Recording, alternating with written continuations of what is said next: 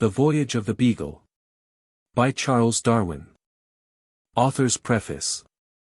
I have stated in the preface to the first edition of this work, and in the Zoology of the Voyage of the Beagle, that it was in consequence of a wish expressed by Captain FitzRoy, of having some scientific person on board. Accompanied by an offer from him of giving up part of his own accommodations, that I volunteered my services, which received, through the kindness of the hydrographer, Captain Beaufort, the sanction of the Lords of the Admiralty. As I feel that the opportunities which I enjoyed of studying the natural history of the different countries we visited have been wholly due to Captain FitzRoy, I hope I may here be permitted to repeat my expression of gratitude to him. And to add that, during the 5 years we were together, I received from him the most cordial friendship and steady assistance. Both to Captain FitzRoy and to all the officers of the Beagle I shall ever feel most thankful for the undeviating kindness with which I was treated during our long voyage. This volume contains, in the form of a journal, a history of our voyage, and a sketch of those observations in natural history and geology, which I think will possess some interest for the general reader. I have in this edition largely condensed and corrected some parts, and have added a little to others, in order to render the volume more fitted for popular reading. But I trust that naturalists will remember that they must refer for details to the larger publications which comprise the scientific results of the expedition. The Zoology of the Voyage of the Beagle includes an account of the fossil Mammalia, by Professor Owen, of the living Mammalia, by Mr. Waterhouse, of the birds, by Mr. Gould, of the fish, by the Rev. L. Jennens, and of the reptiles, by Mr. Bell. I have appended to the descriptions of each species an account of its habits and range. These works, which I owe to the high talents and disinterested zeal of the above distinguished authors, could not have been undertaken had it not been for the liberality of the Lords Commissioners of Her Majesty's Treasury, who, through the representation of the Right Honourable the Chancellor of the Exchequer, have been pleased to grant a sum of £1,000 towards defraying part of the expenses of publication. I have myself published separate volumes on the structure and distribution of coral reefs, on the volcanic islands visited during the Voyage of the Beagle, and on the geology of South America. The 6th volume of the Geological Transactions contains 2 papers of mine on the erratic boulders and volcanic phenomena of South America. Messrs. Waterhouse, Walker, Newman, and White, have published several able papers on the insects which were collected, and I trust that many others will hereafter follow. The plants from the southern parts of America will be given by Dr. J. Hooker, in his great work on the botany of the southern hemisphere. The flora of the Galapagos archipelago is the subject of a separate memoir by him, in the Linnean Transactions. The Rev. Professor Henslow has published a list of the plants collected by me at the Keeling Islands, and the Rev. J. M. Berkeley has described my cryptogamic plants. I shall have the pleasure of acknowledging the great assistance which I have received from several other naturalists in the course of this and my other works. But I must be here allowed to return my most sincere thanks to the Rev. Professor Henslow, who, when I was an undergraduate at Cambridge, was one chief means of giving me a taste for natural history, who, during my absence, took charge of the collections I sent home, and by his correspondence directed my endeavours, and who, since my return, has constantly rendered me every assistance which the kindest friend could offer. Down, Bromley, Kent. June 1845. How do you find this book? Any thoughts about the book or the author? Any suggestion for improvement? Please take a moment to share your thoughts in a comment. If you like it, share it with your friends who might enjoy it as well. Subscribe to keep in touch. Visit CompleteAudiobooks.com for more quality content. Chapter 1. Porto Praya, Ribeira Grande, Atmospheric Dust with Infusoria. Porto Praya, Ribeira Grande, Atmospheric Dust with Infusoria, Habits of a Sea Slug and Cuttlefish, St. Paul's Rocks, Non-Volcanic, Singular Incrustations, Insects the First Colonists of Islands, Fernando Noronha, Bahia, Burnished Rocks, Habits of a Diodon, Pelagic Confervae in Infusoria, Causes of Discolored Sea. St. Iago, Cape de Verde Islands. After having been twice driven back by heavy southwestern gales, Her Majesty's ship Beagle, a 10-gun brig, under the command of Captain FitzRoy, RN, sailed from Devonport on the 27th of December, 1831. The object of the expedition was to complete the survey of Patagonia and Tierra del Fuego, commenced under Captain King in 1826 to 1830, to survey the shores of Chile, Peru, and of some islands in the Pacific, and to carry a chain of chronometrical measurements round the world. On the 6th of January we reached Tenerife, but were prevented landing, by fears of our bringing the cholera. The next morning we saw the sun rise behind the rugged outline of the Grand Canary Island, and suddenly illumined the peak of Tenerife, whilst the lower parts were veiled in fleecy clouds. This was the first of many delightful days never to be forgotten. On the 16th of January, 1832 we anchored at Porto Praya, in St. Iago, the chief island of the Cape de Verde archipelago. The neighborhood of Porto Praya, viewed from the sea, wears a desolate aspect. The volcanic fires of a past age, and the scorching heat of a tropical sun, have in most places rendered the soil unfit for vegetation. The country rises in successive steps of tableland, interspersed with some truncate conical hills, and the horizon is bounded by an irregular chain of more lofty mountains. The scene, as beheld through the hazy atmosphere of this climate, is one of great interest.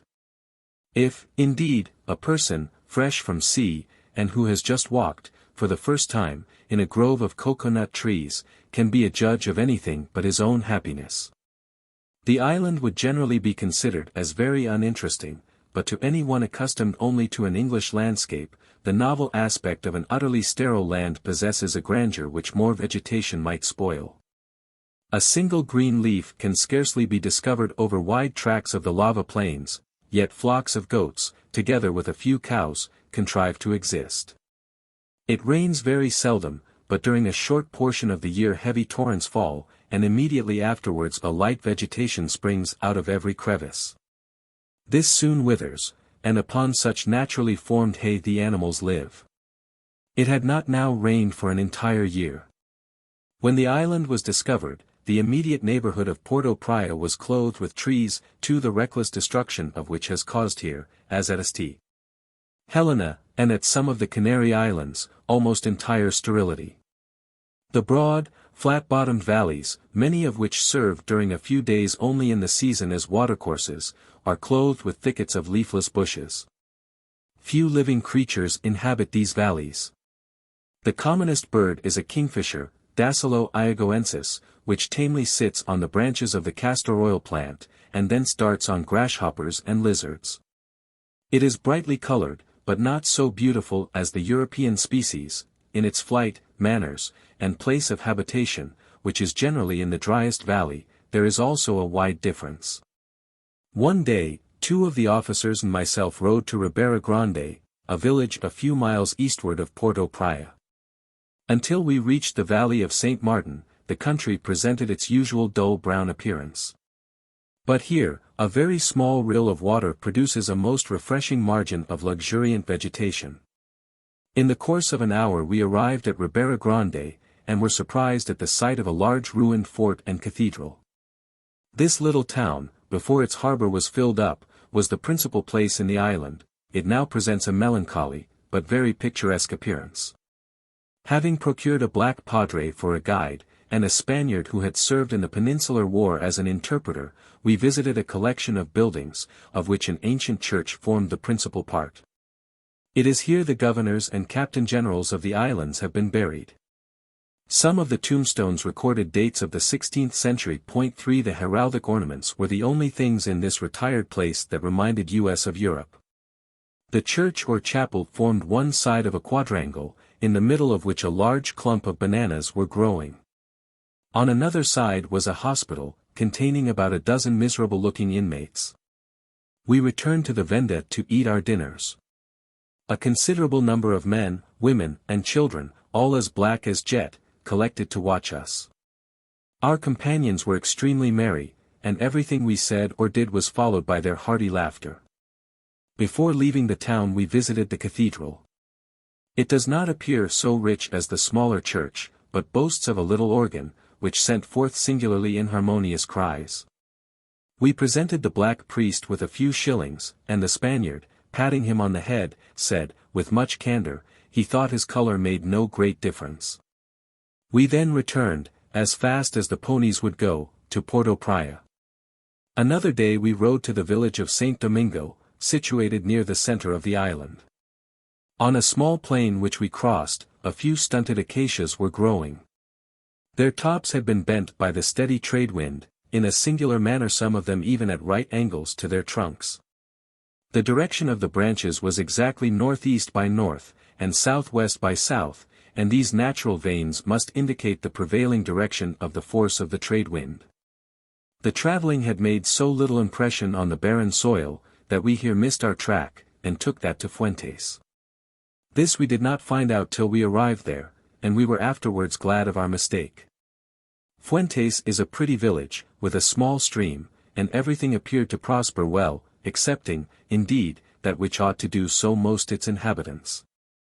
The black children, completely naked, and looking very wretched, were carrying bundles of firewood half as big as their own bodies. Near Fuentes we saw a large flock of guinea fowl, probably 50 or 60 in number. They were extremely wary, and could not be approached. They avoided us, like partridges on a rainy day in September, running with their heads cocked up, and if pursued, they readily took to the wing. The scenery of St. Domingo possesses a beauty totally unexpected, from the prevalent gloomy character of the rest of the island. The village is situated at the bottom of a valley, bounded by lofty and jagged walls of stratified lava. The black rocks afford a most striking contrast with the bright green vegetation, which follows the banks of a little stream of clear water. It happened to be a grand feast day, and the village was full of people.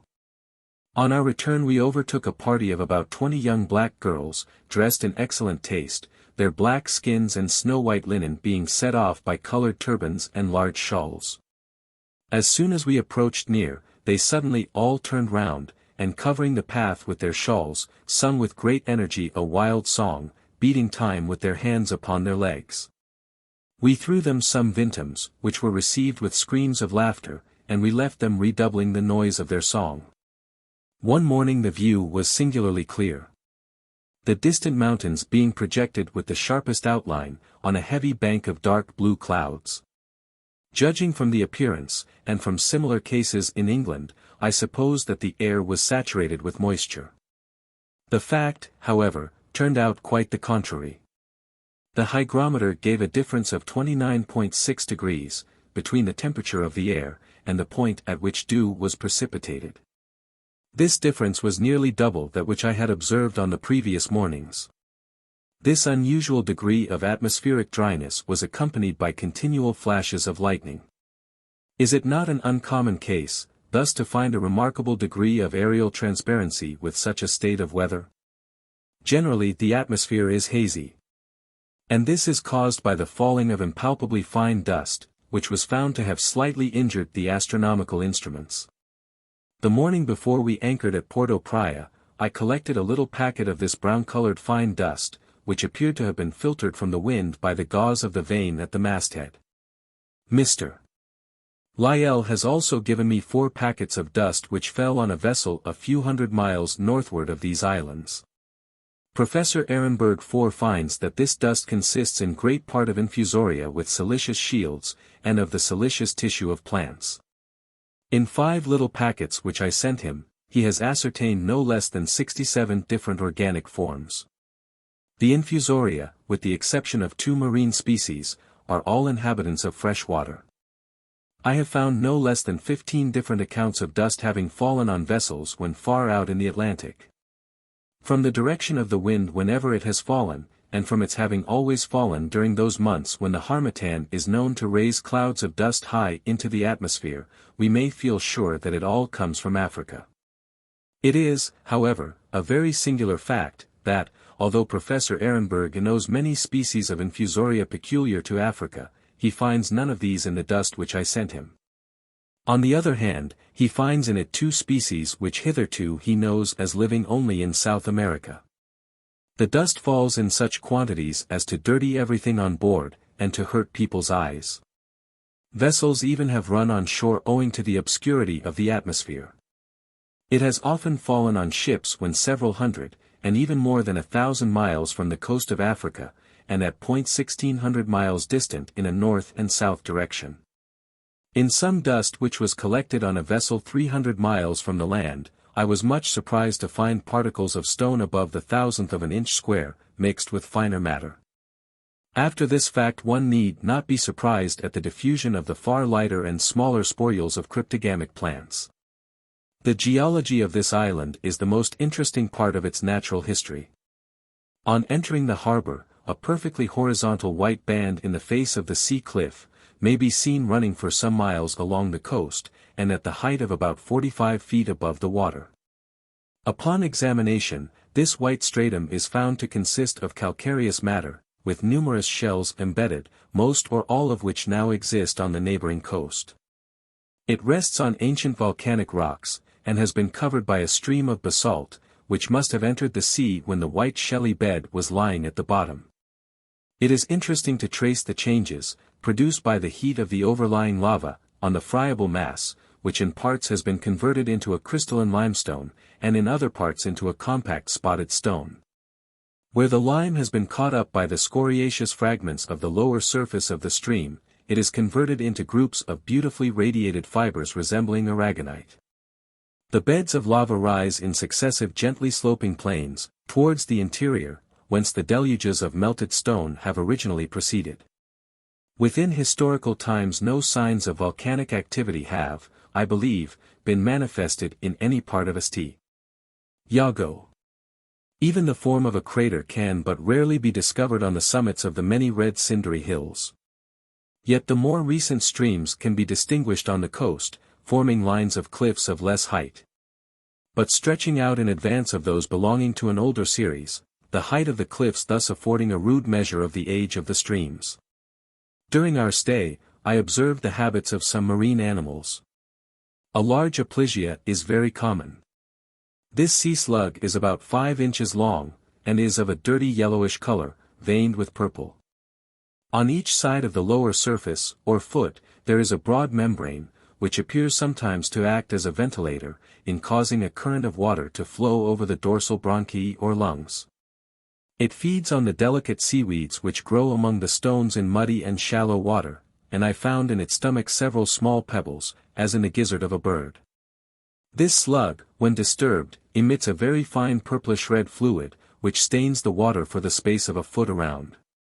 Besides this means of defense, an acrid secretion, which is spread over its body, causes a sharp, stinging sensation, similar to that produced by the Physalia, or Portuguese man-of-war. I was much interested, on several occasions, by watching the habits of an octopus, or cuttlefish. Although common in the pools of water left by the retiring tide, these animals were not easily caught. By means of their long arms and suckers, they could drag their bodies into very narrow crevices, and when thus fixed, it required great force to remove them. At other times they darted tail first, with the rapidity of an arrow, from one side of the pool to the other, at the same instant discoloring the water with a dark chestnut-brown ink. These animals also escape detection by a very extraordinary, chameleon-like power of changing their color. They appear to vary their tints according to the nature of the ground over which they pass. When in deep water, their general shade was brownish-purple, but when placed on the land, or in shallow water, this dark tint changed into one of a yellowish-green. The color, examined more carefully, was a French grey, with numerous minute spots of bright yellow. The former of these varied in intensity, the latter entirely disappeared and appeared again by turns. These changes were effected in such a manner that clouds, varying in tint between a hyacinth red and a chestnut brown, were continually passing over the body. Any part, being subjected to a slight shock of galvanism, became almost black. A similar effect, but in a less degree, was produced by scratching the skin with a needle. These clouds, or blushes as they may be called, are said to be produced by the alternate expansion and contraction of minute vesicles containing variously colored fluids. 6. This cuttlefish displayed its chameleon-like power both during the act of swimming and whilst remaining stationary at the bottom. I was much amused by the various arts to escape detection used by one individual, which seemed fully aware that I was watching it. Remaining for a time motionless, it would then stealthily advance an inch or two, like a cat after a mouse. Sometimes changing its color, it thus proceeded, till having gained a deeper part, it darted away, leaving a dusky train of ink to hide the hole into which it had crawled. While looking for marine animals, with my head about 2 feet above the rocky shore, I was more than once saluted by a jet of water, accompanied by a slight grating noise. At first I could not think what it was, but afterwards I found out that it was this cuttlefish, which, though concealed in a hole, thus often led me to its discovery. That it possesses the power of ejecting water there is no doubt, and it appeared to me that it could certainly take good aim by directing the tube or siphon on the under side of its body. From the difficulty which these animals have in carrying their heads, they cannot crawl with ease when placed on the ground. I observed that one which I kept in the cabin was slightly phosphorescent in the dark. St. Paul's Rocks. In crossing the Atlantic we hove to, during the morning of February 16, 1832, close to the island of St. Paul's. This cluster of rocks is situated in 0 degrees 58 minutes north latitude, and 29 degrees 15 minutes west longitude. It is 540 miles distant from the coast of America, and 350 from the island of Fernando Noronha.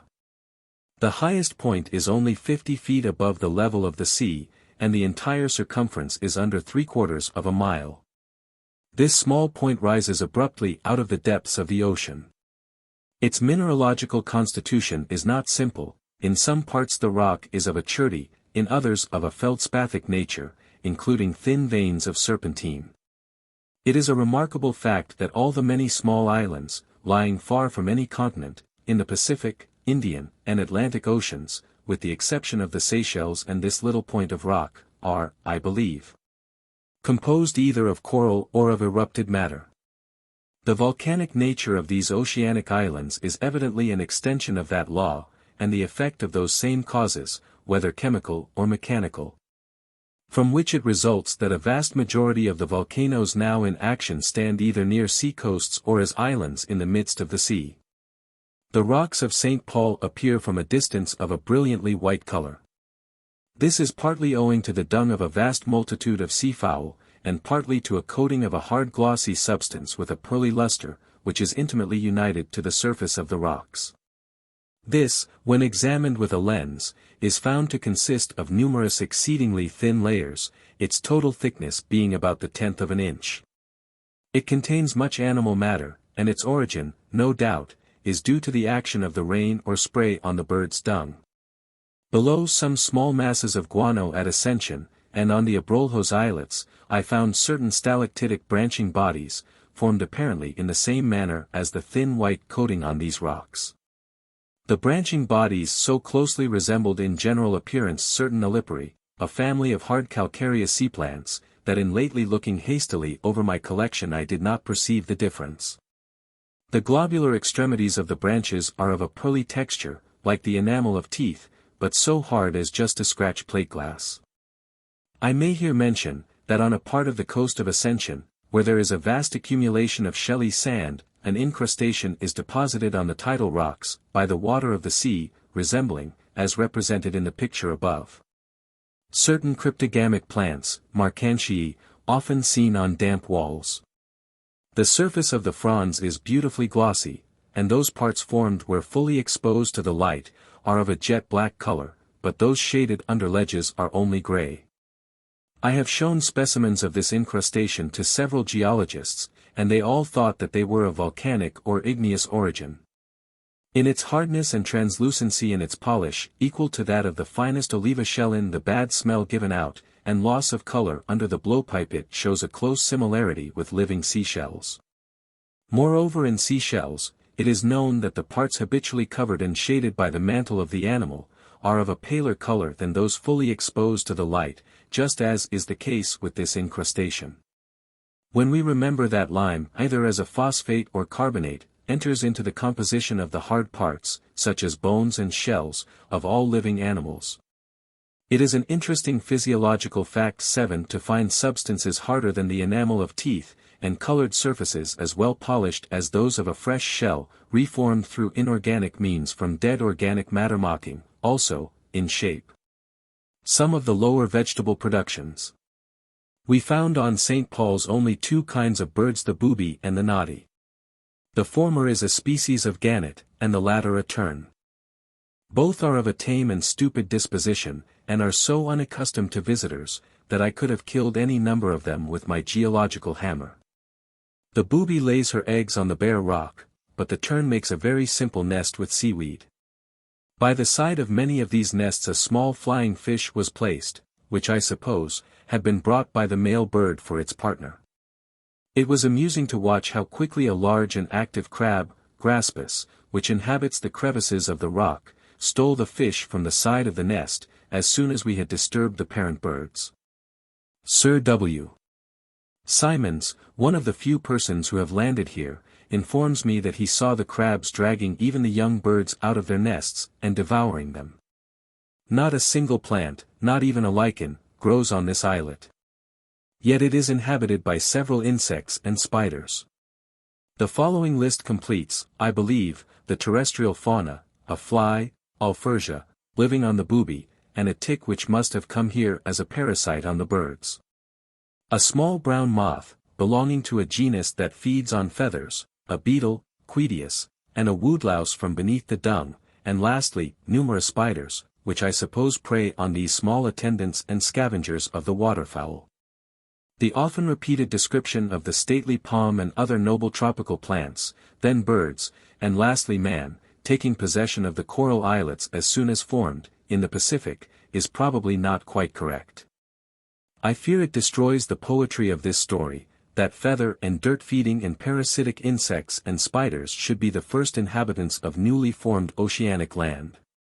The smallest rock in the tropical seas, by giving a foundation for the growth of innumerable kinds of seaweed and compound animals, supports likewise a large number of fish.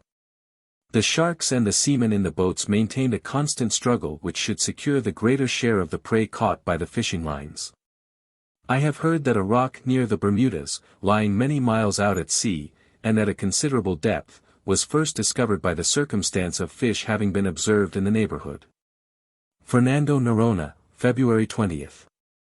As far as I was enabled to observe, during the few hours we stayed at this place, the constitution of the island is volcanic, but probably not of a recent date. The most remarkable feature is a conical hill, about 1,000 feet high, the upper part of which is exceedingly steep, and on one side overhangs its base. The rock is phonolite, and is divided into irregular columns. On viewing one of these isolated masses, at first one is inclined to believe that it has been suddenly pushed up in a semi-fluid state. At St. Helena, however, I ascertained that some pinnacles, of a nearly similar figure and constitution, had been formed by the injection of melted rock into yielding strata, which thus had formed the molds for these gigantic obelisks. The whole island is covered with wood, but from the dryness of the climate there is no appearance of luxuriance. Halfway up the mountain some great masses of the columnar rock, shaded by laurel-like trees, and ornamented by others covered with fine pink flowers but without a single leaf, gave a pleasing effect to the nearer parts of the scenery. Bahia, or San Salvador. Brazil, February 29th. The day has passed delightfully. Delight itself, however, is a weak term to express the feelings of a naturalist who, for the first time, has wandered by himself in a Brazilian forest. The elegance of the grasses, the novelty of the parasitical plants, the beauty of the flowers, the glossy green of the foliage, but above all the general luxuriance of the vegetation, filled me with admiration. A most paradoxical mixture of sound and silence pervades the shady parts of the wood. The noise from the insects is so loud, that it may be heard even in a vessel anchored several hundred yards from the shore. Yet within the recesses of the forest a universal silence appears to reign. To a person fond of natural history, such a day as this brings with it a deeper pleasure than he can ever hope to experience again. After wandering about for some hours, I returned to the landing place, but, before reaching it, I was overtaken by a tropical storm. I tried to find shelter under a tree, which was so thick that it would never have been penetrated by common English rain, but here, in a couple of minutes, a little torrent flowed down the trunk.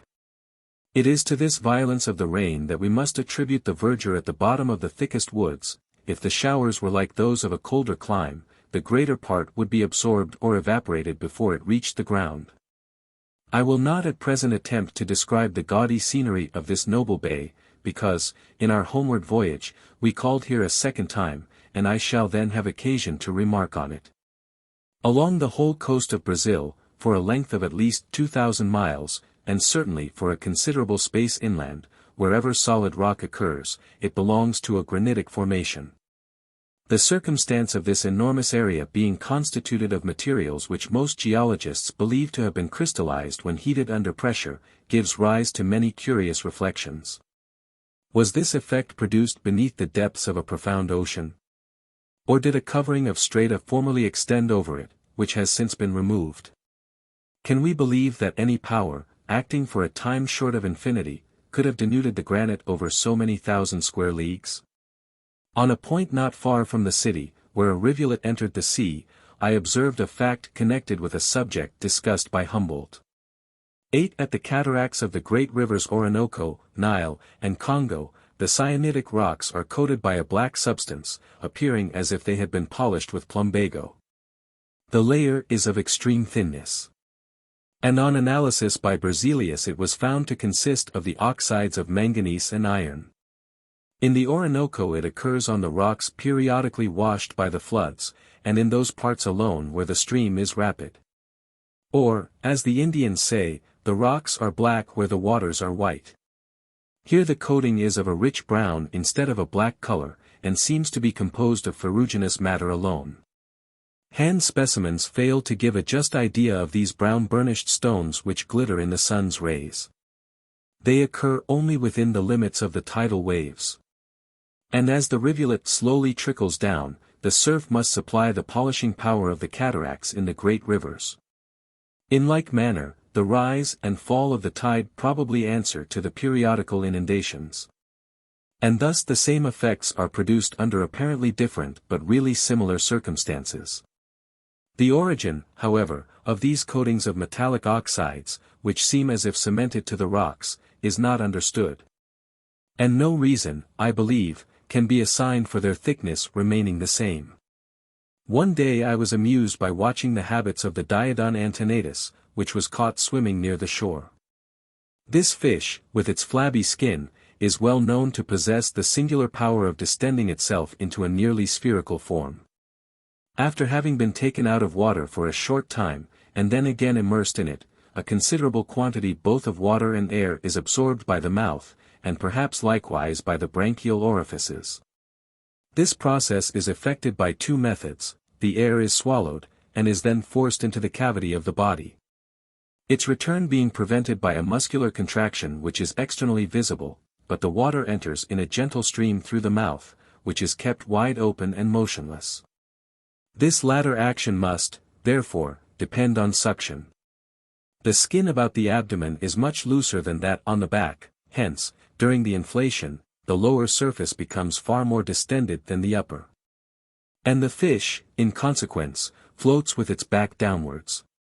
Cuvier doubts whether the Diodon in this position is able to swim, but not only can it thus move forward in a straight line, but it can turn round to either side. This latter movement is effected solely by the aid of the pectoral fins, the tail being collapsed and not used. From the body being buoyed up with so much air, the branchial openings are out of water, but a stream drawn in by the mouth constantly flows through them. The fish, having remained in this distended state for a short time, generally expelled the air and water with considerable force from the branchial apertures and mouth. It could emit, at will, a certain portion of the water, and it appears, therefore probable that this fluid is taken in partly for the sake of regulating its specific gravity. This Diodon possessed several means of defense. It could give a severe bite, and could eject water from its mouth to some distance, at the same time making a curious noise by the movement of its jaws. By the inflation of its body, the papillae, with which the skin is covered, become erect and pointed. But the most curious circumstance is, that it secretes from the skin of its belly, when handled, a most beautiful carmine red fibrous matter, which stains ivory and paper in so permanent a manner. That the tint is retained with all its brightness to the present day, I am quite ignorant of the nature and use of this secretion. I have heard from Dr. Allen of Forez, that he has frequently found a diodon, floating alive and distended, in the stomach of the shark. And that on several occasions he has known it eat its way, not only through the coats of the stomach, but through the sides of the monster, which has thus been killed. Who would ever have imagined that a little soft fish could have destroyed the great and savage shark? March 18. We sailed from Bahia. A few days afterwards, when not far distant from the Abrolhos Islets, my attention was called to a reddish-brown appearance in the sea. The whole surface of the water, as it appeared under a weak lens, seemed as if covered by chopped bits of hay, with their ends jagged. These are minute cylindrical confervae, in bundles or rafts of from 20 to 60 in each. Mr. Berkeley informs me that they are the same species, Trichodesmium erythraeum, with that found over large spaces in the Red Sea, and whence its name of Red Sea is derived. 9. Their numbers must be infinite. The ship passed through several bands of them, one of which was about 10 yards wide, and, judging from the mud-like color of the water, at least 2.5 miles long. In almost every long voyage some account is given of these confervae. They appear especially common in the sea near Australia, and off Cape Lowen I found an allied, but smaller and apparently different species. Captain Cook, in his third voyage, remarks that the sailors gave to this appearance the name of sea sawdust. Near Keeling Atoll, in the Indian Ocean, I observed many little masses of confervae a few inches square, consisting of long cylindrical threads of excessive thinness, so as to be barely visible to the naked eye. Mingled with other rather larger bodies, finely conical at both ends. 2 of these are shown above united together. They vary in length from 0.04 to 0.06, and even to 0.08 of an inch in length, and in diameter from 0.006 to 0.008 of an inch. Near one extremity of the cylindrical part, a green septum, formed of granular matter, and thickest in the middle, may generally be seen. This, I believe, is the bottom of a most delicate, colorless sac, composed of a pulpy substance, which lines the exterior case, but does not extend within the extreme conical points. In some specimens, small but perfect spheres of brownish granular matter supplied the places of the septa, and I observed the curious process by which they were produced. The pulpy matter of the internal coating suddenly grouped itself into lines, some of which assumed a form radiating from a common center. It then continued, with an irregular and rapid movement, to contract itself, so that in the course of a second the whole was united into a perfect little sphere, which occupied the position of the septum at one end of the now quite hollow case.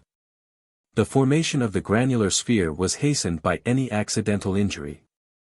I may add, that frequently a pair of these bodies were attached to each other, as represented above, cone beside cone, at that end where the septum occurs. I will here add a few other observations connected with the discoloration of the sea from organic causes.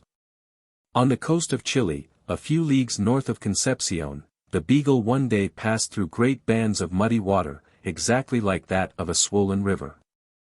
And again, a degree south of Valparaiso, when 50 miles from the land, the same appearance was still more extensive. Some of the water placed in a glass was of a pale reddish tint. And, examined under a microscope, was seen to swarm with minute animalcula darting about, and often exploding. Their shape is oval, and contracted in the middle by a ring of vibrating curved ciliae. It was, however, very difficult to examine them with care, for almost the instant motion ceased, even while crossing the field of vision, their bodies burst. Sometimes both ends burst at once, sometimes only one, and a quantity of coarse, brownish, granular matter was ejected. The animal an instant before bursting expanded to half again its natural size. And the explosion took place about 15 seconds after the rapid progressive motion had ceased. In a few cases it was preceded for a short interval by a rotatory movement on the longer axis. About 2 minutes after any number were isolated in a drop of water, they thus perished. The animals move with the narrow apex forwards, by the aid of their vibratory cilii, and generally by rapid starts. They are exceedingly minute, and quite invisible to the naked eye, only covering a space equal to the square of the thousandth of an inch. Their numbers were infinite, for the smallest drop of water which I could remove contained very many.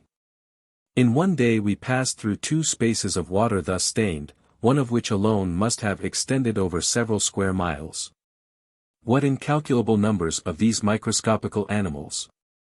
The color of the water, as seen at some distance, was like that of a river which has flowed through a red clay district, but under the shade of the vessel's side it was quite as dark as chocolate. The line where the red and blue water joined was distinctly defined. The weather for some days previously had been calm, and the ocean abounded, to an unusual degree, with living creatures. 10. In the sea around Tierra del Fuego, and at no great distance from the land, I have seen narrow lines of water of a bright red color, from the number of crustacea, which somewhat resemble in form large prawns. The sealers call them whale food. Whether whales feed on them I do not know, but terns, cormorants, and immense herds of great unwieldy seals derive, on some parts of the coast, their chief sustenance from these swimming crabs. Seamen invariably attribute the discoloration of the water to spawn, but I found this to be the case only on one occasion. At the distance of several leagues from the archipelago of the Galapagos, the ship sailed through 3 strips of a dark yellowish, or mud-like water. These strips were some miles long, but only a few yards wide, and they were separated from the surrounding water by a sinuous yet distinct margin. The color was caused by little gelatinous balls, about the 1/5 of an inch in diameter, in which numerous minute spherical ovules were embedded. They were of 2 distinct kinds. One being of a reddish color and of a different shape from the other. I cannot form a conjecture as to what 2 kinds of animals these belonged. Captain Colnett remarks that this appearance is very common among the Galapagos Islands, and that the direction of the bands indicates that of the currents. In the described case, however, the line was caused by the wind.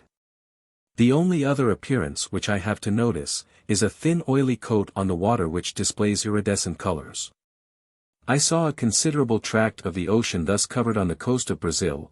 The seamen attributed it to the putrefying carcass of some whale, which probably was floating at no great distance. I do not here mention the minute gelatinous particles, hereafter to be referred to, which are frequently dispersed throughout the water, for they are not sufficiently abundant to create any change of color. There are 2 circumstances in the above accounts which appear remarkable. First, how do the various bodies which form the bands with defined edges keep together?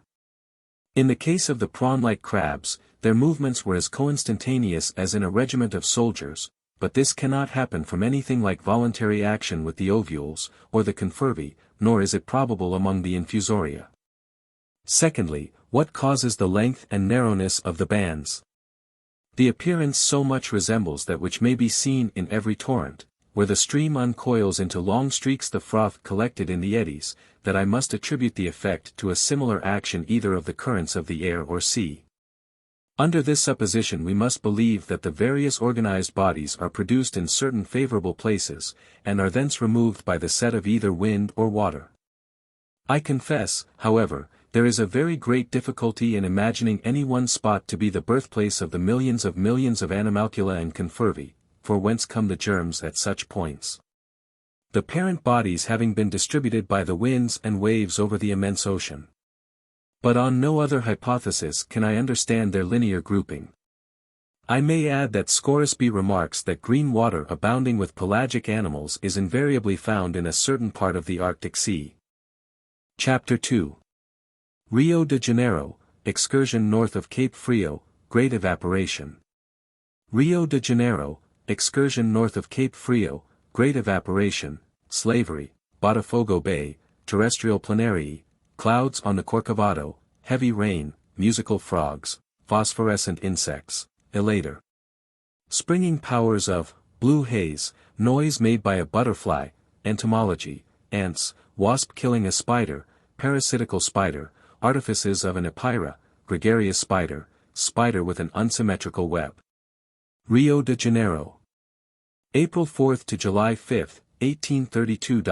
A few days after our arrival I became acquainted with an Englishman who was going to visit his estate, situated rather more than 100 miles from the capital, to the northward of Cape Frio. I gladly accepted his kind offer of allowing me to accompany him. April 8, 1832. Our party amounted to 7. The first stage was very interesting. The day was powerfully hot, and as we passed through the woods, everything was motionless, excepting the large and brilliant butterflies, which lazily fluttered about. The view seen when crossing the hills behind Praya Grande was most beautiful. The colors were intense, and the prevailing tint a dark blue. The sky and the calm waters of the bay vied with each other in splendor. After passing through some cultivated country, we entered a forest which in the grandeur of all its parts could not be exceeded. We arrived by midday at Ithaca. This small village is situated on a plain, and round the central house are the huts of the Negroes. These, from their regular form and position, reminded me of the drawings of the Hottentot habitations in southern Africa. As the moon rose early, we determined to start the same evening for our sleeping place at the Lagoa Marica. As it was growing dark we passed under one of the massive, bare, and steep hills of granite which are so common in this country. This spot is notorious from having been, for a long time, the residence of some runaway slaves, who, by cultivating a little ground near the top, contrived to eke out a subsistence. At length they were discovered, and a party of soldiers being sent, the whole were seized with the exception of one old woman, who, sooner than again be led into slavery, dashed herself to pieces from the summit of the mountain. In a Roman matron this would have been called the noble love of freedom, in a poor negress it is mere brutal obstinacy. We continued riding for some hours. For the few last miles the road was intricate, and it passed through a desert waste of marshes and lagoons. The scene by the dimmed light of the moon was most desolate. A few fireflies flitted by us. And the solitary snipe, as it rose, uttered its plaintive cry. The distant and sullen roar of the sea scarcely broke the stillness of the night. April 9, 1832. We left our miserable sleeping place before sunrise. The road passed through a narrow sandy plain, lying between the sea and the interior salt lagoons. The number of beautiful fishing birds, such as egrets and cranes, and the succulent plants assuming most fantastical forms, gave to the scene an interest which it would not otherwise have possessed. The few stunted trees were loaded with parasitical plants, among which the beauty and delicious fragrance of some of the orchideae were most to be admired. As the sun rose, the day became extremely hot, and the reflection of the light and heat from the white sand was very distressing. We dined at Mandetiba, the thermometer in the shade being 84 degrees. The beautiful view of the distant wooded hills, reflected in the perfectly calm water of an extensive lagoon, quite refreshed us.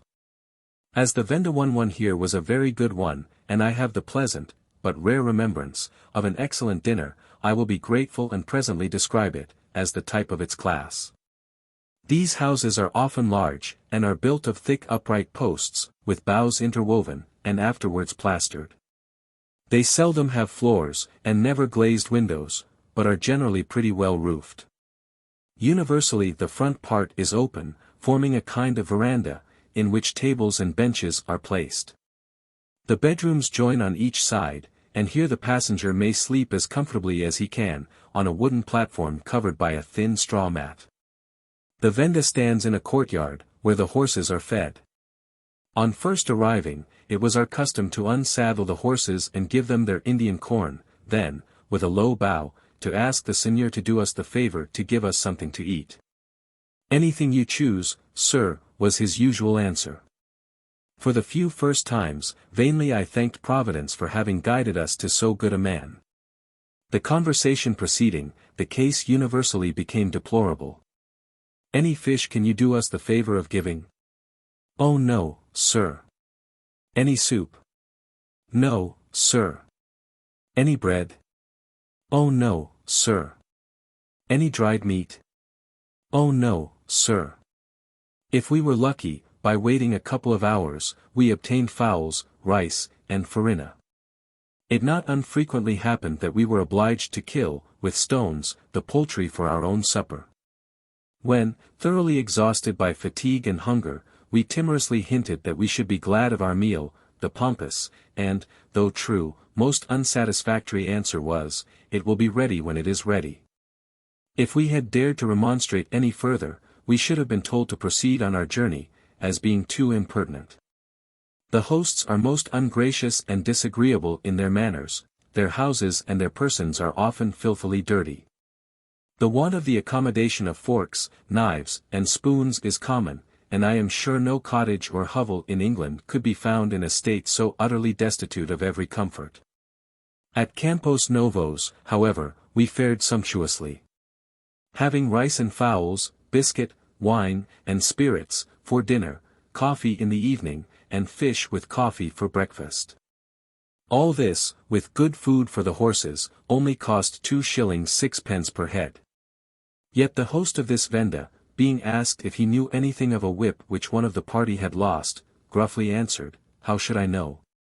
Why did you not take care of it? I suppose the dogs have eaten it." Leaving Mandetiba, we continued to pass through an intricate wilderness of lakes, in some of which were fresh, in others salt-water shells. Of the former kind, I found a limnea in great numbers in a lake, into which the inhabitants assured me that the sea enters once a year, and sometimes oftener, and makes the water quite salt. I have no doubt many interesting facts in relation to marine and freshwater animals might be observed in this chain of lagoons which skirt the coast of Brazil. M. Gay 12 has stated that he found in the neighborhood of Rio shells of the marine genera Solon and Mytilus, and freshwater Ampullarii, living together in brackish water.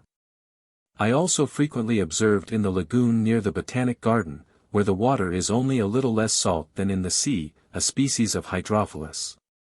Very similar to a water beetle common in the ditches of England, in the same lake the only shell belonged to a genus generally found in estuaries. Leaving the coast for a time, we again entered the forest. The trees were very lofty, and remarkable, compared with those of Europe, from the whiteness of their trunks. I see by my notebook, wonderful and beautiful flowering parasites, invariably struck me as the most novel object in these grand scenes. Traveling onwards we passed through tracts of pasturage, much injured by the enormous conical ants' nests, which were nearly 12 feet high.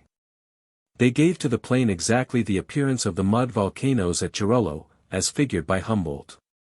We arrived at Engenhodo after it was dark, having been 10 hours on horseback. I never ceased, during the whole journey, to be surprised at the amount of labor which the horses were capable of enduring.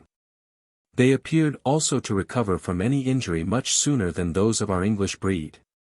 The vampire bat is often the cause of much trouble, by biting the horses on their withers. The injury is generally not so much owing to the loss of blood, as to the inflammation which the pressure of the saddle afterwards produces. The whole circumstance has lately been doubted in England. I was therefore fortunate in being present when one, Des Modus d'Orbignii, was actually caught on a horse's back. We were bivouacking late one evening near Coquimbo, in Chile, when my servant, noticing that one of the horses was very restive, went to see what was the matter, and fancying he could distinguish something, suddenly put his hand on the beast's withers, and secured the vampire. In the morning the spot where the bite had been inflicted was easily distinguished from being slightly swollen and bloody. The third day afterwards we rode the horse, without any ill effects. April 13, 1832. After 3 days traveling we arrived at Sosigo, the estate of Señor Manuel Figueroa, a relation of one of our party. The house was simple, and, though like a barn in form, was well suited to the climate. In the sitting room gilded chairs and sofas were oddly contrasted with the whitewashed walls, thatched roof, and windows without glass. The house, together with the granaries, the stables, and workshops for the blacks, who had been taught various trades, formed a rude kind of quadrangle, in the center of which a large pile of coffee was drying. These buildings stand on a little hill, overlooking the cultivated ground, and surrounded on every side by a wall of dark green luxuriant forest. The chief produce of this part of the country is coffee. Each tree is supposed to yield annually, on an average, 2 pounds, but some give as much as 8. Mandioca or cassava is likewise cultivated in great quantity. Every part of this plant is useful, the leaves and stalks are eaten by the horses, and the roots are ground into a pulp, which, when pressed dry and baked, forms the farina, the principal article of sustenance in the Brazils. It is a curious, though well-known fact, that the juice of this most nutritious plant is highly poisonous. A few years ago a cow died at this fazenda, in consequence of having drunk some of it. Senor Figueira told me that he had planted, the year before, 1 bag of feijão or beans, and 3 of rice, the former of which produced 80, and the latter 320-fold. The pasturage supports a fine stock of cattle, and the woods are so full of game that a deer had been killed on each of the 3 previous days. This profusion of food showed itself at dinner, where, if the tables did not groan, the guests surely did, for each person is expected to eat of every dish. One day, having, as I thought, nicely calculated so that nothing should go away untasted, to my utter dismay a roast turkey and a pig appeared in all their substantial reality. During the meals, it was the employment of a man to drive out of the room sundry old hounds, and dozens of little black children, which crawled in together, at every opportunity. As long as the idea of slavery could be banished, there was something exceedingly fascinating in this simple and patriarchal style of living, it was such a perfect retirement and independence from the rest of the world. As soon as any stranger is seen arriving, a large bell is set tolling, and generally some small cannon are fired. The event is thus announced to the rocks and woods, but to nothing else. One morning I walked out an hour before daylight to admire the solemn stillness of the scene. At last, the silence was broken by the morning hymn, raised on high by the whole body of the blacks. And in this manner their daily work is generally begun. On such fazendas as these, I have no doubt the slaves pass happy and contented lives. On Saturday and Sunday they work for themselves, and in this fertile climate the labor of 2 days is sufficient to support a man and his family for the whole week. April 14, 1832. Leaving Sosigo, we rode to another estate on the Rio Maqui, which was the last patch of cultivated ground in that direction. The estate was 2.5 miles long, and the owner had forgotten how many broad.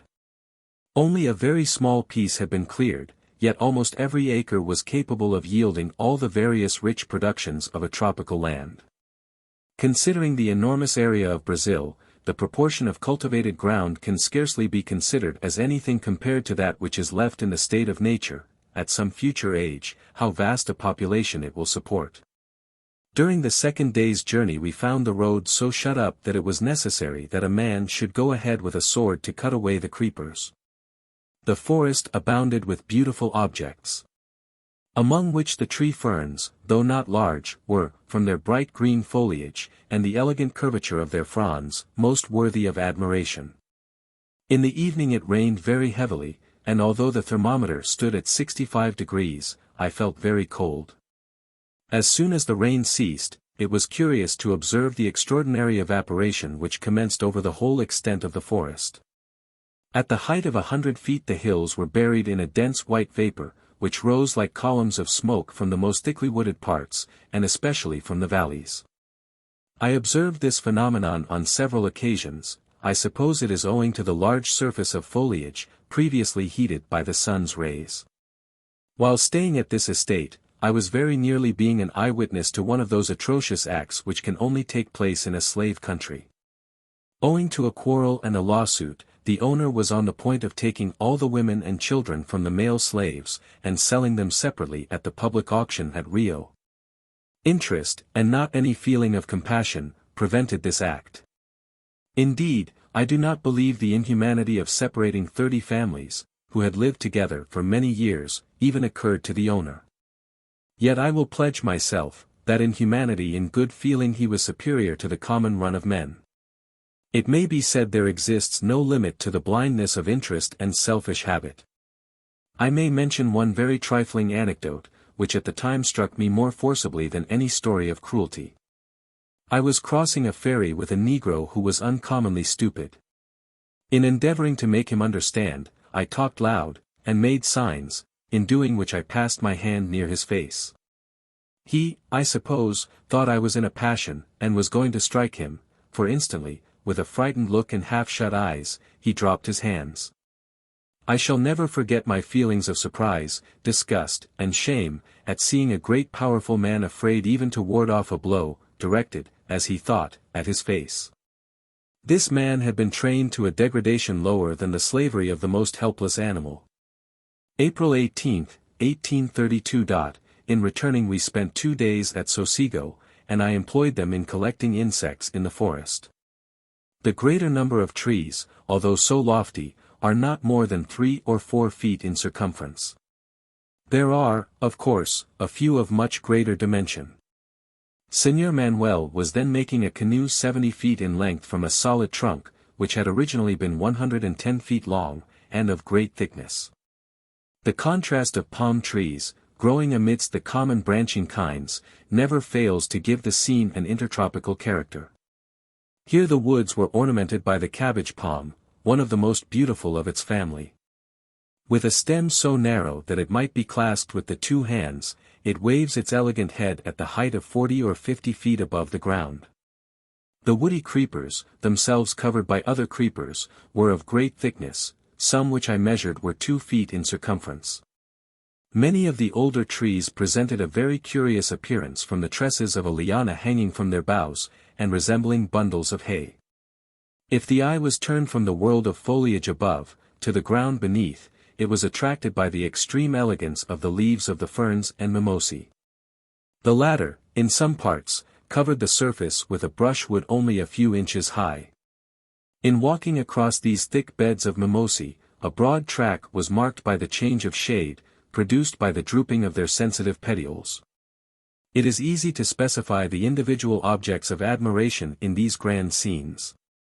But it is not possible to give an adequate idea of the higher feelings of wonder, astonishment, and devotion, which fill and elevate the mind. April 19, 1832. Leaving Sosigo, during the 2 first days we retraced our steps. It was very wearisome work, as the road generally ran across a glaring hot sandy plain, not far from the coast. I noticed that each time the horse put its foot on the fine silicious sand, a gentle chirping noise was produced. On the 3rd day we took a different line, and passed through the gay little village of Madre de Deus. This is one of the principal lines of road in Brazil. Yet it was in so bad a state that no vehicle, excepting the clumsy bullock wagon, could pass along.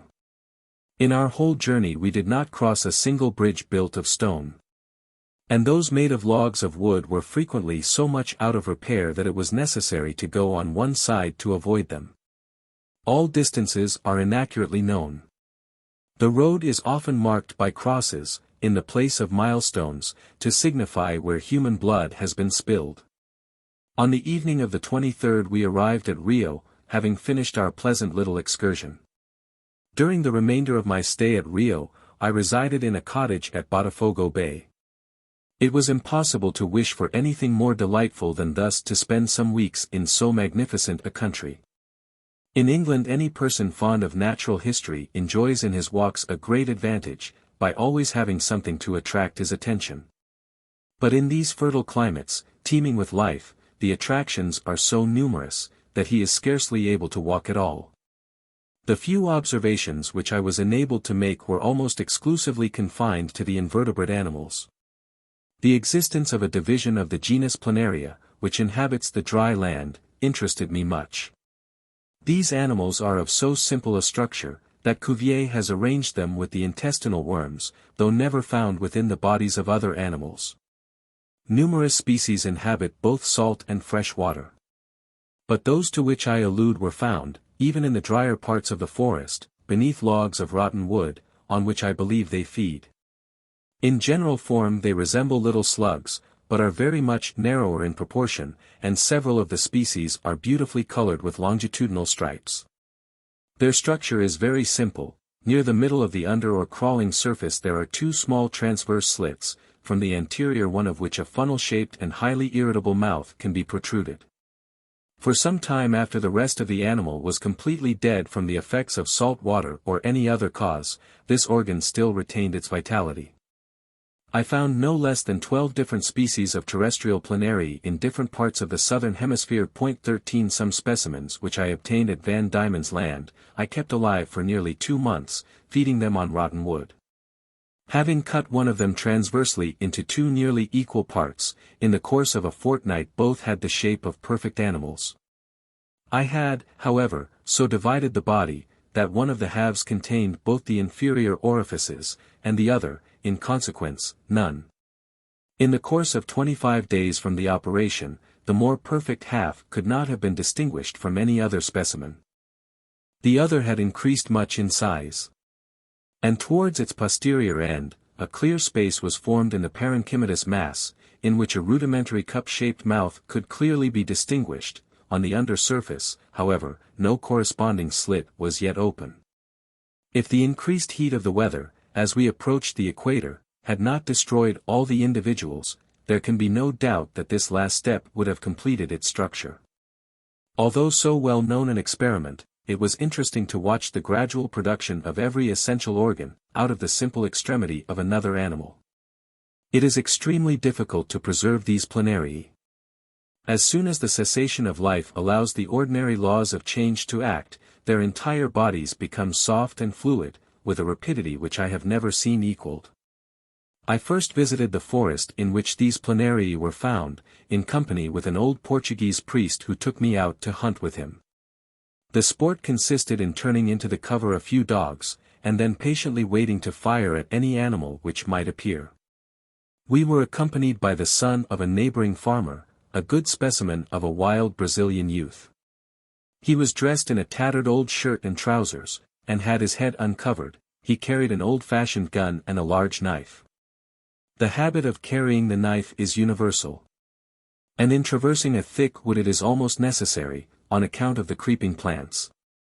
The frequent occurrence of murder may be partly attributed to this habit. The Brazilians are so dexterous with the knife that they can throw it to some distance with precision, and with sufficient force to cause a fatal wound.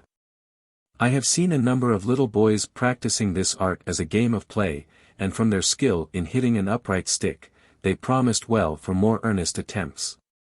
My companion, the day before, had shot 2 large bearded monkeys. These animals have prehensile tails, the extremity of which, even after death, can support the whole weight of the body. One of them thus remained fast to a branch, and it was necessary to cut down a large tree to procure it. This was soon effected, and down came tree and monkey with an awful crash. Our day's sport, besides the monkey, was confined to sundry small green parrots and a few toucans. I profited, however, by my acquaintance with the Portuguese padre, for on another occasion he gave me a fine specimen of the Jaguarundi cat. Every one has heard of the beauty of the scenery near Botafogo. The house in which I lived was seated close beneath the well-known mountain of the Corcovado. It has been remarked, with much truth, that abruptly conical hills are characteristic of the formation which Humboldt designates as gneiss granite. Nothing can be more striking than the effect of these huge rounded masses of naked rock rising out of the most luxuriant vegetation. I was often interested by watching the clouds, which, rolling in from seaward, formed a bank just beneath the highest point of the Corcovado. This mountain, like most others, when thus partly veiled, appeared to rise to a far prouder elevation than its real height of 2,300 feet. Mr. Daniel has observed, in his meteorological essays, that a cloud sometimes appears fixed on a mountain summit, while the wind continues to blow over it. The same phenomenon here presented a slightly different appearance. In this case the cloud was clearly seen to curl over, and rapidly pass by the summit, and yet was neither diminished nor increased in size. The sun was setting, and a gentle southerly breeze, striking against the southern side of the rock, mingled its current with the colder air above. And the vapor was thus condensed, but as the light wreaths of cloud passed over the ridge, and came within the influence of the warmer atmosphere of the northern sloping bank, they were immediately redissolved. The climate, during the months of May and June, or the beginning of winter, was delightful. The mean temperature, from observations taken at 9 o'clock, both morning and evening, was only 72 degrees. It often rained heavily, but the drying southerly winds soon again rendered the walks pleasant. One morning, in the course of 6 hours, 1.6 inches of rain fell. As this storm passed over the forests which surround the Corcovado, the sound produced by the drops pattering on the countless multitude of leaves was very remarkable. It could be heard at the distance of 1/4 of a mile, and was like the rushing of a great body of water. After the hotter days, it was delicious to sit quietly in the garden and watch the evening pass into night. Nature, in these climes, chooses her vocalists from more humble performers than in Europe.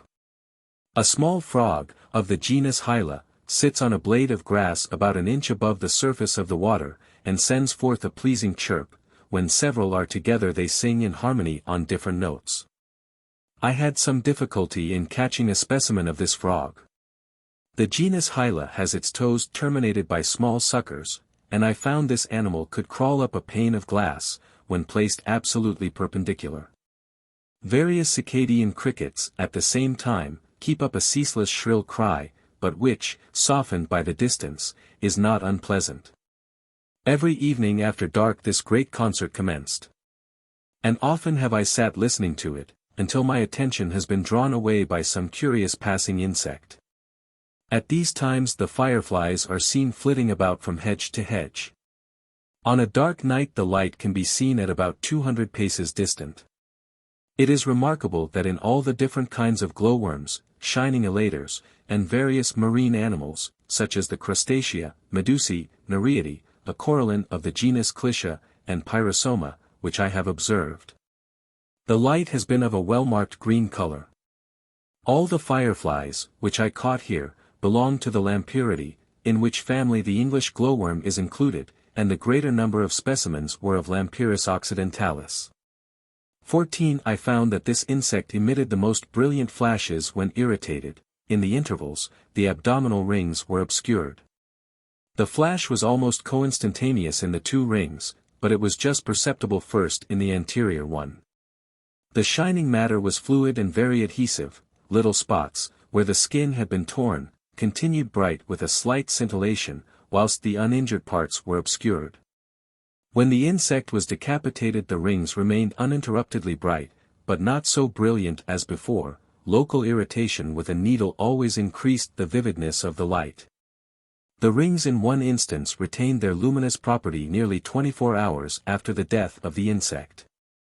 From these facts it would appear probable, that the animal has only the power of concealing or extinguishing the light for short intervals, and that at other times the display is involuntary. On the muddy and wet gravel walks I found the larvae of this Lampyris in great numbers. They resembled in general form the female of the English glowworm. These larvae possessed but feeble luminous powers. Very differently from their parents, on the slightest touch they feigned death, and ceased to shine, nor did irritation excite any fresh display.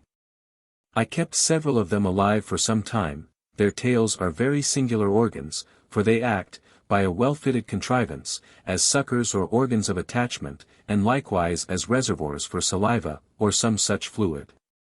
I repeatedly fed them on raw meat, and I invariably observed, that every now and then the extremity of the tail was applied to the mouth, and a drop of fluid exuded on the meat, which was then in the act of being consumed. The tail, notwithstanding so much practice, does not seem to be able to find its way to the mouth.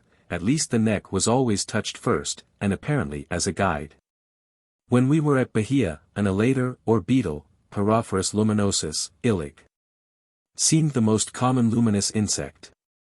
The light in this case was also rendered more brilliant by irritation. I amused myself one day by observing the springing powers of this insect, which have not, as it appears to me, been properly described. 15. The elater, when placed on its back and preparing to spring, moved its head and thorax backwards, so that the pectoral spine was drawn out, and rested on the edge of its sheath. The same backward movement being continued, the spine, by the full action of the muscles, was bent like a spring, and the insect at this moment rested on the extremity of its head and wing cases. The effort being suddenly relaxed, the head and thorax flew up, and in consequence, the base of the wing cases struck the supporting surface with such force, that the insect by the reaction was jerked upwards to the height of 1 or 2 inches. The projecting points of the thorax, and the sheath of the spine, served to steady the whole body during the spring. In the descriptions which I have read, sufficient stress does not appear to have been laid on the elasticity of the spine, so sudden a spring could not be the result of simple muscular contraction, without the aid of some mechanical contrivance. On several occasions I enjoyed some short but most pleasant excursions in the neighboring country. One day I went to the botanic garden, where many plants, well known for their great utility, might be seen growing. The leaves of the camphor, pepper, cinnamon, and clove trees were delightfully aromatic, and the breadfruit, the jaca, and the mango, vied with each other in the magnificence of their foliage. The landscape in the neighborhood of Bahia almost takes its character from the 2 latter trees. Before seeing them, I had no idea that any trees could cast so black a shade on the ground. Both of them bear to the evergreen vegetation of these climates the same kind of relation which laurels and hollies in England do to the lighter green of the deciduous trees. It may be observed that the houses within the tropics are surrounded by the most beautiful forms of vegetation, because many of them are at the same time most useful to man. Who can doubt that these qualities are united in the banana, the coconut, the many kinds of palm, the orange, and the breadfruit tree? During this day I was particularly struck with a remark of Humboldt's, who often alludes to the thin vapor which, without changing the transparency of the air, renders its tints more harmonious, and softens its effects. This is an appearance which I have never observed in the temperate zones. The atmosphere, seen through a short space of half or 3/4 of a mile, was perfectly lucid, but at a greater distance all colors were blended into a most beautiful haze, of a pale French grey, mingled with a little blue. The condition of the atmosphere between the morning and about noon, when the effect was most evident, had undergone little change, excepting in its dryness. In the interval, the difference between the dew point and temperature had increased from 7.5 degrees to 17 degrees. On another occasion I started early and walked to the Gavia, or Topsail Mountain. The air was delightfully cool and fragrant. And the drops of dew still glittered on the leaves of the large liliaceous plants, which shaded the streamlets of clear water. Sitting down on a block of granite, it was delightful to watch the various insects and birds as they flew past. The hummingbird seems particularly fond of such shady retired spots. Whenever I saw these little creatures buzzing round a flower, with their wings vibrating so rapidly as to be scarcely visible, I was reminded of the sphinx moths. Their movements and habits are indeed in many respects very similar. Following a pathway I entered a noble forest, and from a height of 500 or 600 feet, one of those splendid views was presented, which are so common on every side of Rio. At this elevation the landscape attains its most brilliant tint. And every form, every shade, so completely surpasses in magnificence all that the European has ever beheld in his own country, that he knows not how to express his feelings. The general effect frequently recalled to my mind the gayest scenery of the opera house or the great theatres. I never returned from these excursions empty-handed. This day I found a specimen of a curious fungus, called Hymenophilis. Most people know the English phallus, which in autumn taints the air with its odious smell. This, however, as the entomologist is aware, is to some of our beetles a delightful fragrance. So was it here. For Astrongylus, attracted by the odor, alighted on the fungus as I carried it in my hand.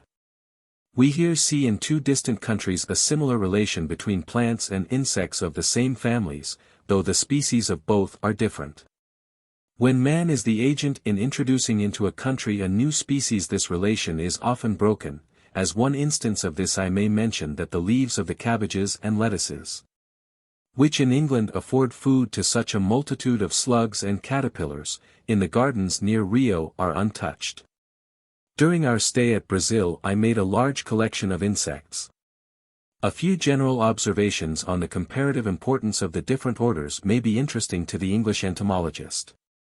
The large and brilliantly colored Lepidoptera bespeak the zone they inhabit, far more plainly than any other race of animals.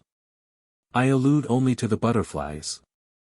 For the moths, contrary to what might have been expected from the rankness of the vegetation, certainly appeared in much fewer numbers than in our own temperate regions. I was much surprised at the habits of Papilio feronia. This butterfly is not uncommon, and generally frequents the orange groves. Although a high flyer, yet it very frequently alights on the trunks of trees. On these occasions its head is invariably placed downwards. And its wings are expanded in a horizontal plane, instead of being folded vertically, as is commonly the case. This is the only butterfly which I have ever seen that uses its legs for running. Not being aware of this fact, the insect, more than once, as I cautiously approached with my forceps, shuffled on one side just as the instrument was on the point of closing, and thus escaped. But a far more singular fact is the power which this species possesses of making a noise. 16 Several times when a pair, probably male and female, were chasing each other in an irregular course, they passed within a few yards of me. And I distinctly heard a clicking noise, similar to that produced by a toothed wheel passing under a spring catch. The noise was continued at short intervals, and could be distinguished at about 20 yards distance. I am certain there is no error in the observation. I was disappointed in the general aspect of the Coleoptera. The number of minute and obscurely colored beetles is exceedingly great. 17 The cabinets of Europe can, as yet, boast only of the larger species from tropical climates. It is sufficient to disturb the composure of an entomologist's mind, to look forward to the future dimensions of a complete catalogue. The carnivorous beetles, or Carabidae, appear in extremely few numbers within the tropics. This is the more remarkable when compared to the case of the carnivorous quadrupeds, which are so abundant in hot countries. I was struck with this observation both on entering Brazil, and when I saw the many elegant and active forms of the Harpalidae reappearing on the temperate plains of La Plata.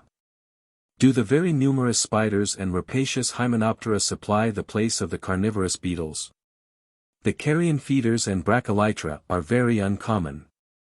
On the other hand, the Rhynchophora and Chrysomelidae, all of which depend on the vegetable world for subsistence, are present in astonishing numbers. I do not here refer to the number of different species, but to that of the individual insects. For on this it is that the most striking character in the entomology of different countries depends. The orders Orthoptera and Hemiptera are particularly numerous, as likewise is the stinging division of the Hymenoptera. The bees, perhaps, being excepted. A person, on first entering a tropical forest, is astonished at the labors of the ants. Well-beaten paths branch off in every direction, on which an army of never-failing foragers may be seen, some going forth, and others returning, burdened with pieces of green leaf, often larger than their own bodies. A small dark-colored ant sometimes migrates in countless numbers. One day, at Bahia, my attention was drawn by observing many spiders, cockroaches, and other insects, and some lizards, rushing in the greatest agitation across a bare piece of ground. A little way behind, every stalk and leaf was blackened by a small ant. The swarm having crossed the bare space, divided itself, and descended an old wall. By this means many insects were fairly enclosed. And the efforts which the poor little creatures made to extricate themselves from such a death were wonderful. When the ants came to the road they changed their course, and in narrow files reascended the wall. Having placed a small stone so as to intercept one of the lines, the whole body attacked it, and then immediately retired. Shortly afterwards another body came to the charge, and again having failed to make any impression, this line of march was entirely given up. By going an inch round, the file might have avoided the stone, and this doubtless would have happened, if it had been originally there, but having been attacked, the lion-hearted little warriors scorned the idea of yielding. Certain wasp-like insects, which construct in the corners of the verandas clay cells for their larvae, are very numerous in the neighborhood of Rio. These cells they stuff full of half-dead spiders and caterpillars, which they seem wonderfully to know how to sting to that degree as to leave them paralyzed but alive, until their eggs are hatched. And the larvae feed on the horrid mass of powerless, half-killed victims, a sight which has been described by an enthusiastic naturalist 18 as curious and pleasing. I was much interested one day by watching a deadly contest between a Pepsis and a large spider of the genus Lycosa. The wasp made a sudden dash at its prey, and then flew away. The spider was evidently wounded, for, trying to escape, it rolled down a little slope, but had still strength sufficient to crawl into a thick tuft of grass. The wasp soon returned, and seemed surprised at not immediately finding its victim. It then commenced as regular a hunt as ever hound did after fox, making short semicircular casts, and all the time rapidly vibrating its wings and antennae. The spider, though well concealed, was soon discovered, and the wasp, evidently still afraid of its adversary's jaws, after much maneuvering, inflicted 2 stings on the underside of its thorax. At last, carefully examining with its antennae the now motionless spider, it proceeded to drag away the body. But I stopped both tyrant and prey. 19. The number of spiders, in proportion to other insects, is here compared with England very much larger, perhaps more so than with any other division of the articulate animals. The variety of species among the jumping spiders appears almost infinite. The genus, or rather family of Epeira, is here characterized by many singular forms. Some species have pointed coriaceous shells, others enlarged and spiny tibiae. Every path in the forest is barricaded with the strong yellow web of a species, belonging to the same division with the Epeira clavipes of Fabricius, which was formerly said by Sloane to make, in the West Indies, webs so strong as to catch birds. A small and pretty kind of spider, with very long forelegs, and which appears to belong to an undescribed genus, lives as a parasite on almost every one of these webs. I suppose it is too insignificant to be noticed by the great Epeira, and is therefore allowed to prey on the minute insects, which, adhering to the lines, would otherwise be wasted. When frightened, this little spider either feigns death by extending its front legs, or suddenly drops from the web. A large Epeira of the same division with Epeira tuberculata and conica is extremely common, especially in dry situations. Its web, which is generally placed among the great leaves of the common agave, is sometimes strengthened near the center by a pair or even 4 zigzag ribbons, which connect 2 adjoining rays. When any large insect, as a grasshopper or wasp, is caught, the spider, by a dexterous movement, makes it revolve very rapidly, and at the same time emitting a band of threads from its spinners. Soon envelopes its prey in a case like the cocoon of a silkworm. The spider now examines the powerless victim, and gives the fatal bite on the hinder part of its thorax, then retreating, patiently waits till the poison has taken effect. The virulence of this poison may be judged of from the fact that in half a minute I opened the mesh, and found a large wasp quite lifeless. This Epeira always stands with its head downwards near the center of the web.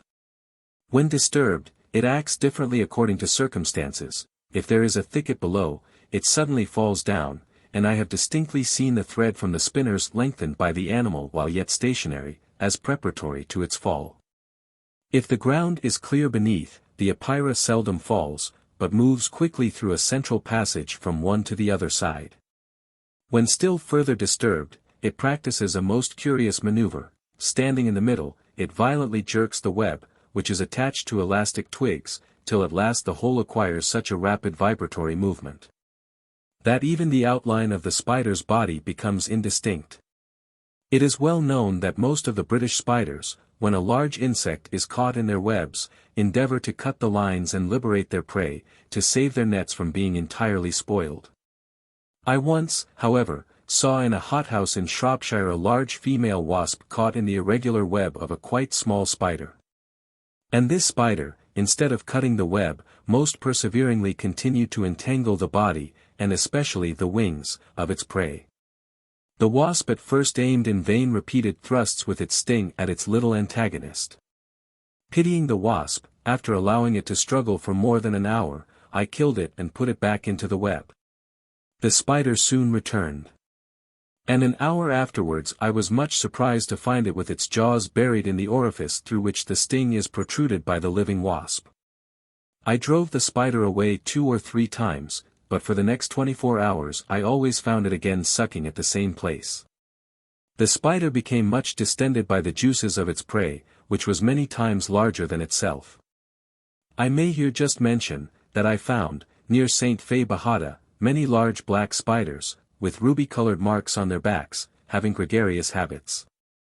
The webs were placed vertically, as is invariably the case with the genus Epeira. They were separated from each other by a space of about 2 feet, but were all attached to certain common lines, which were of great length, and extended to all parts of the community. In this manner the tops of some large bushes were encompassed by the united nets. Azara 20 has described a gregarious spider in Paraguay, which Walkenaer thinks must be a Theridion, but probably it is an Epeira, and perhaps even the same species with mine. I cannot, however, recollect seeing a central nest as large as a hat, in which, during autumn, when the spiders die, Azara says the eggs are deposited. As all the spiders which I saw were of the same size, they must have been nearly of the same age. This gregarious habit, in so typical a genus as Epeira, among insects, which are so bloodthirsty and solitary that even the two sexes attack each other, is a very singular fact. In a lofty valley of the Cordillera, near Mendoza, I found another spider with a singularly formed web. Strong lines radiated in a vertical plane from a common center, where the insect had its station. But only 2 of the rays were connected by a symmetrical meshwork, so that the net, instead of being, as is generally the case, circular, consisted of a wedge-shaped segment. All the webs were similarly constructed. Chapter 3. Montevideo, Maldonado, Excursion to R, Polanco, Lazo and Bolas. Montevideo, Maldonado, Excursion to R, Polanco, Lazo and Bolas, partridges, absence of trees, deer, capybara, or river hog, tucutico, molothrus, cuckoo-like habits, tyrant flycatcher, mockingbird, carrion hawks, tubes formed by lightning, house struck. Maldonado. July 5, 1832. In the morning we got under way, and stood out of the splendid harbor of Rio de Janeiro. In our passage to the Plata, we saw nothing particular, excepting on one day a great shoal of porpoises, many hundreds in number. The whole sea was in places furrowed by them. And a most extraordinary spectacle was presented, as hundreds, proceeding together by jumps, in which their whole bodies were exposed, thus cut the water. When the ship was running 9 knots an hour, these animals could cross and recross the bows with the greatest ease, and then dash away right ahead. As soon as we entered the estuary of the Plata, the weather was very unsettled. One dark night we were surrounded by numerous seals and penguins, which made such strange noises, that the officer on watch reported he could hear the cattle bellowing on shore. On a second night we witnessed a splendid scene of natural fireworks. The masthead and yardarms shone with St. Elmo's light, and the form of the vane could almost be traced, as if it had been rubbed with phosphorus. The sea was so highly luminous, that the tracks of the penguins were marked by a fiery wake, and the darkness of the sky was momentarily illuminated by the most vivid lightning. When within the mouth of the river, I was interested by observing how slowly the waters of the sea and river mixed. The latter, muddy and discolored, from its less specific gravity, floated on the surface of the salt water. This was curiously exhibited in the wake of the vessel, where a line of blue water was seen mingling in little eddies with the adjoining fluid. July 26, 1832. We anchored at Montevideo. The Beagle was employed in surveying the extreme southern and eastern coasts of America, south of the Plata, during the 2 succeeding years. To prevent useless repetitions, I will extract those parts of my journal which refer to the same districts, without always attending to the order in which we visited them. Maldonado is situated on the northern bank of the Plata, and not very far from the mouth of the estuary.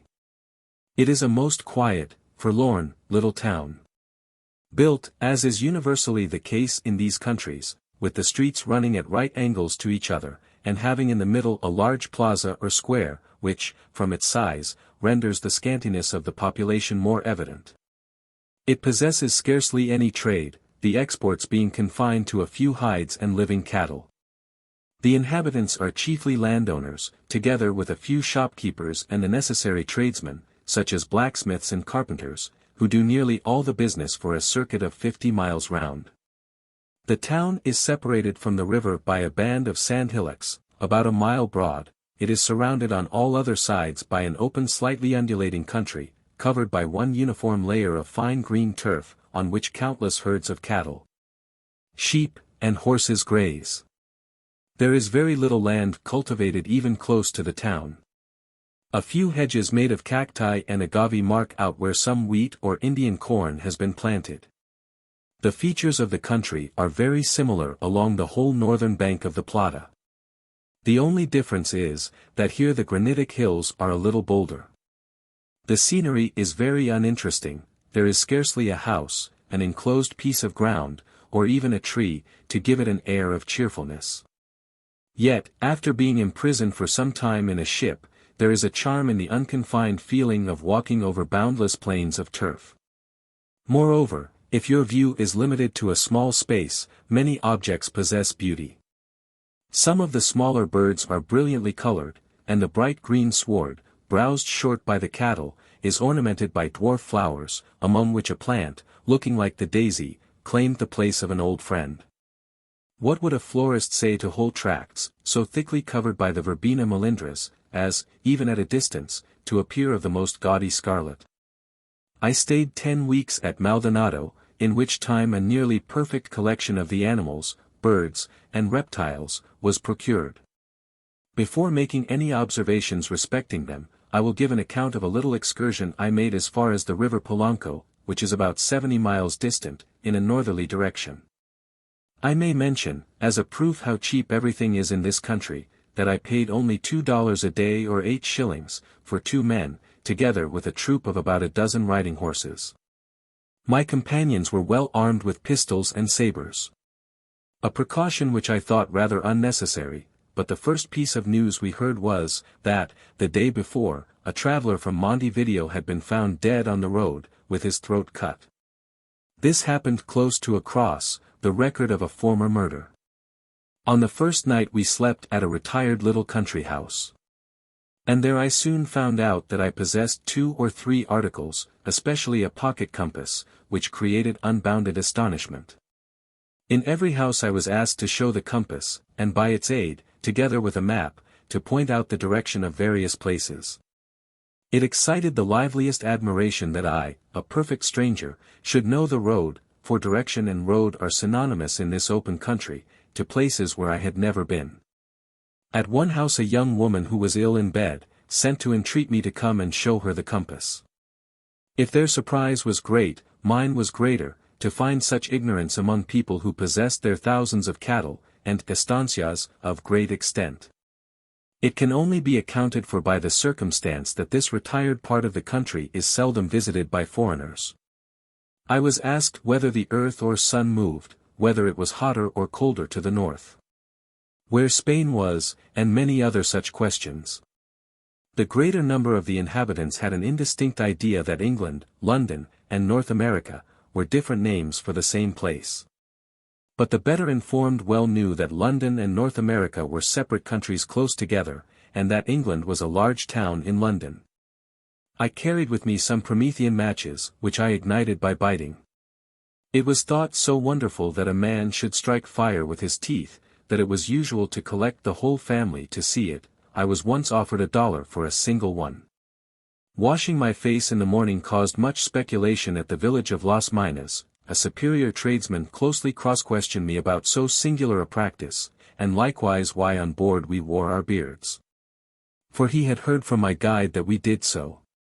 He eyed me with much suspicion, perhaps he had heard of ablutions in the Mohammedan religion, and knowing me to be a heretic, probably he came to the conclusion that all heretics were Turks.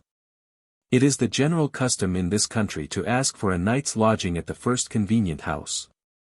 The astonishment at the compass, and my other feats of jugglery, was to a certain degree advantageous, as with that, and the long stories my guides told of my breaking stones, knowing venomous from harmless snakes, collecting insects, etc.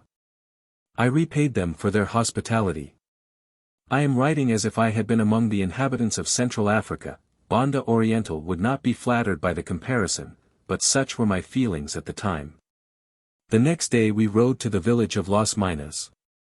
The country was rather more hilly, but otherwise continued the same. An inhabitant of the Pampas no doubt would have considered it as truly alpine. The country is so thinly inhabited, that during the whole day we scarcely met a single person. Las Minas is much smaller even than Maldonado. It is seated on a little plain, and is surrounded by low rocky mountains. It is of the usual symmetrical form, and with its whitewashed church standing in the center, had rather a pretty appearance. The outskirting houses rose out of the plain like isolated beings, without the accompaniment of gardens or courtyards. This is generally the case in the country, and all the houses have, in consequence, an uncomfortable aspect. At night we stopped at a pulperia, or drinking shop. During the evening a great number of gauchos came in to drink spirits and smoke cigars. Their appearance is very striking.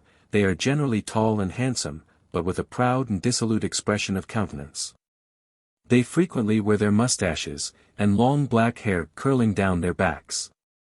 With their brightly colored garments, great spurs clanking about their heels, and knives stuck as daggers, and often so used, at their waists, they look a very different race of men from what might be expected from their name of gauchos, or simple countrymen. Their politeness is excessive. They never drink their spirits without expecting you to taste it, but whilst making their exceedingly graceful bow, they seem quite as ready, if occasion offered, to cut your throat. On the third day we pursued rather an irregular course, as I was employed in examining some beds of marble. On the fine plains of turf we saw many ostriches, Struthiorea. Some of the flocks contained as many as 20 or 30 birds. These, when standing on any little eminence, and seen against the clear sky, presented a very noble appearance. I never met with such tame ostriches in any other part of the country. It was easy to gallop up within a short distance of them. But then, expanding their wings, they made all sail right before the wind, and soon left the horse astern. At night we came to the house of Don Juan Fuentes, a rich landed proprietor, but not personally known to either of my companions.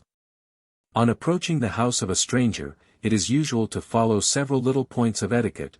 Riding up slowly to the door, the salutation of Ave Maria is given, and until somebody comes out and asks you to alight.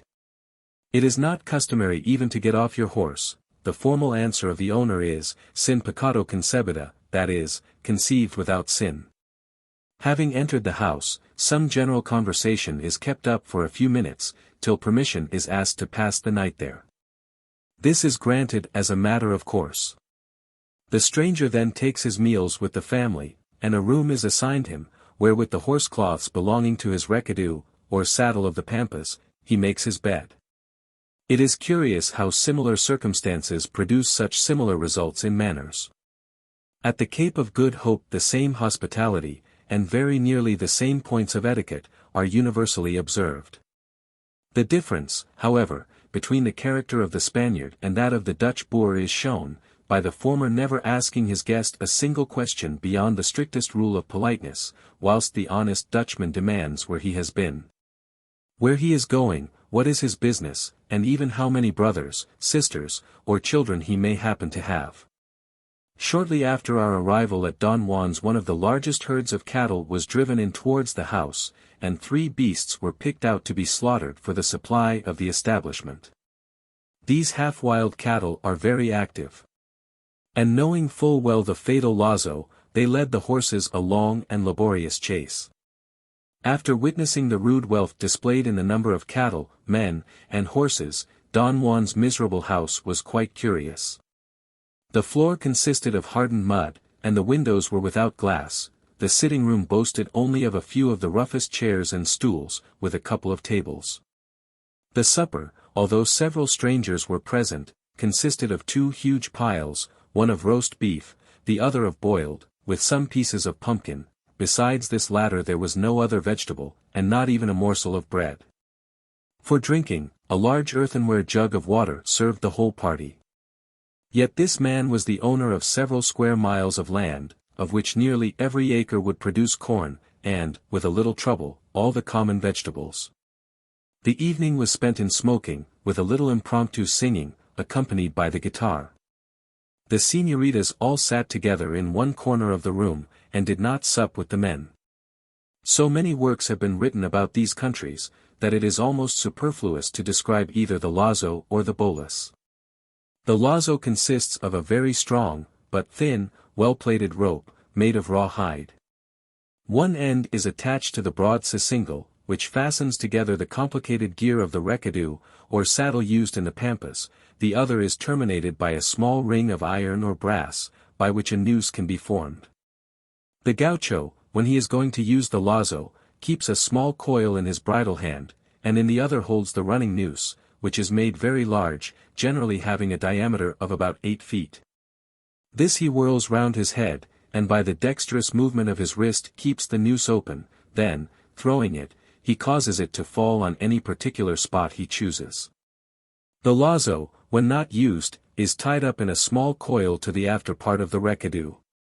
The bolas, or balls, are of two kinds. The simplest, which is chiefly used for catching ostriches, consists of 2 round stones, covered with leather, and united by a thin plated thong, about 8 feet long. The other kind differs only in having 3 balls united by the thongs to a common center. The gaucho holds the smallest of the 3 in his hand, and whirls the other 2 round and round his head. Then, taking aim, sends them like chain shot revolving through the air. The balls no sooner strike any object, than, winding round it, they cross each other, and become firmly hitched.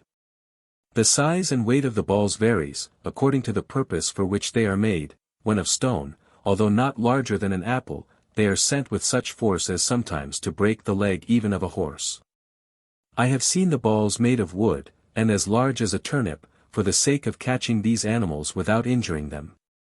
The balls are sometimes made of iron, and these can be hurled to the greatest distance.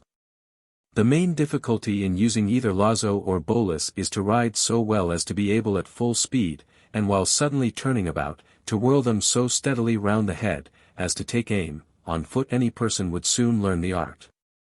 One day, as I was amusing myself by galloping and whirling the balls round my head, by accident the free one struck a bush, and its revolving motion being thus destroyed, it immediately fell to the ground, and like magic caught one hind leg of my horse.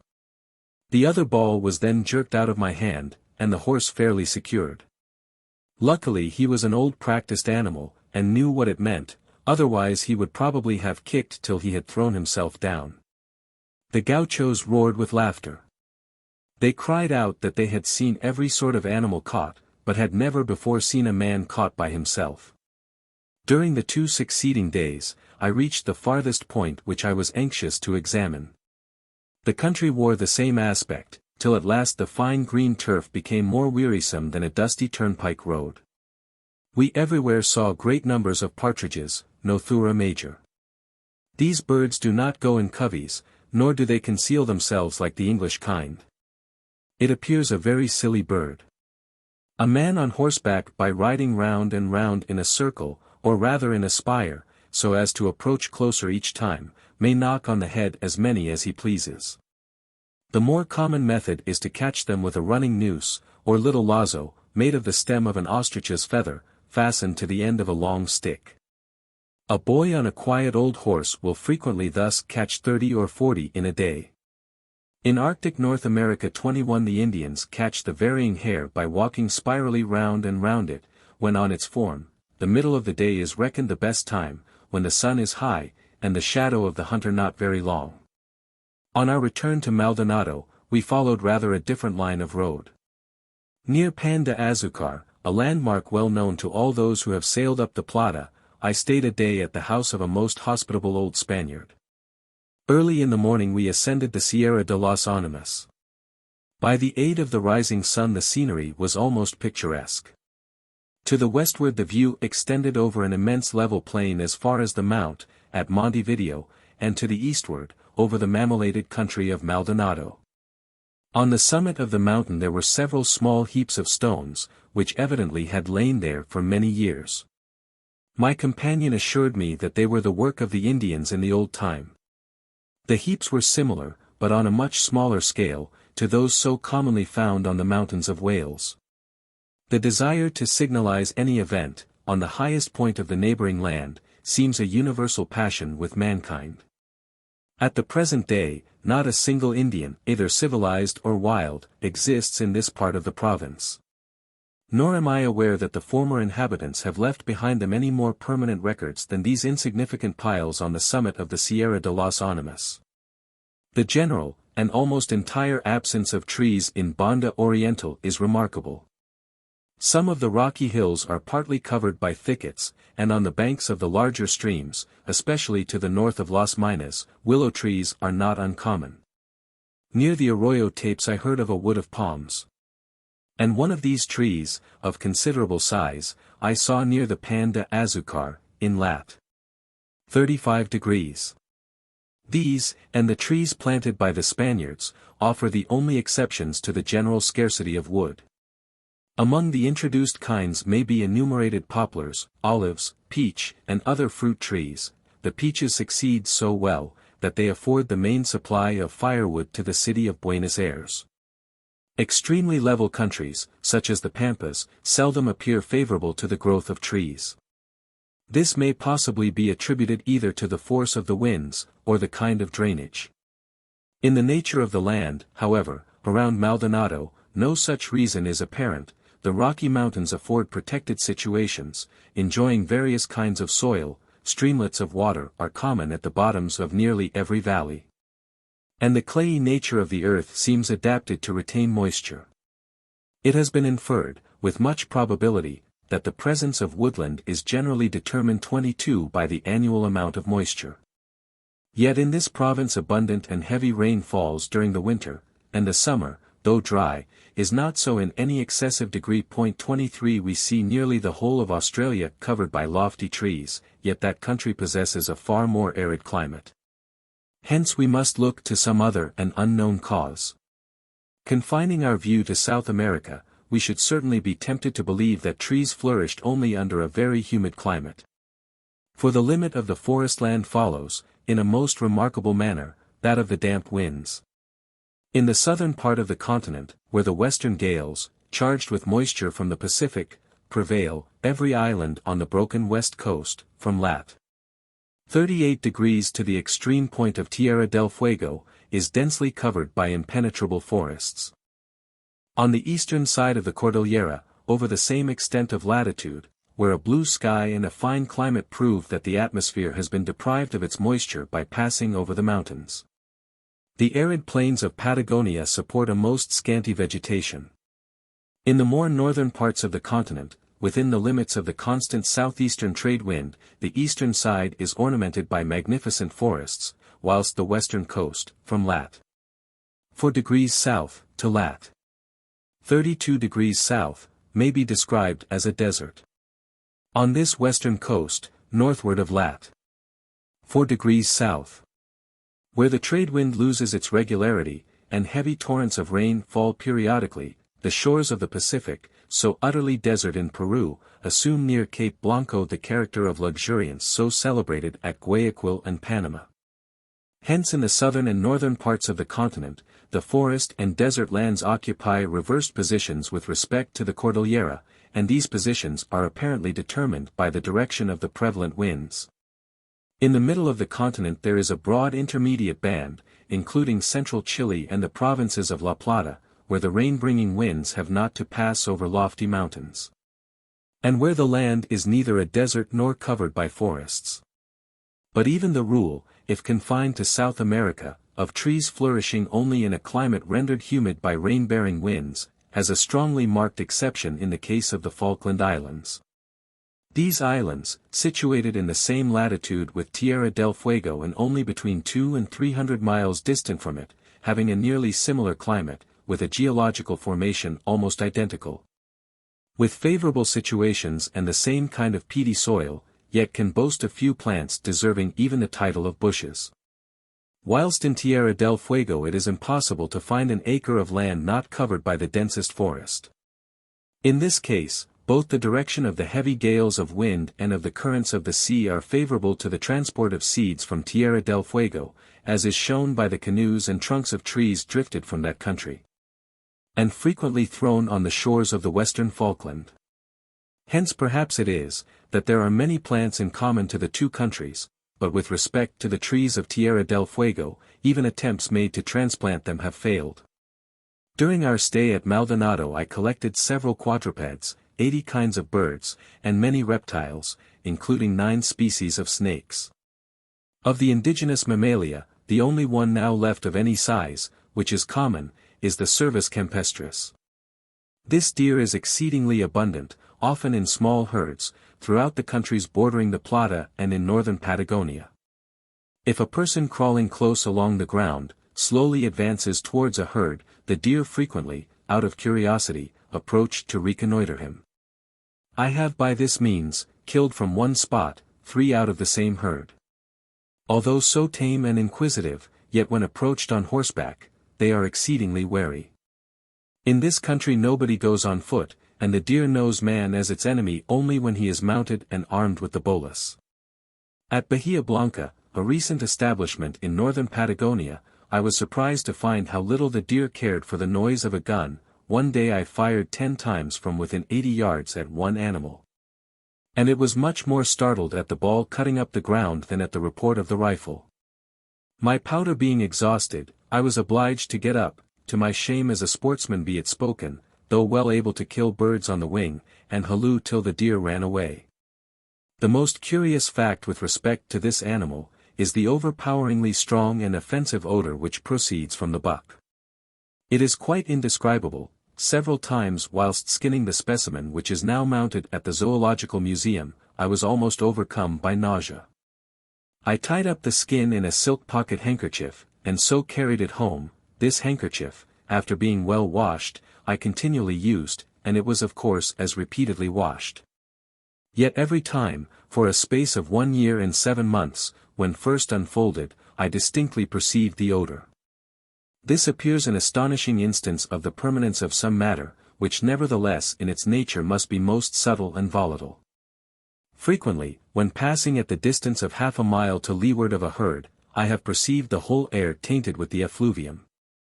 I believe the smell from the buck is most powerful at the period when its horns are perfect, or free from the hairy skin. When in this state the meat is, of course, quite uneatable. But the gauchos assert, that if buried for some time in fresh earth, the taint is removed. I have somewhere read that the islanders in the north of Scotland treat the rank carcasses of the fish-eating birds in the same manner. The order Rodentia is here very numerous in species. Of mice alone I obtained no less than 8 kinds. 24 The largest gnawing animal in the world, the Hydrochirus capybara, the water hog, is here also common. One which I shot at Montevideo weighed 98 pounds, its length, from the end of the snout to the stump-like tail, was 3 feet 2 inches, and its girth 3 feet 8. These great rodents occasionally frequent the islands in the mouth of the Plata, where the water is quite salt, but are far more abundant on the borders of freshwater lakes and rivers. Near Maldonado 3 or 4 generally live together. In the daytime they either lie among the aquatic plants or openly feed on the turf plain. 25 When viewed at a distance, from their manner of walking and color they resemble pigs, but when seated on their haunches, and attentively watching any object with one eye, they reassume the appearance of their congeners, cavies and rabbits. Both the front and side view of their head has quite a ludicrous aspect, from the great depth of their jaw. These animals, at Maldonado, were very tame. By cautiously walking, I approached within 3 yards of 4 old ones. This tameness may probably be accounted for, by the jaguar having been banished for some years, and by the gaucho not thinking it worth his while to hunt them. As I approached nearer and nearer they frequently made their peculiar noise, which is a low abrupt grunt, not having much actual sound, but rather arising from the sudden expulsion of air. The only noise I know at all like it is the first hoarse bark of a large dog. Having watched the 4 from almost within arm's length, and they me, for several minutes, they rushed into the water at full gallop with the greatest impetuosity, and emitted at the same time their bark. After diving a short distance they came again to the surface, but only just showed the upper part of their heads. When the female is swimming in the water, and has young ones, they are said to sit on her back. These animals are easily killed in numbers, but their skins are of trifling value, and the meat is very indifferent. On the islands in the Rio Parana they are exceedingly abundant, and afford the ordinary prey to the jaguar. The tucutico, Tenomys brasiliensis, is a curious small animal, which may be briefly described as a gnawer, with the habits of a mole. It is extremely numerous in some parts of the country, but it is difficult to be procured, and never, I believe, comes out of the ground. It throws up at the mouth of its burrows hillocks of earth like those of the mole, but smaller. Considerable tracts of country are so completely undermined by these animals that horses, in passing over, sink above their fetlocks. The tucuticos appear, to a certain degree, to be gregarious. The man who procured the specimens for me had caught 6 together, and he said this was a common occurrence. They are nocturnal in their habits. And their principal food is the roots of plants, which are the object of their extensive and superficial burrows.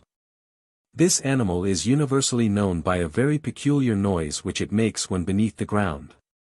A person, the first time he hears it, is much surprised, for it is not easy to tell whence it comes, nor is it possible to guess what kind of creature utters it. The noise consists in a short, but not rough, nasal grunt, which is monotonously repeated about 4 times in quick succession. 26 The name tucutico is given in imitation of the sound. Where this animal is abundant, it may be heard at all times of the day, and sometimes directly beneath one's feet.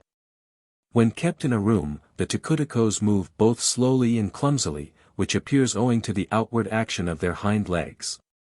And they are quite incapable, from the socket of the thigh bone not having a certain ligament, of jumping even the smallest vertical height. They are very stupid in making any attempt to escape. When angry or frightened they utter the tucutuco. Of those I kept alive, several, even the first day, became quite tame, not attempting to bite or to run away. Others were a little wilder. The man who caught them asserted that very many are invariably found blind. A specimen which I preserved in spirits was in this state. Mr. Reed considers it to be the effect of inflammation in the nictitating membrane.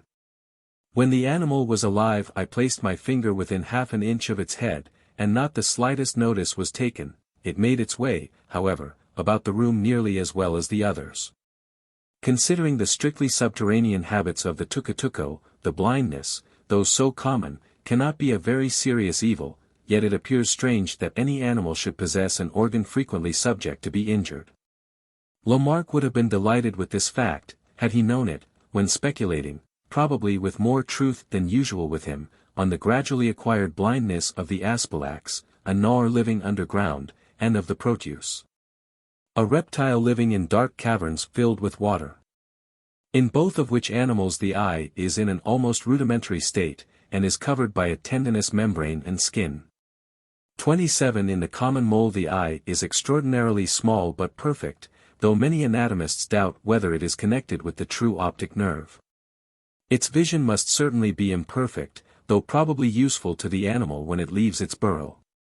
In the tucutuco, which I believe never comes to the surface of the ground, the eye is rather larger, but often rendered blind and useless, though without apparently causing any inconvenience to the animal.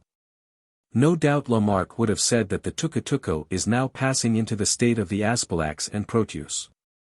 Birds of many kinds are extremely abundant on the undulating grassy plains around Maldonado. There are several species of a family allied in structure and manners to our starling.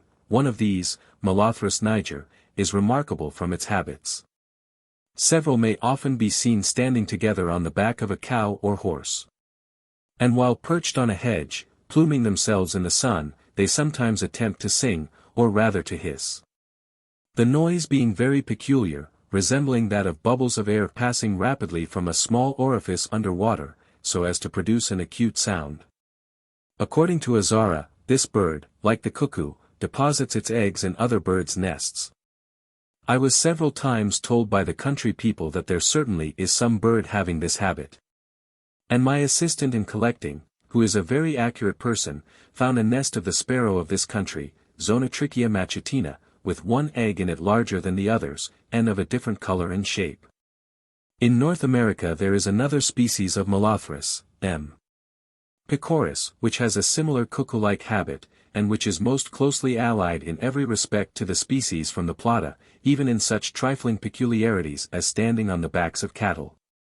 It differs only in being a little smaller, and in its plumage and eggs being of a slightly different shade of color. This close agreement in structure and habits, in representative species coming from opposite quarters of a great continent, always strikes one as interesting, though of common occurrence. Mr. Swainson has well remarked 28 that with the exception of the Molothrus pecoris, to which must be added the M. niger, the cuckoos are the only birds which can be called truly parasitical. Namely, such as fasten themselves, as it were, on another living animal, whose animal heat brings their young into life, whose food they live upon, and whose death would cause theirs during the period of infancy. It is remarkable that some of the species, but not all, both of the cuckoo and Molothrus should agree in this one strange habit of their parasitical propagation, whilst opposed to each other in almost every other habit. The Molothrus, like our starling, is eminently sociable, and lives on the open plains without art or disguise. The cuckoo, as every one knows, is a singularly shy bird. It frequents the most retired thickets, and feeds on fruit and caterpillars. In structure also these two genera are widely removed from each other. Many theories, even phrenological theories, have been advanced to explain the origin of the cuckoo laying its eggs in other birds' nests. M. Prevost alone, I think, has thrown light by his observations 29 on this puzzle. He finds that the female cuckoo, which, according to most observers, lays at least from 4 to 6 eggs, must pair with the male each time after laying only 1 or 2 eggs. Now, if the cuckoo was obliged to sit on her own eggs, she would either have to sit on all together, and therefore leave those first laid so long, that they probably would become addled. Or she would have to hatch separately each egg or 2 eggs, as soon as laid. But as the cuckoo stays a shorter time in this country than any other migratory bird, she certainly would not have time enough for the successive hatchings. Hence we can perceive in the fact of the cuckoo pairing several times, and laying her eggs at intervals, the cause of her depositing her eggs in other birds' nests, and leaving them to the care of foster parents. I am strongly inclined to believe that this view is correct, from having been independently led, as we shall hereafter see, to an analogous conclusion with regard to the South American ostrich, the females of which are parasitical, if I may so express it, on each other. Each female laying several eggs in the nests of several other females, and the male ostrich undertaking all the cares of incubation, like the strange foster parents with the cuckoo. I will mention only 2 other birds, which are very common, and render themselves prominent from their habits. The Saurophagus sulphuratus is typical of the great American tribe of tyrant flycatchers. In its structure it closely approaches the true shrikes, but in its habits may be compared to many birds. I have frequently observed it, hunting a field, hovering over one spot like a hawk, and then proceeding on to another. When seen thus suspended in the air, it might very readily at a short distance be mistaken for one of the rapacious order. Its stoop, however, is very inferior in force and rapidity to that of a hawk. At other times the Saurophagus haunts the neighborhood of water, and there, like a kingfisher, remaining stationary, it catches any small fish which may come near the margin.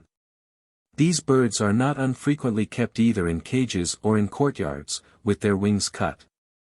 They soon become tame, and are very amusing from their cunning odd manners, which were described to me as being similar to those of the common magpie. Their flight is undulatory, for the weight of the head and bill appears too great for the body. In the evening the Saurophagus takes its stand on a bush, often by the roadside, and continually repeats without change a shrill and rather agreeable cry, which somewhat resembles articulate words. The Spaniards say it is like the words, bien te veo, I see you well, and accordingly have given it this name. A mockingbird, Mimus orpheus, called by the inhabitants Calandria, is remarkable, from possessing a song far superior to that of any other bird in the country. Indeed, it is nearly the only bird in South America which I have observed to take its stand for the purpose of singing. The song may be compared to that of the sedge warbler, but is more powerful, some harsh notes and some very high ones, being mingled with a pleasant warbling. It is heard only during the spring. At other times its cry is harsh and far from harmonious. Near Maldonado these birds were tame and bold. They constantly attended the country houses in numbers, to pick the meat which was hung up on the posts or walls. If any other small bird joined the feast, the calandria soon chased it away. On the wide uninhabited plains of Patagonia another closely allied species, O. patagonica of d'Orbigny, which frequents the valleys clothed with spiny bushes, is a wilder bird, and has a slightly different tone of voice. It appears to me a curious circumstance, as showing the fine shades of difference in habits, that judging from this latter respect alone, when I first saw this second species, I thought it was different from the Maldonado kind. Having afterwards procured a specimen, and comparing the two without particular care, they appeared so very similar, that I changed my opinion, but now Mr. Gould says that they are certainly distinct. A conclusion in conformity with the trifling difference of habit, of which, however, he was not aware. The number, tameness, and disgusting habits of the carrion-feeding hawks of South America make them preeminently striking to anyone accustomed only to the birds of northern Europe. In this list may be included four species of the caracara or polyborus, the turkey buzzard, the gallinazo, and the condor. The caracaras are, from their structure, placed among the eagles. We shall soon see how ill they become so high a rank. In their habits they well supply the place of our carrion crows, magpies, and ravens, a tribe of birds widely distributed over the rest of the world, but entirely absent in South America. To begin with the Polyborus brasiliensis, this is a common bird, and has a wide geographical range. It is most numerous on the grassy savannas of La Plata, where it goes by the name of carancha, and is far from unfrequent throughout the sterile plains of Patagonia. In the desert between the rivers Negro and Colorado, numbers constantly attend the line of road to devour the carcasses of the exhausted animals which chance to perish from fatigue and thirst.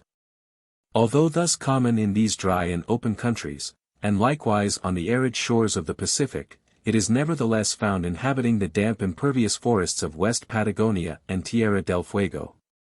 The carancas, together with the chimango, constantly attend in numbers the estancias and slaughtering houses. If an animal dies on the plain the gallinazo commences the feast, and then the two species of Polyborus pick the bones clean. These birds, although thus commonly feeding together, are far from being friends. When the carancha is quietly seated on the branch of a tree or on the ground, the chimango often continues for a long time flying backwards and forwards, up and down, in a semicircle, trying each time at the bottom of the curve to strike its larger relative. The carancha takes little notice, except by bobbing its head. Although the carancas frequently assemble in numbers, they are not gregarious, for in desert places they may be seen solitary, or more commonly by pairs. The carancas are said to be very crafty, and to steal great numbers of eggs. They attempt, also, together with the chimango, to pick off the scabs from the sore backs of horses and mules. The poor animal, on the one hand, with its ears down and its back arched, and, on the other, the hovering bird, eyeing at the distance of a yard the disgusting morsel, form a picture, which has been described by Captain Head with his own peculiar spirit and accuracy. These false eagles most rarely kill any living bird or animal. And their vulture-like, necrophagous habits are very evident to anyone who has fallen asleep on the desolate plains of Patagonia, for when he wakes, he will see, on each surrounding hillock, one of these birds patiently watching him with an evil eye. It is a feature in the landscape of these countries, which will be recognized by everyone who has wandered over them. If a party of men go out hunting with dogs and horses, they will be accompanied, during the day, by several of these attendants. After feeding, the uncovered craw protrudes.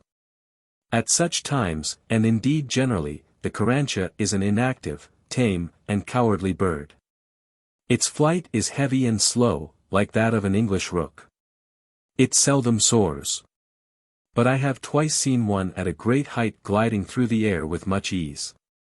It runs, in contradistinction to hopping, but not quite so quickly as some of its congeners. At times the carancha is noisy, but is not generally so. Its cry is loud, very harsh and peculiar, and may be likened to the sound of the Spanish guttural G, followed by a rough double RR. When uttering this cry it elevates its head higher and higher, till at last, with its beak wide open, the crown almost touches the lower part of the back. This fact, which has been doubted, is quite true. I have seen them several times with their heads backwards in a completely inverted position. To these observations I may add, on the high authority of Azara, that the Carrancha feeds on worms, shells, slugs, grasshoppers, and frogs. That it destroys young lambs by tearing the umbilical cord, and that it pursues the gallinazo, till that bird is compelled to vomit up the carrion it may have recently gorged. Lastly, Azara states that several Carrancas, 5 or 6 together, will unite in chase of large birds, even such as herons.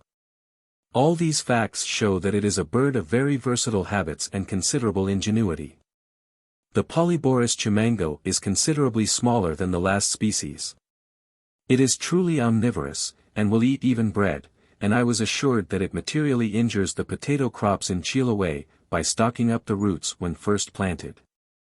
Of all the carrion feeders it is generally the last which leaves the skeleton of a dead animal, and may often be seen within the ribs of a cow or horse, like a bird in a cage.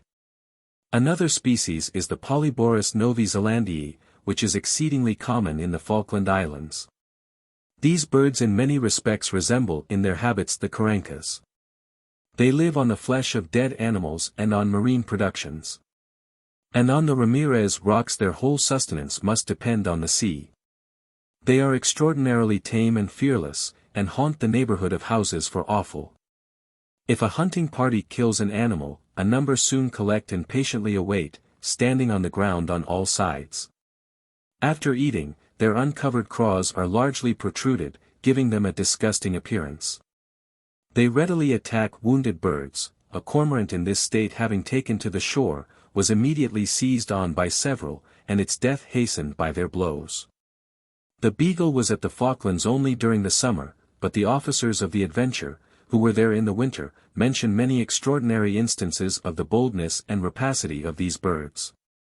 They actually pounced on a dog that was lying fast asleep close by one of the party, and the sportsmen had difficulty in preventing the wounded geese from being seized before their eyes. It is said that several together, in this respect resembling the Carrancas, wait at the mouth of a rabbit hole, and together seize on the animal when it comes out. They were constantly flying on board the vessel when in the harbor. And it was necessary to keep a good lookout to prevent the leather being torn from the rigging, and the meat or game from the stern. These birds are very mischievous and inquisitive, they will pick up almost anything from the ground. A large black glazed hat was carried nearly a mile, as was a pair of the heavy balls used in catching cattle. Mr. Usborne experienced during the survey a more severe loss, in their stealing a small cater's compass in a red morocco leather case, which was never recovered. These birds are, moreover, quarrelsome and very passionate, tearing up the grass with their bills from rage. They are not truly gregarious, they do not soar, and their flight is heavy and clumsy. On the ground they run extremely fast, very much like pheasants. They are noisy, uttering several harsh cries, one of which is like that of the English rook, hence the sealers always call them rooks. It is a curious circumstance that, when crying out, they throw their heads upwards and backwards, after the same manner as the Carrancha. They build in the rocky cliffs of the sea-coast, but only on the small adjoining islets, and not on the 2 main islands. This is a singular precaution in so tame and fearless a bird. The sealers say that the flesh of these birds, when cooked, is quite white, and very good eating, but bold must the man be who attempts such a meal. We have now only to mention the turkey buzzard, Vultur ora, and the gallinazo. The former is found wherever the country is moderately damp, from Cape Horn to North America. Differently from the Polyborus brasiliensis and chimango, it has found its way to the Falkland Islands. The turkey buzzard is a solitary bird, or at most goes in pairs.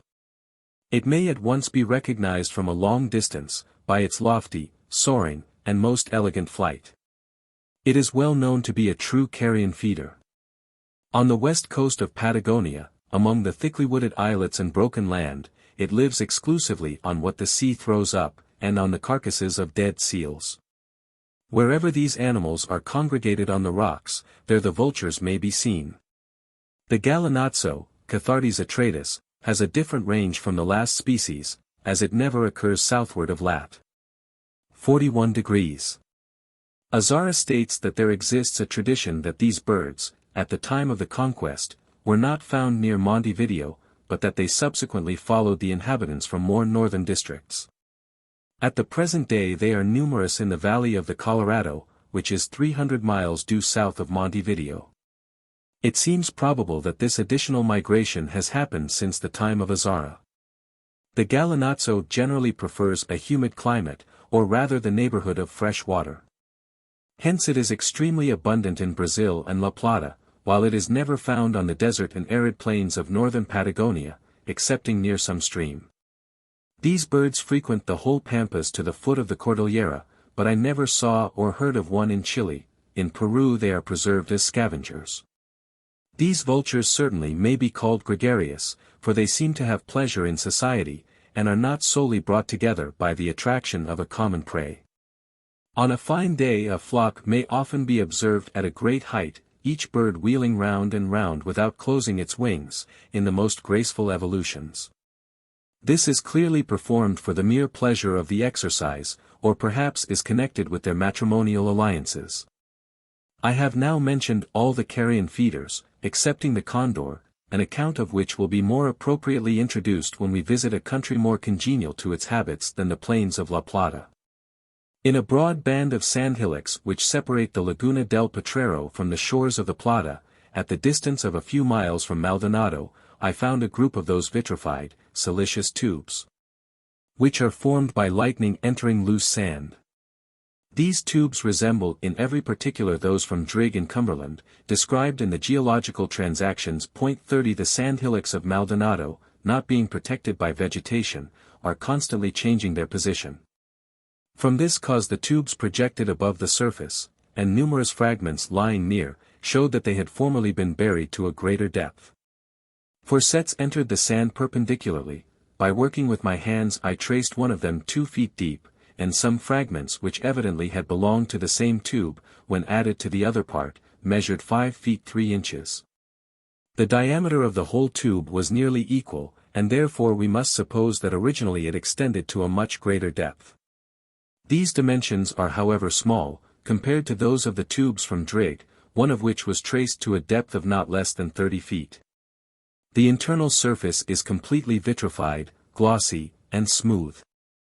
A small fragment examined under the microscope appeared, from the number of minute entangled air or perhaps steam bubbles, like an assay fused before the blowpipe.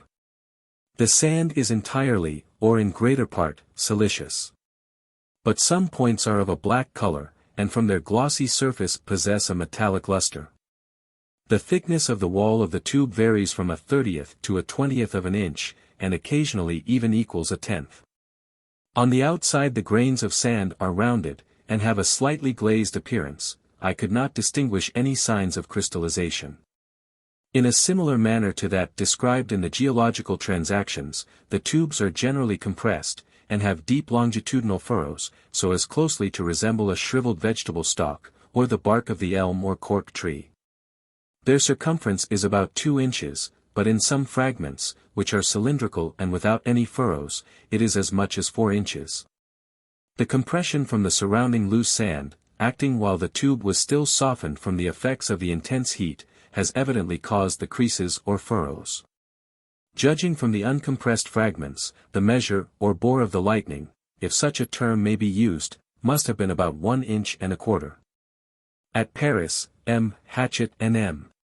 Buden 31 succeeded in making tubes, in most respects similar to these fulgurites, by passing very strong shocks of galvanism through finely powdered glass, when salt was added, so as to increase its fusibility. The tubes were larger in every dimension. They failed both with powdered feldspar and quartz. One tube, formed with pounded glass, was very nearly an inch long, namely .982, and had an internal diameter of .019 of an inch.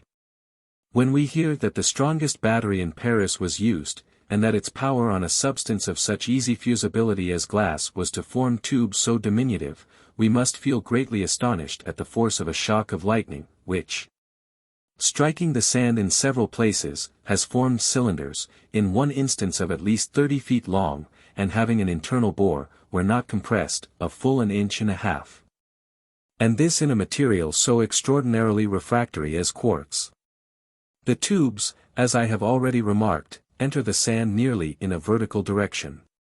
One, however, which was less regular than the others, deviated from a right line, at the most considerable bend, to the amount of 33 degrees.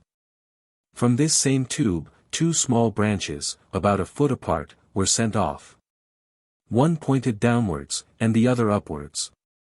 This latter case is remarkable, as the electric fluid must have turned back at the acute angle of 26 degrees, to the line of its main course.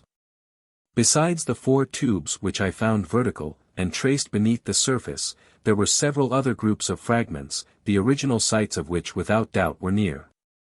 All occurred in a level area of shifting sand, 60 yards by 20, situated among some high sand hillocks, and at the distance of about half a mile from a chain of hills 400 or 500 feet in height.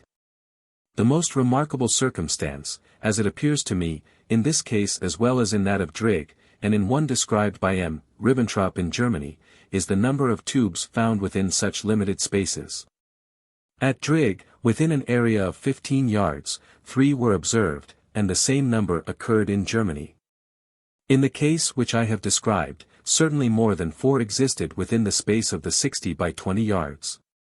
As it does not appear probable that the tubes are produced by successive distinct shocks, we must believe that the lightning, shortly before entering the ground, divides itself into separate branches.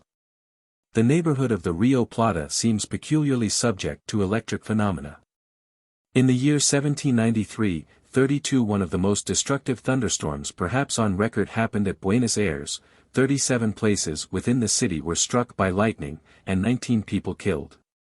From facts stated in several books of travels, I am inclined to suspect that thunderstorms are very common near the mouths of great rivers. Is it not possible that the mixture of large bodies of fresh and salt water may disturb the electrical equilibrium? Even during our occasional visits to this part of South America, we heard of a ship, 2 churches, and a house having been struck. Both the church and the house I saw shortly afterwards. The house belonged to Mr. Hood, the consul general at Montevideo. Some of the effects were curious. The paper, for nearly a foot on each side of the line where the bell wires had run, was blackened.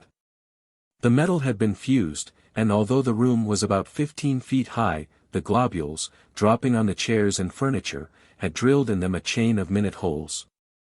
A part of the wall was shattered as if by gunpowder, and the fragments had been blown off with force sufficient to dent the wall on the opposite side of the room. The frame of a looking-glass was blackened, and the gilding must have been volatilized, for a smelling bottle, which stood on the chimney-piece, was coated with bright metallic particles, which adhered as firmly as if they had been enameled. Chapter 4. Rio Negro, Estancias attacked by the Indians, Salt Lakes, Flamingoes. Rio Negro, Estancias attacked by the Indians, Salt Lakes, Flamingoes, are Negro to R. Colorado, Sacred Tree, Patagonian Hair, Indian Families, General Rosas, proceed to Bahia Blanca, Sand Dunes, Negro Lieutenant, Bahia Blanca, Saline Incrustations, Punta Alta, Zorillo. Rio Negro to Bahia Blanca. July 24, 1833. The Beagle sailed from Maldonado, and on August 3 she arrived off the mouth of the Rio Negro. This is the principal river on the whole line of coast between the Strait of Magellan and the Plata. It enters the sea about 300 miles south of the estuary of the Plata. About 50 years ago, under the old Spanish government, a small colony was established here, and it is still the most southern position, lat. 41 degrees, on this eastern coast of America inhabited by civilized man. The country near the mouth of the river is wretched in the extreme. On the south side a long line of perpendicular cliffs commences, which exposes a section of the geological nature of the country. The strata are of sandstone, and one layer was remarkable from being composed of a firmly cemented conglomerate of pumice pebbles, which must have traveled more than 400 miles, from the Andes.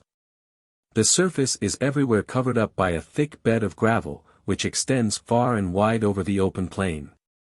Water is extremely scarce and, where found, is almost invariably brackish. The vegetation is scanty.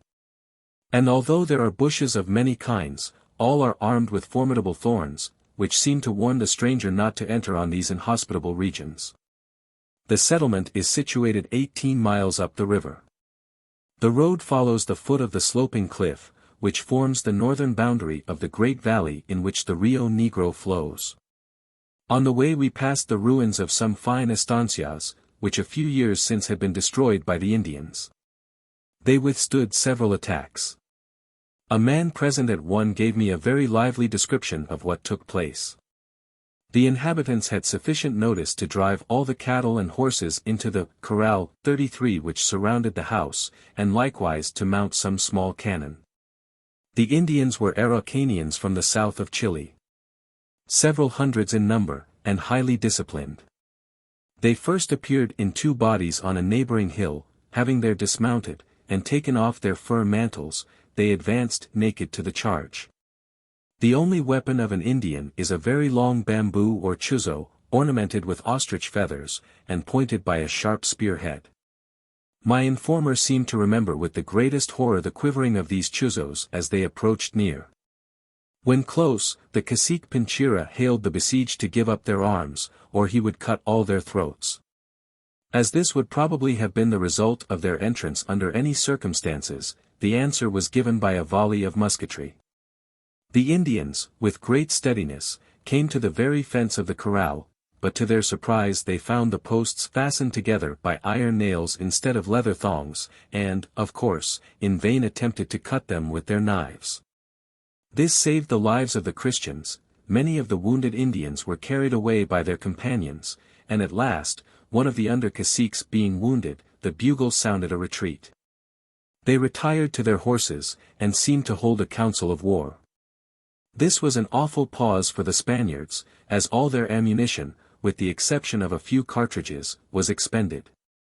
In an instant the Indians mounted their horses, and galloped out of sight. Another attack was still more quickly repulsed. A cool Frenchman managed the gun. He stopped till the Indians approached close, and then raked their line with grape shot. He thus laid 39 of them on the ground, and, of course, such a blow immediately routed the whole party. The town is indifferently called El Carmen or Patagones. It is built on the face of a cliff which fronts the river, and many of the houses are excavated even in the sandstone. The river is about 200 or 300 yards wide, and is deep and rapid. The many islands, with their willow trees, and the flat headlands, seen one behind the other on the northern boundary of the broad green valley, form, by the aid of a bright sun, a view almost picturesque.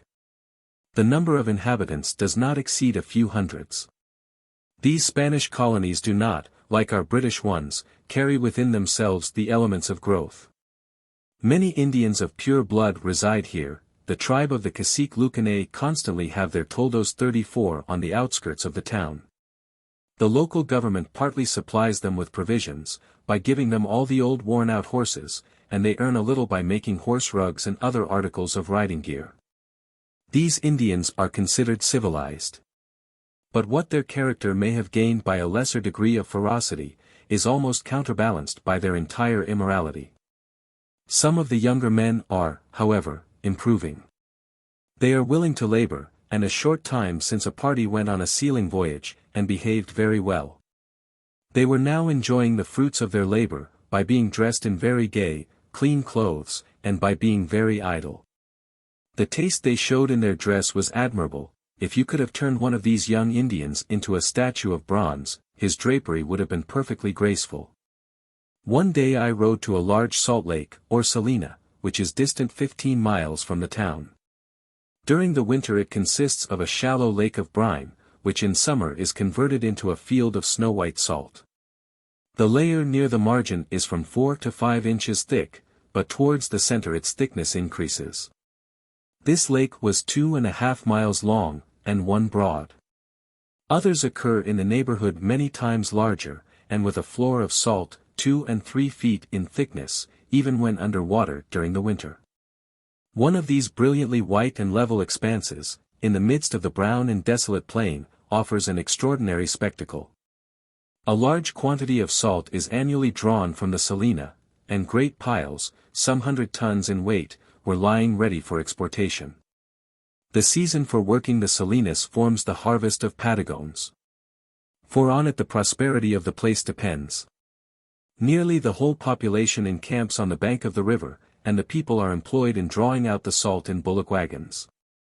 This salt is crystallized in great cubes, and is remarkably pure. Mr. Trenham Reeks has kindly analyzed some for me, and he finds in it only 0.26 of gypsum and 0.22 of earthy matter.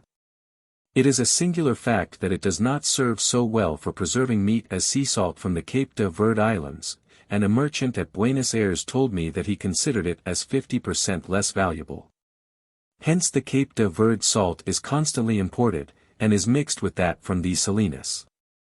The purity of the Patagonian salt, or absence from it of those other saline bodies found in all sea water, is the only assignable cause for this inferiority, a conclusion which no one, I think, would have suspected, but which is supported by the fact lately ascertained, 35 that those salts answer best for preserving cheese which contain most of the deliquescent chlorides.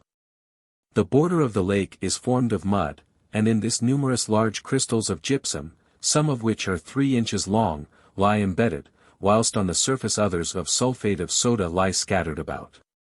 The gauchos call the former the Padre del Sal, and the latter the Madre. They state that these progenitive salts always occur on the borders of the salinas, when the water begins to evaporate. The mud is black, and has a fetid odor. I could not at first imagine the cause of this, but I afterwards perceived that the froth which the wind drifted on shore was colored green, as if by confervae. I attempted to carry home some of this green matter, but from an accident failed. Parts of the lake seen from a short distance appeared of a reddish color, and this perhaps was owing to some infusorial animalcula. The mud in many places was thrown up by numbers of some kind of worm, or annelidous animal. How surprising it is that any creatures should be able to exist in brine, and that they should be crawling among crystals of sulfate of soda and lime. And what becomes of these worms when, during the long summer, the surface is hardened into a solid layer of salt? Flamingoes in considerable numbers inhabit this lake, and breed here, throughout Patagonia, in northern Chile, and at the Galapagos Islands. I met with these birds wherever there were lakes of brine. I saw them here wading about in search of food, probably for the worms which burrow in the mud, and these latter probably feed on Infusoria or confervae. Thus we have a little living world within itself, adapted to these inland lakes of brine. A minute crustaceous animal, Cancer salinus, is said 36 to live in countless numbers in the brine pans at Lymington, but only in those in which the fluid has attained, from evaporation, considerable strength, namely, about 1/4 pound of salt to a pint of water. Well may we affirm that every part of the world is habitable. Whether lakes of brine, or those subterranean ones hidden beneath volcanic mountains, warm mineral springs, the wide expanse and depths of the ocean, the upper regions of the atmosphere, and even the surface of perpetual snow, all support organic beings. To the northward of the Rio Negro, between it and the inhabited country near Buenos Aires, the Spaniards have only one small settlement, recently established at Bahia Blanca. The distance in a straight line to Buenos Aires is very nearly 500 British miles. The wandering tribes of horse Indians, which have always occupied the greater part of this country, having of late much harassed the outlying Estancias. The government at Buenos Aires equipped some time since an army under the command of General Rosas for the purpose of exterminating them. The troops were now encamped on the banks of the Colorado, a river lying about 80 miles northward of the Rio Negro. When General Rosas left Buenos Aires he struck in a direct line across the unexplored plains, and as the country was thus pretty well cleared of Indians, he left behind him, at wide intervals, a small party of soldiers with a troop of horses, a posta, so as to be enabled to keep up a communication with the capital. As the Beagle intended to call at Bahia Blanca, I determined to proceed there by land, and ultimately I extended my plan to travel the whole way by the postas to Buenos Aires. August 11, 1833. Mr. Harris, an Englishman residing at Patagones, a guide, and 5 gauchos who were proceeding to the army on business, were my companions on the journey. The Colorado, as I have already said, is nearly 80 miles distant, and as we traveled slowly, we were 2 days and a half on the road. The whole line of country deserves scarcely a better name than that of a desert. Water is found only in 2 small wells. It is called fresh, but even at this time of the year, during the rainy season, it was quite brackish. In the summer this must be a distressing passage, for now it was sufficiently desolate. The valley of the Rio Negro, broad as it is, has merely been excavated out of the sandstone plain. For immediately above the bank on which the town stands, a level country commences, which is interrupted only by a few trifling valleys and depressions. Everywhere the landscape wears the same sterile aspect. A dry gravelly soil supports tufts of brown withered grass, and low scattered bushes, armed with thorns. Shortly after passing the first spring we came in sight of a famous tree, which the Indians reverence as the altar of Walichu. It is situated on a high part of the plain, and hence is a landmark visible at a great distance. As soon as a tribe of Indians come in sight of it, they offer their adorations by loud shouts. The tree itself is low, much branched, and thorny. Just above the root it has a diameter of about 3 feet. It stands by itself without any neighbor, and was indeed the first tree we saw. Afterwards we met with a few others of the same kind, but they were far from common.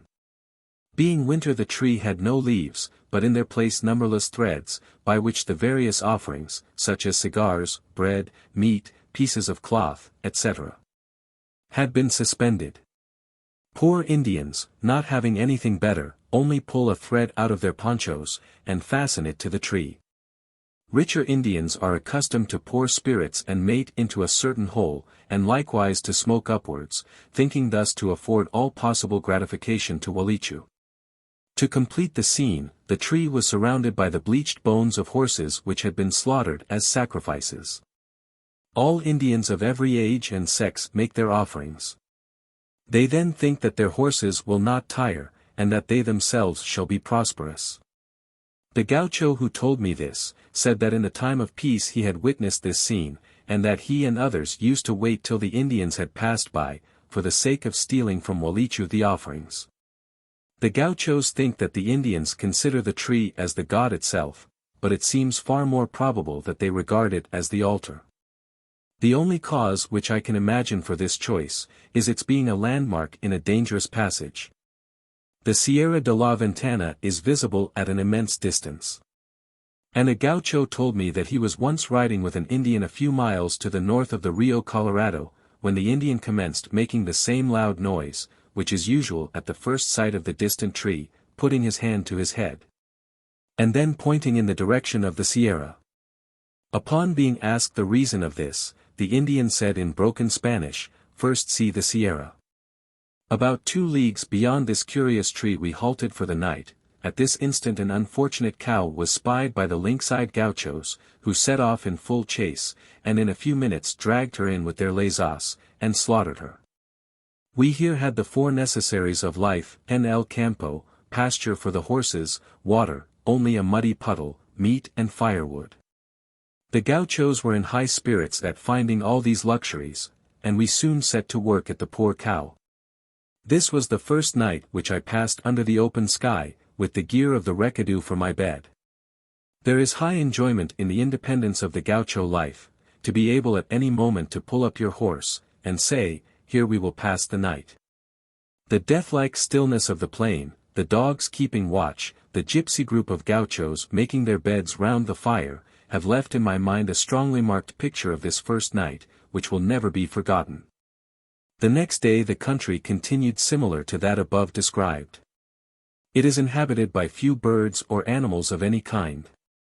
Occasionally a deer, or a guanaco, wild llama, may be seen, but the agouti, Cavia patagonica, is the commonest quadruped. This animal here represents our hares. It differs, however, from that genus in many essential respects. For instance, it has only 3 toes behind. It is also nearly twice the size, weighing from 20 to 25 pounds. The agouti is a true friend of the desert. It is a common feature of the landscape to see 2 or 3 hopping quickly one after the other in a straight line across these wild plains. They are found as far north as the Sierra Tapauguan, lat. 37 degrees 30 minutes, where the plain rather suddenly becomes greener and more humid, and their southern limit is between Port Desire and Street Julian, where there is no change in the nature of the country. It is a singular fact, that although the agouti is not now found as far south as Port St. Julian, yet that Captain Wood, in his voyage in 1670, talks of them as being numerous there. What cause can have altered, in a wide, uninhabited, and rarely visited country, the range of an animal like this? It appears also, from the number shot by Captain Wood in one day at Port Desire, that they must have been considerably more abundant there formerly than at present. Where the biscacho lives and makes its burrows, the agouti uses them. But where, as at Bahia Blanca, the biscacha is not found, the agouti burrows for itself. The same thing occurs with the little owl of the Pampas, Athene cunicularia, which has so often been described as standing like a sentinel at the mouth of the burrows. For in Banda Oriental, owing to the absence of the biscacha, it is obliged to hollow out its own habitation. The next morning, as we approached the Rio Colorado, the appearance of the country changed. We soon came on a plain covered with turf, which, from its flowers, tall clover, and little owls, resembled the pampas. We passed also a muddy swamp of considerable extent, which in summer dries, and becomes encrusted with various salts. And hence is called a salitral. It was covered by low succulent plants, of the same kind with those growing on the seashore. The Colorado, at the pass where we crossed it, is only about 60 yards wide. Generally it must be nearly double that width. Its course is very tortuous, being marked by willow trees and beds of reeds. In a direct line the distance to the mouth of the river is said to be 9 leagues, but by water 25. We were delayed crossing in the canoe by some immense troops of mares, which were swimming the river in order to follow a division of troops into the interior. A more ludicrous spectacle I never beheld than the hundreds and hundreds of heads, all directed one way, with pointed ears and distended snorting nostrils, appearing just above the water like a great shoal of some amphibious animal. Mare's flesh is the only food which the soldiers have when on an expedition. This gives them a great facility of movement. For the distance to which horses can be driven over these plains is quite surprising. I have been assured that an unloaded horse can travel 100 miles a day for many days successively. The encampment of General Rosas was close to the river. It consisted of a square formed by wagons, artillery, straw huts, etc. The soldiers were nearly all cavalry, and I should think such a villainous, banditti-like army was never before collected together. The greater number of men were of a mixed breed, between Negro, Indian, and Spaniard. I know not the reason, but men of such origin seldom have a good expression of countenance. I called on the secretary to show my passport. He began to cross-question me in the most dignified and mysterious manner. By good luck I had a letter of recommendation from the government of Buenos Aires 37 to the commandant of Patagones. This was taken to General Rosas, who sent me a very obliging message, and the secretary returned all smiles and graciousness. We took up our residence in the rancho, or hovel, of a curious old Spaniard, who had served with Napoleon in the expedition against Russia. We stayed 2 days at the Colorado. I had little to do, for the surrounding country was a swamp, which in summer, December, when the snow melts on the Cordillera, is overflowed by the river. My chief amusement was watching the Indian families as they came to buy little articles at the rancho where we stayed. It was supposed that General Rosas had about 600 Indian allies. The men were a tall, fine race, yet it was afterwards easy to see in the Fuegian savage the same countenance rendered hideous by cold, want of food, and less civilization.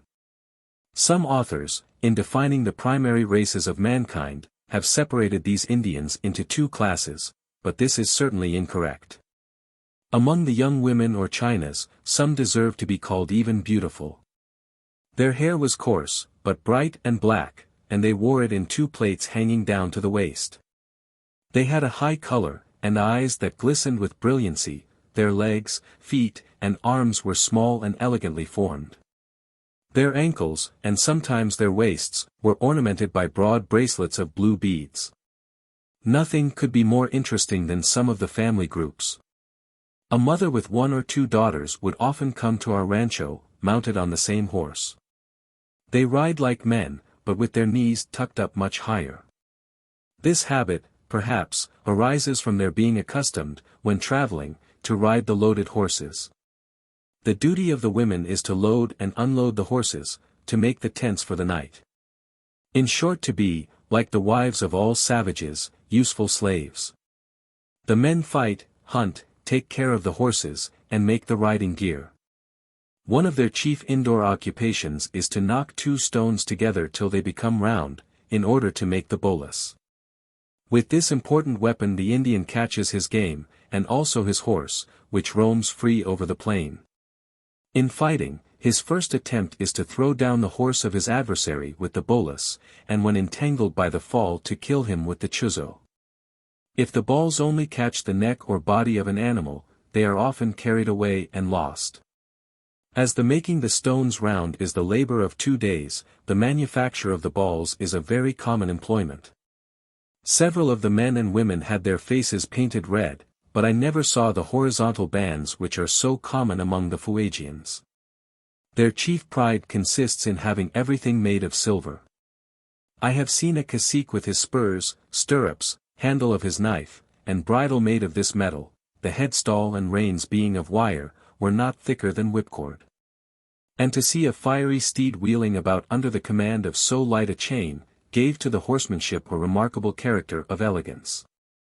General Rosas intimated a wish to see me, a circumstance which I was afterwards very glad of.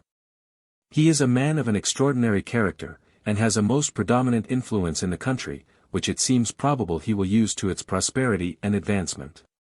38 He is said to be the owner of 74 square leagues of land, and to have about 300,000 head of cattle.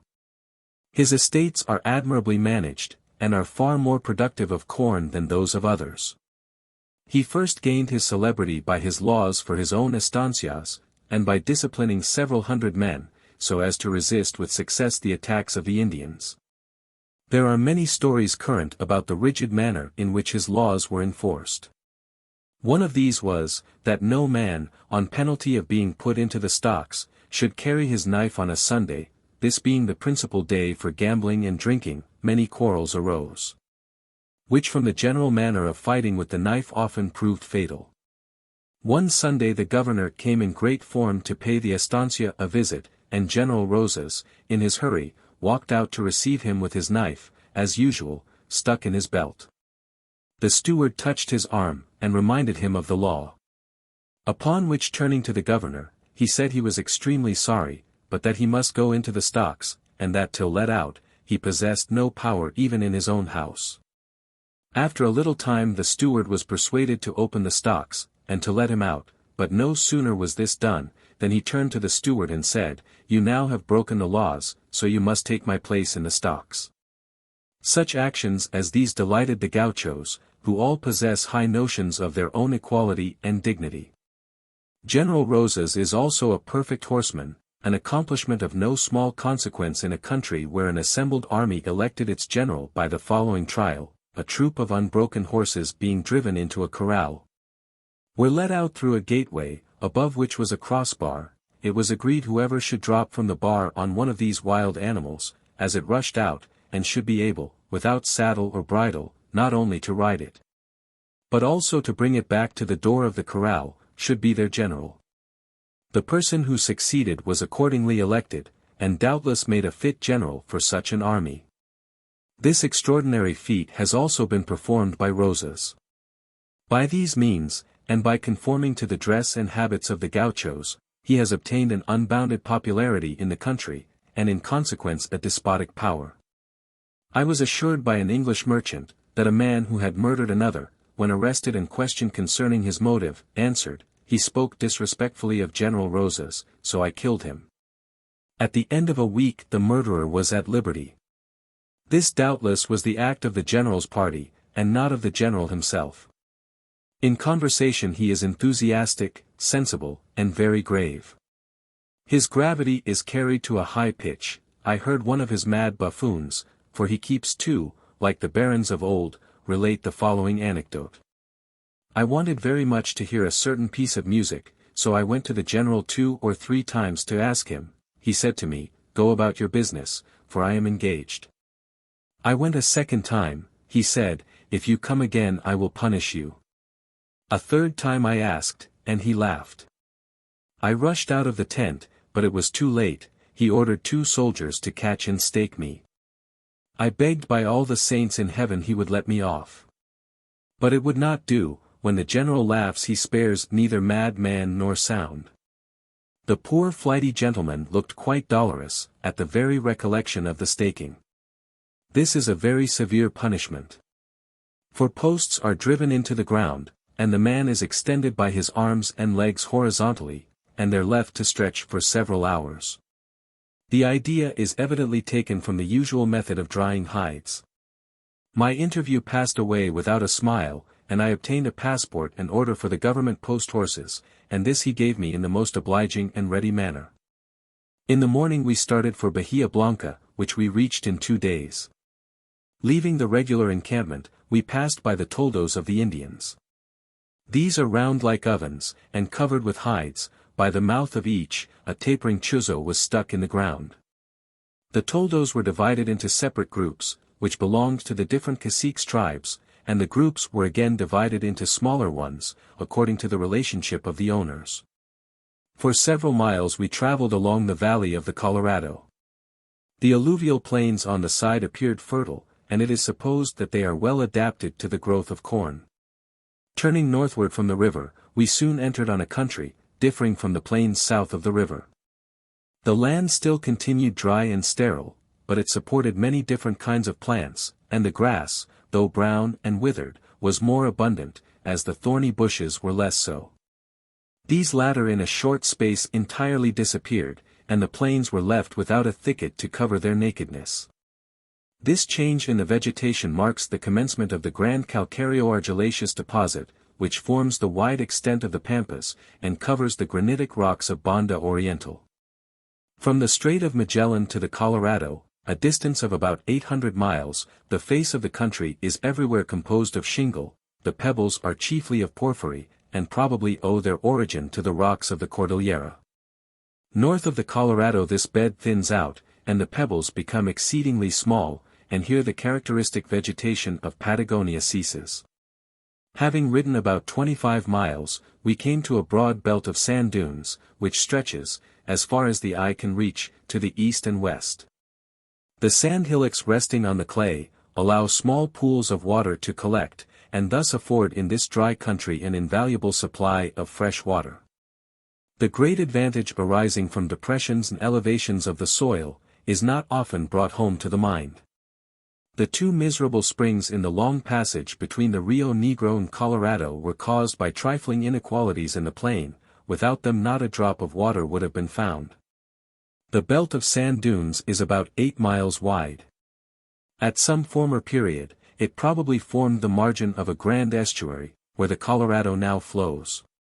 In this district, where absolute proofs of the recent elevation of the land occur, such speculations can hardly be neglected by any one, although merely considering the physical geography of the country. Having crossed the sandy tract, we arrived in the evening at one of the post houses, and, as the fresh horses were grazing at a distance we determined to pass the night there. The house was situated at the base of a ridge between 100 and 200 feet high, a most remarkable feature in this country. This posta was commanded by a Negro lieutenant, born in Africa. To his credit be it said, there was not a ranch between the Colorado and Buenos Ayres in nearly such neat order as his. He had a little room for strangers, and a small corral for the horses, all made of sticks and reeds. He had also dug a ditch round his house as a defense in case of being attacked. This would, however, have been of little avail, if the Indians had come, but his chief comfort seemed to rest in the thought of selling his life dearly. A short time before, a body of Indians had traveled past in the night. If they had been aware of the posta, our black friend and his 4 soldiers would assuredly have been slaughtered. I did not anywhere meet a more civil and obliging man than this Negro. It was therefore the more painful to see that he would not sit down and eat with us. In the morning we sent for the horses very early, and started for another exhilarating gallop.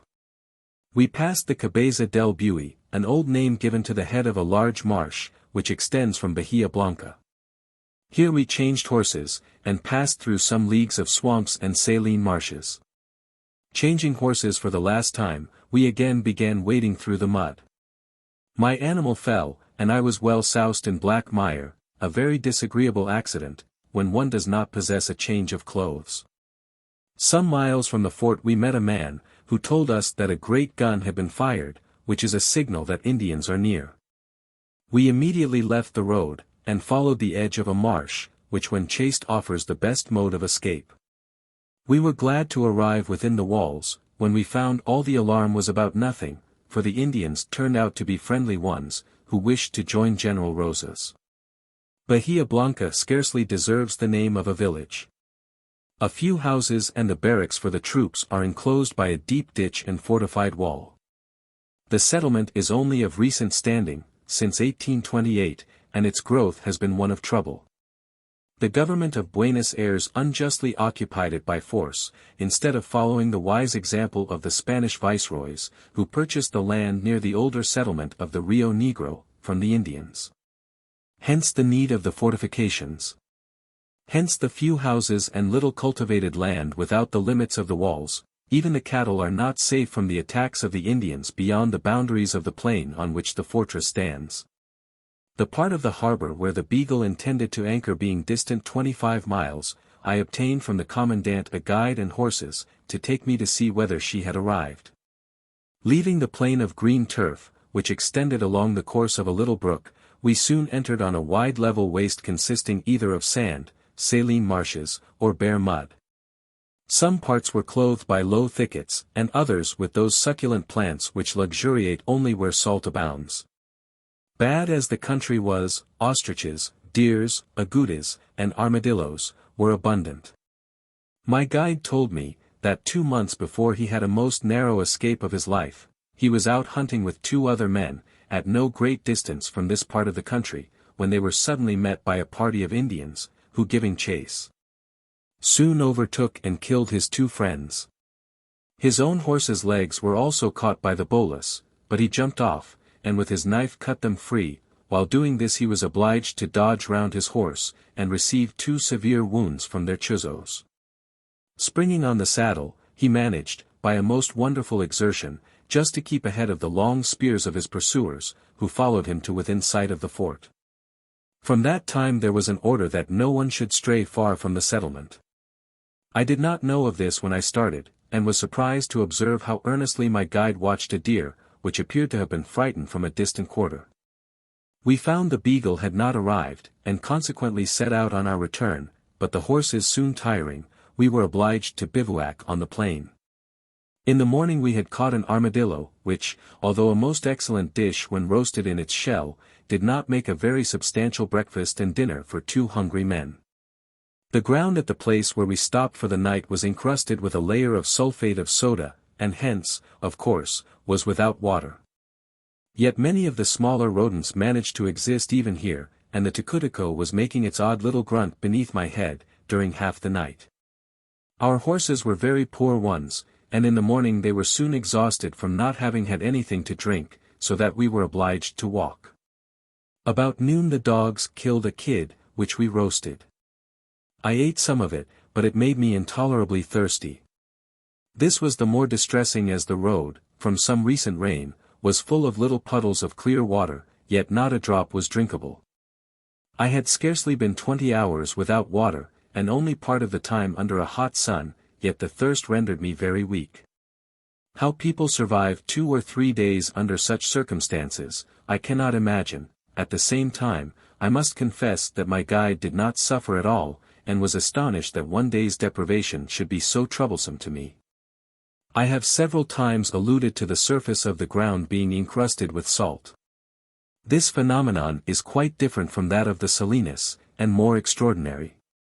In many parts of South America, wherever the climate is moderately dry, these incrustations occur, but I have nowhere seen them so abundant as near Bahia Blanca. The salt here, and in other parts of Patagonia, consists chiefly of sulfate of soda with some common salt. As long as the ground remains moist in the salitrals, as the Spaniards improperly call them, mistaking this substance for saltpetre, nothing is to be seen but an extensive plain composed of a black, muddy soil, supporting scattered tufts of succulent plants. On returning through one of these tracts, after a week's hot weather, one is surprised to see square miles of the plain white, as if from a slight fall of snow, here and there heaped up by the wind into little drifts. This latter appearance is chiefly caused by the salts being drawn up, during the slow evaporation of the moisture, round blades of dead grass, stumps of wood, and pieces of broken earth, instead of being crystallized at the bottoms of the puddles of water. The salitrals occur either on level tracts elevated only a few feet above the level of the sea, or on alluvial land bordering rivers. M. Parchap 39 found that the saline incrustation on the plain, at the distance of some miles from the sea, consisted chiefly of sulfate of soda, with only 7% of common salt. Whilst nearer to the coast, the common salt increased to 37 parts in 100. This circumstance would tempt one to believe that the sulfate of soda is generated in the soil, from the muriate left on the surface during the slow and recent elevation of this dry country. The whole phenomenon is well worthy the attention of naturalists. Have the succulent, salt-loving plants, which are well known to contain much soda, the power of decomposing the muriate? Does the black fetid mud, abounding with organic matter, yield the sulfur and ultimately the sulfuric acid? 2 days afterwards I again rode to the harbor, when not far from our destination, my companion, the same man as before, spied 3 people hunting on horseback. He immediately dismounted, and watching them intently, said, "They don't ride like Christians, and nobody can leave the fort." The 3 hunters joined company, and likewise dismounted from their horses. At last one mounted again and rode over the hill out of sight. My companion said, "We must now get on our horses, load your pistol," and he looked to his own sword. I asked, "Are they Indians?" "Quien sabe?" Who knows? If there are no more than 3, it does not signify. It then struck me, that the one man had gone over the hill to fetch the rest of his tribe. I suggested this, but all the answer I could extort was, "Quien sabe?" His head and I never for a minute ceased scanning slowly the distant horizon. I thought his uncommon coolness too good a joke, and asked him why he did not return home. I was startled when he answered, "We are returning, but in a line so as to pass near a swamp, into which we can gallop the horses as far as they can go, and then trust to our own legs, so that there is no danger." I did not feel quite so confident of this, and wanted to increase our pace. He said, "No, not until they do." When any little inequality concealed us, we galloped, but when in sight, continued walking. At last we reached a valley, and turning to the left, galloped quickly to the foot of a hill. He gave me his horse to hold, made the dogs lie down, and then crawled on his hands and knees to reconnoiter. He remained in this position for some time, and at last, bursting out in laughter, exclaimed, "Mujeres! Women!" He knew them to be the wife and sister-in-law of the major's son, hunting for ostriches' eggs. I have described this man's conduct, because he acted under the full impression that they were Indians. As soon, however, as the absurd mistake was found out, he gave me 100 reasons why they could not have been Indians. But all these were forgotten at the time. We then rode on in peace and quietness to a low point called Punta Alta, whence we could see nearly the whole of the great harbor of Bahia Blanca. The wide expanse of water is choked up by numerous great mud banks, which the inhabitants call cangrejales, or crabberies, from the number of small crabs. The mud is so soft that it is impossible to walk over them, even for the shortest distance. Many of the banks have their surfaces covered with long rushes, the tops of which alone are visible at high water. On one occasion, when in a boat, we were so entangled by these shallows that we could hardly find our way. Nothing was visible but the flat beds of mud. The day was not very clear, and there was much refraction, or, as the sailors expressed it, things loomed high. The only object within our view which was not level was the horizon.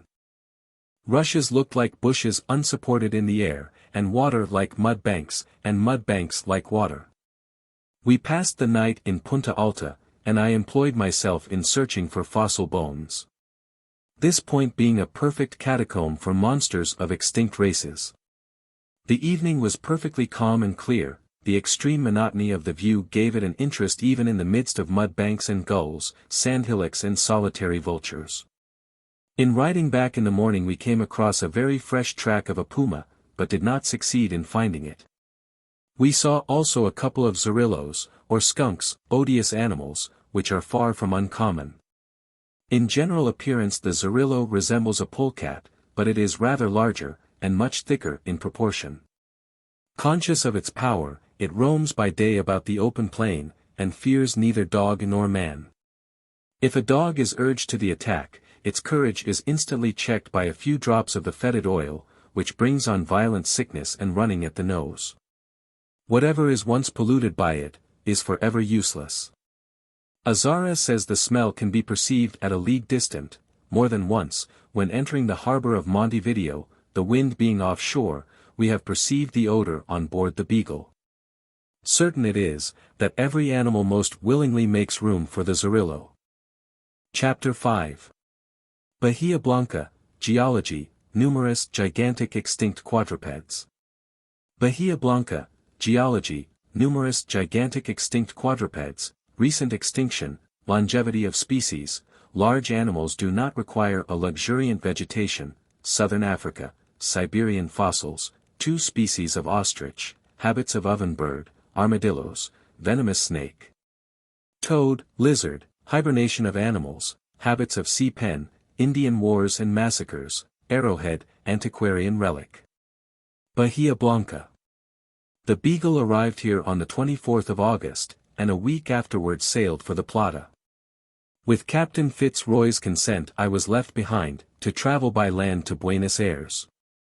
I will here add some observations, which were made during this visit and on a previous occasion, when the Beagle was employed in surveying the harbor. The plain, at the distance of a few miles from the coast, belongs to the Great Pampean Formation, which consists in part of a reddish clay, and in part of a highly calcareous marly rock.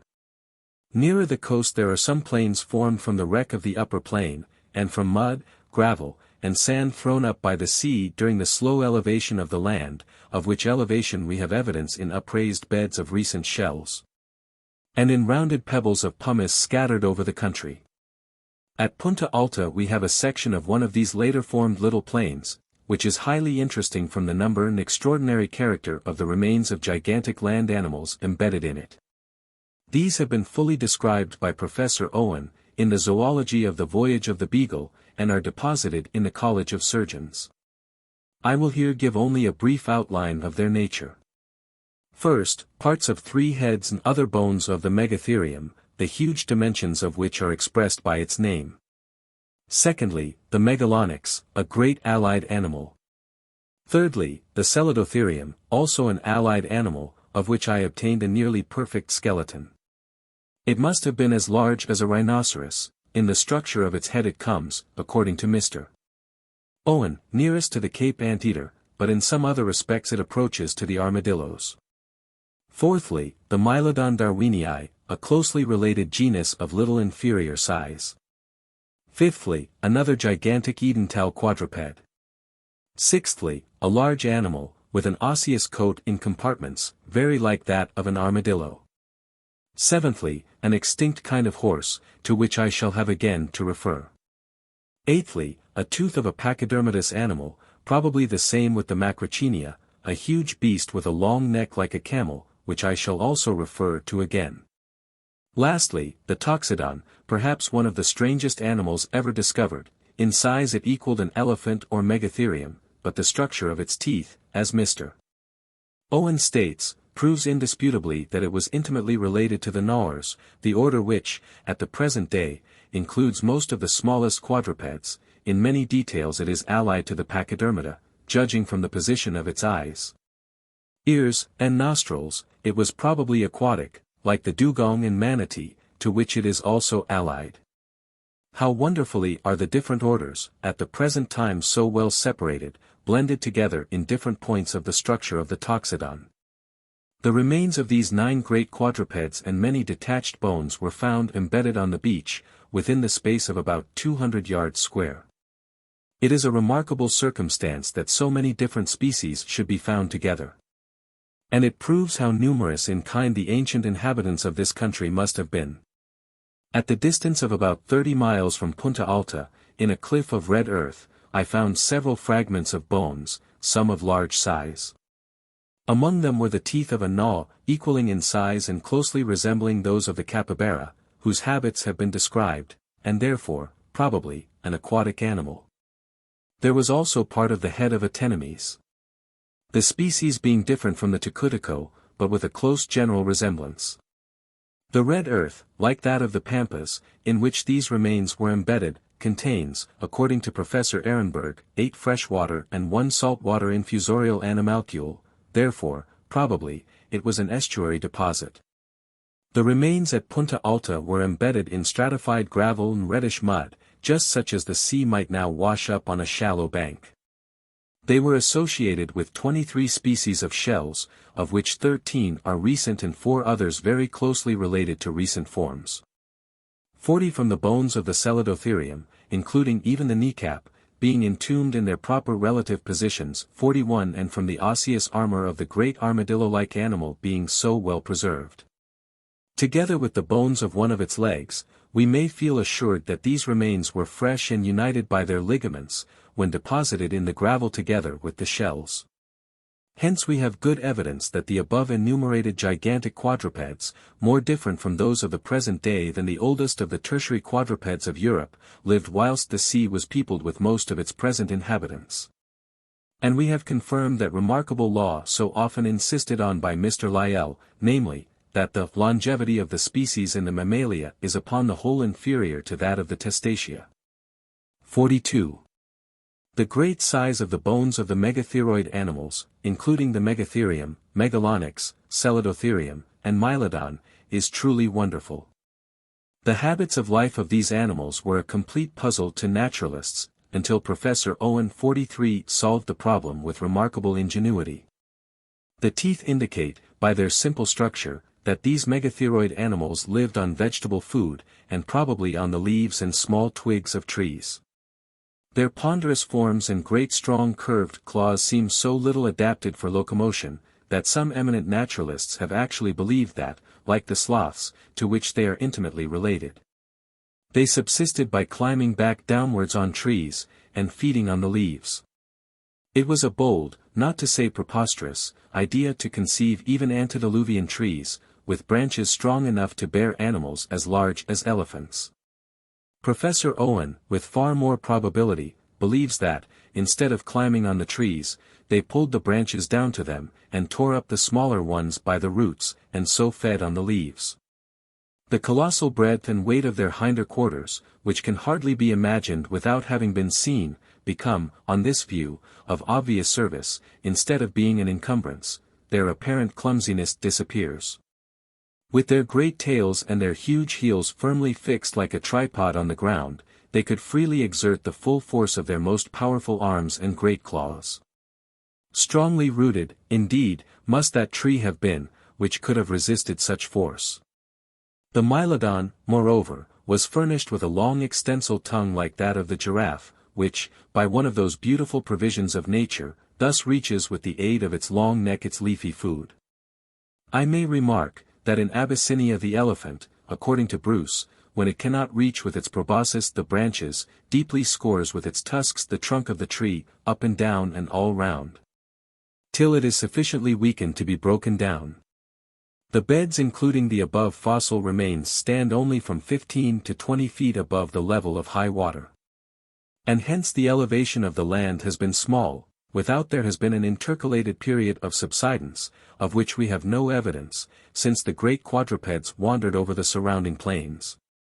And the external features of the country must then have been very nearly the same as now. What, it may naturally be asked, was the character of the vegetation at that period, was the country as wretchedly sterile as it now is?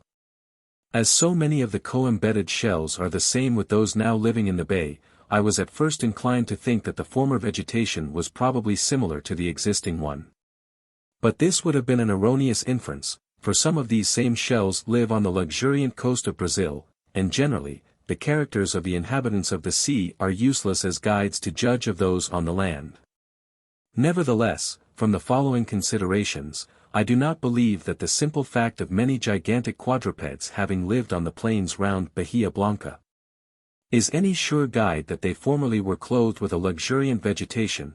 I have no doubt that the sterile country a little southward, near the Rio Negro, with its scattered thorny trees, would support many and large quadrupeds. That large animals require a luxuriant vegetation, has been a general assumption which has passed from one work to another. But I do not hesitate to say that it is completely false, and that it has vitiated the reasoning of geologists on some points of great interest in the ancient history of the world. The prejudice has probably been derived from India, and the Indian islands, where troops of elephants, noble forests, and impenetrable jungles, are associated together in everyone's mind. If, however, we refer to any work of travels through the southern parts of Africa, we shall find allusions in almost every page either to the desert character of the country, or to the numbers of large animals inhabiting it. The same thing is rendered evident by the many engravings which have been published of various parts of the interior. When the Beagle was at Cape Town, I made an excursion of some days' length into the country, which at least was sufficient to render that which I had read more fully intelligible. Dr. Andrew Smith, who, at the head of his adventurous party, has lately succeeded in passing the Tropic of Capricorn, informs me that, taking into consideration the whole of the southern part of Africa, there can be no doubt of its being a sterile country. On the southern and southeastern coasts there are some fine forests, but with these exceptions, the traveler may pass for days together through open plains, covered by a poor and scanty vegetation. It is difficult to convey any accurate idea of degrees of comparative fertility. But it may be safely said that the amount of vegetation supported at any one time 44 by Great Britain, exceeds, perhaps even tenfold, the quantity on an equal area in the interior parts of southern Africa. The fact that bullock wagons can travel in any direction, excepting near the coast, without more than occasionally half an hour's delay in cutting down bushes, gives, perhaps, a more definite notion of the scantiness of the vegetation. Now, if we look to the animals inhabiting these wide plains, we shall find their numbers extraordinarily great, and their bulk immense. We must enumerate the elephant, 3 species of rhinoceros, and probably, according to Dr.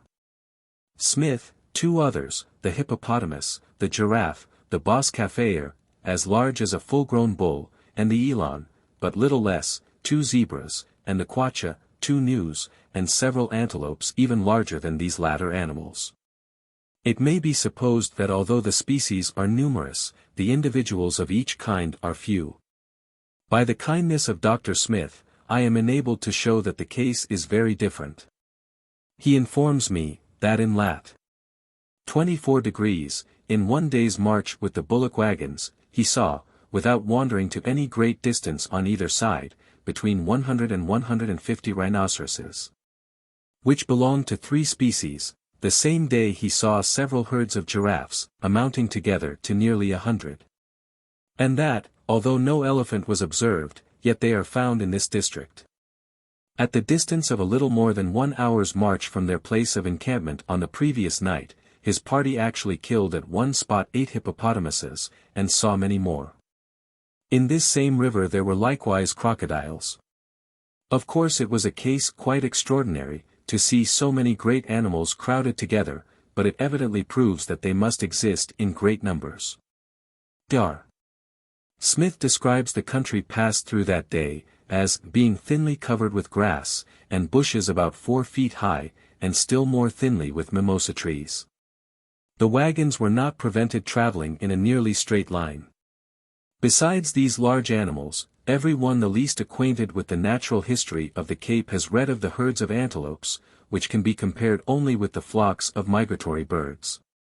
The numbers indeed of the lion, panther, and hyena, and the multitude of birds of prey, plainly speak of the abundance of the smaller quadrupeds. One evening 7 lions were counted at the same time prowling round Dr. Smith's encampment. As this able naturalist remarked to me, the carnage each day in southern Africa must indeed be terrific. I confess it is truly surprising how such a number of animals can find support in a country producing so little food. The larger quadrupeds no doubt roam over wide tracts in search of it, and their food chiefly consists of underwood, which probably contains much nutriment in a small bulk. Dr. Smith also informs me that the vegetation has a rapid growth. No sooner is a part consumed, than its place is supplied by a fresh stock. There can be no doubt, however, that our ideas respecting the apparent amount of food necessary for the support of large quadrupeds are much exaggerated. It should have been remembered that the camel, an animal of no mean bulk, has always been considered as the emblem of the desert. The belief that where large quadrupeds exist, the vegetation must necessarily be luxuriant, is the more remarkable, because the converse is far from true. Mr. Burchell observed to me that when entering Brazil, nothing struck him more forcibly than the splendor of the South American vegetation contrasted with that of South Africa, together with the absence of all large quadrupeds. In his travels 45 he has suggested that the comparison of the respective weights, if there were sufficient data, of an equal number of the largest herbivorous quadrupeds of each country would be extremely curious. If we take on the one side, the elephant, 46 hippopotamus, giraffe, bos café, eland, certainly 3, and probably 5 species of rhinoceros. And on the American side, 2 tapirs, the guanaco, 3 deer, the vicuna, peccary, capybara, after which we must choose from the monkeys to complete the number, and then place these 2 groups alongside each other. It is not easy to conceive ranks more disproportionate in size. After the above facts, we are compelled to conclude, against anterior probability 47, that among the mammalia there exists no close relation between the bulk of the species and the quantity of the vegetation in the countries which they inhabit. With regard to the number of large quadrupeds, there certainly exists no quarter of the globe which will bear comparison with southern Africa. After the different statements which have been given, the extremely desert character of that region will not be disputed. In the European division of the world, we must look back to the tertiary epochs, to find a condition of things among the mammalia, resembling that now existing at the Cape of Good Hope. Those tertiary epochs, which we are apt to consider as abounding to an astonishing degree with large animals, because we find the remains of many ages accumulated at certain spots, could hardly boast of more large quadrupeds than southern Africa does at present. If we speculate on the condition of the vegetation during those epochs, we are at least bound so far to consider existing analogies, as not to urge as absolutely necessary a luxuriant vegetation. When we see a state of things so totally different at the Cape of Good Hope, we know 48 that the extreme regions of North America many degrees beyond the limit where the ground at the depth of a few feet remains perpetually congealed, are covered by forests of large and tall trees. In a like manner, in Siberia, we have woods of birch, fir, aspen, and larch, growing in a latitude 49, 64 degrees, where the mean temperature of the air falls below the freezing point, and where the earth is so completely frozen that the carcass of an animal embedded in it is perfectly preserved. With these facts we must grant, as far as quantity alone of vegetation is concerned, that the great quadrupeds of the later tertiary epochs might, in most parts of northern Europe and Asia, have lived on the spots where their remains are now found. I do not here speak of the kind of vegetation necessary for their support, because, as there is evidence of physical changes, and as the animals have become extinct, so may we suppose that the species of plants have likewise been changed. These remarks, I may be permitted to add, directly bear on the case of the Siberian animals preserved in ice. The firm conviction of the necessity of a vegetation possessing a character of tropical luxuriance, to support such large animals, and the impossibility of reconciling this with the proximity of perpetual congelation, was one chief cause of the several theories of sudden revolutions of climate, and of overwhelming catastrophes, which were invented to account for their entombment. I am far from supposing that the climate has not changed since the period when those animals lived, which now lie buried in the ice. At present I only wish to show, that as far as quantity of food alone is concerned, the ancient rhinoceroses might have roamed over the steppes of central Siberia, the northern parts probably being under water, even in their present condition. As well as the living rhinoceroses and elephants over the Karos of southern Africa. I will now give an account of the habits of some of the more interesting birds which are common on the wild plains of northern Patagonia, and first for the largest, or South American ostrich. The ordinary habits of the ostrich are familiar to every one. They live on vegetable matter, such as roots and grass. But at Bahia Blanca I have repeatedly seen 3 or 4 come down at low water to the extensive mud banks which are then dry, for the sake, as the gauchos say, of feeding on small fish. Although the ostrich in its habits is so shy, wary, and solitary, and although so fleet in its pace, it is caught without much difficulty by the Indian or gaucho armed with the bolas. When several horsemen appear in a semicircle, it becomes confounded, and does not know which way to escape. They generally prefer running against the wind, yet at the first start they expand their wings, and like a vessel make all sail. On one fine hot day I saw several ostriches enter a bed of tall rushes, where they squatted concealed, till quite closely approached. It is not generally known that ostriches readily take to the water. Mr. King informs me that at the Bay of San Blas, and at Port Valdez in Patagonia, he saw these birds swimming several times from island to island. They ran into the water both when driven down to a point, and likewise of their own accord when not frightened. The distance crossed was about 200 yards. When swimming, very little of their bodies appear above water. Their necks are extended a little forward, and their progress is slow. On 2 occasions I saw some ostriches swimming across the Santa Cruz River, where its course was about 400 yards wide, and the stream rapid. Captain Sturt, 50 when descending the Murrumbidgee, in Australia, saw 2 emus in the act of swimming. The inhabitants of the country readily distinguish, even at a distance, the cock bird from the hen. The former is larger and darker colored 51 and has a bigger head. The ostrich, I believe the cock, emits a singular, deep-toned, hissing note. When first I heard it, standing in the midst of some sand hillocks, I thought it was made by some wild beast, for it is a sound that one cannot tell whence it comes, or from how far distant. When we were at Bahia Blanca in the months of September and October, the eggs, in extraordinary numbers, were found all over the country. They lie either scattered and single, in which case they are never hatched, and are called by the Spaniards huachos, or they are collected together into a shallow excavation, which forms the nest. Out of the 4 nests which I saw, 3 contained 22 eggs each, and the 4th 27. In one day's hunting on horseback 64 eggs were found, 44 of these were in 2 nests, and the remaining 20, scattered huachos. The gauchos unanimously affirm, and there is no reason to doubt their statement, that the male bird alone hatches the eggs, and for some time afterwards accompanies the young. The cock when on the nest lies very close. I have myself almost ridden over one. It is asserted that at such times they are occasionally fierce, and even dangerous, and that they have been known to attack a man on horseback, trying to kick and leap on him. My informer pointed out to me an old man, whom he had seen much terrified by one chasing him. I observe in Burchell's Travels in South Africa that he remarks, having killed a male ostrich, and the feathers being dirty, it was said by the Hottentots to be a nest bird.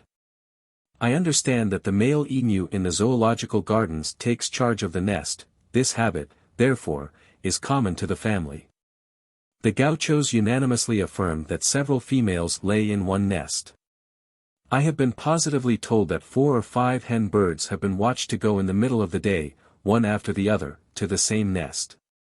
I may add, also, that it is believed in Africa that 2 or more females lay in one nest.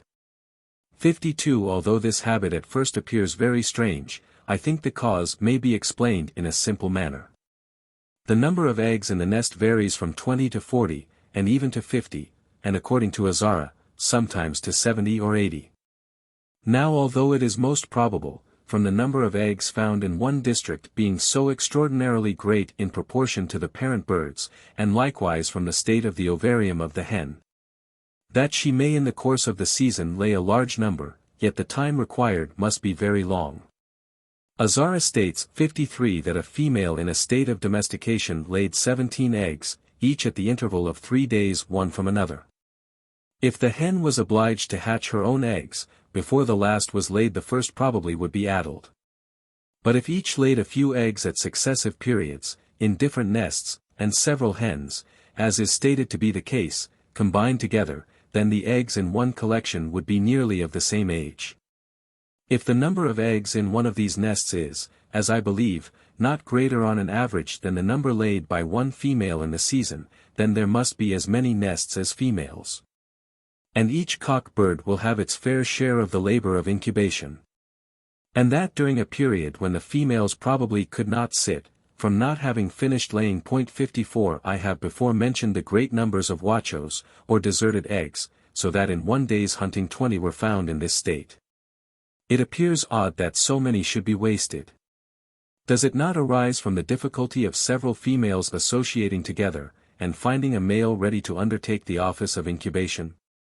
It is evident that there must at first be some degree of association between at least 2 females. Otherwise the eggs would remain scattered over the wide plains, at distances far too great to allow of the male collecting them into one nest. Some authors have believed that the scattered eggs were deposited for the young birds to feed on. This can hardly be the case in America, because the huachos, although often found addled and putrid, are generally whole. When at the Rio Negro in northern Patagonia, I repeatedly heard the gauchos talking of a very rare bird which they called Avestras patis. They described it as being less than the common ostrich, which is there abundant, but with a very close general resemblance. They said its color was dark and mottled, and that its legs were shorter, and feathered lower down than those of the common ostrich. It is more easily caught by the Bolas than the other species. The few inhabitants who had seen both kinds, affirmed they could distinguish them apart from a long distance. The eggs of the small species appeared, however, more generally known. And it was remarked, with surprise, that they were very little less than those of the rhea but of a slightly different form, and with a tinge of pale blue. This species occurs most rarely on the plains bordering the Rio Negro. But about 1.5 degrees farther south they are tolerably abundant. When at Port Desire, in Patagonia, lat. 48 degrees, Mr. Martins shot an ostrich. And I looked at it, forgetting at the moment, in the most unaccountable manner, the whole subject of the petises, and thought it was a not full-grown bird of the common sort. It was cooked and eaten before my memory returned. Fortunately the head, neck, legs, wings, many of the larger feathers, and a large part of the skin, had been preserved. And from these a very nearly perfect specimen has been put together, and is now exhibited in the Museum of the Zoological Society. Mr. Gould, in describing this new species, has done me the honor of calling it after my name. Among the Patagonian Indians in the Strait of Magellan, we found a half-Indian, who had lived some years with the tribe, but had been born in the northern provinces. I asked him if he had ever heard of the Avestras patis. He answered by saying, "Why, there are none others in these southern countries." He informed me that the number of eggs in the nest of the patis is considerably less than in that of the other kind, namely, not more than 15 on an average, but he asserted that more than one female deposited them. At Santa Cruz we saw several of these birds. They were excessively wary. I think they could see a person approaching when too far off to be distinguished themselves. In ascending the river few were seen. But in our quiet and rapid descent many, in pairs and by 4s or 5s, were observed. It was remarked that this bird did not expand its wings, when first starting at full speed, after the manner of the northern kind. In conclusion I may observe that the Struthio rhea inhabits the country of La Plata as far as a little south of the Rio Negro in lat. 41 degrees, and that the Struthio darwinii takes its place in southern Patagonia. The part about the Rio Negro being neutral territory. M.A. D'Orbigny, 55 when at the Rio Negro, made great exertions to procure this bird, but never had the good fortune to succeed. Dobrizoffer 56 long ago was aware of there being two kinds of ostriches, he says, you must know, moreover, that emus differ in size and habits in different tracts of land. For those that inhabit the plains of Buenos Aires and Tucumán are larger, and have black, white and gray feathers. Those near to the Strait of Magellan are smaller and more beautiful, for their white feathers are tipped with black at the extremity, and their black ones in like manner terminate in white.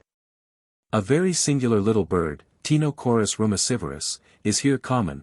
In its habits and general appearance it nearly equally partakes of the characters, different as they are, of the quail and snipe.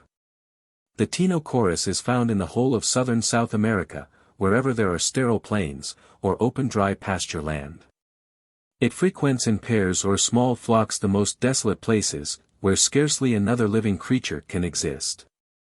Upon being approached they squat close, and then are very difficult to be distinguished from the ground. When feeding they walk rather slowly, with their legs wide apart. They dust themselves in roads and sandy places, and frequent particular spots, where they may be found day after day. Like partridges, they take wing in a flock. In all these respects, in the muscular gizzard adapted for vegetable food, in the arched beak and fleshy nostrils, short legs and form of foot, the Tinochorus has a close affinity with quails. But as soon as the bird is seen flying, its whole appearance changes. The long pointed wings, so different from those in the gallinaceous order, the irregular manner of flight, and plaintive cry uttered at the moment of rising, recall the idea of a snipe. The sportsmen of the Beagle unanimously called it the short-billed snipe. To this genus, or rather to the family of the waders, its skeleton shows that it is really related. The Tinochorus is closely related to some other South American birds. Two species of the genus Adiges are in almost every respect ptarmigans in their habits. One lives in Tierra del Fuego, above the limits of the forest land, and the other just beneath the snow line on the Cordillera of central Chile. A bird of another closely allied genus, Chionis alba, is an inhabitant of the Antarctic regions. It feeds on seaweed and shells on the tidal rocks. Although not web-footed, from some unaccountable habit it is frequently met with far out at sea. This small family of birds is one of those which, from its varied relations to other families, although at present offering only difficulties to the systematic naturalist, ultimately may assist in revealing the grand scheme common to the present and past ages, on which organized beings have been created. The genus Furnarius contains several species, all small birds, living on the ground, and inhabiting open dry countries. In structure they cannot be compared to any European form. Ornithologists have generally included them among the creepers, although opposed to that family in every habit.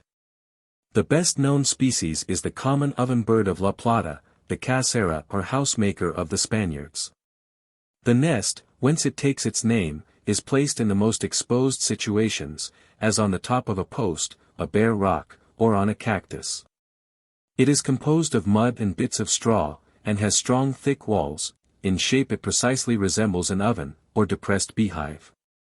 The opening is large and arched, and directly in front, within the nest, there is a partition, which reaches nearly to the roof, thus forming a passage or antechamber to the true nest. Another and smaller species of Furnarius, F.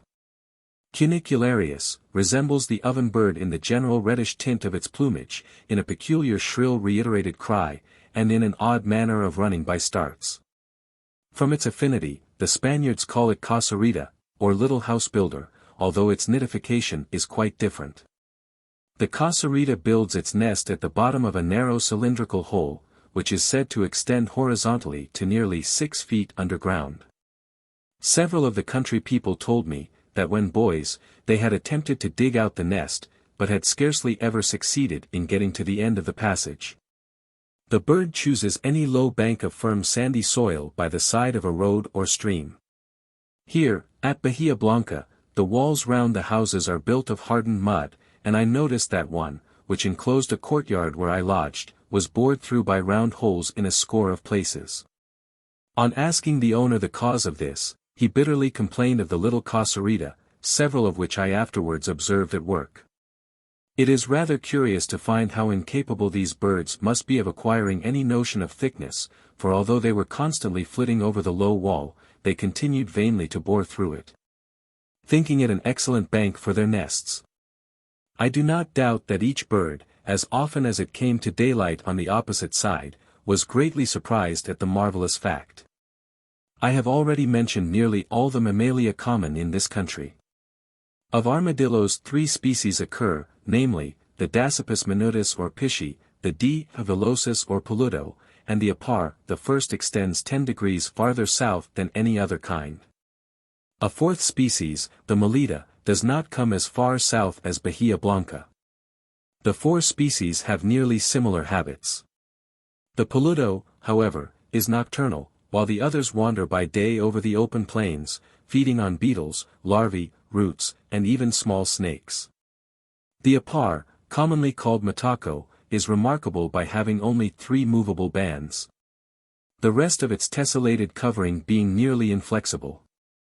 It has the power of rolling itself into a perfect sphere, like one kind of English woodlouse. In this state it is safe from the attack of dogs. For the dog, not being able to take the hole in its mouth, tries to bite one side, and the ball slips away. The smooth hard covering of the mataco offers a better defense than the sharp spines of the hedgehog. The pisci prefers a very dry soil. And the sand dunes near the coast, where for many months it can never taste water, is its favorite resort. It often tries to escape notice, by squatting close to the ground. In the course of a day's ride, near Bahia Blanca, several were generally met with. The instant one was perceived, it was necessary, in order to catch it, almost to tumble off one's horse. For in soft soil the animal burrowed so quickly, that its hinder quarters would almost disappear before one could alight. It seems almost a pity to kill such nice little animals, for as a gaucho said, while sharpening his knife on the back of one, "Son tan mansos, they are so quiet." Of reptiles there are many kinds. One snake, a trigonocephalus, or Cophias, subsequently called by M. Biberon T. crepidans, from the size of the poison channel in its fangs, must be very deadly. Cuvier, in opposition to some other naturalists, makes this a subgenus of the rattlesnake, and intermediate between it and the viper. In confirmation of this opinion, I observed a fact, which appears to me very curious and instructive, as showing how every character, even though it may be in some degree independent of structure, has a tendency to vary by slow degrees. The extremity of the tail of this snake is terminated by a point, which is very slightly enlarged, and as the animal glides along, it constantly vibrates the last inch. And this part, striking against the dry grass and brushwood, produces a rattling noise, which can be distinctly heard at the distance of 6 feet. As often as the animal was irritated or surprised, its tail was shaken. And the vibrations were extremely rapid. Even as long as the body retained its irritability, a tendency to this habitual movement was evident. This trigonocephalus has, therefore, in some respects the structure of a viper, with the habits of a rattlesnake, the noise, however, being produced by a simpler device. The expression of this snake's face was hideous and fierce. The pupil consisted of a vertical slit in a mottled and coppery iris, the jaws were broad at the base, and the nose terminated in a triangular projection. I do not think I ever saw anything more ugly, excepting, perhaps, some of the vampire bats. I imagine this repulsive aspect originates from the features being placed in positions, with respect to each other, somewhat proportional to those of the human face, and thus we obtain a scale of hideousness. Amongst the batrachian reptiles, I found only one little toad, Phryniscus nigricans, which was most singular from its color. If we imagine, first, that it had been steeped in the blackest ink, and then, when dry, allowed to crawl over a board, freshly painted with the brightest vermilion, so as to color the soles of its feet and parts of its stomach, a good idea of its appearance will be gained. If it had been an unnamed species, surely it ought to have been called Diabolicus, for it is a fit toad to preach in the ear of Eve. Instead of being nocturnal in its habits, as other toads are, and living in damp obscure recesses, it crawls during the heat of the day about the dry sand hillocks and arid plains, where not a single drop of water can be found. It must necessarily depend on the dew for its moisture, and this probably is absorbed by the skin, for it is known that these reptiles possess great powers of cutaneous absorption. At Maldonado, I found one in a situation nearly as dry as at Bahia Blanca, and thinking to give it a great treat, carried it to a pool of water. Not only was the little animal unable to swim, but I think without help it would soon have been drowned.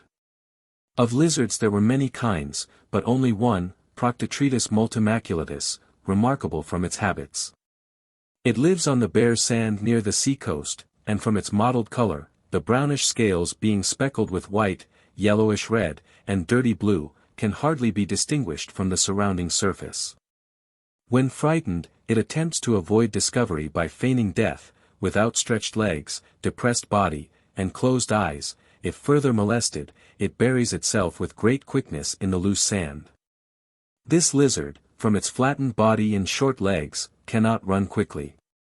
I will here add a few remarks on the hibernation of animals in this part of South America. When we first arrived at Bahia Blanca, September 7, 1832, we thought nature had granted scarcely a living creature to this sandy and dry country. By digging, however, in the ground, several insects, large spiders, and lizards were found in a half-torpid state. On the 15th, a few animals began to appear, and by the 18th, 3 days from the equinox, everything announced the commencement of spring. The plains were ornamented by the flowers of a pink wood sorrel, wild peas, enothary, and geraniums. And the birds began to lay their eggs. Numerous lamellicorn and heteromerous insects, the latter remarkable for their deeply sculptured bodies, were slowly crawling about. While the lizard tribe, the constant inhabitants of a sandy soil, darted about in every direction. During the first 11 days, whilst nature was dormant, the mean temperature taken from observations made every 2 hours on board the Beagle, was 51 degrees, and in the middle of the day the thermometer seldom ranged above 55 degrees. On the 11 succeeding days, in which all living things became so animated, the mean was 58 degrees, and the range in the middle of the day between 60 and 70. Here then an increase of 7 degrees in mean temperature, but a greater one of extreme heat, was sufficient to awake the functions of life. At Montevideo, from which we had just before sailed, in the 23 days included between the 26th of July and the 19th of August, the mean temperature from 276 observations was 58.4 degrees, the mean hottest day being 65.5 degrees, and the coldest 46 degrees. The lowest point to which the thermometer fell was 41.5 degrees, and occasionally in the middle of the day it rose to 69 degrees or 70 degrees. Yet with this high temperature, almost every beetle, several genera of spiders, snails, and land shells, toads and lizards, were all lying torpid beneath stones.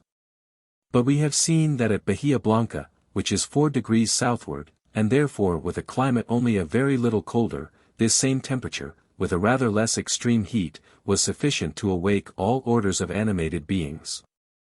This shows how nicely the stimulus required to arouse hibernating animals is governed by the usual climate of the district, and not by the absolute heat. It is well known that within the tropics the hibernation, or more properly estivation, of animals is determined not by the temperature, but by the times of drought.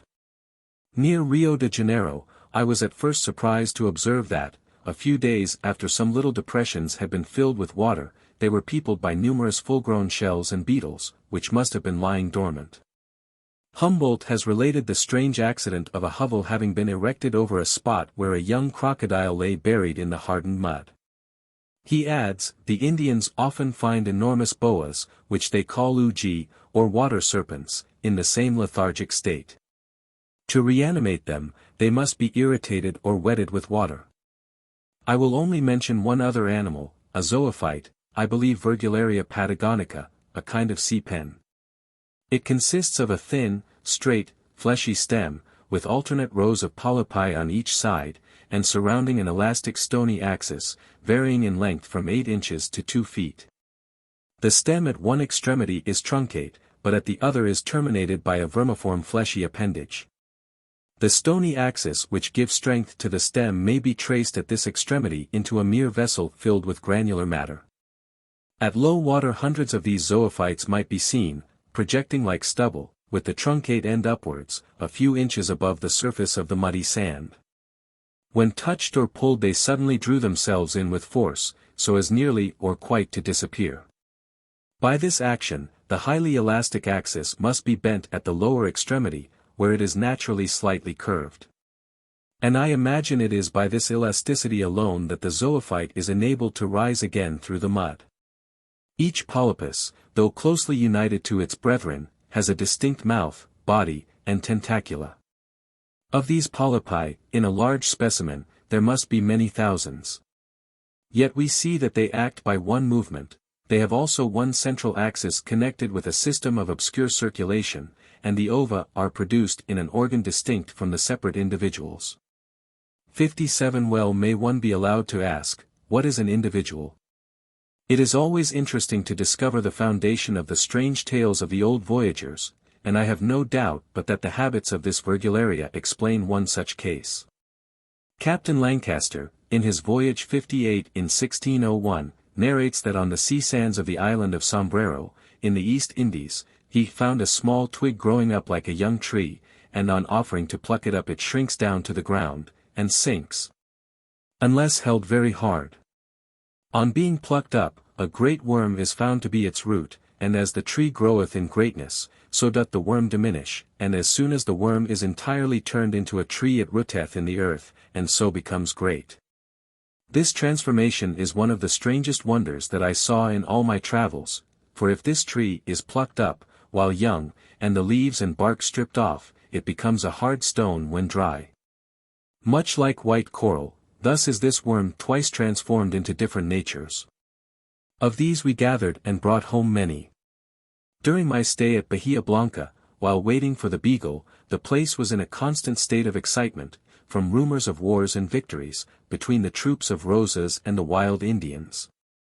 One day an account came that a small party forming one of the postas on the line to Buenos Aires had been found all murdered. The next day 300 men arrived from the Colorado, under the command of Commandant Miranda. A large portion of these men were Indians, mansos, or tame, belonging to the tribe of the Cacique Bernancho. They passed the night here, and it was impossible to conceive anything more wild and savage than the scene of their bivouac. Some drank till they were intoxicated, others swallowed the steaming blood of the cattle slaughtered for their suppers, and then, being sick from drunkenness, they cast it up again, and were besmeared with filth and gore. Nam simul expletus dapibus, venoque sepultus. Servusum inflexum posuit, jacuic per antrum. Immensus, sanium eructans, ac frusta cruenta. Per somnum commixta mero. In the morning they started for the scene of the murder, with orders to follow the rastro, or track, even if it led them to Chile. We subsequently heard that the wild Indians had escaped into the Great Pampas, and from some cause the track had been missed. One glance at the rastro tells these people a whole history. Supposing they examine the track of 1,000 horses, they will soon guess the number of mounted ones by seeing how many have cantered, by the depth of the other impressions, whether any horses were loaded with cargoes. By the irregularity of the footsteps, how far tired, by the manner in which the food has been cooked, whether the pursued traveled in haste, by the general appearance, how long it has been since they passed. They consider a rastro of 10 days or a fortnight quite recent enough to be hunted out. We also heard that Miranda struck from the west end of the Sierra Ventana, in a direct line to the island of Colechal, situated 70 leagues up the Rio Negro. This is a distance of between 200 and 300 miles, through a country completely unknown. What other troops in the world are so independent? With the sun for their guide, mare's flesh for food, their saddlecloths for beds, as long as there is a little water, these men would penetrate to the end of the world. A few days afterwards I saw another troop of these banditti-like soldiers start on an expedition against a tribe of Indians at the small Salinas, who had been betrayed by a prisoner cacique. The Spaniard who brought the orders for this expedition was a very intelligent man. He gave me an account of the last engagement at which he was present. Some Indians, who had been taken prisoners, gave information of a tribe living north of the Colorado. 200 soldiers were sent, and they first discovered the Indians by a cloud of dust from their horses' feet as they chanced to be traveling. The country was mountainous and wild, and it must have been far in the interior, for the Cordillera were in sight. The Indians, men, women, and children, were about 110 in number, and they were nearly all taken or killed, for the soldiers saber every man. The Indians are now so terrified that they offer no resistance in a body, but each flies, neglecting even his wife and children, but when overtaken, like wild animals, they fight against any number to the last moment. One dying Indian seized with his teeth the thumb of his adversary, and allowed his own eye to be forced out sooner than relinquish his hold. Another, who was wounded, feigned death, keeping a knife ready to strike one more fatal blow. My informer said, when he was pursuing an Indian, the man cried out for mercy, at the same time that he was covertly loosing the bolas from his waist, meaning to whirl it round his head and so strike his pursuer. I however struck him with my saber to the ground, and then got off my horse, and cut his throat with my knife. This is a dark picture. But how much more shocking is the unquestionable fact, that all the women who appear above 20 years old are massacred in cold blood. When I exclaimed that this appeared rather inhuman, he answered, "Why, what can be done? They breed so." Every one here is fully convinced that this is the most just war, because it is against barbarians. Who would believe in this age that such atrocities could be committed in a Christian civilized country? The children of the Indians are saved, to be sold or given away as servants, or rather slaves for as long a time as the owners can make them believe themselves slaves, but I believe in their treatment there is little to complain of. In the battle 4 men ran away together. They were pursued, 1 was killed, and the other 3 were taken alive. They turned out to be messengers or ambassadors from a large body of Indians, united in the common cause of defense, near the Cordillera. The tribe to which they had been sent was on the point of holding a grand council, the feast of mare's flesh was ready, and the dance prepared. In the morning the ambassadors were to have returned to the Cordillera. They were remarkably fine men, very fair, above 6 feet high, and all under 30 years of age. The 3 survivors of course possessed very valuable information, and to extort this they were placed in a line. The 2 first being questioned, answered, "No say, I do not know," and were one after the other shot. The 3rd also said, "No say," adding, "Fire, I am a man, and can die." Not one syllable would they breathe to injure the united cause of their country. The conduct of the above-mentioned cacique was very different. He saved his life by betraying the intended plan of warfare, and the point of union in the Andes. It was believed that there were already 600 or 700 Indians together, and that in summer their numbers would be doubled. Ambassadors were to have been sent to the Indians at the small Salinas, near Bahia Blanca, whom I have mentioned that this same cacique had betrayed. The communication, therefore, between the Indians, extends from the Cordillera to the coast of the Atlantic. General Rosas's plan is to kill all stragglers, and having driven the remainder to a common point, to attack them in a body, in the summer, with the assistance of the Chilenos. This operation is to be repeated for 3 successive years. I imagine the summer is chosen as the time for the main attack, because the plains are then without water, and the Indians can only travel in particular directions. The escape of the Indians to the south of the Rio Negro, where in such a vast unknown country they would be safe, is prevented by a treaty with the Tehuelches to this effect. That Rosas pays them so much to slaughter every Indian who passes to the south of the river, but if they fail in so doing, they themselves are to be exterminated. The war is waged chiefly against the Indians near the Cordillera. For many of the tribes on this eastern side are fighting with Rosas. The general, however, like Lord Chesterfield, thinking that his friends may in a future day become his enemies, always places them in the front ranks, so that their numbers may be thinned. Since leaving South America we have heard that this war of extermination completely failed. Among the captive girls taken in the same engagement, there were 2 very pretty Spanish ones, who had been carried away by the Indians when young, and could now only speak the Indian tongue. From their account they must have come from Salta, a distance in a straight line of nearly 1,000 miles. This gives one a grand idea of the immense territory over which the Indians roam, yet, great as it is, I think there will not, in another half-century, be a wild Indian northward of the Rio Negro. The warfare is too bloody to last. The Christians killing every Indian, and the Indians doing the same by the Christians. It is melancholy to trace how the Indians have given way before the Spanish invaders. Schertle 59 says that in 1535, when Buenos Aires was founded, there were villages containing 2,000 and 3,000 inhabitants. Even in Falconer's time, 1750, the Indians made inroads as far as Luxon, Barico, and Arrecife, but now they are driven beyond the Salado. Not only have whole tribes been exterminated, but the remaining Indians have become more barbarous. Instead of living in large villages, and being employed in the arts of fishing, as well as of the chase, they now wander about the open plains, without home or fixed occupation. I heard also some account of an engagement which took place, a few weeks previously to the one mentioned, at Colechal. This is a very important station on account of being a pass for horses. And it was, in consequence, for some time the headquarters of a division of the army. When the troops first arrived there they found a tribe of Indians, of whom they killed 20 or 30. The cacique escaped in a manner which astonished every one. The chief Indians always have 1 or 2 picked horses, which they keep ready for any urgent occasion. On one of these, an old white horse, the cacique sprung, taking with him his little son. The horse had neither saddle nor bridle. To avoid the shots, the Indian rode in the peculiar method of his nation. Namely, with an arm round the horse's neck, and one leg only on its back. Thus hanging on one side, he was seen patting the horse's head, and talking to him.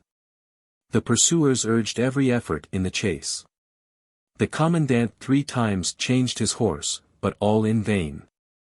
The old Indian father and his son escaped, and were free. What a fine picture one can form in one's mind, the naked, bronze-like figure of the old man with his little boy, riding like a Mazeppa on the white horse, thus leaving far behind him the host of his pursuers. I saw one day a soldier striking fire with a piece of flint, which I immediately recognized as having been a part of the head of an arrow. He told me it was found near the island of Colechal, and that they are frequently picked up there. It was between 2 and 3 inches long, and therefore twice as large as those now used in Tierra del Fuego. It was made of opaque cream-colored flint, but the point and barbs had been intentionally broken off. It is well known that no Pampas Indians now use bows and arrows. I believe a small tribe in Banda Oriental must be excepted.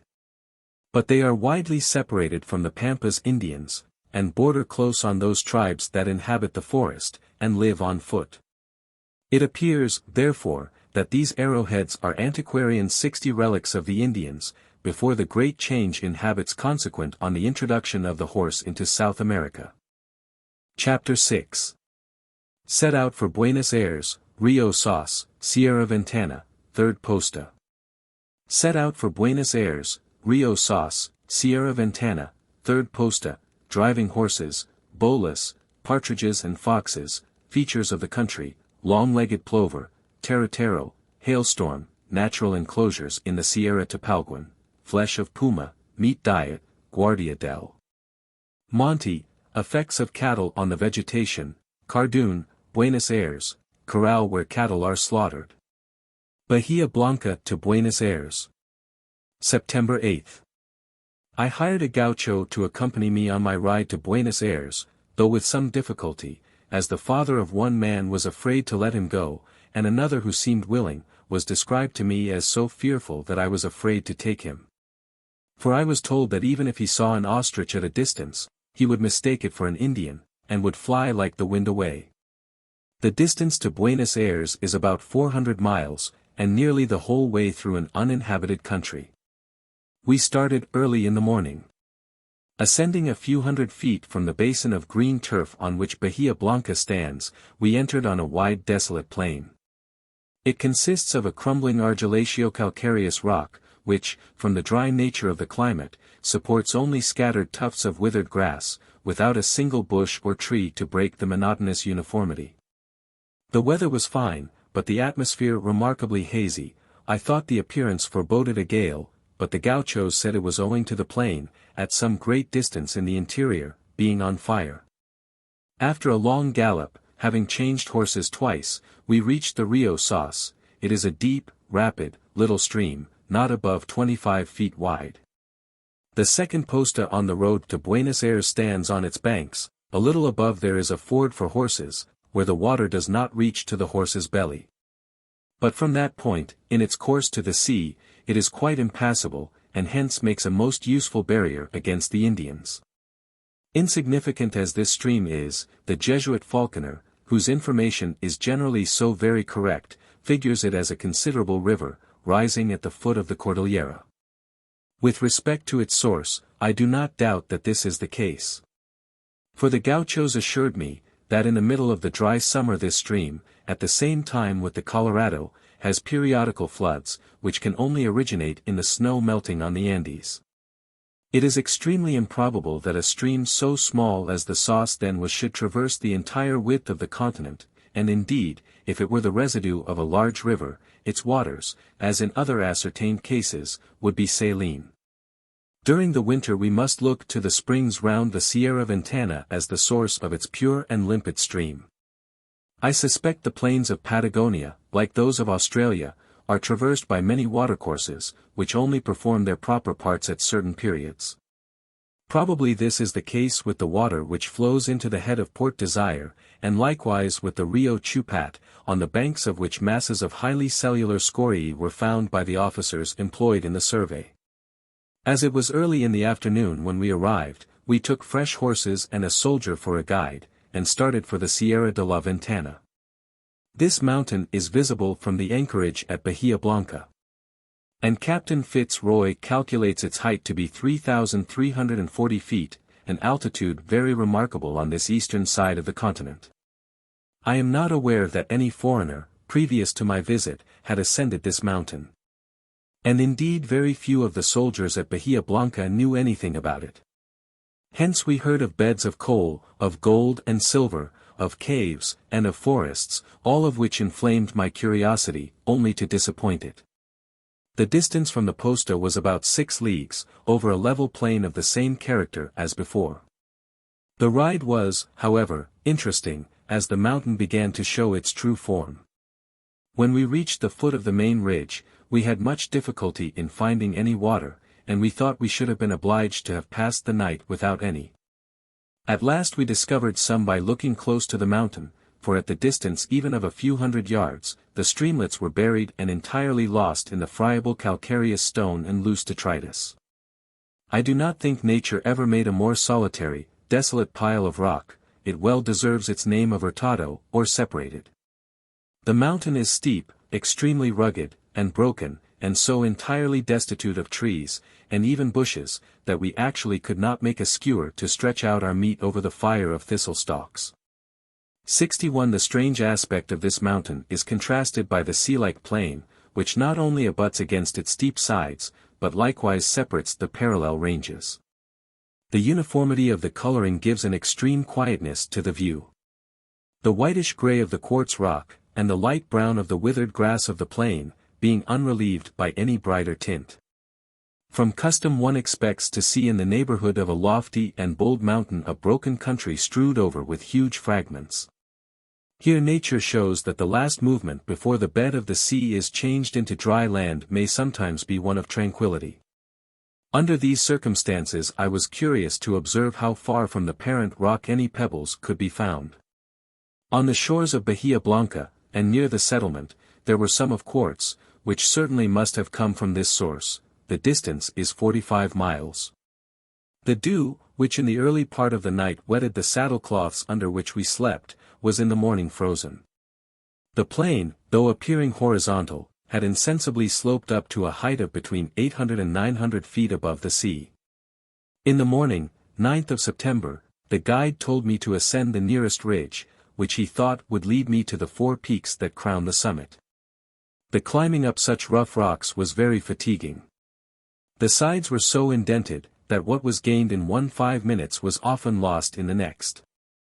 At last, when I reached the ridge, my disappointment was extreme in finding a precipitous valley as deep as the plain, which cut the chain transversely in two, and separated me from the 4 points. This valley is very narrow, but flat-bottomed, and it forms a fine horse pass for the Indians, as it connects the plains on the northern and southern sides of the range. Having descended, and while crossing it, I saw 2 horses grazing. I immediately hid myself in the long grass, and began to reconnoiter, but as I could see no signs of Indians I proceeded cautiously on my second ascent. It was late in the day, and this part of the mountain, like the other, was steep and rugged. I was on the top of the second peak by 2 o'clock, but got there with extreme difficulty. Every 20 yards I had the cramp in the upper part of both thighs, so that I was afraid I should not have been able to have got down again. It was also necessary to return by another road, as it was out of the question to pass over the Saddleback. I was therefore obliged to give up the 2 higher peaks. Their altitude was but little greater, and every purpose of geology had been answered, so that the attempt was not worth the hazard of any further exertion. I presume the cause of the cramp was the great change in the kind of muscular action, from that of hard riding to that of still harder climbing. It is a lesson worth remembering, as in some cases it might cause much difficulty.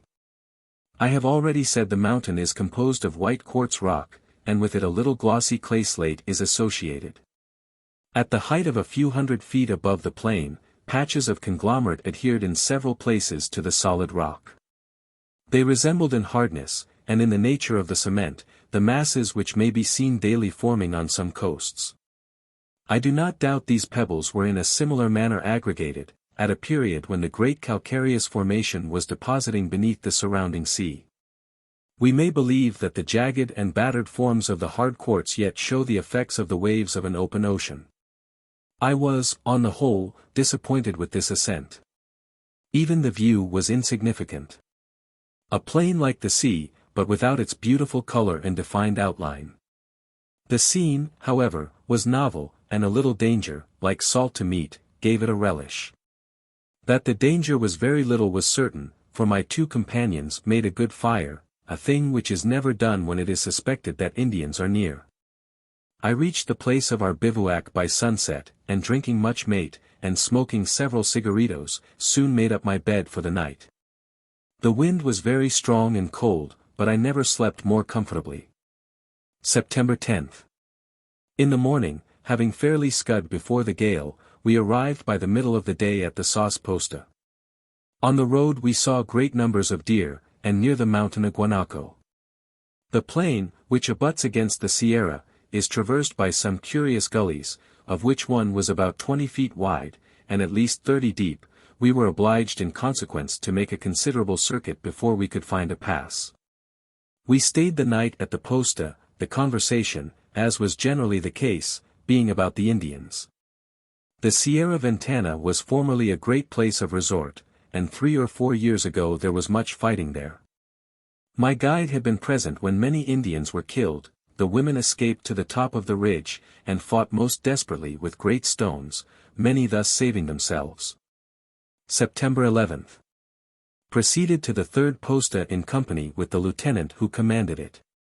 The distance is called 15 leagues, but it is only guesswork, and is generally overstated. The road was uninteresting, over a dry grassy plain. And on our left hand at a greater or less distance there were some low hills, a continuation of which we crossed close to the posta. Before our arrival we met a large herd of cattle and horses, guarded by 15 soldiers. But we were told many had been lost. It is very difficult to drive animals across the plains, for if in the night a puma, or even a fox, approaches, nothing can prevent the horses dispersing in every direction, and a storm will have the same effect. A short time since, an officer left Buenos Aires with 500 horses, and when he arrived at the army he had under 20. Soon afterwards we perceived by the cloud of dust, that a party of horsemen were coming towards us. When far distant my companions knew them to be Indians, by their long hair streaming behind their backs. The Indians generally have a fillet round their heads, but never any covering. And their black hair blowing across their swarthy faces, heightens to an uncommon degree the wildness of their appearance. They turned out to be a party of Bernancho's friendly tribe, going to a salina for salt. The Indians eat much salt, their children sucking it like sugar. This habit is very different from that of the Spanish gauchos, who, leading the same kind of life, eat scarcely any, according to Mungo Park 62, it is people who live on vegetable food who have an unconquerable desire for salt. The Indians gave us good-humored nods as they passed at full gallop, driving before them a troop of horses, and followed by a train of lanky dogs. September 12th and 13th. I stayed at this posta 2 days, waiting for a troop of soldiers, which General Rosas had the kindness to send to inform me would shortly travel to Buenos Aires, and he advised me to take the opportunity of the escort. In the morning we rode to some neighboring hills to view the country, and to examine the geology. After dinner the soldiers divided themselves into 2 parties for a trial of skill with the bolas. 2 spears were stuck in the ground 25 yards apart, but they were struck and entangled only once in 4 or 5 times. The balls can be thrown 50 or 60 yards, but with little certainty. This, however, does not apply to a man on horseback, for when the speed of the horse is added to the force of the arm, it is said that they can be whirled with effect to the distance of 80 yards.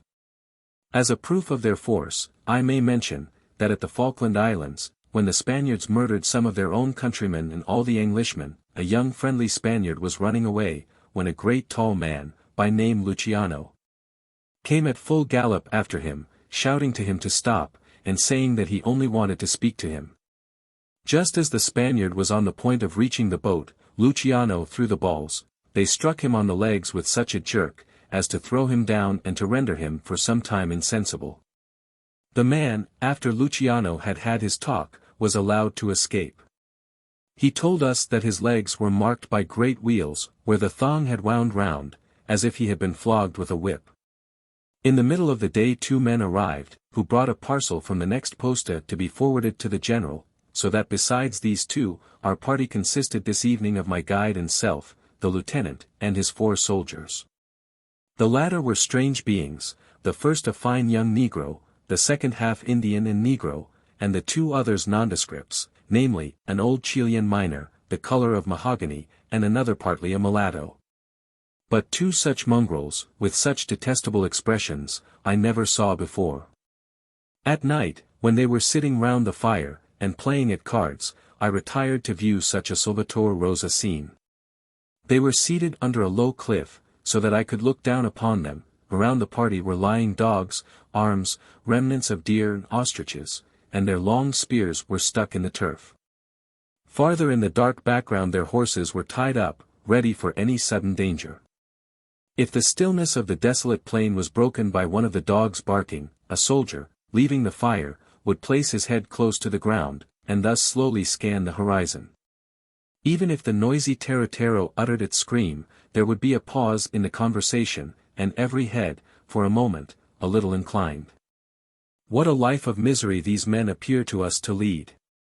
They were at least 10 leagues from the sauce posta, and since the murder committed by the Indians, 20 from another. The Indians are supposed to have made their attack in the middle of the night. For very early in the morning after the murder, they were luckily seen approaching this posta. The whole party here, however, escaped, together with the troop of horses. Each one taking a line for himself, and driving with him as many animals as he was able to manage. The little hovel, built of thistle stalks, in which they slept, neither kept out the wind nor rain. Indeed, in the latter case the only effect the roof had, was to condense it into larger drops. They had nothing to eat excepting what they could catch, such as ostriches, deer, armadillos, etc. And their only fuel was the dry stalks of a small plant, somewhat resembling an aloe. The sole luxury which these men enjoyed was smoking the little paper cigars, and sucking mate. I used to think that the carrion vultures, man's constant attendants on these dreary plains, while seated on the little neighboring cliffs, seemed by their very patience to say, "Ah! When the Indians come we shall have a feast." In the morning we all sallied forth to hunt, and although we had not much success, there were some animated chases. Soon after starting the party separated, and so arranged their plans, that at a certain time of the day, in guessing which they show much skill, they should all meet from different points of the compass on a plain piece of ground, and thus drive together the wild animals. One day I went out hunting at Bahia Blanca, but the men there merely rode in a crescent, each being about a quarter of a mile apart from the other. A fine male ostrich being turned by the headmost riders, tried to escape on one side. The gauchos pursued at a reckless pace, twisting their horses about with the most admirable command, and each man whirling the balls round his head. At length the foremost threw them, revolving through the air. In an instant the ostrich rolled over and over, its legs fairly lashed together by the thong. The plains abound with 3 kinds of partridge, 63, 2 of which are as large as hen pheasants. Their destroyer, a small and pretty fox, was also singularly numerous. In the course of the day we could not have seen less than 40 or 50. They were generally near their earths, but the dogs killed one. When we returned to the posta, we found 2 of the party returned who had been hunting by themselves. They had killed a puma, and had found an ostrich's nest with 27 eggs in it. Each of these is said to equal in weight 11 hens' eggs, so that we obtained from this one nest as much food as 297 hens' eggs would have given. September 14. As the soldiers belonging to the next posta meant to return, and we should together make a party of 5, and all armed, I determined not to wait for the expected troops. My host, the lieutenant, pressed me much to stop. As he had been very obliging, not only providing me with food, but lending me his private horses, I wanted to make him some remuneration. I asked my guide whether I might do so, but he told me certainly not. That the only answer I should receive probably would be, "We have meat for the dogs in our country, and therefore do not grudge it to a Christian." It must not be supposed that the rank of lieutenant in such an army would at all prevent the acceptance of payment, it was only the high sense of hospitality, which every traveler is bound to acknowledge as nearly universal throughout these provinces. After galloping some leagues, we came to a low swampy country, which extends for nearly 80 miles northward, as far as the Sierra Tapalguan. In some parts there were fine damp plains, covered with grass, while others had a soft, black, and peaty soil. There were also many extensive but shallow lakes, and large beds of reeds. The country on the whole resembled the better parts of the Cambridgeshire fens. At night we had some difficulty in finding, amidst the swamps, a dry place for our bivouac. September 15. Rose very early in the morning, and shortly after passed the posta where the Indians had murdered the 5 soldiers. The officer had 18 chuzo wounds in his body. By the middle of the day, after a hard gallop, we reached the 5th posta. On account of some difficulty in procuring horses we stayed there the night. As this point was the most exposed on the whole line, 21 soldiers were stationed here. At sunset they returned from hunting, bringing with them 7 deer, 3 ostriches, and many armadillos and partridges. When riding through the country, it is a common practice to set fire to the plain. And hence at night, as on this occasion, the horizon was illuminated in several places by brilliant conflagrations. This is done partly for the sake of puzzling any stray Indians, but chiefly for improving the pasture. In grassy plains unoccupied by the larger ruminating quadrupeds, it seems necessary to remove the superfluous vegetation by fire, so as to render the New Year's growth serviceable. The rancho at this place did not boast even of a roof, but merely consisted of a ring of thistle stalks, to break the force of the wind. It was situated on the borders of an extensive but shallow lake, swarming with wild fowl, among which the black-necked swan was conspicuous. The kind of plover which appears as if mounted on stilts, Himantopus nigricollis, is here common in flocks of considerable size. It has been wrongfully accused of inelegance. When wading about in shallow water, which is its favorite resort, its gait is far from awkward. These birds in a flock utter a noise, that singularly resembles the cry of a pack of small dogs in full chase. Waking in the night, I have more than once been for a moment startled at the distant sound. The teratero, Vanellus caianus, is another bird which often disturbs the stillness of the night. In appearance and habits it resembles in many respects our peewits. Its wings, however, are armed with sharp spurs, like those on the legs of the common cock. As our peewit takes its name from the sound of its voice, so does the teratero. While riding over the grassy plains, one is constantly pursued by these birds, which appear to hate mankind, and I am sure deserve to be hated for their never-ceasing, unvaried, harsh screams. To the sportsman they are most annoying, by telling every other bird and animal of his approach. To the traveler in the country they may possibly, as Molina says, do good, by warning him of the midnight robber. During the breeding season, they attempt, like our peewits, by feigning to be wounded, to draw away from their nests dogs and other enemies. The eggs of this bird are esteemed a great delicacy. September 16. To the 7th posta at the foot of the Sierra Tapalguan. The country was quite level, with a coarse herbage and a soft peaty soil. The hovel was here remarkably neat, the posts and rafters being made of about a dozen dry thistle stalks bound together with thongs of hide, and by the support of these ionic-like columns, the roof and sides were thatched with reeds. We were here told a fact, which I would not have credited, if I had not had partly ocular proof of it. Namely, that, during the previous night, hail as large as small apples, and extremely hard, had fallen with such violence as to kill the greater number of the wild animals. One of the men had already found 13 deer, Cervus campestris, lying dead, and I saw their fresh hides. Another of the party, a few minutes after my arrival, brought in 7 more. Now I well know, that one man without dogs could hardly have killed 7 deer in a week. The men believed they had seen about 15 dead ostriches, part of one of which we had for dinner. And they said that several were running about evidently blind in one eye. Numbers of smaller birds, as ducks, hawks, and partridges, were killed. I saw one of the latter with a black mark on its back, as if it had been struck with a paving stone. A fence of thistle stalks round the hovel was nearly broken down, and my informer, putting his head out to see what was the matter, received a severe cut, and now wore a bandage. The storm was said to have been of limited extent. We certainly saw from our last night's bivouac a dense cloud and lightning in this direction. It is marvelous how such strong animals as deer could thus have been killed. But I have no doubt, from the evidence I have given, that the story is not in the least exaggerated. I am glad, however, to have its credibility supported by the Jesuit Dobrozoffer, 64, who, speaking of a country much to the northward, says: Hail fell of an enormous size and killed vast numbers of cattle. The Indians hence called the place Lalagrecavalca, meaning, the little white things. Dr. Malcolmson, also, informs me that he witnessed in 1831 in India a hailstorm, which killed numbers of large birds and much injured the cattle. These hailstones were flat, and one was 10 inches in circumference, and another weighed 2 ounces. They plowed up a gravel walk like musket balls, and passed through glass windows, making round holes, but not cracking them. Having finished our dinner of hail-stricken meat, we crossed the Sierra Tapalguan.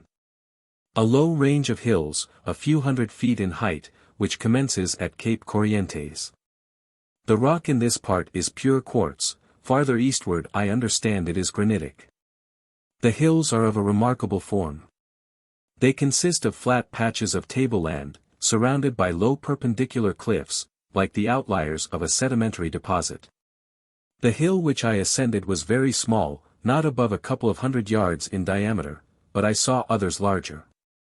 One which goes by the name of the Corral, is said to be 2 or 3 miles in diameter, and encompassed by perpendicular cliffs between 30 and 40 feet high, excepting at one spot, where the entrance lies.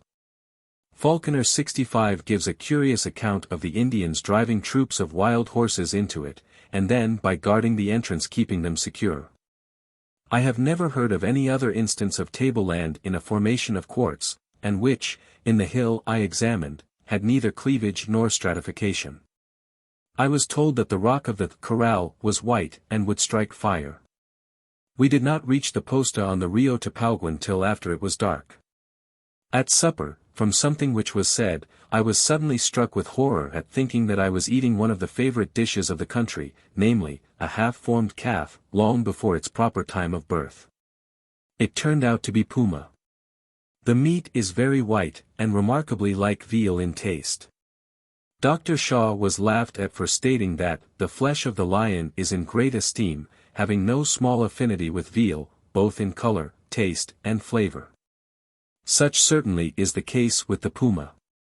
The gauchos differ in their opinion whether the jaguar is good eating, but are unanimous in saying that cat is excellent. September 17. We followed the course of the Rio Tapalguan, through a very fertile country, to the 9th posta. Tapalguan itself, or the town of Tapalguan, if it may be so called, consists of a perfectly level plain, studded over, as far as the eye can reach, with the toldos, or oven-shaped huts of the Indians. The families of the friendly Indians, who were fighting on the side of Rosas, resided here. We met and passed many young Indian women, riding by 2 or 3 together on the same horse. They, as well as many of the young men, were strikingly handsome, their fine ruddy complexions being the picture of health. Besides the toldos, there were 3 ranchos, one inhabited by the commandant, and the 2 others by Spaniards with small shops. We were here able to buy some biscuit. I had now been several days without tasting anything besides meat. I did not at all dislike this new regimen, but I felt as if it would only have agreed with me with hard exercise. I have heard that patients in England, when desired to confine themselves exclusively to an animal diet, even with the hope of life before their eyes, have hardly been able to endure it.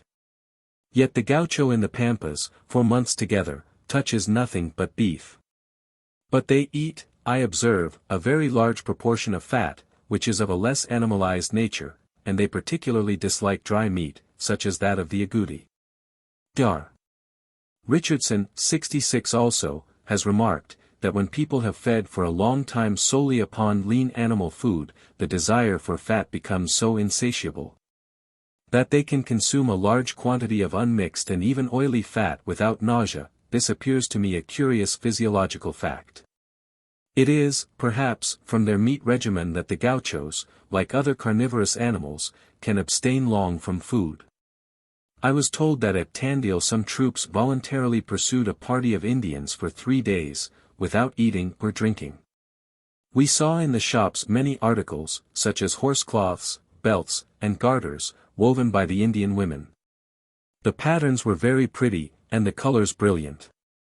The workmanship of the garters was so good that an English merchant at Buenos Ayres maintained they must have been manufactured in England, till he found the tassels had been fastened by split sinew.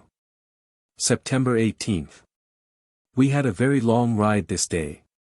At the 12th posta, which is 7 leagues south of the Rio Salado, we came to the first estancia with cattle and white women.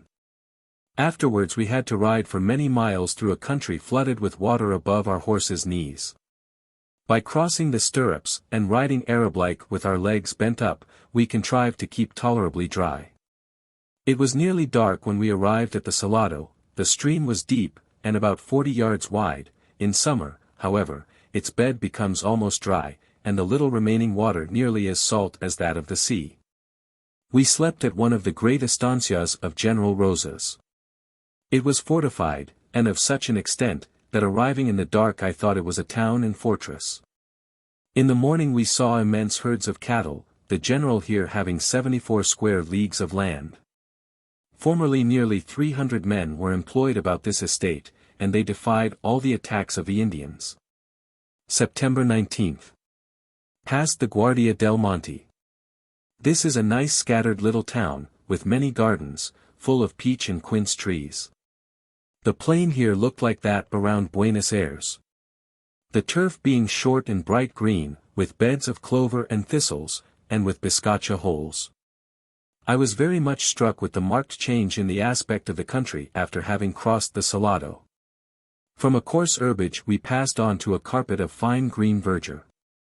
I at first attributed this to some change in the nature of the soil, but the inhabitants assured me that here, as well as in Banda Oriental, where there is as great a difference between the country around Montevideo and the thinly inhabited savannas of Colonia, the whole was to be attributed to the manuring and grazing of the cattle.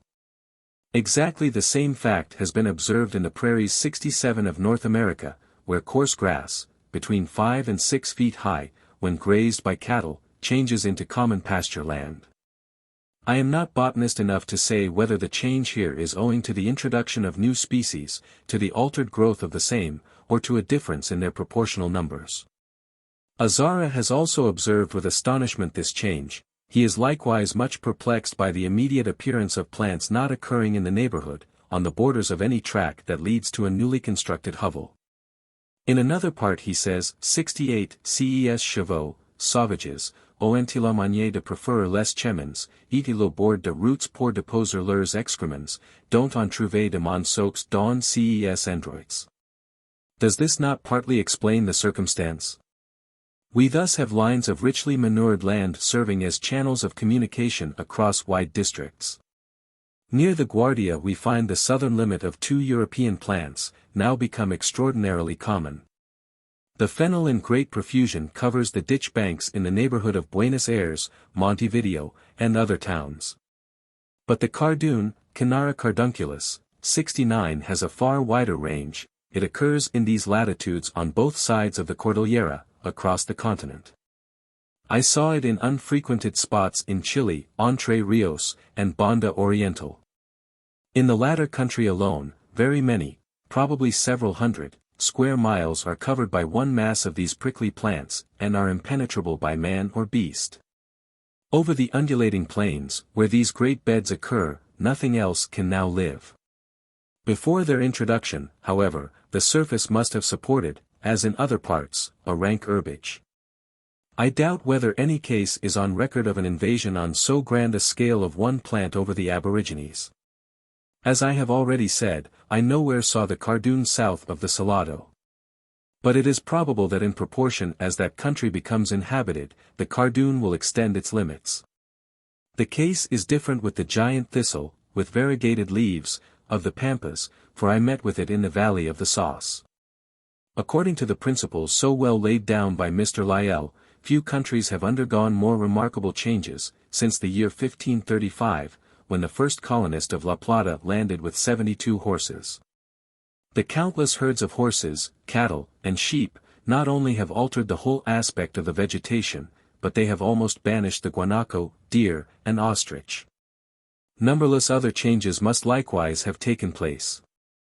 The wild pig in some parts probably replaces the peccary. Packs of wild dogs may be heard howling on the wooded banks of the less frequented streams, and the common cat, altered into a large and fierce animal, inhabits rocky hills.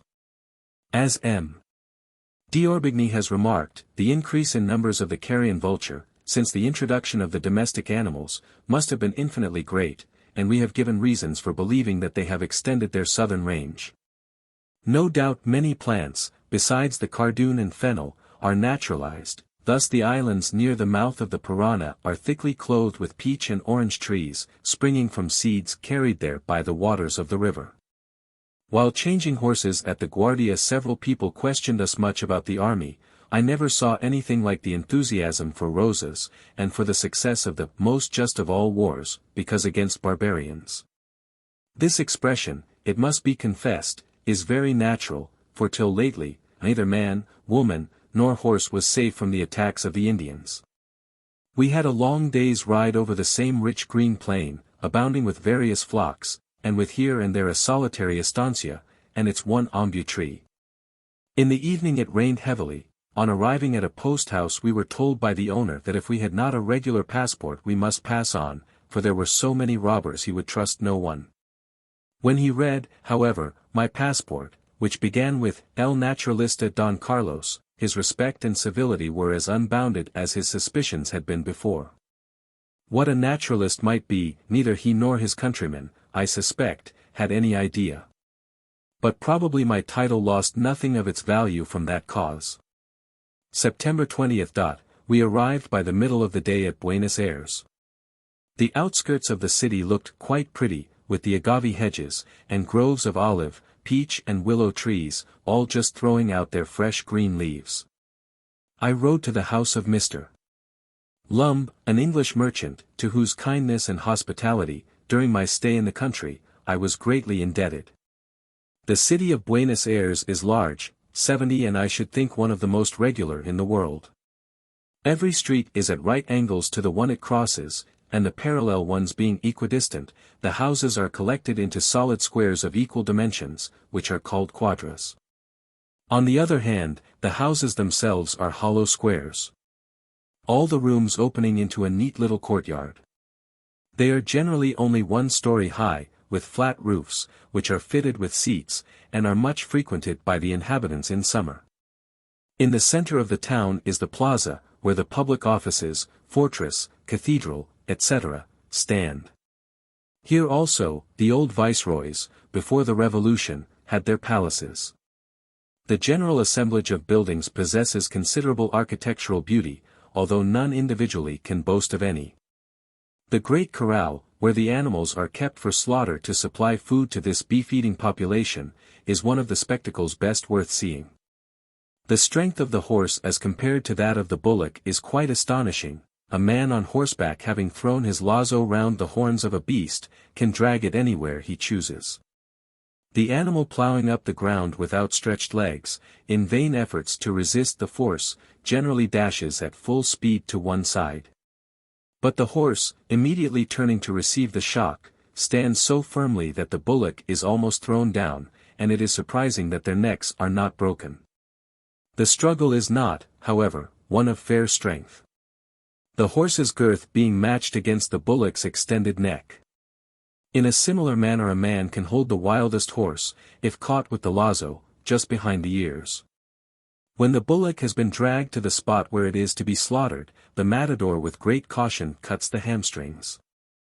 Then is given the death bellow, a noise more expressive of fierce agony than any I know. I have often distinguished it from a long distance, and have always known that the struggle was then drawing to a close. The whole sight is horrible and revolting, the ground is almost made of bones, and the horses and riders are drenched with gore. Chapter 7. Excursion to St. Fe, Thistle Beds, Habits of the Biscacha, Little Owl. Excursion to St. Fe, Thistle Beds, Habits of the Biscacha, Little Owl, Saline Streams, Level Plains, Mastodon, St.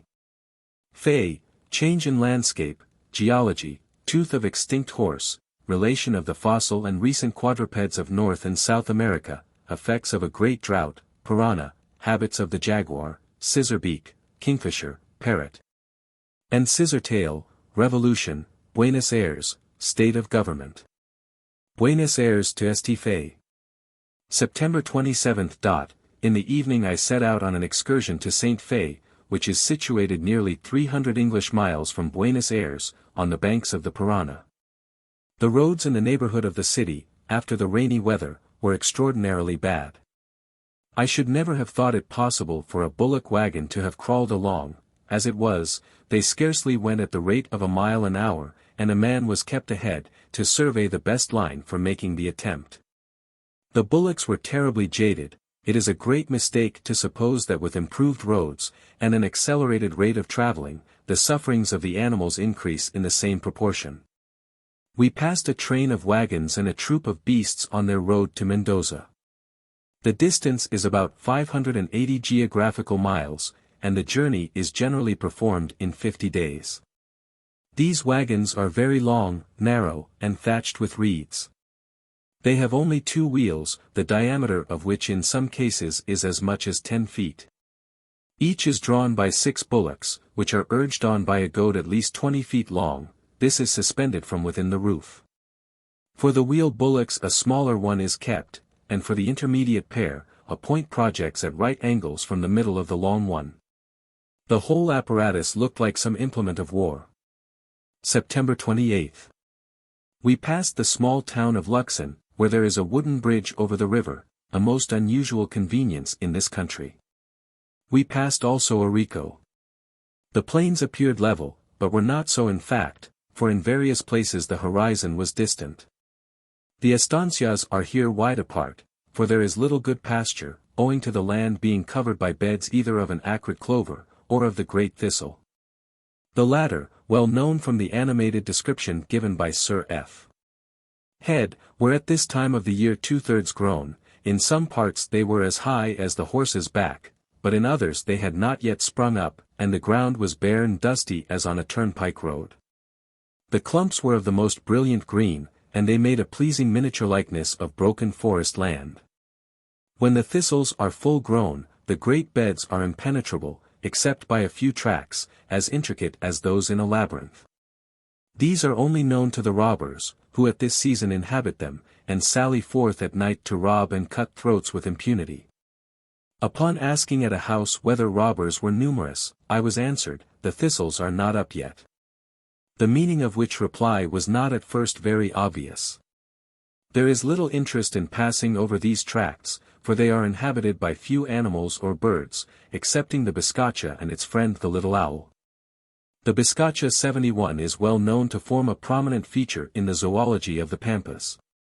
It is found as far south as the Rio Negro, in lat. 41 degrees, but not beyond. It cannot, like the agouti, subsist on the gravelly and desert plains of Patagonia, but prefers a clayey or sandy soil, which produces a different and more abundant vegetation. Near Mendoza, at the foot of the Cordillera, it occurs in close neighborhood with the allied alpine species. It is a very curious circumstance in its geographical distribution, that it has never been seen, fortunately for the inhabitants of Banda Oriental. To the eastward of the river Uruguay, yet in this province there are plains which appear admirably adapted to its habits. The Uruguay has formed an insuperable obstacle to its migration, although the broader barrier of the Parana has been passed, and the biscacha is common in Entre Rios, the province between these two great rivers. Near Buenos Aires these animals are exceedingly common. Their most favorite resort appears to be those parts of the plain which during one half of the year are covered with giant thistles, to the exclusion of other plants. The gauchos affirm that it lives on roots, which, from the great strength of its gnawing teeth, and the kind of places frequented by it, seems probable. In the evening the biscachas come out in numbers, and quietly sit at the mouths of their burrows on their haunches. At such times they are very tame, and a man on horseback passing by seems only to present an object for their grave contemplation. They run very awkwardly, and when running out of danger, from their elevated tails and short front legs, much resemble great rats. Their flesh, when cooked, is very white and good, but it is seldom used. The biscacha has one very singular habit. Namely, dragging every hard object to the mouth of its burrow, around each group of holes many bones of cattle, stones, thistle stalks, hard lumps of earth, dry dung, etc. are collected into an irregular heap, which frequently amounts to as much as a wheelbarrow would contain.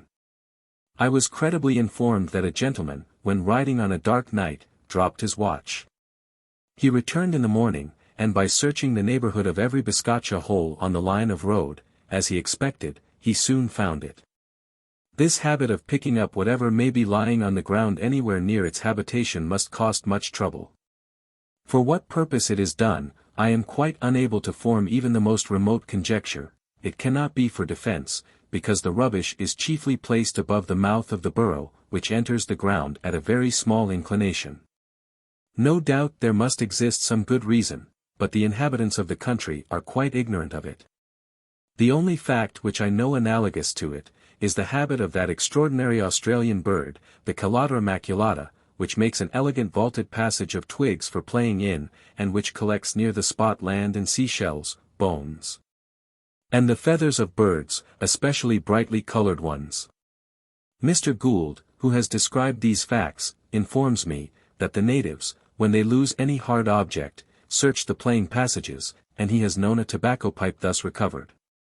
The little owl, Athene cunicularia, which has been so often mentioned, on the plains of Buenos Aires exclusively inhabits the holes of the biscacha, but in Banda Oriental it is its own workman. During the open day, but more especially in the evening, these birds may be seen in every direction standing frequently by pairs on the hillock near their burrows. If disturbed they either enter the hole, or, uttering a shrill harsh cry, move with a remarkably undulatory flight to a short distance, and then turning round, steadily gaze at their pursuer. Occasionally in the evening they may be heard hooting. I found in the stomachs of two which I opened the remains of mice, and I one day saw a small snake killed and carried away. It is said that snakes are their common prey during the daytime. I may here mention, as showing on what various kinds of food owls subsist, that a species killed among the islets of the Chonos archipelago had its stomach full of good-sized crabs. In India 72 there is a fishing genus of owls, which likewise catches crabs. In the evening we crossed the Rio Arrecife on a simple raft made of barrels lashed together, and slept at the post house on the other side. I this day paid horse hire for 31 leagues, and although the sun was glaring hot I was but little fatigued. When Captain Head talks of riding 50 leagues a day, I do not imagine the distance is equal to 150 English miles. At all events, the 31 leagues was only 76 miles in a straight line, and in an open country I should think 4 additional miles for turnings would be a sufficient allowance. 29th and 30th. We continued to ride over plains of the same character. At San Nicolas I first saw the noble river of the Parana. At the foot of the cliff on which the town stands, some large vessels were at anchor. Before arriving at Rosario, we crossed the Saladillo, a stream of fine clear running water, but too saline to drink.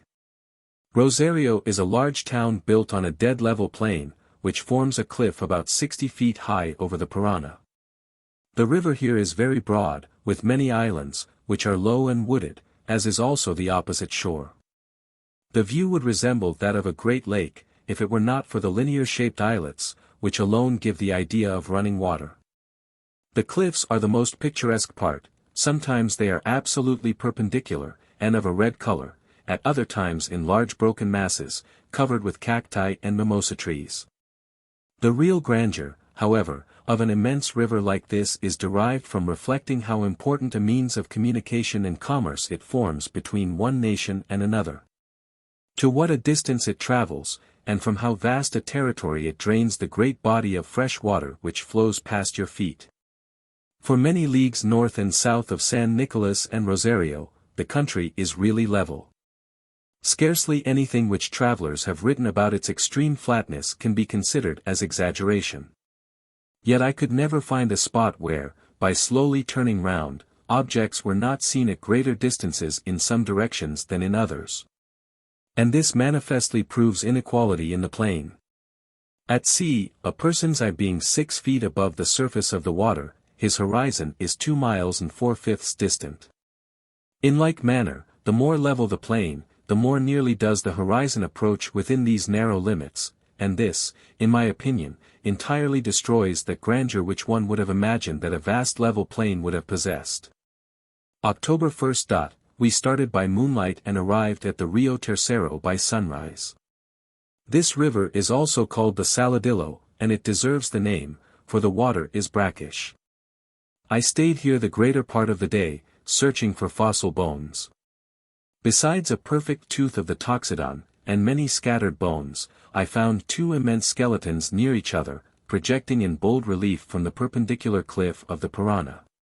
They were, however, so completely decayed, that I could only bring away small fragments of one of the great molar teeth. But these are sufficient to show that the remains belonged to a mastodon, probably to the same species with that which formerly must have inhabited the Cordillera in Upper Peru in such great numbers. The men who took me in the canoe said they had long known of these skeletons, and had often wondered how they had got there. The necessity of a theory being felt, they came to the conclusion that, like the biscacha, the mastodon was formerly a burrowing animal. In the evening we rode another stage, and crossed the Monge, another brackish stream, bearing the dregs of the washings of the Pampas. October 2nd. We passed through Corunda, which, from the luxuriance of its gardens, was one of the prettiest villages I saw. From this point to Saint Fe the road is not very safe. The western side of the Parana northward ceases to be inhabited. And hence the Indians sometimes come down thus far, and waylay travelers. The nature of the country also favors this, for instead of a grassy plain, there is an open woodland, composed of low prickly mimosas. We passed some houses that had been ransacked and since deserted. We saw also a spectacle, which my guides viewed with high satisfaction. It was the skeleton of an Indian with the dried skin hanging on the bones, suspended to the branch of a tree. In the morning we arrived at Saint Fe. I was surprised to observe how great a change of climate a difference of only 3 degrees of latitude between this place and Buenos Aires had caused. This was evident from the dress and complexion of the men, from the increased size of the ombu trees, the number of new cacti and other plants, and especially from the birds. In the course of an hour I remarked half a dozen birds, which I had never seen at Buenos Aires. Considering that there is no natural boundary between the two places, and that the character of the country is nearly similar, the difference was much greater than I should have expected. October 3rd and 4th. I was confined for these 2 days to my bed by a headache. A good-natured old woman, who attended me, wished me to try many odd remedies. A common practice is, to bind an orange leaf or a bit of black plaster to each temple, and a still more general plan is, to split a bean into halves, moisten them, and place one on each temple, where they will easily adhere. It is not thought proper ever to remove the beans or plaster, but to allow them to drop off, and sometimes, if a man, with patches on his head, is asked, "What is the matter?" he will answer, "I had a headache the day before yesterday." Many of the remedies used by the people of the country are ludicrously strange, but too disgusting to be mentioned. One of the least nasty is to kill and cut open 2 puppies and bind them on each side of a broken limb. Little hairless dogs are in great request to sleep at the feet of invalids. Saint Fe is a quiet little town, and is kept clean and in good order. The governor, Lopez, was a common soldier at the time of the revolution, but has now been 17 years in power. This stability of government is owing to his tyrannical habits, for tyranny seems as yet better adapted to these countries than republicanism. The governor's favorite occupation is hunting Indians, a short time since he slaughtered 48, and sold the children at the rate of 3 or 4 pounds apiece. October 5th. We crossed the Parana to Esti Fe Bajada, a town on the opposite shore. The passage took some hours, as the river here consisted of a labyrinth of small streams, separated by low wooded islands.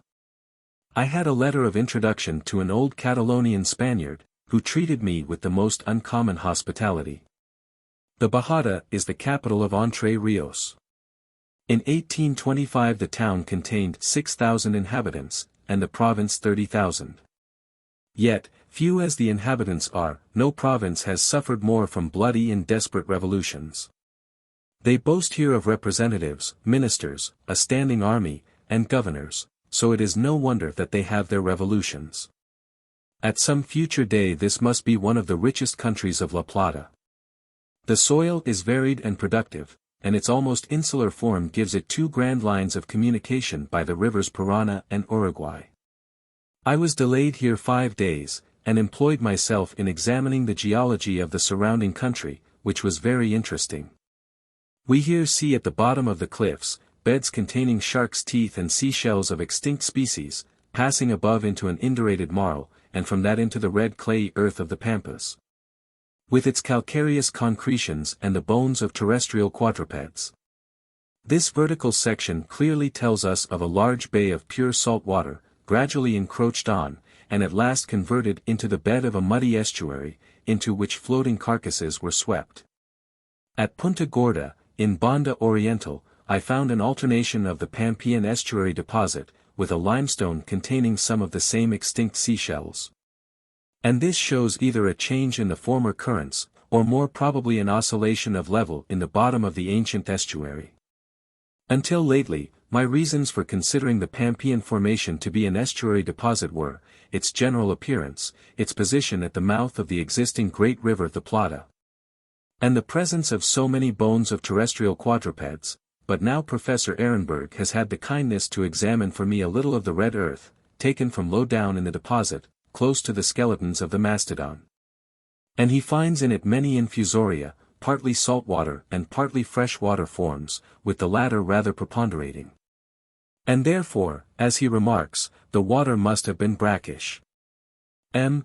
D'Orbigny found on the banks of the Parana, at the height of 100 feet, great beds of an estuary shell, now living 100 miles lower down nearer the sea.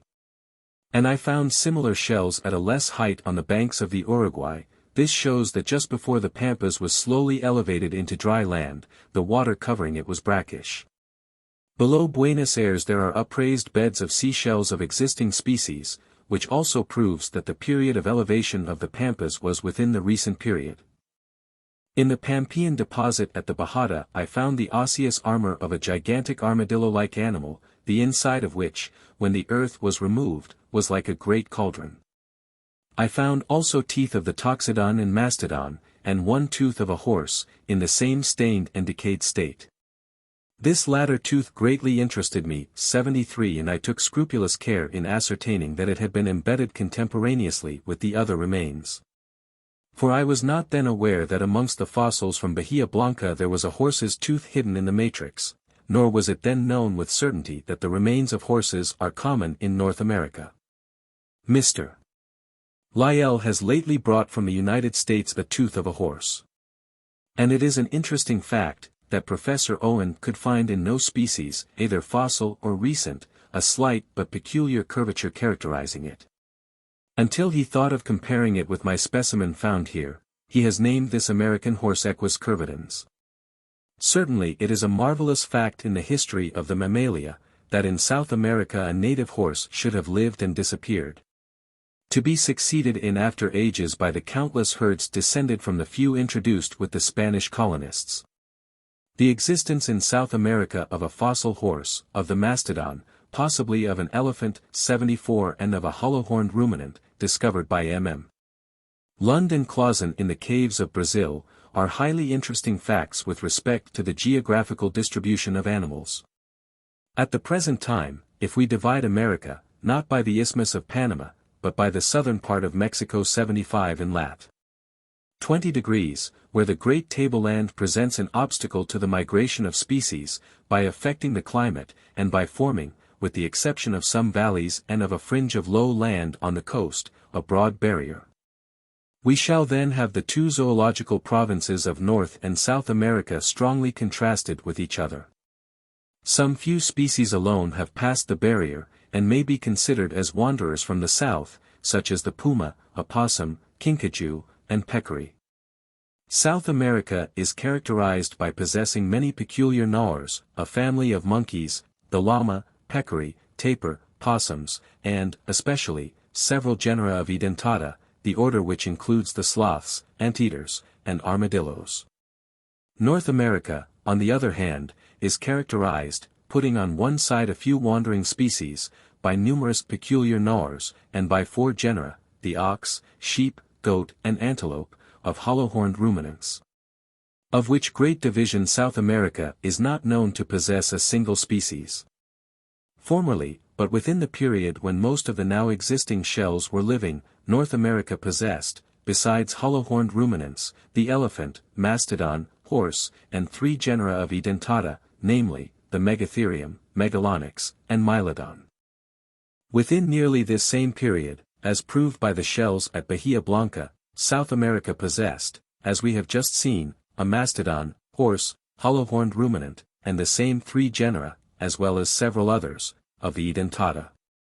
Hence it is evident that North and South America, in having within a late geological period these several genera in common, were much more closely related in the character of their terrestrial inhabitants than they now are. The more I reflect on this case, the more interesting it appears. I know of no other instance where we can almost mark the period and manner of the splitting up of one great region into 2 well-characterized zoological provinces. The geologist who is fully impressed with the vast oscillations of level which have affected the Earth's crust within late periods, will not fear to speculate on the recent elevation of the Mexican platform, or, more probably, on the recent submergence of land in the West Indian archipelago, as the cause of the present zoological separation of North and South America. The South American character of the West Indian mammals 76 seems to indicate that this archipelago was formerly united to the southern continent, and that it has subsequently been an area of subsidence. When America, and especially North America, possessed its elephants, mastodons, horse, and hollow-horned ruminants, it was much more closely related in its zoological characters to the temperate parts of Europe and Asia than it now is. As the remains of these genera are found on both sides of Bering Strait 77 and on the plains of Siberia, we are led to look to the northwestern side of North America as the former point of communication between the Old and so-called New World. And as so many species, both living and extinct, of these same genera inhabit and have inhabited the Old World, it seems most probable that the North American elephants, mastodons, horse, and hollow-horned ruminants migrated. On land since submerged near Bering Straits, from Siberia into North America, and thence, on land since submerged in the West Indies, into South America, where for a time they mingled with the forms characteristic of that southern continent, and have since become extinct. While traveling through the country, I received several vivid descriptions of the effects of a late great drought, and the account of this may throw some light on the cases where vast numbers of animals of all kinds have been embedded together. The period included between the years 1827 and 1830 is called the Gran Seco, or the Great Drought. During this time so little rain fell, that the vegetation, even to the thistles, failed. The brooks were dried up, and the whole country assumed the appearance of a dusty highroad. This was especially the case in the northern part of the province of Buenos Ayres and the southern part of Saint Fe. Very great numbers of birds, wild animals, cattle, and horses perished from the want of food and water. A man told me that the deer 78 used to come into his courtyard to the well, which he had been obliged to dig to supply his own family with water, and that the partridges had hardly strength to fly away when pursued. The lowest estimation of the loss of cattle in the province of Buenos Ayres alone, was taken at 1,000,000 head. A proprietor at San Pedro had previously to these years 20,000 cattle, at the end not one remained. San Pedro is situated in the middle of the finest country, and even now abounds again with animals. Yet during the latter part of the Gran Seco, live cattle were brought in vessels for the consumption of the inhabitants. The animals roamed from their estancias, and, wandering far southward, were mingled together in such multitudes, that a government commission was sent from Buenos Ayres to settle the disputes of the owners. Sir Woodbine Parish informed me of another and very curious source of dispute. The ground being so long dry, such quantities of dust were blown about, that in this open country the landmarks became obliterated, and people could not tell the limits of their estates. I was informed by an eyewitness that the cattle in herds of thousands rushed into the Parana, and being exhausted by hunger they were unable to crawl up the muddy banks, and thus were drowned. The arm of the river which runs by San Pedro was so full of putrid carcasses, that the master of a vessel told me that the smell rendered it quite impassable. Without doubt several 100,000 animals thus perished in the river, their bodies when putrid were seen floating down the stream, and many in all probability were deposited in the estuary of the Plata. All the small rivers became highly saline, and this caused the death of vast numbers in particular spots, for when an animal drinks of such water it does not recover. Azara describes 79 the fury of the wild horses on a similar occasion, rushing into the marshes, those which arrived first being overwhelmed and crushed by those which followed. He adds that more than once he has seen the carcasses of upwards of 1,000 wild horses thus destroyed. I noticed that the smaller streams in the pampas were paved with a breccia of bones, but this probably is the effect of a gradual increase, rather than of the destruction at any one period. Subsequently to the drought of 1827 to 1832, a very rainy season followed which caused great floods. Hence it is almost certain that some thousands of the skeletons were buried by the deposits of the very next year. What would be the opinion of a geologist, viewing such an enormous collection of bones, of all kinds of animals and of all ages, thus embedded in one thick earthy mass? Would he not attribute it to a flood having swept over the surface of the land, rather than to the common order of things? 80. October 12.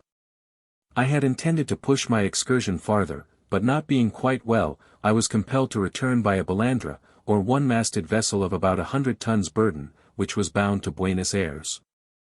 As the weather was not fair, we moored early in the day to a branch of a tree on one of the islands. The Parana is full of islands, which undergo a constant round of decay and renovation. In the memory of the master several large ones had disappeared, and others again had been formed and protected by vegetation. They are composed of muddy sand, without even the smallest pebble, and were then about 4 feet above the level of the river, but during the periodical floods they are inundated. They all present one character. Numerous willows and a few other trees are bound together by a great variety of creeping plants, thus forming a thick jungle. These thickets afford a retreat for capybaras and jaguars. The fear of the latter animal quite destroyed all pleasure in scrambling through the woods. This evening I had not proceeded 100 yards, before, finding indubitable signs of the recent presence of the tiger, I was obliged to come back. On every island there were tracks, and as on the former excursion, El Rastro de los Indios had been the subject of conversation, so in this was El Rastro del Tigre. The wooded banks of the great rivers appear to be the favorite haunts of the jaguar, but south of the Plata, I was told that they frequented the reeds bordering lakes. Wherever they are, they seem to require water. Their common prey is the capybara, so that it is generally said, where capybaras are numerous there is little danger from the jaguar. Falconer states that near the southern side of the mouth of the Plata there are many jaguars, and that they chiefly live on fish. This account I have heard repeated. On the Parana they have killed many woodcutters, and have even entered vessels at night. There is a man now living in the Bajada, who, coming up from below when it was dark, was seized on the deck. He escaped, however, with the loss of the use of one arm. When the floods drive these animals from the islands, they are most dangerous. I was told that a few years since a very large one found its way into a church at St. Fe, 2 padres entering one after the other were killed, and a third, who came to see what was the matter, escaped with difficulty. The beast was destroyed by being shot from a corner of the building which was unroofed. They commit also at these times great ravages among cattle and horses. It is said that they kill their prey by breaking their necks. If driven from the carcass, they seldom return to it. The gauchos say that the jaguar, when wandering about at night, is much tormented by the foxes yelping as they follow him. This is a curious coincidence with the fact which is generally affirmed of the jackals accompanying, in a similarly officious manner, the East Indian tiger. The jaguar is a noisy animal, roaring much by night, and especially before bad weather. One day, when hunting on the banks of the Uruguay, I was shown certain trees, to which these animals constantly recur for the purpose, as it is said, of sharpening their claws. I saw 3 well-known trees. In front, the bark was worn smooth, as if by the breast of the animal, and on each side there were deep scratches, or rather grooves, extending in an oblique line, nearly a yard in length. The scars were of different ages. A common method of ascertaining whether a jaguar is in the neighborhood is to examine these trees. I imagine this habit of the jaguar is exactly similar to one which may any day be seen in the common cat, as with outstretched legs and exserted claws it scrapes the leg of a chair. And I have heard of young fruit trees in an orchard in England having been thus much injured. Some such habit must also be common to the puma, for on the bare hard soil of Patagonia I have frequently seen scores so deep that no other animal could have made them. The object of this practice is, I believe, to tear off the ragged points of their claws, and not, as the gauchos think, to sharpen them. The jaguar is killed, without much difficulty, by the aid of dogs baying and driving him up a tree, where he is dispatched with bullets. Owing to bad weather we remained 2 days at our moorings. Our only amusement was catching fish for our dinner. There were several kinds, and all good eating. A fish called the armado, a silurus, is remarkable from a harsh grating noise which it makes when caught by hook and line, and which can be distinctly heard when the fish is beneath the water. This same fish has the power of firmly catching hold of any object, such as the blade of an oar or the fishing line, with the strong spine both of its pectoral and dorsal fin. In the evening the weather was quite tropical, the thermometer standing at 79 degrees. Numbers of fireflies were hovering about, and the mosquitoes were very troublesome. I exposed my hand for 5 minutes, and it was soon black with them. I do not suppose there could have been less than 50, all busy sucking. October 15th. We got under way and passed Punta Gorda, where there is a colony of tame Indians from the province of Misiones. We sailed rapidly down the current, but before sunset, from a silly fear of bad weather, we brought to in a narrow arm of the river. I took the boat and rowed some distance up this creek. It was very narrow, winding, and deep. On each side a wall 30 or 40 feet high, formed by trees entwined with creepers, gave to the canal a singularly gloomy appearance. I here saw a very extraordinary bird, called the scissor-beak, Rhynchops nigra. It has short legs, webbed feet, extremely long pointed wings, and is of about the size of a tern. The beak is flattened laterally, that is, in a plane at right angles to that of a spoonbill or duck. It is as flat and elastic as an ivory paper cutter, and the lower mandible, differently from every other bird, is 1.5 inches longer than the upper. In a lake near Maldonado, from which the water had been nearly drained, and which, in consequence, swarmed with small fry, I saw several of these birds, generally in small flocks, flying rapidly backwards and forwards close to the surface of the lake. They kept their bills wide open, and the lower mandible half buried in the water. Thus skimming the surface, they ploughed it in their course. The water was quite smooth, and it formed a most curious spectacle to behold a flock, each bird leaving its narrow wake on the mirror-like surface. In their flight they frequently twist about with extreme quickness, and dexterously manage with their projecting lower mandible to plough up small fish, which are secured by the upper and shorter half of their scissor-like bills. This fact I repeatedly saw, as, like swallows, they continued to fly backwards and forwards close before me. Occasionally when leaving the surface of the water their flight was wild, irregular, and rapid, they then uttered loud harsh cries. When these birds are fishing, the advantage of the long primary feathers of their wings, in keeping them dry, is very evident. When thus employed, their forms resemble the symbol by which many artists represent marine birds. Their tails are much used in steering their irregular course. These birds are common far inland along the course of the Rio Parana. It is said that they remain here during the whole year, and breed in the marshes. During the day they rest in flocks on the grassy plains, at some distance from the water. Being at anchor, as I have said, in one of the deep creeks between the islands of the Parana, as the evening drew to a close, one of these scissorbeaks suddenly appeared. The water was quite still, and many little fish were rising. The bird continued for a long time to skim the surface, flying in its wild and irregular manner up and down the narrow canal, now dark with the growing night and the shadows of the overhanging trees. At Montevideo, I observed that some large flocks during the day remained on the mud banks at the head of the harbor, in the same manner as on the grassy plains near the Parana, and every evening they took flight seaward. From these facts I suspect that the Rhynchops generally fishes by night, at which time many of the lower animals come most abundantly to the surface. M. Lesson states that he has seen these birds opening the shells of the mactree buried in the sandbanks on the coast of Chile, from their weak bills, with the lower mandible so much projecting, their short legs and long wings. It is very improbable that this can be a general habit. In our course down the Parana, I observed only 3 other birds, whose habits are worth mentioning. One is a small kingfisher, Cerul americana. It has a longer tail than the European species, and hence does not sit in so stiff and upright a position. Its flight also, instead of being direct and rapid, like the course of an arrow, is weak and undulatory, as among the soft-billed birds. It utters a low note, like the clicking together of 2 small stones. A small green parrot, Conurus murinus, with a grey breast, appears to prefer the tall trees on the islands to any other situation for its building place. A number of nests are placed so close together as to form one great mass of sticks. These parrots always live in flocks, and commit great ravages on the cornfields. I was told that near Colonia 2,500 were killed in the course of 1 year.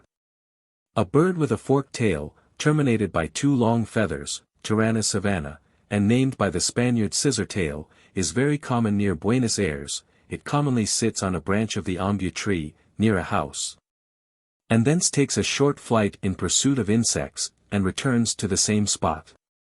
When on the wing it presents in its manner of flight and general appearance a caricature likeness of the common swallow.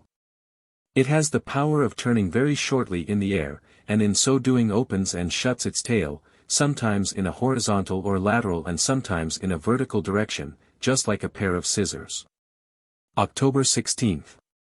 Some leagues below Rosario, the western shore of the Parana is bounded by perpendicular cliffs, which extend in a long line to below San Nicolas, hence it more resembles a sea-coast than that of a freshwater river.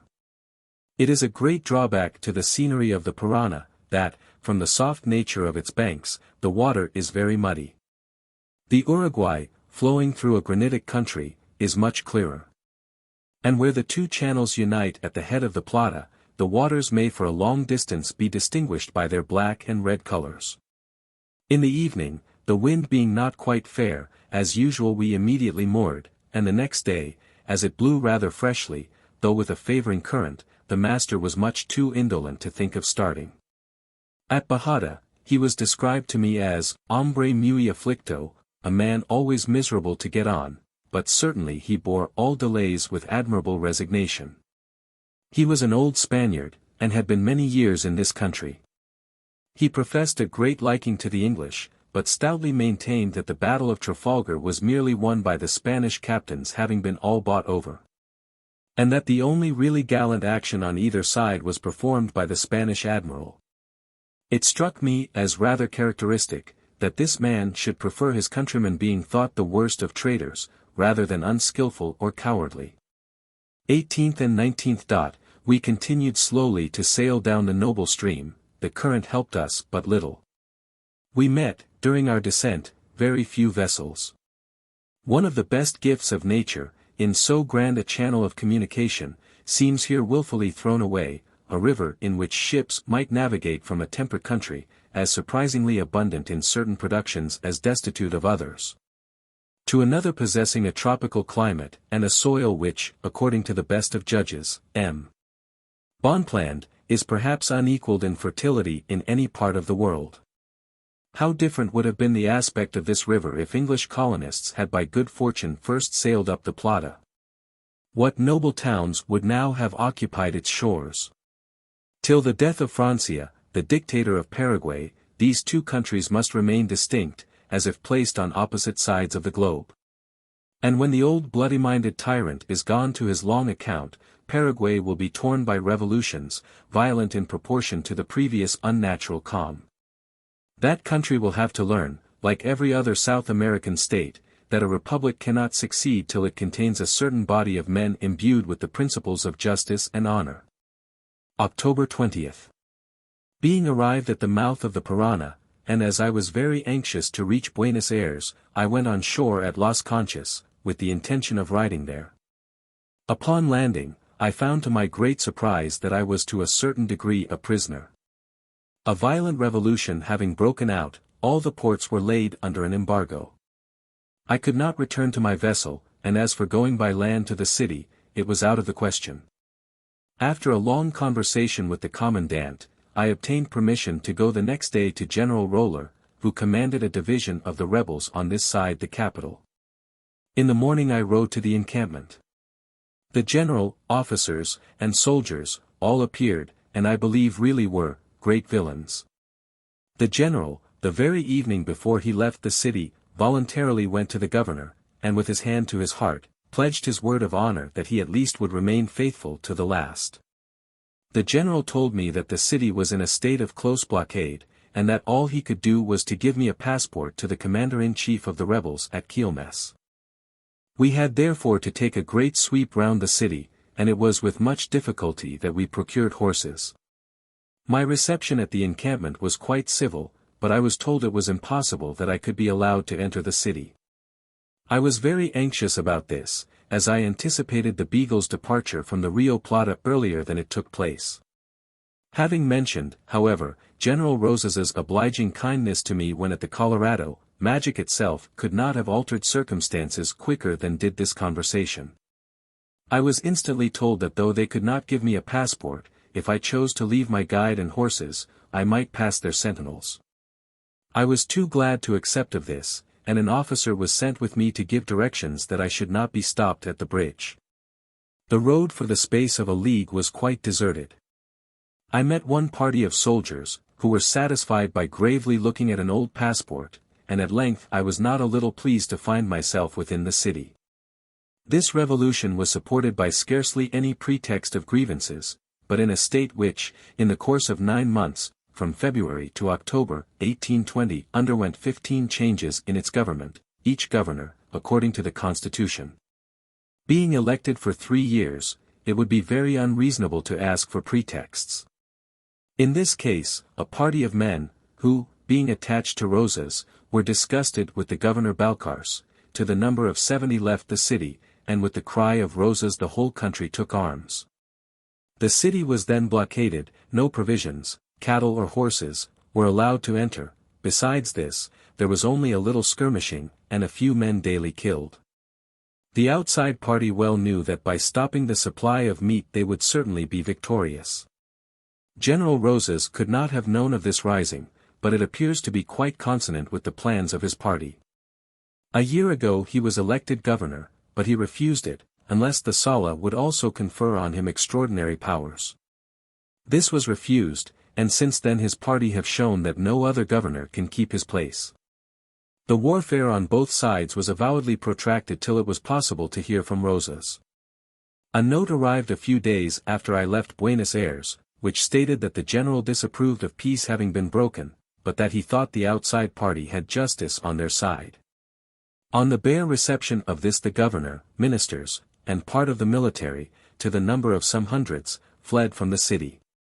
The rebels entered, elected a new governor, and were paid for their services to the number of 5,500 men.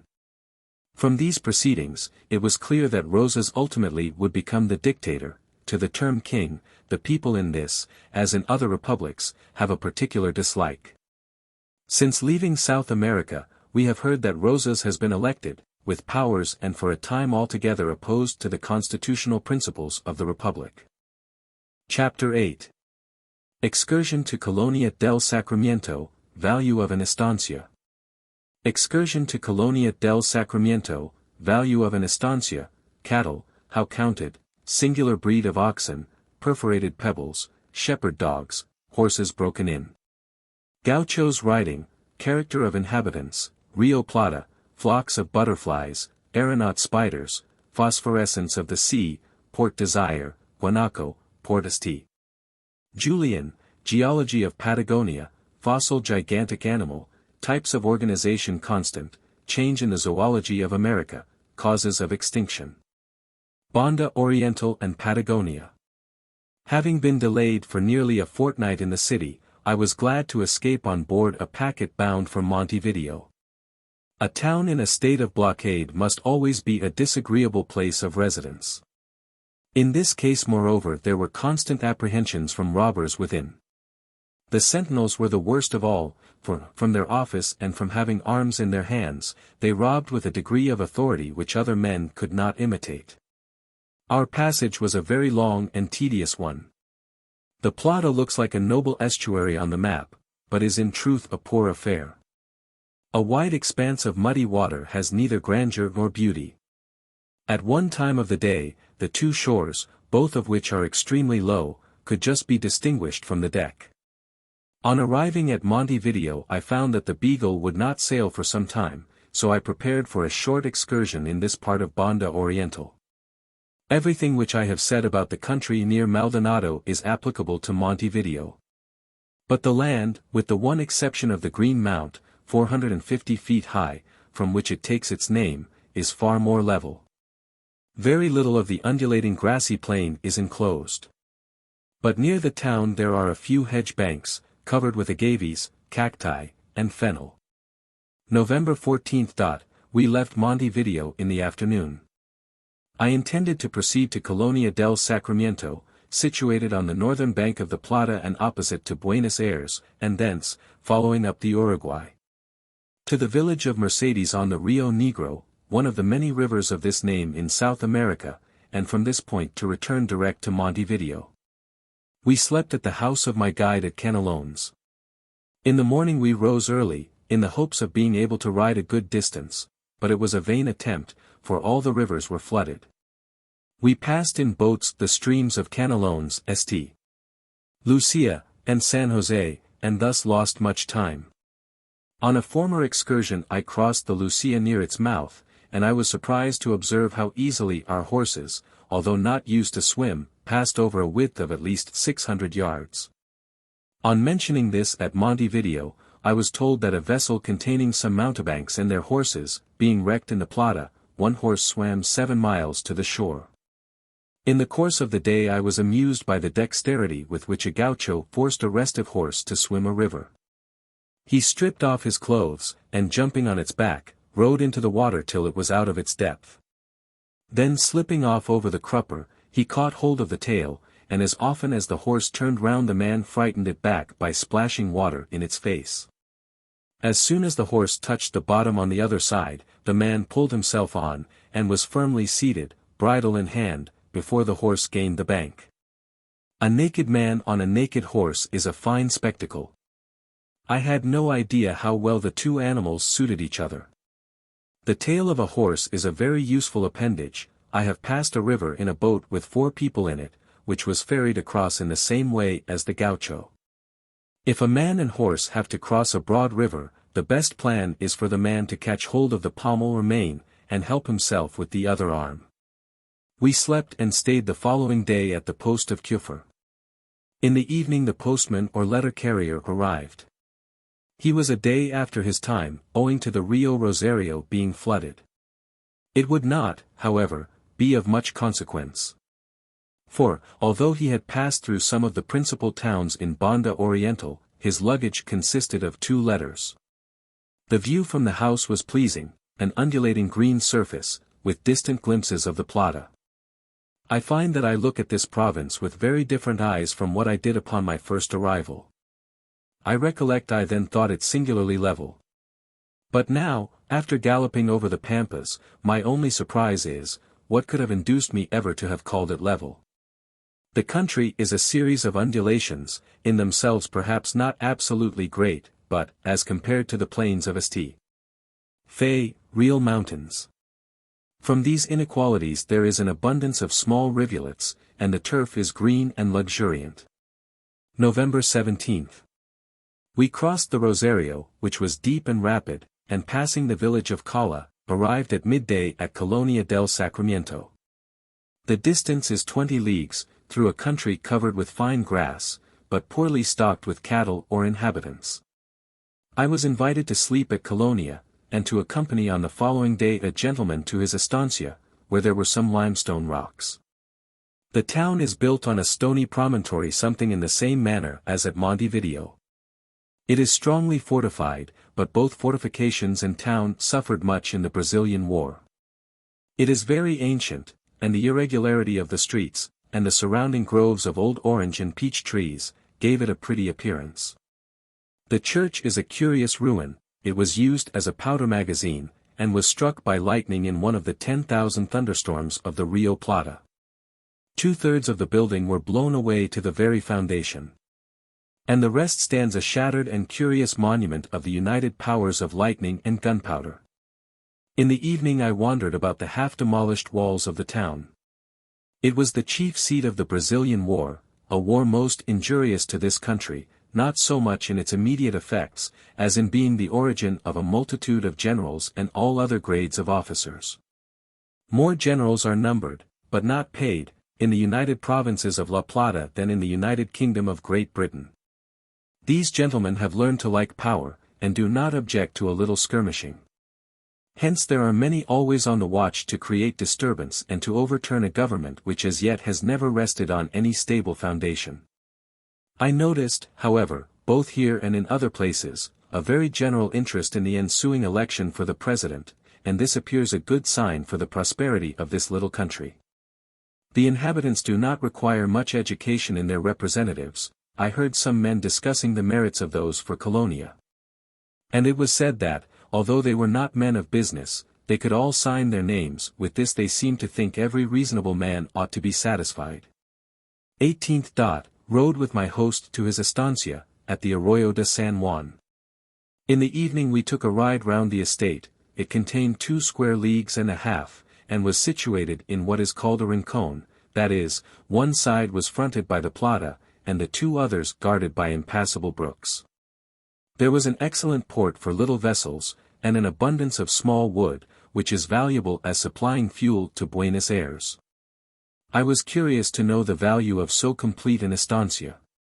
Of cattle there were 3,000, and it would well support 3 or 4 times that number, of mares 800, together with 150 broken-in horses, and 600 sheep.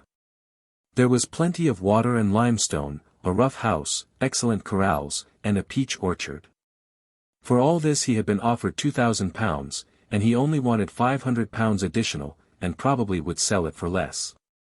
The chief trouble with an estancia is driving the cattle twice a week to a central spot, in order to make them tame, and to count them. This latter operation would be thought difficult, where there are 10 or 15,000 head together. It is managed on the principle that the cattle invariably divide themselves into little troops of from 40 to 100. Each troop is recognized by a few peculiarly marked animals, and its number is known, so that, one being lost out of 10,000, it is perceived by its absence from one of the tropillas. During a stormy night the cattle all mingle together. But the next morning the tropillas separate as before, so that each animal must know its fellow out of 10,000 others. On 2 occasions I met with in this province some oxen of a very curious breed, called Nata or Niata. They appear externally to hold nearly the same relation to other cattle, which bull or pug dogs do to other dogs. Their forehead is very short and broad, with the nasal end turned up, and the upper lip much drawn back. Their lower jaws project beyond the upper, and have a corresponding upward curve, hence their teeth are always exposed. Their nostrils are seated high up and are very open, their eyes project outwards. When walking they carry their heads low, on a short neck, and their hinder legs are rather longer compared with the front legs than is usual. Their bare teeth, their short heads, and upturned nostrils give them the most ludicrous self-confident air of defiance imaginable. Since my return, I have procured a skeleton head, through the kindness of my friend Captain Sullivan, R.N., which is now deposited in the College of Surgeons. 81 Don F. Muniz, of Luxon, has kindly collected for me all the information which he could respecting this breed. From his account it seems that about 80 or 90 years ago, they were rare and kept as curiosities at Buenos Aires. The breed is universally believed to have originated amongst the Indians southward of the Plata, and that it was with them the commonest kind. Even to this day, those reared in the provinces near the Plata show their less civilized origin, in being fiercer than common cattle, and in the cow easily deserting her first calf, if visited too often or molested. It is a singular fact that an almost similar structure to the abnormal 82 one of the Niata breed, characterizes, as I am informed by Dr. Falconer, that great extinct ruminant of India, the Civatherium. The breed is very true. And the Niata bull and cow invariably produce Niata calves. A Niata bull with a common cow, or the reverse cross, produces offspring having an intermediate character, but with the Niata characters strongly displayed, according to say unspecified currency or Muniz, there is the clearest evidence. Contrary to the common belief of agriculturists in analogous cases, that the Niata cow when crossed with a common bull transmits her peculiarities more strongly than the Niata bull when crossed with a common cow. When the pasture is tolerably long, the Niata cattle feed with the tongue and palate as well as common cattle. But during the great droughts, when so many animals perish, the Niata breed is under a great disadvantage, and would be exterminated if not attended to. For the common cattle, like horses, are able just to keep alive, by browsing with their lips on twigs of trees and reeds. This the Niatas cannot so well do, as their lips do not join, and hence they are found to perish before the common cattle. This strikes me as a good illustration of how little we are able to judge from the ordinary habits of life, on what circumstances, occurring only at long intervals, the rarity or extinction of a species may be determined. November 19th. Passing the valley of Las Vacas, we slept at a house of a North American, who worked a lime kiln on the Arroyo de las Vivoras. In the morning we rode to a projecting headland on the banks of the river, called Punta Gorda. On the way we tried to find a jaguar. There were plenty of fresh tracks, and we visited the trees on which they are said to sharpen their claws, but we did not succeed in disturbing one. From this point the Rio Uruguay presented to our view a noble volume of water.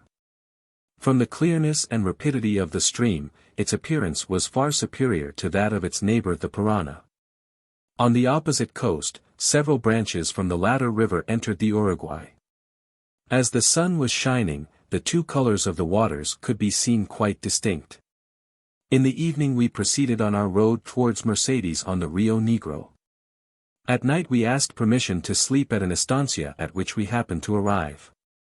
It was a very large estate, being 10 leagues square, and the owner is one of the greatest landowners in the country.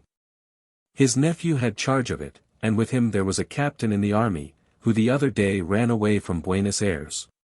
Considering their station, their conversation was rather amusing. They expressed, as was usual, unbounded astonishment at the globe being round, and could scarcely credit that a hole would, if deep enough, come out on the other side. They had, however, heard of a country where there were 6 months of light and 6 of darkness, and where the inhabitants were very tall and thin. They were curious about the price and condition of horses and cattle in England. Upon finding out we did not catch our animals with the Lazo, they cried out, "Ah, then, you use nothing but the Bolas." The idea of an enclosed country was quite new to them. The captain at last said, he had one question to ask me, which he should be very much obliged if I would answer with all truth.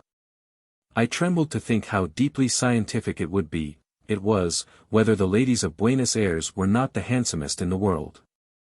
I replied, like a renegade, charmingly so. He added, I have one other question, do ladies in any other part of the world wear such large combs? I solemnly assured him that they did not. They were absolutely delighted. The captain exclaimed, look there. A man who has seen half the world says it is the case, we always thought so, but now we know it. My excellent judgment in combs and beauty procured me a most hospitable reception. The captain forced me to take his bed, and he would sleep on his rekedoo. 21st. Started at sunrise, and rode slowly during the whole day. The geological nature of this part of the province was different from the rest, and closely resembled that of the Pampas. In consequence, there were immense beds of the thistle, as well as of the cardoon. The whole country, indeed, may be called one great bed of these plants. The two sorts grow separate, each plant in company with its own kind. The cardoon is as high as a horse's back, but the Pampas thistle is often higher than the crown of the rider's head. To leave the road for a yard is out of the question, and the road itself is partly, and in some cases entirely, closed. Pasture, of course, there is none. If cattle or horses once enter the bed, they are for the time completely lost. Hence it is very hazardous to attempt to drive cattle at this season of the year. For when jaded enough to face the thistles, they rush among them, and are seen no more. In these districts there are very few estancias, and these few are situated in the neighborhood of damp valleys, where fortunately neither of these overwhelming plants can exist. As night came on before we arrived at our journey's end, we slept at a miserable little hovel inhabited by the poorest people. The extreme though rather formal courtesy of our host and hostess, considering their grade of life, was quite delightful. November 22nd. Arrived at an estancia on the Berquilo belonging to a very hospitable Englishman, to whom I had a letter of introduction from my friend Mr. Lumb. I stayed here 3 days. One morning I rode with my host to the Sierra del Pedro Flaco, about 20 miles up the Rio Negro. Nearly the whole country was covered with good though coarse grass, which was as high as a horse's belly. Yet there were square leagues without a single head of cattle. The province of Banda Oriental, if well stocked, would support an astonishing number of animals. At present the annual export of hides from Montevideo amounts to 300,000. And the home consumption, from waste, is very considerable. An estanciero told me that he often had to send large herds of cattle a long journey to a salting establishment, and that the tired beasts were frequently obliged to be killed and skinned. But that he could never persuade the gauchos to eat of them, and every evening a fresh beast was slaughtered for their suppers. The view of the Rio Negro from the Sierra was more picturesque than any other which I saw in this province. The river, broad, deep, and rapid, wound at the foot of a rocky precipitous cliff, a belt of wood followed its course, and the horizon terminated in the distant undulations of the turf plain. When in this neighborhood, I several times heard of the Sierra de las Cuentas, a hill distant many miles to the northward. The name signifies hill of beads.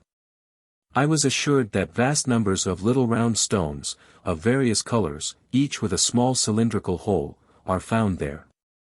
Formerly the Indians used to collect them, for the purpose of making necklaces and bracelets, a taste, I may observe, which is common to all savage nations, as well as to the most polished.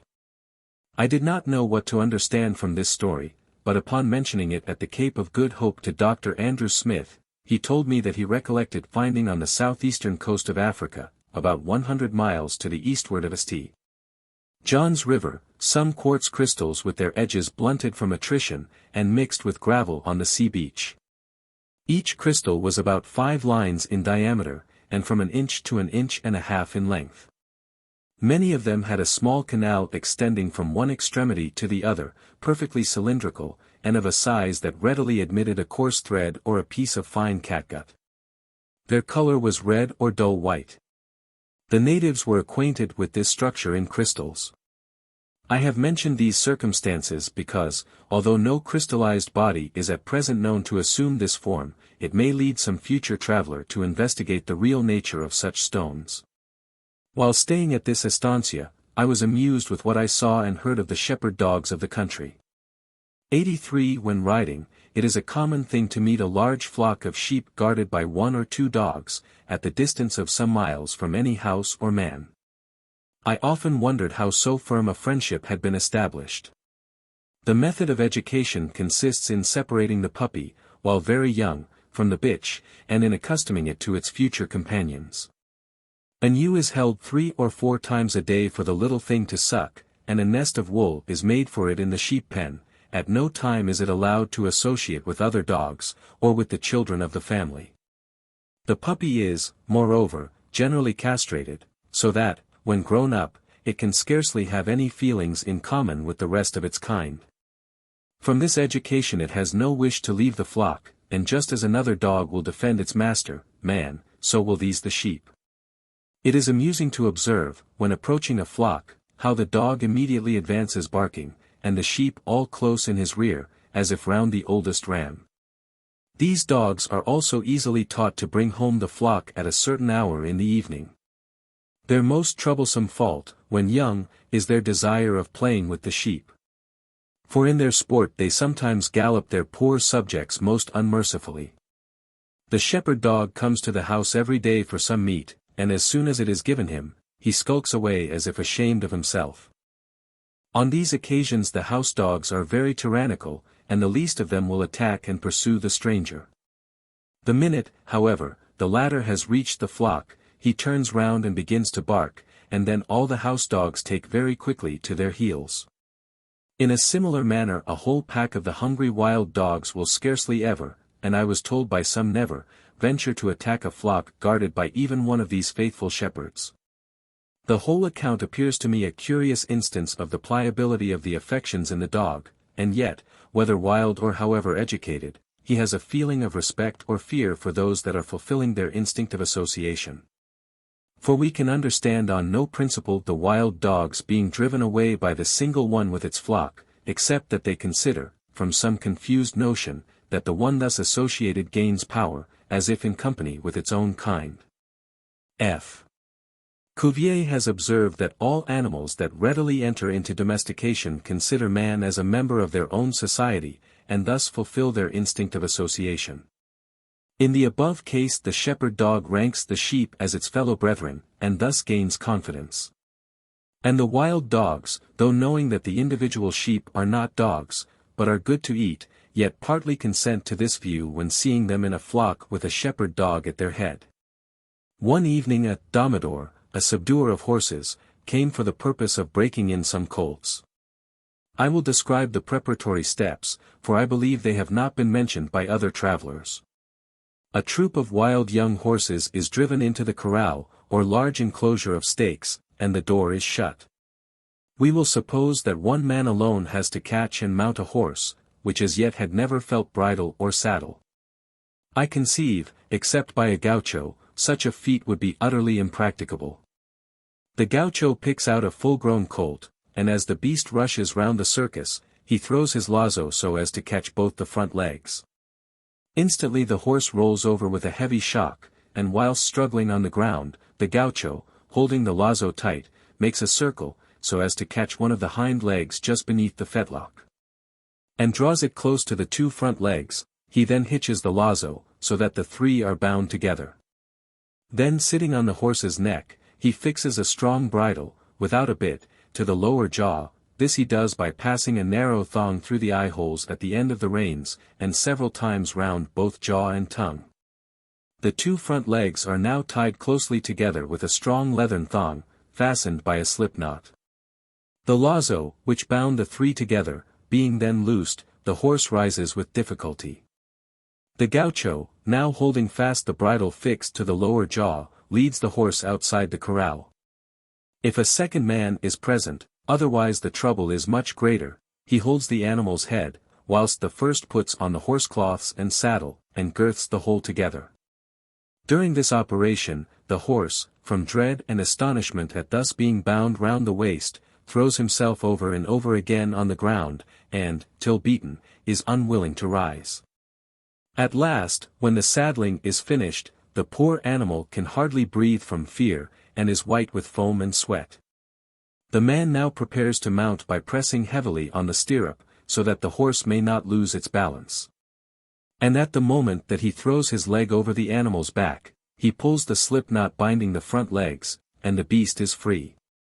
Some domadors pull the knot while the animal is lying on the ground, and, standing over the saddle, allow him to rise beneath them. The horse, wild with dread, gives a few most violent bounds, and then starts off at full gallop. When quite exhausted, the man, by patience, brings him back to the corral, where, reeking hot and scarcely alive, the poor beast is let free. Those animals which will not gallop away, but obstinately throw themselves on the ground, are by far the most troublesome. This process is tremendously severe, but in 2 or 3 trials the horse is tamed. It is not, however, for some weeks that the animal is ridden with the iron bit and solid ring, for it must learn to associate the will of its rider with the feel of the rein, before the most powerful bridle can be of any service. Animals are so abundant in these countries, that humanity and self-interest are not closely united, therefore I fear it is that the former is here scarcely known. One day, riding in the pampas with a very respectable estanciero, my horse, being tired, lagged behind. The man often shouted to me to spur him. When I remonstrated that it was a pity, for the horse was quite exhausted, he cried out, "Why not? Never mind, spur him, it is my horse." I had then some difficulty in making him comprehend that it was for the horse's sake, and not on his account, that I did not choose to use my spurs. He exclaimed, with a look of great surprise, "Ah, Don Carlos, que cosa." It was clear that such an idea had never before entered his head. The gauchos are well known to be perfect riders. The idea of being thrown, let the horse do what it likes, never enters their head. Their criterion of a good rider is, a man who can manage an untamed colt, or who, if his horse falls, alights on his own feet, or can perform other such exploits. I have heard of a man betting that he would throw his horse down 20 times, and that 19 times he would not fall himself. I recollect seeing a gaucho riding a very stubborn horse, which 3 times successively reared so high as to fall backwards with great violence. The man judged with uncommon coolness the proper moment for slipping off, not an instant before or after the right time, and as soon as the horse got up, the man jumped on his back, and at last they started at a gallop. The gaucho never appears to exert any muscular force. I was one day watching a good rider, as we were galloping along at a rapid pace, and thought to myself, surely if the horse starts, you appear so careless on your seat, you must fall. At this moment a male ostrich sprang from its nest right beneath the horse's nose, the young colt bounded on one side like a stag, but as for the man, all that could be said was, that he started and took fright with his horse. In Chile and Peru more pains are taken with the mouth of the horse than in La Plata, and this is evidently a consequence of the more intricate nature of the country. In Chile a horse is not considered perfectly broken till he can be brought up standing, in the midst of his full speed, on any particular spot, for instance, on a cloak thrown on the ground, or, again, he he will charge a wall, and rearing, scrape the surface with his hoofs. I have seen an animal bounding with spirit, yet merely reined by a forefinger and thumb, taken at full gallop across a courtyard, and then made to wheel round the post of a veranda with great speed, but at so equal a distance, that the rider, with outstretched arm, all the while kept one finger rubbing the post. Then making a demi-volte in the air, with the other arm outstretched in a like manner, he wheeled round, with astonishing force, in an opposite direction. Such a horse is well broken. And although this at first may appear useless, it is far otherwise. It is only carrying that which is daily necessary into perfection. When a bullock is checked and caught by the lazo, it will sometimes gallop round and round in a circle, and the horse being alarmed at the great strain, if not well broken, will not readily turn like the pivot of a wheel. In consequence many men have been killed, for if the lazo once takes a twist round a man's body, it will instantly, from the power of the two opposed animals, almost cut him in twain. On the same principle the races are managed. The course is only 200 or 300 yards long, the wish being to have horses that can make a rapid dash. The race horses are trained not only to stand with their hoofs touching a line, but to draw all 4 feet together, so as at the first spring to bring into play the full action of the hindquarters. In Chile I was told an anecdote, which I believe was true, and it offers a good illustration of the use of a well-broken animal. A respectable man riding one day met 2 others, one of whom was mounted on a horse, which he knew to have been stolen from himself. He challenged them, they answered him by drawing their sabres and giving chase. The man, on his good and fleet beast, kept just ahead, as he passed a thick bush he wheeled round it, and brought up his horse to a dead check. The pursuers were obliged to shoot on one side and ahead. Then instantly dashing on, right behind them, he buried his knife in the back of one, wounded the other, recovered his horse from the dying robber, and rode home. For these feats of horsemanship 2 things are necessary, a most severe bit, like the Mameluke, the power of which, though seldom used, the horse knows full well. And large blunt spurs, that can be applied either as a mere touch, or as an instrument of extreme pain. I conceive that with English spurs, the slightest touch of which pricks the skin, it would be impossible to break in a horse after the South American fashion. At an estancia near Las Vacas large numbers of mares are weekly slaughtered for the sake of their hides, although worth only 5 paper dollars, or about half a crown apiece. It seems at first strange that it can answer to kill mares for such a trifle, but as it is thought ridiculous in this country ever to break in or ride a mare, they are of no value except for breeding. The only thing for which I ever saw mares used, was to tread out wheat from the ear, for which purpose they were driven round a circular enclosure, where the wheat sheaves were strewed. The man employed for slaughtering the mares happened to be celebrated for his dexterity with the lazo. Standing at the distance of 12 yards from the mouth of the corral, he has laid a wager that he would catch by the legs every animal, without missing one, as it rushed past him. There was another man who said he would enter the corral on foot, catch a mare, fasten her front legs together, drive her out, throw her down, kill, skin, and stake the hide for drying, which latter is a tedious job. And he engaged that he would perform this whole operation on 22 animals in one day. Or he would kill and take the skin off 50 in the same time. This would have been a prodigious task, for it is considered a good day's work to skin and stake the hides of 15 or 16 animals. November 26. I set out on my return in a direct line from Montevideo. Having heard of some giant's bones at a neighboring farmhouse on the Sarandis, a small stream entering the Rio Negro, I rode there accompanied by my host and purchased for the value of 18 pence the head of the toxodon. 84 when found it was quite perfect, but the boys knocked out some of the teeth with stones, and then set up the head as a mark to throw at. By a most fortunate chance I found a perfect tooth, which exactly fitted one of the sockets in this skull, embedded by itself on the banks of the Rio Tercero, at the distance of about 180 miles from this place. I found remains of this extraordinary animal at 2 other places, so that it must formerly have been common. I found here, also, some large portions of the armor of a gigantic armadillo-like animal, and part of the great head of a mylodon. The bones of this head are so fresh, that they contain, according to the analysis by Mr. T. Reeks, 7% of animal matter, and when placed in a spirit lamp, they burn with a small flame. The number of the remains embedded in the Grande estuary deposit which forms the pampas and covers the granitic rocks of Banda Oriental, must be extraordinarily great. I believe a straight line drawn in any direction through the pampas would cut through some skeleton or bones.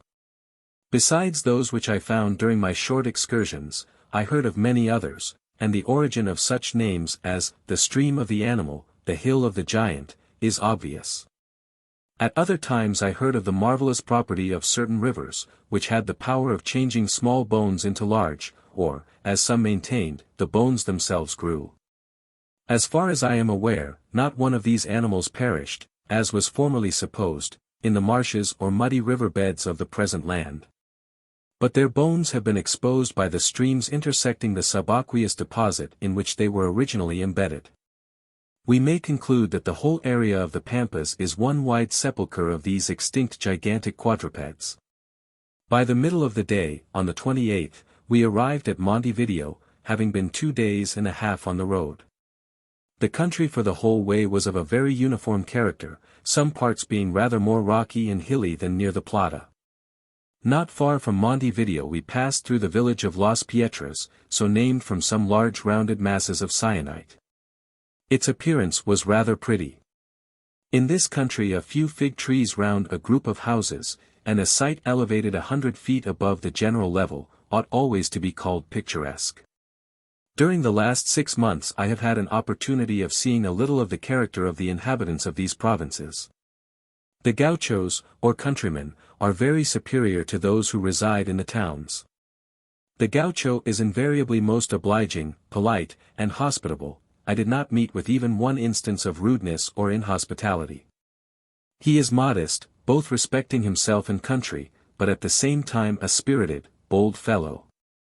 On the other hand, many robberies are committed, and there is much bloodshed. The habit of constantly wearing the knife is the chief cause of the latter. It is lamentable to hear how many lives are lost in trifling quarrels. In fighting, each party tries to mark the face of his adversary by slashing his nose or eyes, as is often attested by deep and horrid-looking scars. Robberies are a natural consequence of universal gambling, much drinking, and extreme indolence. At Mercedes I asked 2 men why they did not work. One gravely said the days were too long, the other that he was too poor. The number of horses and the profusion of food are the destruction of all industry. Moreover, there are so many feast days. And again, nothing can succeed without it be begun when the moon is on the increase, so that half the month is lost from these 2 causes. Police and justice are quite inefficient. If a man who is poor commits murder and is taken, he will be imprisoned, and perhaps even shot, but if he is rich and has friends, he may rely on it no very severe consequence will ensue. It is curious that the most respectable inhabitants of the country invariably assist a murderer to escape. They seem to think that the individual sins against the government, and not against the people. A traveler has no protection besides his firearms, and the constant habit of carrying them is the main check to more frequent robberies. The character of the higher and more educated classes who reside in the towns, partakes, but perhaps in a lesser degree, of the good parts of the gaucho, but is, I fear, stained by many vices of which he is free. Sensuality, mockery of all religion, and the grossest corruption, are far from uncommon. Nearly every public officer can be bribed. The head man in the post office sold forged government francs. The governor and prime minister openly combined to plunder the state. Justice, where gold came into play, was hardly expected by any one. I knew an Englishman who went to the Chief Justice. He told me that, not then understanding the ways of the place, he trembled as he entered the room, and said, "Sir, I have come to offer you 200, paper, dollars, value about £5 if you will arrest before a certain time a man who has cheated me. I know it is against the law, but my lawyer, naming him, recommended me to take this step." The Chief Justice smiled acquiescence, thanked him, and the man before night was safe in prison. With this entire want of principle in many of the leading men, with the country full of ill-paid turbulent officers, the people yet hope that a democratic form of government can succeed. On first entering society in these countries, 2 or 3 features strike one as particularly remarkable. The polite and dignified manners pervading every rank of life, the excellent taste displayed by the women in their dresses, and the equality amongst all ranks. At the Rio Colorado some men who kept the humblest shops used to dine with General Rosas. A son of a major at Bahia Blanca gained his livelihood by making paper cigars, and he wished to accompany me, as guide or servant, to Buenos Aires, but his father objected on the score of the danger alone. Many officers in the army can neither read nor write, yet all meet in society as equals. In Entre Rios, the sala consisted of only 6 representatives. One of them kept a common shop, and evidently was not degraded by the office. All this is what would be expected in a new country, nevertheless the absence of gentlemen by profession appears to an Englishman something strange. When speaking of these countries, the manner in which they have been brought up by their unnatural parent, Spain, should always be borne in mind. On the whole, perhaps, more credit is due for what has been done, than blame for that which may be deficient. It is impossible to doubt but that the extreme liberalism of these countries must ultimately lead to good results. The very general toleration of foreign religions, the regard paid to the means of education, the freedom of the press, the facilities offered to all foreigners, and especially, as I am bound to add, to every one professing the humblest pretensions to science, should be recollected with gratitude by those who have visited Spanish South America. December 6. The Beagle sailed from the Rio Plata, never again to enter its muddy stream. Our course was directed to Port Desire, on the coast of Patagonia. Before proceeding any farther, I will here put together a few observations made at sea. Several times when the ship has been some miles off the mouth of the Plata, and at other times when off the shores of northern Patagonia, we have been surrounded by insects. One evening, when we were about 10 miles from the Bay of San Blas, vast numbers of butterflies, in bands or flocks of countless myriads, extended as far as the eye could range. Even by the aid of a telescope it was not possible to see a space free from butterflies. The seamen cried out it was snowing butterflies, and such in fact was the appearance. More species than one were present, but the main part belonged to a kind very similar to, but not identical with, the common English Coleus edusa. Some moths and hymenoptera accompanied the butterflies, and a fine beetle, Calisoma, flew on board. Other instances are known of this beetle having been caught far out at sea, and this is the more remarkable, as the greater number of the Carabidae seldom or never take wing. The day had been fine and calm, and the one previous to it equally so, with light and variable airs. Hence we cannot suppose that the insects were blown off the land, but we must conclude that they voluntarily took flight. The great bands of the Coleus seem at first to afford an instance like those on record of the migrations of another butterfly, Vanessa cardui. 85 But the presence of other insects makes the case distinct, and even less intelligible. Before sunset a strong breeze sprung up from the north, and this must have caused tens of thousands of the butterflies and other insects to have perished. On another occasion, when 17 miles off Cape Corrientes, I had a net overboard to catch pelagic animals. Upon drawing it up, to my surprise I found a considerable number of beetles in it, and although in the open sea, they did not appear much injured by the salt water. I lost some of the specimens, but those which I preserved belonged to the genera Columbetes, Hydroporus, Hydrobius, 2 species, Notifus, Sinucus, Adamonia, and Scarabaeus. At first I thought that these insects had been blown from the shore.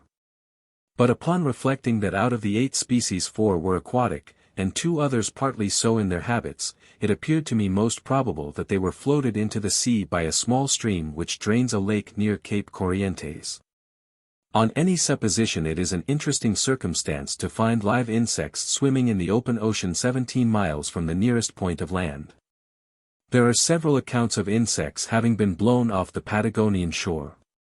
Captain Cook observed it, as did more lately Captain King of the Adventure. The cause probably is due to the want of shelter, both of trees and hills, so that an insect on the wing with an offshore breeze would be very apt to be blown out to sea. The most remarkable instance I have known of an insect being caught far from the land, was that of a large grasshopper, Acridium, which flew on board, when the Beagle was to windward of the Cape de Verde Islands. And when the nearest point of land, not directly opposed to the trade wind, was Cape Blanco on the coast of Africa, 370 miles distant. 86. On several occasions, when the Beagle has been within the mouth of the Plata, the rigging has been coated with the web of the gossamer spider. One day, November 1, 1832, I paid particular attention to this subject. The weather had been fine and clear, and in the morning the air was full of patches of the flocculent web, as on an autumnal day in England. The ship was 60 miles distant from the land, in the direction of a steady though light breeze. Vast numbers of a small spider, about 1/10 of an inch in length, and of a dusky red color, were attached to the webs. There must have been, I should suppose, some thousands on the ship. The little spider, when first coming in contact with the rigging, was always seated on a single thread, and not on the flocculent mass. This latter seems merely to be produced by the entanglement of the single threads. The spiders were all of one species, but of both sexes, together with young ones. These latter were distinguished by their smaller size and more dusky color.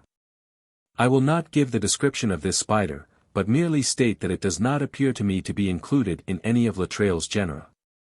The little aeronaut as soon as it arrived on board was very active, running about, sometimes letting itself fall, and then reascending the same thread. Sometimes employing itself in making a small and very irregular mesh in the corners between the ropes. It could run with facility on the surface of water. When disturbed it lifted up its front legs, in the attitude of attention. On its first arrival it appeared very thirsty, and with exerted maxillae drank eagerly of drops of water. This same circumstance has been observed by Strack. May it not be in consequence of the little insect having passed through a dry and rarefied atmosphere? Its stock of web seemed inexhaustible. While watching some that were suspended by a single thread, I several times observed that the slightest breath of air bore them away out of sight, in a horizontal line. On another occasion, 25th, under similar circumstances, I repeatedly observed the same kind of small spider, either when placed or having crawled on some little eminence, elevate its abdomen, send forth a thread, and then sail away horizontally. But with a rapidity which was quite unaccountable. I thought I could perceive that the spider, before performing the above preparatory steps, connected its legs together with the most delicate threads, but I am not sure whether this observation was correct. One day, at St. Fay, I had a better opportunity of observing some similar facts. A spider which was about 3/10 of an inch in length, and which in its general appearance resembled a citigrade, therefore quite different from the gossamer, while standing on the summit of a post, darted forth 4 or 5 threads from its spinners. These, glittering in the sunshine, might be compared to diverging rays of light. They were not, however, straight, but in undulations like films of silk blown by the wind. They were more than a yard in length, and diverged in an ascending direction from the orifices. The spider then suddenly let go its hold of the post, and was quickly borne out of sight. The day was hot and apparently quite calm. Yet under such circumstances, the atmosphere can never be so tranquil as not to affect a vein so delicate as the thread of a spider's web. If during a warm day we look either at the shadow of any object cast on a bank, or over a level plain at a distant landmark, the effect of an ascending current of heated air is almost always evident. Such upward currents, it has been remarked, are also shown by the ascent of soap bubbles, which will not rise in an indoors room. Hence I think there is not much difficulty in understanding the ascent of the fine lines projected from a spider's spinners, and afterwards of the spider itself. The divergence of the lines has been attempted to be explained, I believe by Mr. Murray, by their similar electrical condition. The circumstance of spiders of the same species, but of different sexes and ages, being found on several occasions at the distance of many leagues from the land, attached in vast numbers to the lines, renders it probable that the habit of sailing through the air is as characteristic of this tribe, as that of diving is of the Argyronida. We may then reject Latreille's supposition, that the gossamer owes its origin indifferently to the young of several genera of spiders, although, as we have seen, the young of other spiders do possess the power of performing aerial voyages. 87. During our different passages south of the Plata, I often towed astern a net made of bunting, and thus caught many curious animals.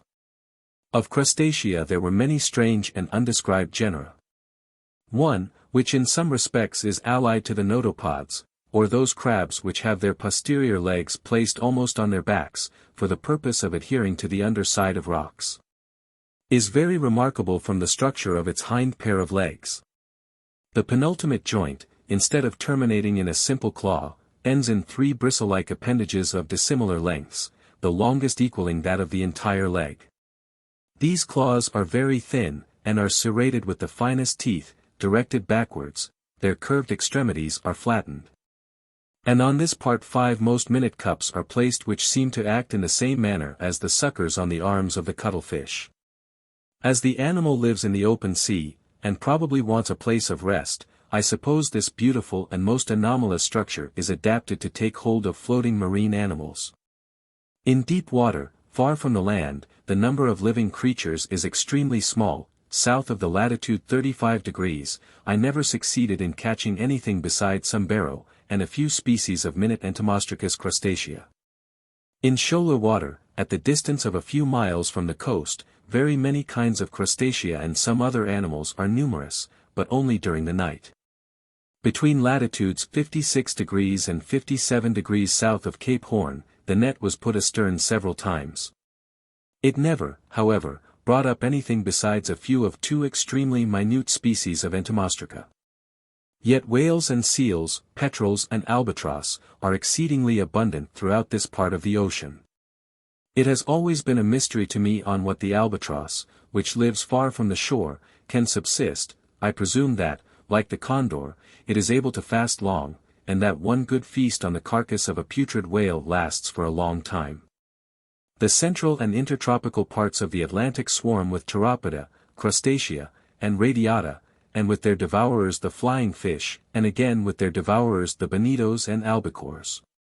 I presume that the numerous lower pelagic animals feed on the Infusoria, which are now known, from the researches of Ehrenberg, to abound in the open ocean, but on what, in the clear blue water, do these Infusoria subsist?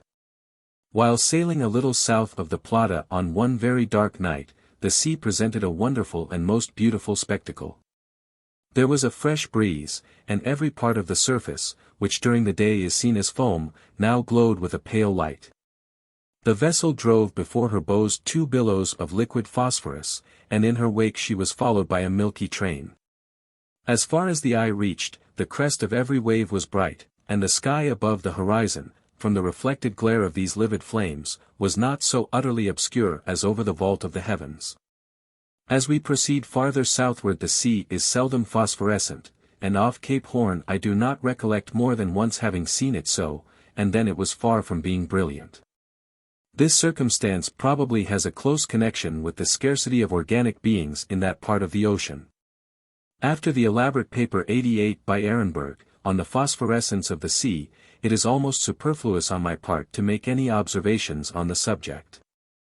I may however add, that the same torn and irregular particles of gelatinous matter, described by Ehrenberg, seem in the southern as well as in the northern hemisphere to be the common cause of this phenomenon. The particles were so minute as easily to pass through fine gauze, yet many were distinctly visible by the naked eye. The water when placed in a tumbler and agitated gave out sparks, but a small portion in a watch-glass scarcely ever was luminous. Ehrenberg states that these particles all retain a certain degree of irritability. My observations, some of which were made directly after taking up the water, gave a different result. I may also mention, that having used the net during one night, I allowed it to become partially dry, and having occasion 12 hours afterwards to employ it again, I found the whole surface sparkled as brightly as when first taken out of the water. It does not appear probable in this case that the particles could have remained so long alive. On one occasion, having kept a jellyfish of the genus Dionea till it was dead, the water in which it was placed became luminous. When the waves scintillate with bright green sparks, I believe it is generally owing to minute crustacea. But there can be no doubt that very many other pelagic animals, when alive, are phosphorescent. On 2 occasions I have observed the sea luminous at considerable depths beneath the surface. Near the mouth of the Plata some circular and oval patches, from 2 to 4 yards in diameter, and with defined outlines, shone with a steady but pale light, while the surrounding water only gave out a few sparks.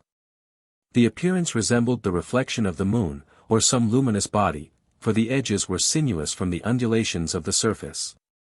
The ship, which drew 13 feet water, passed over, without disturbing these patches. Therefore we must suppose that some animals were congregated together at a greater depth than the bottom of the vessel. Near Fernando Noronha the sea gave out light in flashes. The appearance was very similar to that which might be expected from a large fish moving rapidly through a luminous fluid. To this cause the sailors attributed it. At the time, however, I entertained some doubts, on account of the frequency and rapidity of the flashes. I have already remarked that the phenomenon is very much more common in warm than in cold countries. And I have sometimes imagined that a disturbed electrical condition of the atmosphere was most favorable to its production. Certainly I think the sea is most luminous after a few days of more calm weather than ordinary, during which time it has swarmed with various animals. Observing that the water charged with gelatinous particles is in an impure state, and that the luminous appearance in all common cases is produced by the agitation of the fluid in contact with the atmosphere, I am inclined to consider that the phosphorescence is the result of the decomposition of the organic particles, by which process, one is tempted almost to call it a kind of respiration, the ocean becomes purified. December 23. We arrived at Port Desire, situated in lat. 47 degrees, on the coast of Patagonia. The creek runs for about 20 miles inland, with an irregular width.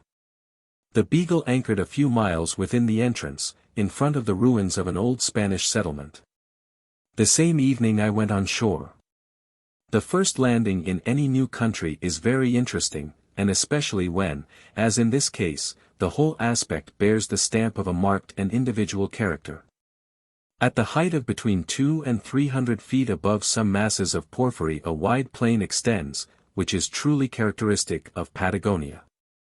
The surface is quite level, and is composed of well-rounded shingle mixed with a whitish earth. Here and there scattered tufts of brown wiry grass are supported, and still more rarely, some low thorny bushes. The weather is dry and pleasant, and the fine blue sky is but seldom obscured. When standing in the middle of one of these desert plains and looking towards the interior, the view is generally bounded by the escarpment of another plain, rather higher, but equally level and desolate.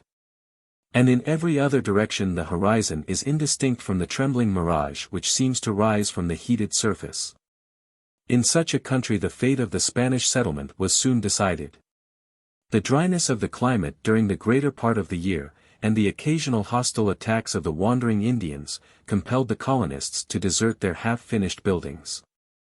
The style, however, in which they were commenced shows the strong and liberal hand of Spain in the old time. The result of all the attempts to colonize this side of America south of 41 degrees has been miserable. Port famine expresses by its name the lingering and extreme sufferings of several hundred wretched people, of whom one alone survived to relate their misfortunes. At St. Joseph's Bay, on the coast of Patagonia, a small settlement was made. But during one Sunday the Indians made an attack and massacred the whole party, excepting 2 men, who remained captives during many years. At the Rio Negro I conversed with one of these men, now in extreme old age.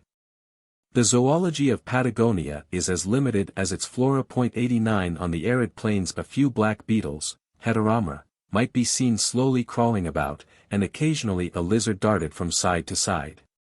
Of birds we have 3 carrion hawks, and in the valleys a few finches and insect feeders. An ibis, Thuristicus melanops, a species said to be found in Central Africa, is not uncommon on the most desert parts. In their stomachs I found grasshoppers, cicadae, small lizards, and even scorpions. 90 at one time of the year these birds go in flocks, at another in pairs. Their cry is very loud and singular, like the neighing of the guanaco. The guanaco, or wild llama, is the characteristic quadruped of the plains of Patagonia. It is the South American representative of the camel of the East. It is an elegant animal in a state of nature, with a long slender neck and fine legs. It is very common over the whole of the temperate parts of the continent, as far south as the islands near Cape Horn. It generally lives in small herds of from half a dozen to 30 in each, but on the banks of the St. Cruz we saw one herd which must have contained at least 500. They are generally wild and extremely wary. Mr.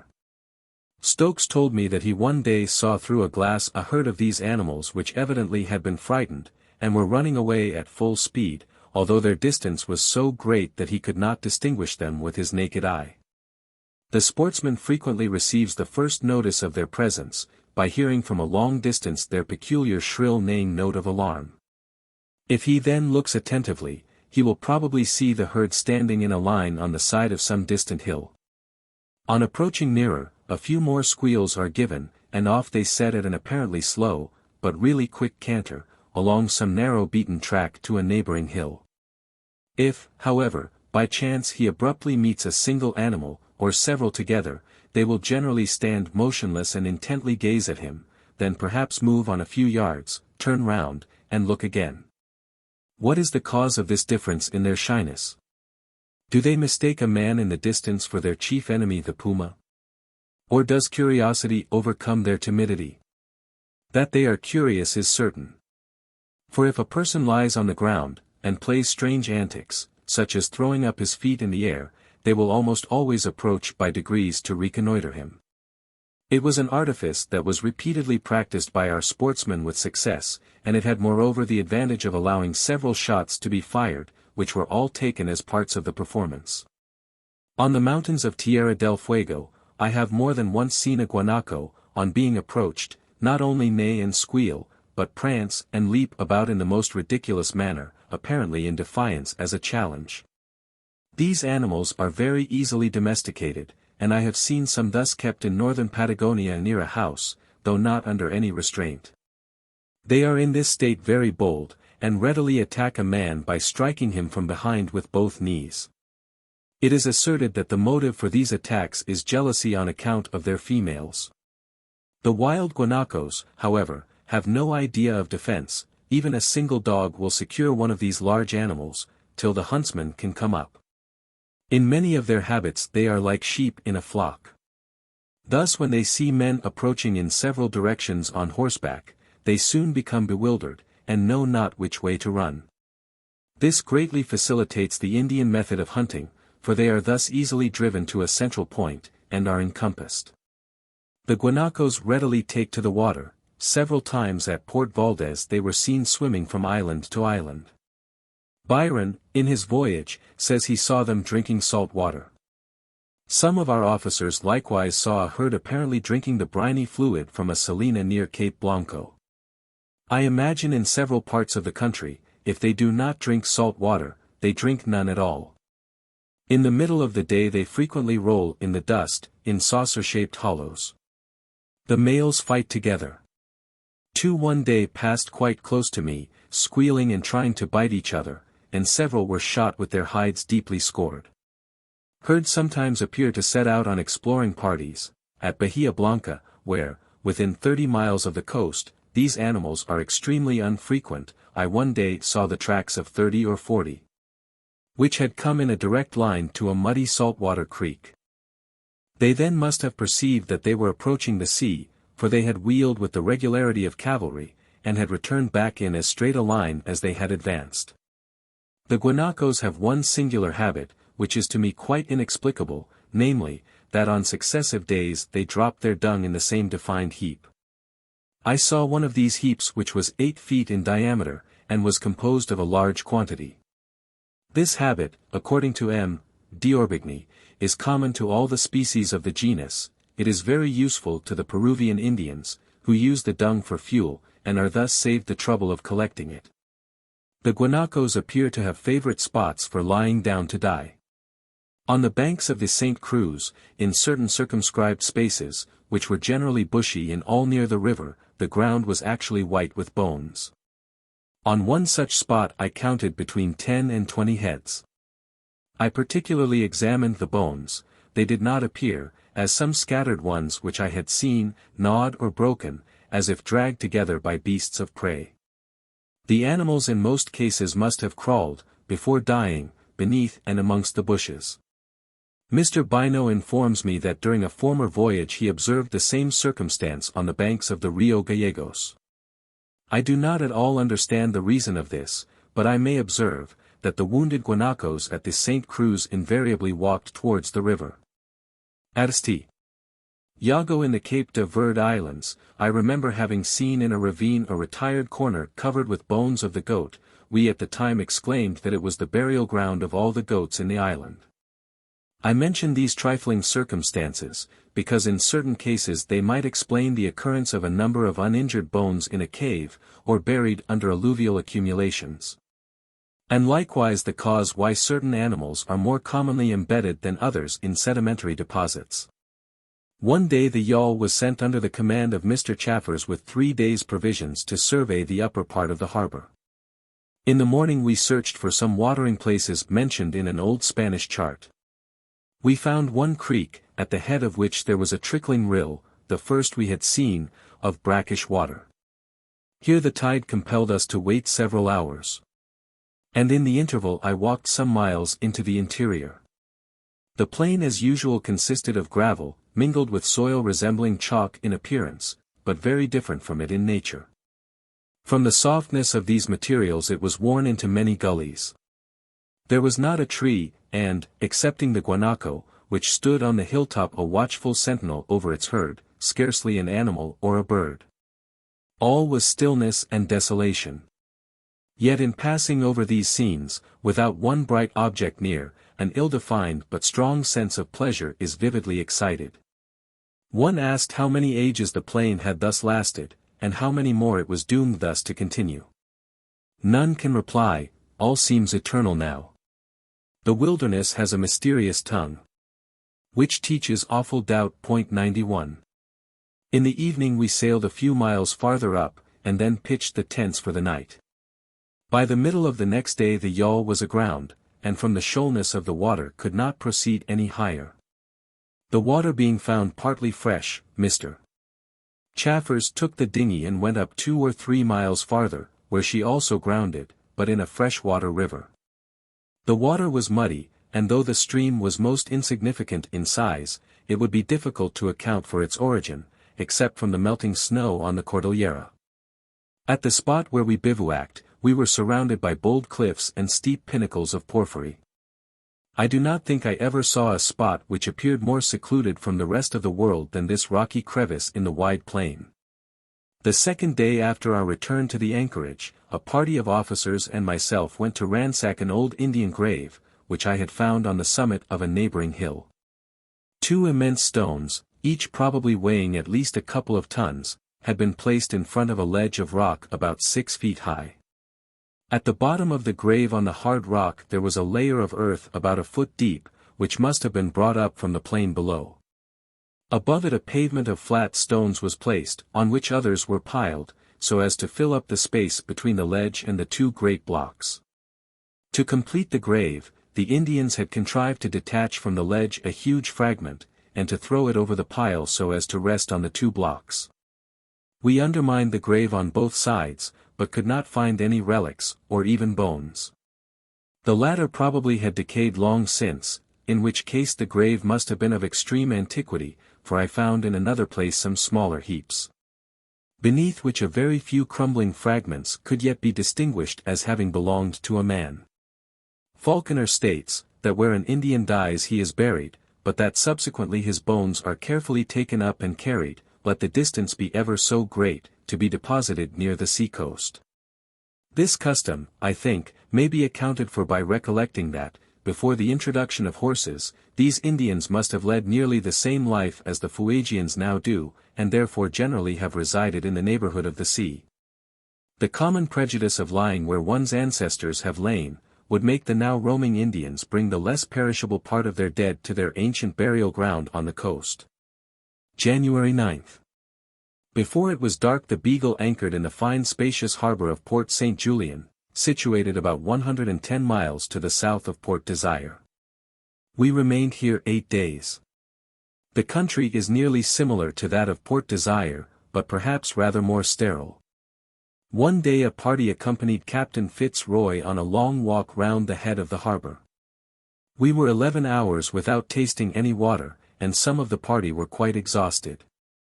From the summit of a hill, since well named Thirsty Hill, a fine lake was spied, and 2 of the party proceeded with concerted signals to show whether it was fresh water. What was our disappointment to find a snow-white expanse of salt, crystallized in great cubes. We attributed our extreme thirst to the dryness of the atmosphere. But whatever the cause might be, we were exceedingly glad late in the evening to get back to the boats. Although we could nowhere find, during our whole visit, a single drop of fresh water, yet some must exist. For by an odd chance I found on the surface of the salt water, near the head of the bay, a columbetes not quite dead, which must have lived in some not far distant pool. 3 other insects, a cincindella, like Hybrida, a cymindis, and a harpalus, which all live on muddy flats occasionally overflowed by the sea, and 1 other found dead on the plain, complete the list of the beetles. A good-sized fly, Tabanus, was extremely numerous, and tormented us by its painful bite. The common horsefly, which is so troublesome in the shady lanes of England, belongs to this same genus. We here have the puzzle that so frequently occurs in the case of mosquitoes: on the blood of what animals do these insects commonly feed? The guanaco is nearly the only warm-blooded quadruped, and it is found in quite inconsiderable numbers compared with the multitude of flies. The geology of Patagonia is interesting. Differently from Europe, where the tertiary formations appear to have accumulated in bays, here along hundreds of miles of coast we have one great deposit, including many tertiary shells, all apparently extinct.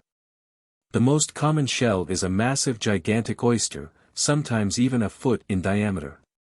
These beds are covered by others of a peculiar soft white stone, including much gypsum, and resembling chalk, but really of a pumiceous nature.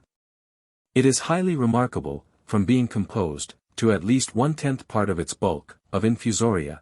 Professor Ehrenberg has already ascertained in it 30 oceanic forms. This bed extends for 500 miles along the coast, and probably for a considerably greater distance. At Port St. Julian its thickness is more than 800 feet. These white beds are everywhere capped by a mass of gravel, forming probably one of the largest beds of shingle in the world. It certainly extends from near the Rio Colorado to between 600 and 700 nautical miles southward. At Santa Cruz, a river a little south of St. Julian, it reaches to the foot of the Cordillera. Halfway up the river its thickness is more than 200 feet. It probably everywhere extends to this great chain, whence the well-rounded pebbles of porphyry have been derived. We may consider its average breadth as 200 miles, and its average thickness as about 50 feet. If this great bed of pebbles, without including the mud necessarily derived from their attrition, was piled into a mound, it would form a great mountain chain. When we consider that all these pebbles, countless as the grains of sand in the desert, have been derived from the slow falling of masses of rock on the old coastlines and banks of rivers, and that these fragments have been dashed into smaller pieces, and that each of them has since been slowly rolled, rounded, and far transported, the mind is stupefied in thinking over the long, absolutely necessary, lapse of years. Yet all this gravel has been transported, and probably rounded, subsequently to the deposition of the white beds, and long subsequently to the underlying beds with the tertiary shells. Everything in this southern continent has been effected on a grand scale. The land, from the Rio Plata to Tierra del Fuego, a distance of 1,200 miles, has been raised in mass, and in Patagonia to a height of between 300 and 400 feet. Within the period of the now existing seashells, the old and weathered shells left on the surface of the upraised plain still partially retain their colors. The uprising movement has been interrupted by at least 8 long periods of rest, during which the sea ate deeply back into the land, forming at successive levels the long lines of cliffs or escarpments, which separate the different plains as they rise like steps one behind the other. The elevatory movement, and the eating back power of the sea during the periods of rest, have been equable over long lines of coast, for I was astonished to find that the step-like plains stand at nearly corresponding heights at far distant points. The lowest plain is 90 feet high, and the highest, which I ascended near the coast, is 950 feet, and of this only relics are left in the form of flat gravel-capped hills. The upper plain of Santa Cruz slopes up to a height of 3,000 feet at the foot of the Cordillera. I have said that within the period of existing seashells, Patagonia has been upraised 300 to 400 feet. I may add, that within the period when icebergs transported boulders over the upper plain of Santa Cruz, the elevation has been at least 1,500 feet. Nor has Patagonia been affected only by upward movements. The extinct tertiary shells from Port St. Julian and Santa Cruz cannot have lived, according to Professor E. Forbes, in a greater depth of water than from 40 to 250 feet. But they are now covered with sea-deposited strata from 800 to 1,000 feet in thickness, hence the bed of the sea, on which these shells once lived, must have sunk downward several hundred feet, to allow of the accumulation of the superincumbent strata. What a history of geological changes does the simply constructed coast of Patagonia reveal. At Port St. Julian, 92 in some red mud capping the gravel on the 90-feet plain, I found half the skeleton of the Macrauchenia patagonica, a remarkable quadruped, full as large as a camel.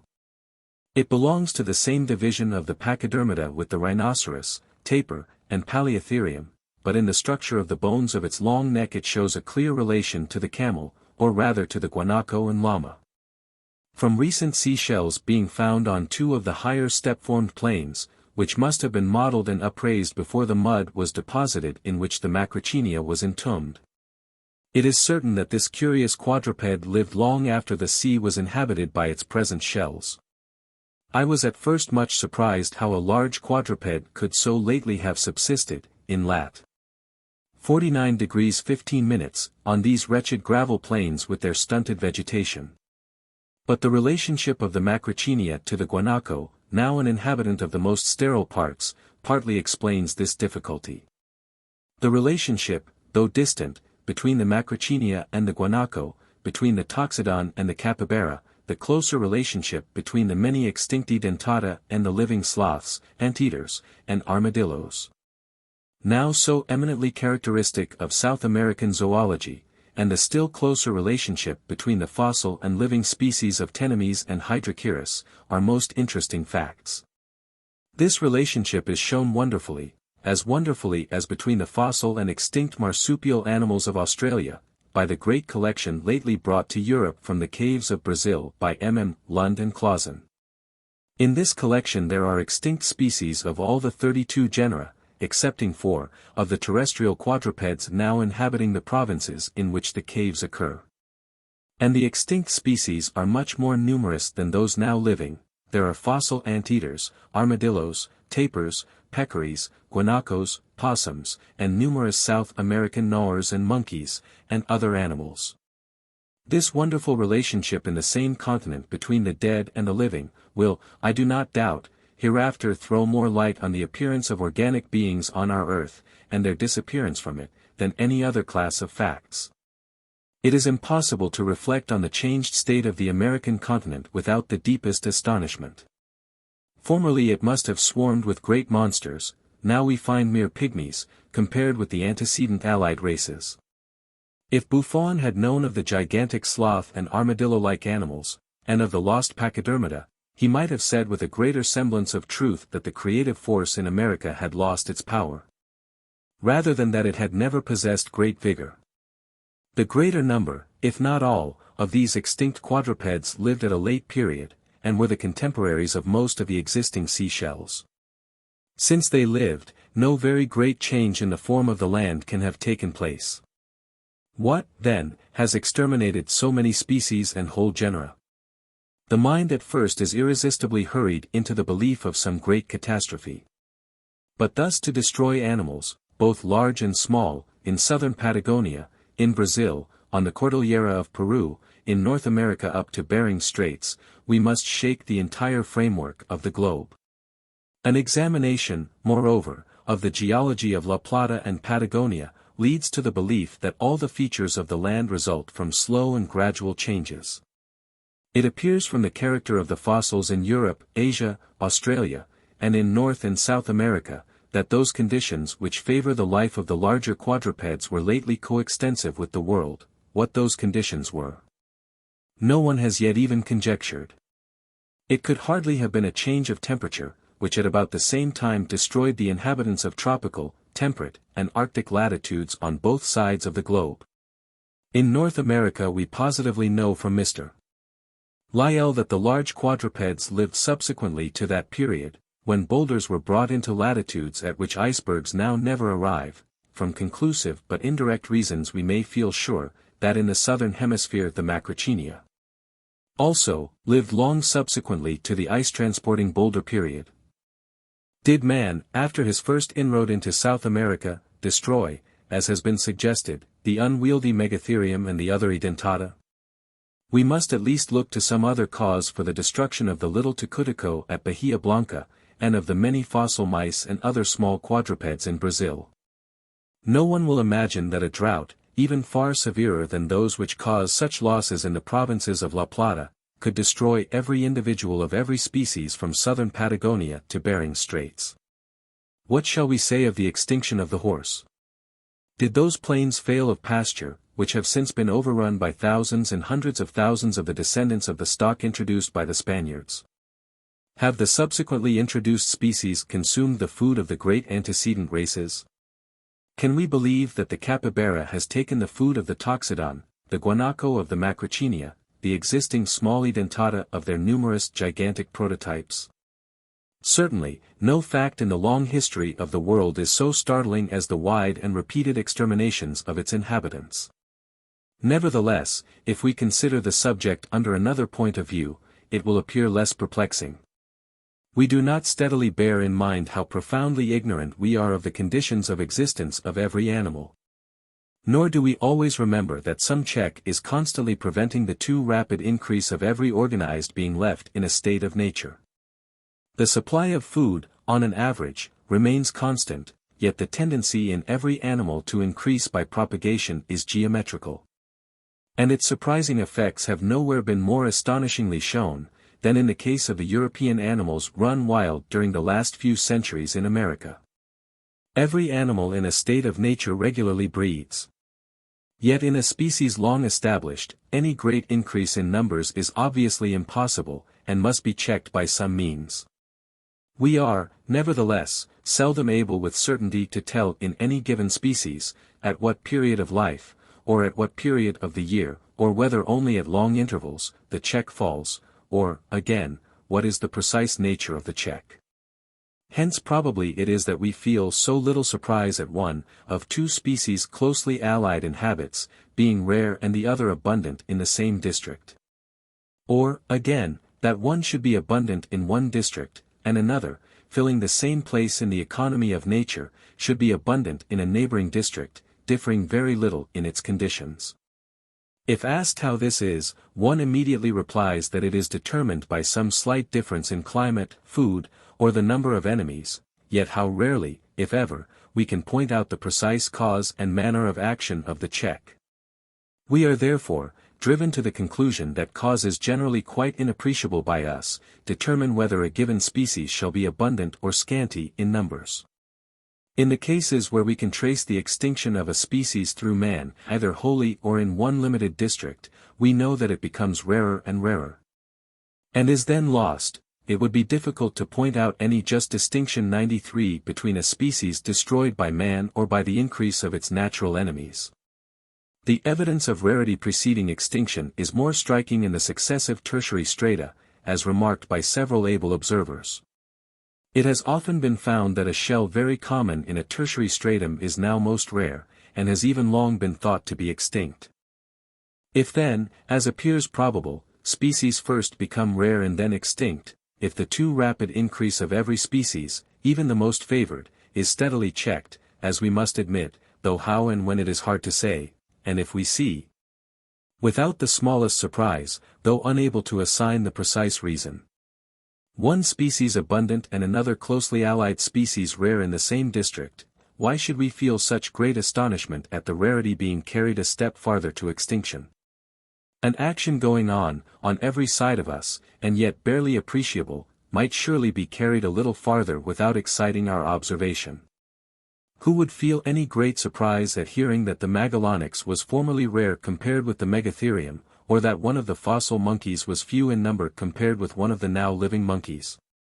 And yet in this comparative rarity, we should have the plainest evidence of less favorable conditions for their existence. To admit that species generally become rare before they become extinct, to feel no surprise at the comparative rarity of one species with another, and yet to call in some extraordinary agent and to marvel greatly when a species ceases to exist, appears to me much the same as to admit that sickness in the individual is the prelude to death, to feel no surprise at sickness, but when the sick man dies to wonder, and to believe that he died through violence. Chapter 9. Santa Cruz, Expedition up the River, Indians, Immense Streams. Santa Cruz, Expedition up the River, Indians, Immense Streams of basaltic lava, fragments not transported by the river, excavation of the valley, Condor. Habits of, Cordillera, erratic boulders of great size, Indian relics, return to the ship, Falkland Islands, wild horses, cattle. Rabbits, wolf-like fox, fire made of bones, manner of hunting wild cattle, geology, streams of stones, scenes of violence, penguin, geese, eggs of Doris, compound animals. Santa Cruz, Patagonia, and the Falkland Islands. April 13, 1834. The Beagle anchored within the mouth of the Santa Cruz. This river is situated about 60 miles south of Port St. Julian. During the last voyage Captain Stokes proceeded 30 miles up it, but then, from the want of provisions, was obliged to return. Excepting what was discovered at that time, scarcely anything was known about this large river. Captain FitzRoy now determined to follow its course as far as time would allow. On the 18th 3 whaleboats started, carrying 3 weeks' provisions. And the party consisted of 25 souls, a force which would have been sufficient to have defied a host of Indians. With a strong flood tide and a fine day we made a good run, soon drank some of the fresh water, and were at night nearly above the tidal influence. The river here assumed a size and appearance which, even at the highest point we ultimately reached, was scarcely diminished. It was generally from 300 to 400 yards broad, and in the middle about 17 feet deep. The rapidity of the current, which in its whole course runs at the rate of from 4 to 6 knots an hour, is perhaps its most remarkable feature. The water is of a fine blue color, but with a slight milky tinge, and not so transparent as at first sight would have been expected. It flows over a bed of pebbles, like those which compose the beach and the surrounding plains. It runs in a winding course through a valley, which extends in a direct line westward. This valley varies from 5 to 10 miles in breadth. It is bounded by step-formed terraces, which rise in most parts, one above the other, to the height of 500 feet, and have on the opposite sides a remarkable correspondence. April 19. Against so strong a current it was, of course, quite impossible to row or sail, consequently the 3 boats were fastened together head and stern, 2 hands left in each, and the rest came on shore to track. As the general arrangements made by Captain FitzRoy were very good for facilitating the work of all, and as all had a share in it, I will describe the system. The party, including every one, was divided into 2 spells, each of which hauled at the tracking line alternately for an hour and a half. The officers of each boat lived with, ate the same food, and slept in the same tent with their crew, so that each boat was quite independent of the others. After sunset the first level spot where any bushes were growing was chosen for our night's lodging. Each of the crew took it in turns to be cook. Immediately the boat was hauled up, the cook made his fire, 2 others pitched the tent. The coxswain handed the things out of the boat, the rest carried them up to the tents and collected firewood. By this order, in half an hour everything was ready for the night. A watch of 2 men and an officer was always kept, whose duty it was to look after the boats, keep up the fire, and guard against Indians. Each in the party had his 1 hour every night. During this day we tracked but a short distance, for there were many islets, covered by thorny bushes, and the channels between them were shallow. April 20th. We passed the islands and set to work. Our regular day's march, although it was hard enough, carried us on an average only 10 miles in a straight line, and perhaps 15 or 20 altogether. Beyond the place where we slept last night, the country is completely terra incognita, for it was there that Captain Stokes turned back. We saw in the distance a great smoke, and found the skeleton of a horse, so we knew that Indians were in the neighborhood. On the next morning, 21st, tracks of a party of horse, and marks left by the trailing of the chuzos, or long spears, were observed on the ground. It was generally thought that the Indians had reconnoitered us during the night. Shortly afterwards we came to a spot where, from the fresh footsteps of men, children, and horses, it was evident that the party had crossed the river. April 22nd. The country remained the same, and was extremely uninteresting. The complete similarity of the productions throughout Patagonia is one of its most striking characters. The level plains of arid shingle support the same stunted and dwarf plants, and in the valleys the same thorn-bearing bushes grow. Everywhere we see the same birds and insects. Even the very banks of the river and of the clear streamlets which entered it, were scarcely enlivened by a brighter tint of green.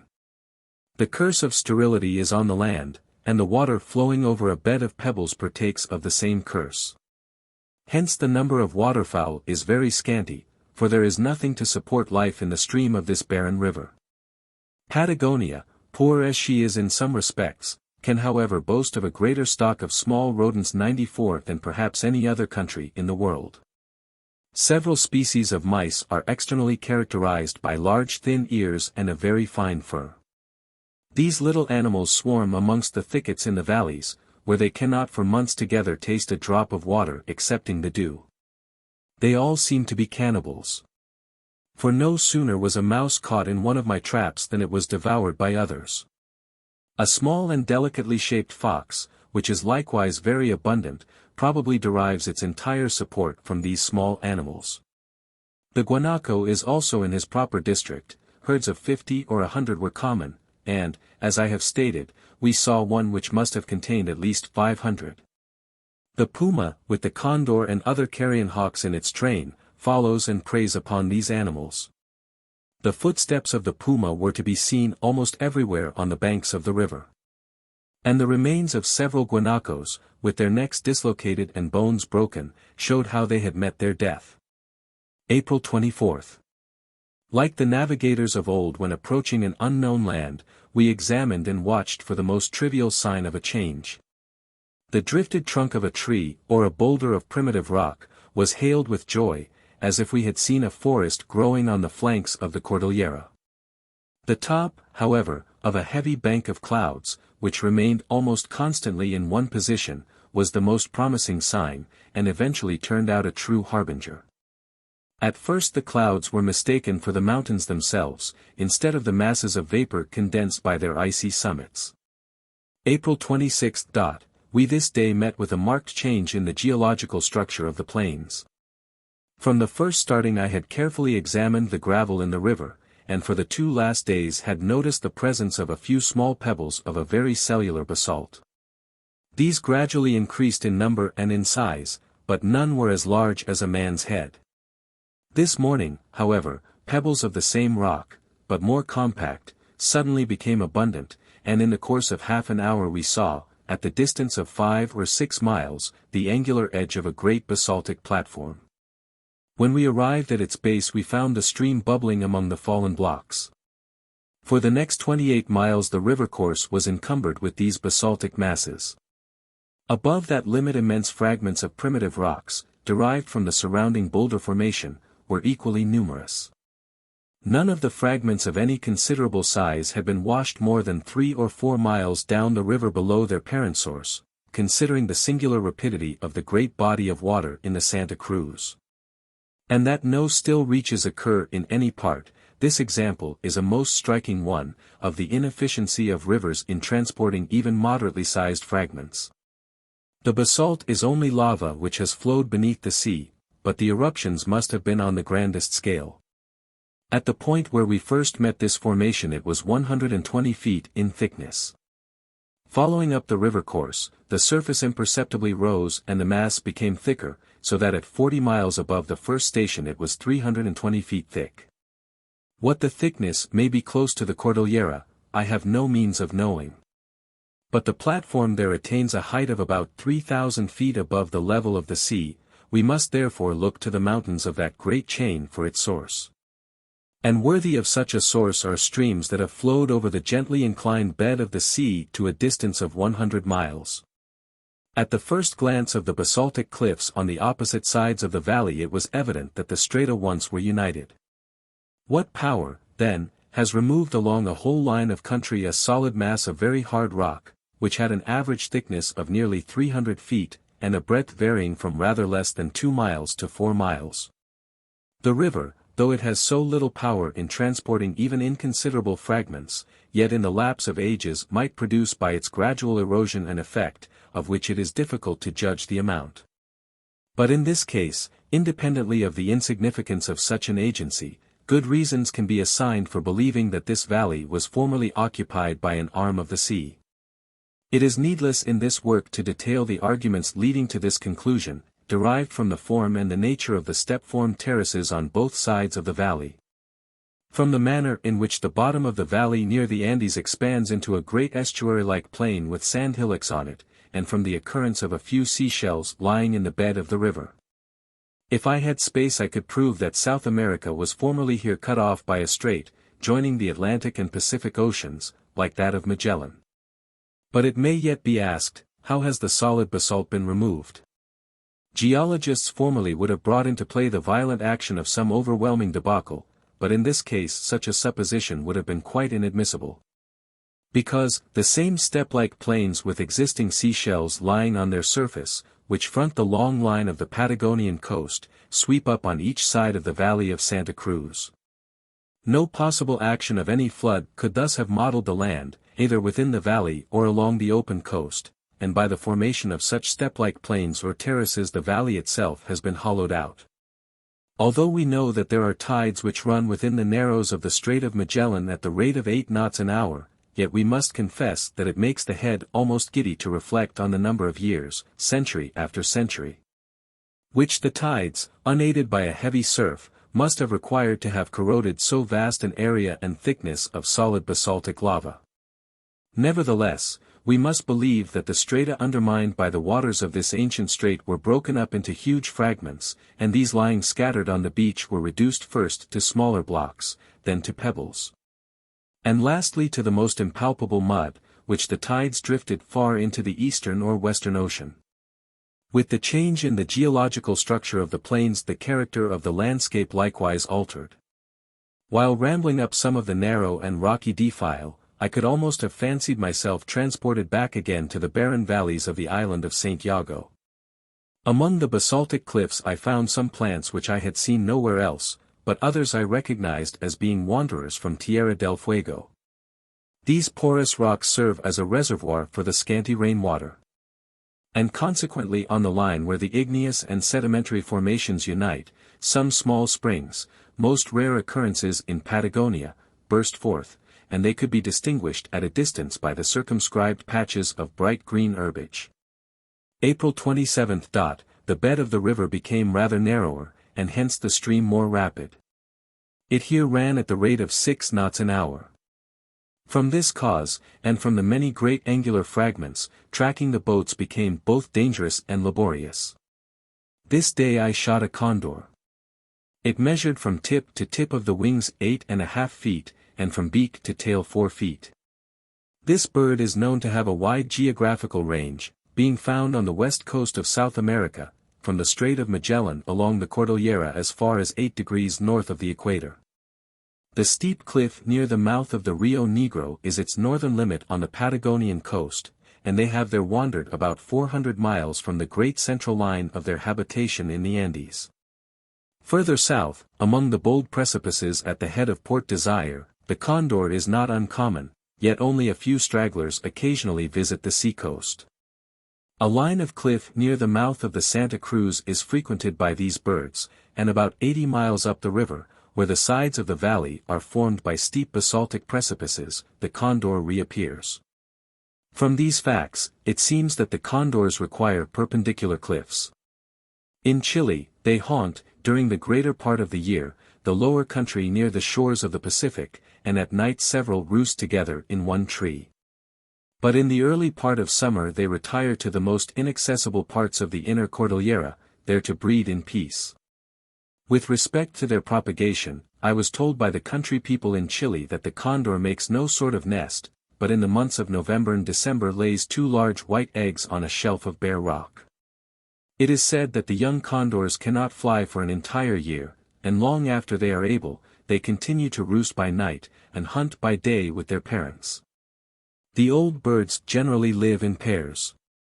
But among the inland basaltic cliffs of the Santa Cruz I found a spot where scores must usually haunt. On coming suddenly to the brow of the precipice, it was a grand spectacle to see between 20 and 30 of these great birds start heavily from their resting place, and wheel away in majestic circles. From the quantity of dung on the rocks, they must long have frequented this cliff for roosting and breeding. Having gorged themselves with carrion on the plains below, they retire to these favorite ledges to digest their food. From these facts, the condor, like the gallinazo, must to a certain degree be considered as a gregarious bird. In this part of the country they live altogether on the guanacos which have died a natural death, or as more commonly happens, have been killed by the pumas. I believe, from what I saw in Patagonia, that they do not on ordinary occasions extend their daily excursions to any great distance from their regular sleeping places. The condors may oftentimes be seen at a great height, soaring over a certain spot in the most graceful circles. On some occasions I am sure that they do this only for pleasure, but on others, the Chileno countryman tells you that they are watching a dying animal, or the puma devouring its prey. If the condors glide down, and then suddenly all rise together, the Chileno knows that it is the puma which, watching the carcass, has sprung out to drive away the robbers. Besides feeding on carrion, the condors frequently attack young goats and lambs, and the shepherd dogs are trained, whenever they pass over, to run out, and looking upwards to bark violently. The Chilenos destroy and catch numbers. 2 methods are used. One is to place a carcass on a level piece of ground within an enclosure of sticks with an opening, and when the condors are gorged, to gallop up on horseback to the entrance, and thus enclose them, for when this bird has not space to run, it cannot give its body sufficient momentum to rise from the ground. The second method is to mark the trees in which, frequently to the number of 5 or 6 together, they roost, and then at night to climb up and noose them. They are such heavy sleepers, as I have myself witnessed, that this is not a difficult task. At Valparaiso I have seen a living condor sold for 6 pence, but the common price is 8 or 10 shillings. One which I saw brought in, had been tied with rope, and was much injured. Yet, the moment the line was cut by which its bill was secured, although surrounded by people, it began ravenously to tear a piece of carrion. In a garden at the same place, between 20 and 30 were kept alive. They were fed only once a week, but they appeared in pretty good health. 95 The Chileno countrymen assert that the condor will live, and retain its vigor, between 5 and 6 weeks without eating. I cannot answer for the truth of this, but it is a cruel experiment, which very likely has been tried. When an animal is killed in the country, it is well known that the condors, like other carrion vultures, soon gain intelligence of it, and congregate in an inexplicable manner. In most cases it must not be overlooked, that the birds have discovered their prey, and have picked the skeleton clean, before the flesh is in the least degree tainted. Remembering the experiments of M. Audubon, on the little smelling powers of carrion hawks, I tried in the above-mentioned garden the following experiment. The condors were tied, each by a rope, in a long row at the bottom of a wall. And having folded up a piece of meat in white paper, I walked backwards and forwards, carrying it in my hand at the distance of about 3 yards from them, but no notice whatever was taken. I then threw it on the ground, within 1 yard of an old male bird. He looked at it for a moment with attention, but then regarded it no more. With a stick I pushed it closer and closer, until at last he touched it with his beak. The paper was then instantly torn off with fury, and at the same moment, every bird in the long row began struggling and flapping its wings. Under the same circumstances it would have been quite impossible to have deceived a dog. The evidence in favor of and against the acute smelling powers of carrion vultures is singularly balanced. Professor Owen has demonstrated that the olfactory nerves of the turkey buzzard, Cathartes aura, are highly developed, and on the evening when Mr. Owen's paper was read at the Zoological Society, it was mentioned by a gentleman that he had seen the carrion hawks in the West Indies on 2 occasions collect on the roof of a house. When a corpse had become offensive from not having been buried, in this case, the intelligence could hardly have been acquired by sight. On the other hand, besides the experiments of Audubon and that one by myself, Mr. Bachman has tried in the United States many varied plans, showing that neither the turkey buzzard, the species dissected by Professor Owen, nor the gallinazo find their food by smell. He covered portions of highly offensive offal with a thin canvas cloth, and strewed pieces of meat on it. These the carrion vultures ate up, and then remained quietly standing, with their beaks within the 1/8 of an inch of the putrid mass. Without discovering it, a small rent was made in the canvas, and the offal was immediately discovered. The canvas was replaced by a fresh piece, and meat again put on it, and was again devoured by the vultures without their discovering the hidden mass on which they were trampling. These facts are attested by the signatures of 6 gentlemen, besides that of Mr. Bachman. 96. Often when lying down to rest on the open plains, on looking upwards, I have seen carrion hawks sailing through the air at a great height. Where the country is level I do not believe a space of the heavens, of more than 15 degrees above the horizon, is commonly viewed with any attention by a person either walking or on horseback. If such be the case, and the vulture is on the wing at a height of between 3,000 and 4,000 feet, before it could come within the range of vision, its distance in a straight line from the beholder's eye would be rather more than 2 British miles. Might it not thus readily be overlooked? When an animal is killed by the sportsman in a lonely valley, may he not all the while be watched from above by the sharp-sighted bird? And will not the manner of its descent proclaim throughout the district to the whole family of carrion feeders, that their prey is at hand? When the condors are wheeling in a flock round and round any spot, their flight is beautiful.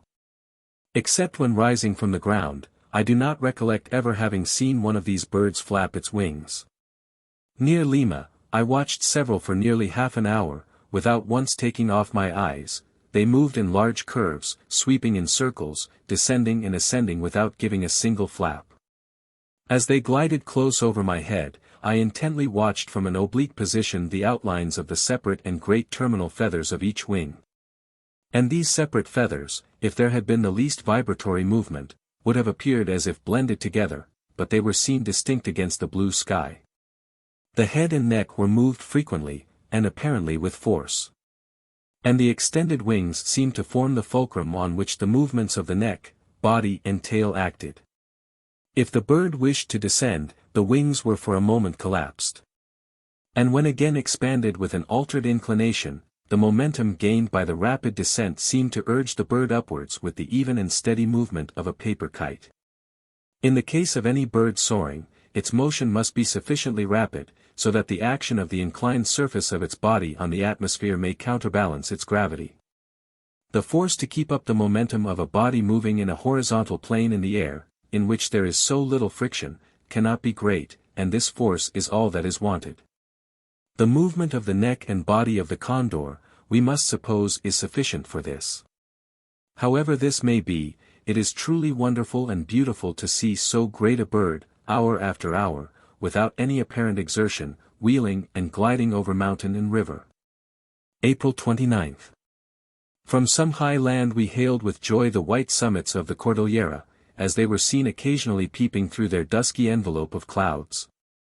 During the few succeeding days we continued to get on slowly, for we found the river course very tortuous, and strewed with immense fragments of various ancient slaty rocks, and of granite. The plain bordering the valley had here attained an elevation of about 1,100 feet above the river, and its character was much altered. The well-rounded pebbles of porphyry were mingled with many immense angular fragments of basalt and of primary rocks. The first of these erratic boulders which I noticed was 67 miles distant from the nearest mountain. Another which I measured was 5 yards square, and projected 5 feet above the gravel. Its edges were so angular, and its size so great, that I at first mistook it for a rock in situ, and took out my compass to observe the direction of its cleavage. The plain here was not quite so level as that nearer the coast, but yet it betrayed no signs of any great violence. Under these circumstances it is, I believe, quite impossible to explain the transportal of these gigantic masses of rock so many miles from their parent source, on any theory except by that of floating icebergs. During the 2 last days we met with signs of horses, and with several small articles which had belonged to the Indians, such as parts of a mantle and a bunch of ostrich feathers, but they appeared to have been lying long on the ground. Between the place where the Indians had so lately crossed the river and this neighborhood, though so many miles apart, the country appears to be quite unfrequented. At first, considering the abundance of the guanacos, I was surprised at this. But it is explained by the stony nature of the plains, which would soon disable an unshod horse from taking part in the chase. Nevertheless, in 2 places in this very central region, I found small heaps of stones, which I do not think could have been accidentally thrown together. They were placed on points projecting over the edge of the highest lava cliff, and they resembled, but on a small scale, those near Port Desire. May 4th. Captain FitzRoy determined to take the boats no higher. The river had a winding course, and was very rapid, and the appearance of the country offered no temptation to proceed any farther. Everywhere we met with the same productions, and the same dreary landscape. We were now 140 miles distant from the Atlantic, and about 60 from the nearest arm of the Pacific. The valley in this upper part expanded into a wide basin, bounded on the north and south by the basaltic platforms, and fronted by the long range of the snow-clad Cordillera. But we viewed these grand mountains with regret, for we were obliged to imagine their nature and productions, instead of standing, as we had hoped, on their summits. Besides the useless loss of time which an attempt to ascend the river any higher would have cost us, we had already been for some days on half allowance of bread. This, although really enough for reasonable men, was, after a hard day's march, rather scanty food. A light stomach and an easy digestion are good things to talk about, but very unpleasant in practice. 5th. Before sunrise we commenced our descent. We shot down the stream with great rapidity, generally at the rate of 10 knots an hour. In this one day we effected what had cost us 5.5 hard days' labor in ascending. On the 8th we reached the Beagle after our 21 days' expedition. Every one, excepting myself, had cause to be dissatisfied, but to me the ascent afforded a most interesting section of the great tertiary formation of Patagonia. On March 1, 1833, and again on March 16, 1834, the Beagle anchored in Berkeley Sound, in East Falkland Island. This archipelago is situated in nearly the same latitude with the mouth of the Strait of Magellan. It covers a space of 120 by 60 geographical miles, and is a little more than half the size of Ireland. After the possession of these miserable islands had been contested by France, Spain, and England, they were left uninhabited. The government of Buenos Ayres then sold them to a private individual, but likewise used them, as old Spain had done before, for a penal settlement. England claimed her right and seized them. The Englishman who was left in charge of the flag was consequently murdered. A British officer was next sent, unsupported by any power, and when we arrived, we found him in charge of a population, of which rather more than half were runaway rebels and murderers. The theatre is worthy of the scenes acted on it. An undulating land, with a desolate and wretched aspect, is everywhere covered by a peaty soil and wiry grass, of one monotonous brown color. Here and there a peak or ridge of grey quartz rock breaks through the smooth surface. Every one has heard of the climate of these regions. It may be compared to that which is experienced at the height of between 1 and 2,000 feet, on the mountains of North Wales. Having however less sunshine and less frost, but more wind and rain. 97. 16th. I will now describe a short excursion which I made round a part of this island.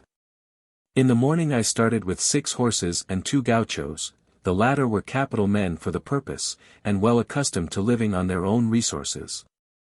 The weather was very boisterous and cold, with heavy hailstorms.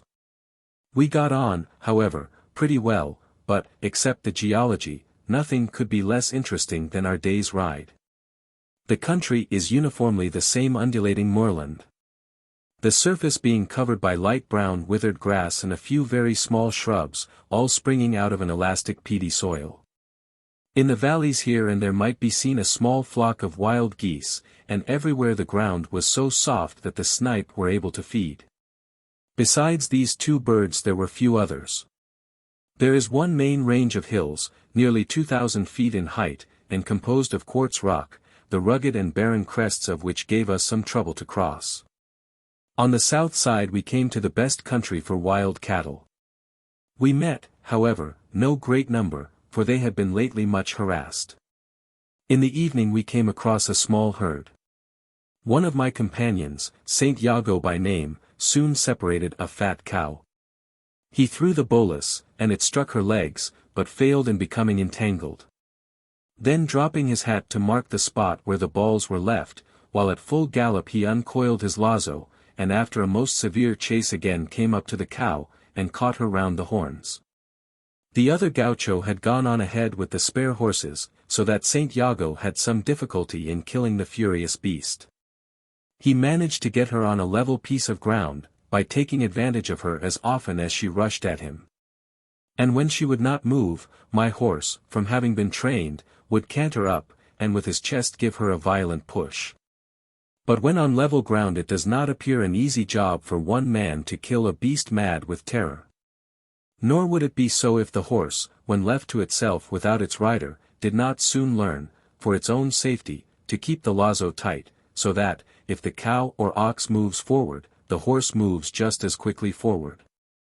Otherwise, it stands motionless leaning on one side. This horse, however, was a young one, and would not stand still, but gave in to the cow as she struggled. It was admirable to see with what dexterity Iago dodged behind the beast, till at last he contrived to give the fatal touch to the main tendon of the hind leg.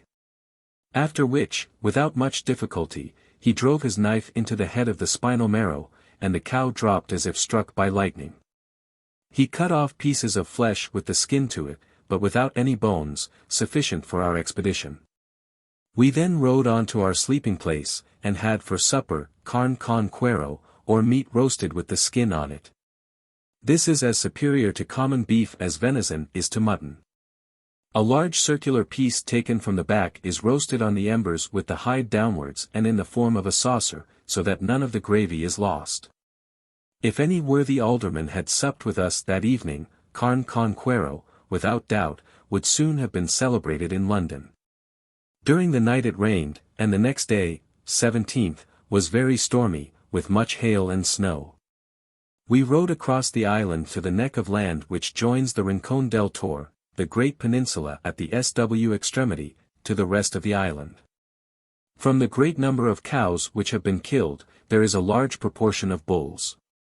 These wander about single, or 2 and 3 together, and are very savage.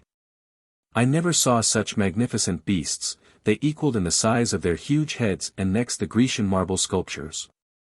Captain Sullivan informs me that the hide of an average-sized bull weighs 47 pounds, whereas a hide of this weight, less thoroughly dried, is considered as a very heavy one at Montevideo. The young bulls generally run away for a short distance, but the old ones do not stir a step, except to rush at man and horse, and many horses have been thus killed. An old bull crossed a boggy stream, and took his stand on the opposite side to us. We in vain tried to drive him away, and failing, were obliged to make a large circuit. The gauchos in revenge determined to emasculate him and render him for the future harmless. It was very interesting to see how art completely mastered force. One lazo was thrown over his horns as he rushed at the horse, and another round his hind legs. In a minute the monster was stretched powerless on the ground. After the lazo has once been drawn tightly round the horns of a furious animal, it does not at first appear an easy thing to disengage it again without killing the beast, nor, I apprehend, would it be so if the man was by himself. By the aid, however, of a second person throwing his lazo so as to catch both hind legs, it is quickly managed, for the animal, as long as its hind legs are kept outstretched, is quite helpless. And the first man can with his hands loosen his lazo from the horns, and then quietly mount his horse. But the moment the second man, by backing ever so little, relaxes the strain, the lazo slips off the legs of the struggling beast, which then rises free, shakes himself, and vainly rushes at his antagonist. During our whole ride we saw only one troop of wild horses. These animals, as well as the cattle, were introduced by the French in 1764, since which time both have greatly increased. It is a curious fact that the horses have never left the eastern end of the island, although there is no natural boundary to prevent them from roaming, and that part of the island is not more tempting than the rest. The gauchos whom I asked, though asserting this to be the case, were unable to account for it, except from the strong attachment which horses have to any locality to which they are accustomed. Considering that the island does not appear fully stocked, and that there are no beasts of prey, I was particularly curious to know what has checked their originally rapid increase. That in a limited island some check would sooner or later supervene, is inevitable, but why has the increase of the horse been checked sooner than that of the cattle? Captain Sullivan has taken much pains for me in this inquiry. The gauchos employed here attribute it chiefly to the stallions constantly roaming from place to place, and compelling the mares to accompany them, whether or not the young foals are able to follow. One gaucho told Captain Sullivan that he had watched a stallion for a whole hour, violently kicking and biting a mare till he forced her to leave her foal to its fate. Captain Sullivan can so far corroborate this curious account, that he has several times found young foals dead, whereas he has never found a dead calf.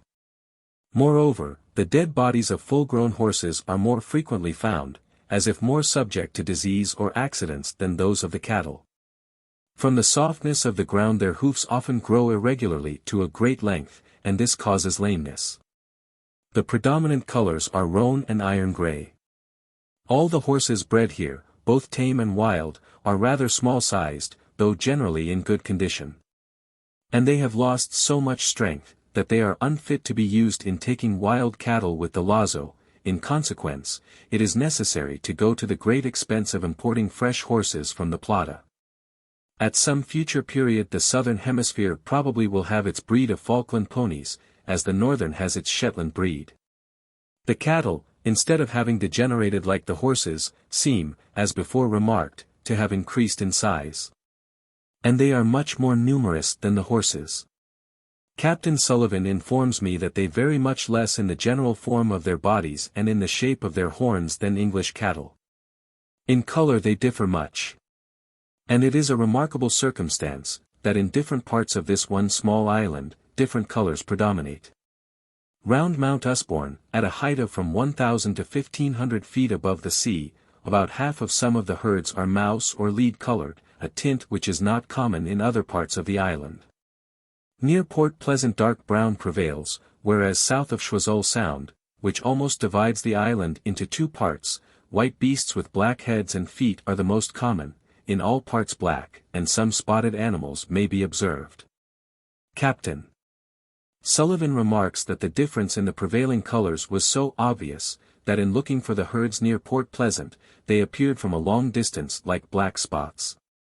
Whilst south of Choiseul Sound they appeared like white spots on the hillsides.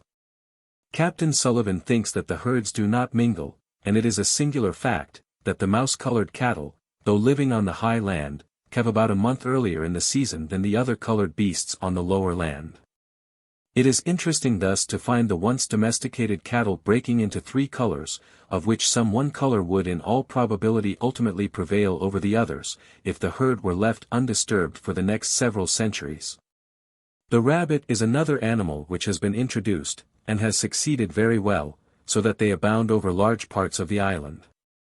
Yet, like the horses, they are confined within certain limits. For they have not crossed the central chain of hills, nor would they have extended even so far as its base, if, as the gauchos informed me, small colonies had not been carried there. I should not have supposed that these animals, natives of northern Africa, could have existed in a climate so humid as this, and which enjoys so little sunshine that even wheat ripens only occasionally. It is asserted that in Sweden, which any one would have thought a more favorable climate, the rabbit cannot live out of doors. The first few pairs, moreover, had here to contend against pre-existing enemies, in the fox and some large hawks. The French naturalists have considered the black variety a distinct species, and called it Lepus magellanicus. 98. They imagined that Magellan, when talking of an animal under the name of Conejos, in the Strait of Magellan, referred to this species. But he was alluding to a small cavy, which to this day is thus called by the Spaniards. The gauchos laughed at the idea of the black kind being different from the grey, and they said that at all events it had not extended its range any farther than the grey kind, that the two were never found separate. And that they readily bred together, and produced piebald offspring. Of the latter I now possess a specimen, and it is marked about the head differently from the French specific description. This circumstance shows how cautious naturalists should be in making species, for even Cuvier, on looking at the skull of one of these rabbits, thought it was probably distinct. The only quadruped native to the island 99 is a large wolf-like fox, Canis antarcticus, which is common to both East and West Falkland. I have no doubt it is a peculiar species, and confined to this archipelago. Because many sealers, gauchos, and Indians, who have visited these islands, all maintain that no such animal is found in any part of South America. Molina, from a similarity in habits, thought that this was the same with his culpu. 100, but I have seen both, and they are quite distinct. These wolves are well known from Byron's account of their tameness and curiosity, which the sailors, who ran into the water to avoid them, mistook for fierceness. To this day their manners remain the same. They have been observed to enter a tent, and actually pull some meat from beneath the head of a sleeping seaman. The gauchos also have frequently in the evening killed them, by holding out a piece of meat in one hand, and in the other a knife ready to stick them. As far as I am aware, there is no other instance in any part of the world, of so small a mass of broken land, distant from a continent, possessing so large an aboriginal quadruped peculiar to itself. Their numbers have rapidly decreased. They are already banished from that half of the island which lies to the eastward of the neck of land between St. Salvador Bay and Berkeley Sound. Within a very few years after these islands shall have become regularly settled, in all probability this fox will be classed with the dodo, as an animal which has perished from the face of the earth. At night, 17th, we slept on the neck of land at the head of Choiseul Sound, which forms the southwest peninsula. The valley was pretty well sheltered from the cold wind, but there was very little brushwood for fuel. The gauchos, however, soon found what, to my great surprise, made nearly as hot a fire as coals. This was the skeleton of a bullock lately killed, from which the flesh had been picked by the carrion hawks. They told me that in winter they often killed a beast, cleaned the flesh from the bones with their knives and then with these same bones roasted the meat for their suppers. 18th. It rained during nearly the whole day. At night we managed, however, with our saddlecloths to keep ourselves pretty well dry and warm, but the ground on which we slept was on each occasion nearly in the state of a bog, and there was not a dry spot to sit down on after our day's ride. I have in another part stated how singular it is that there should be absolutely no trees on these islands, although Tierra del Fuego is covered by one large forest. The largest bush in the island, belonging to the family of Compositae, is scarcely so tall as our gorse. The best fuel is afforded by a green little bush about the size of common heath, which has the useful property of burning while fresh and green. It was very surprising to see the gauchos, in the midst of rain and everything soaking wet, with nothing more than a tinderbox and a piece of rag, immediately make a fire. They sought beneath the tufts of grass and bushes for a few dry twigs, and these they rubbed into fibers. Then surrounding them with coarser twigs, something like a bird's nest, they put the rag with its spark of fire in the middle and covered it up. The nest being then held up to the wind, by degrees it smoked more and more, and at last burst out in flames. I do not think any other method would have had a chance of succeeding with such damp materials. 19th. Each morning, from not having ridden for some time previously, I was very stiff. I was surprised to hear the gauchos, who have from infancy almost lived on horseback, say that, under similar circumstances, they always suffer. St. Iago told me, that having been confined for 3 months by illness, he went out hunting wild cattle, and in consequence, for the next 2 days, his thighs were so stiff that he was obliged to lie in bed. This shows that the gauchos, although they do not appear to do so, yet really must exert much muscular effort in riding. The hunting wild cattle, in a country so difficult to pass as this is on account of the swampy ground, must be very hard work. The gauchos say they often pass at full speed over ground which would be impassable at a slower pace, in the same manner as a man is able to skate over thin ice. When hunting, the party endeavors to get as close as possible to the herd without being discovered. Each man carries 4 or 5 pair of the bolas. These he throws one after the other at as many cattle, which, when once entangled, are left for some days, till they become a little exhausted by hunger and struggling. They are then let free and driven towards a small herd of tame animals, which have been brought to the spot on purpose. From their previous treatment, being too much terrified to leave the herd, they are easily driven, if their strength last out, to the settlement. The weather continued so very bad that we determined to make a push, and try to reach the vessel before night. From the quantity of rain which had fallen, the surface of the whole country was swampy. I suppose my horse fell at least a dozen times, and sometimes the whole 6 horses were floundering in the mud together. All the little streams are bordered by soft peat, which makes it very difficult for the horses to leap them without falling. To complete our discomforts we were obliged to cross the head of a creek of the sea, in which the water was as high as our horses' backs, and the little waves, owing to the violence of the wind, broke over us, and made us very wet and cold. Even the iron-framed gauchos professed themselves glad when they reached the settlement, after our little excursion. The geological structure of these islands is in most respects simple. The lower country consists of clay slate and sandstone, containing fossils, very closely related to, but not identical with, those found in the Silurian formations of Europe. The hills are formed of white granular quartz rock. The strata of the latter are frequently arched with perfect symmetry, and the appearance of some of the masses is in consequence most singular. Pernity 101 has devoted several pages to the description of a hill of ruins, the successive strata of which he has justly compared to the seats of an amphitheatre. The quartz rock must have been quite pasty when it underwent such remarkable flexures without being shattered into fragments. As the quartz insensibly passes into the sandstone, it seems probable that the former owes its origin to the sandstone having been heated to such a degree that it became viscid, and upon cooling crystallized. While in the soft state it must have been pushed up through the overlying beds. In many parts of the island the bottoms of the valleys are covered in an extraordinary manner by myriads of great loose angular fragments of the quartz rock, forming streams of stones. These have been mentioned with surprise by every voyager since the time of Pernity. The blocks are not water-worn, their angles being only a little blunted. They vary in size from 1 or 2 feet in diameter to 10, or even more than 20 times as much.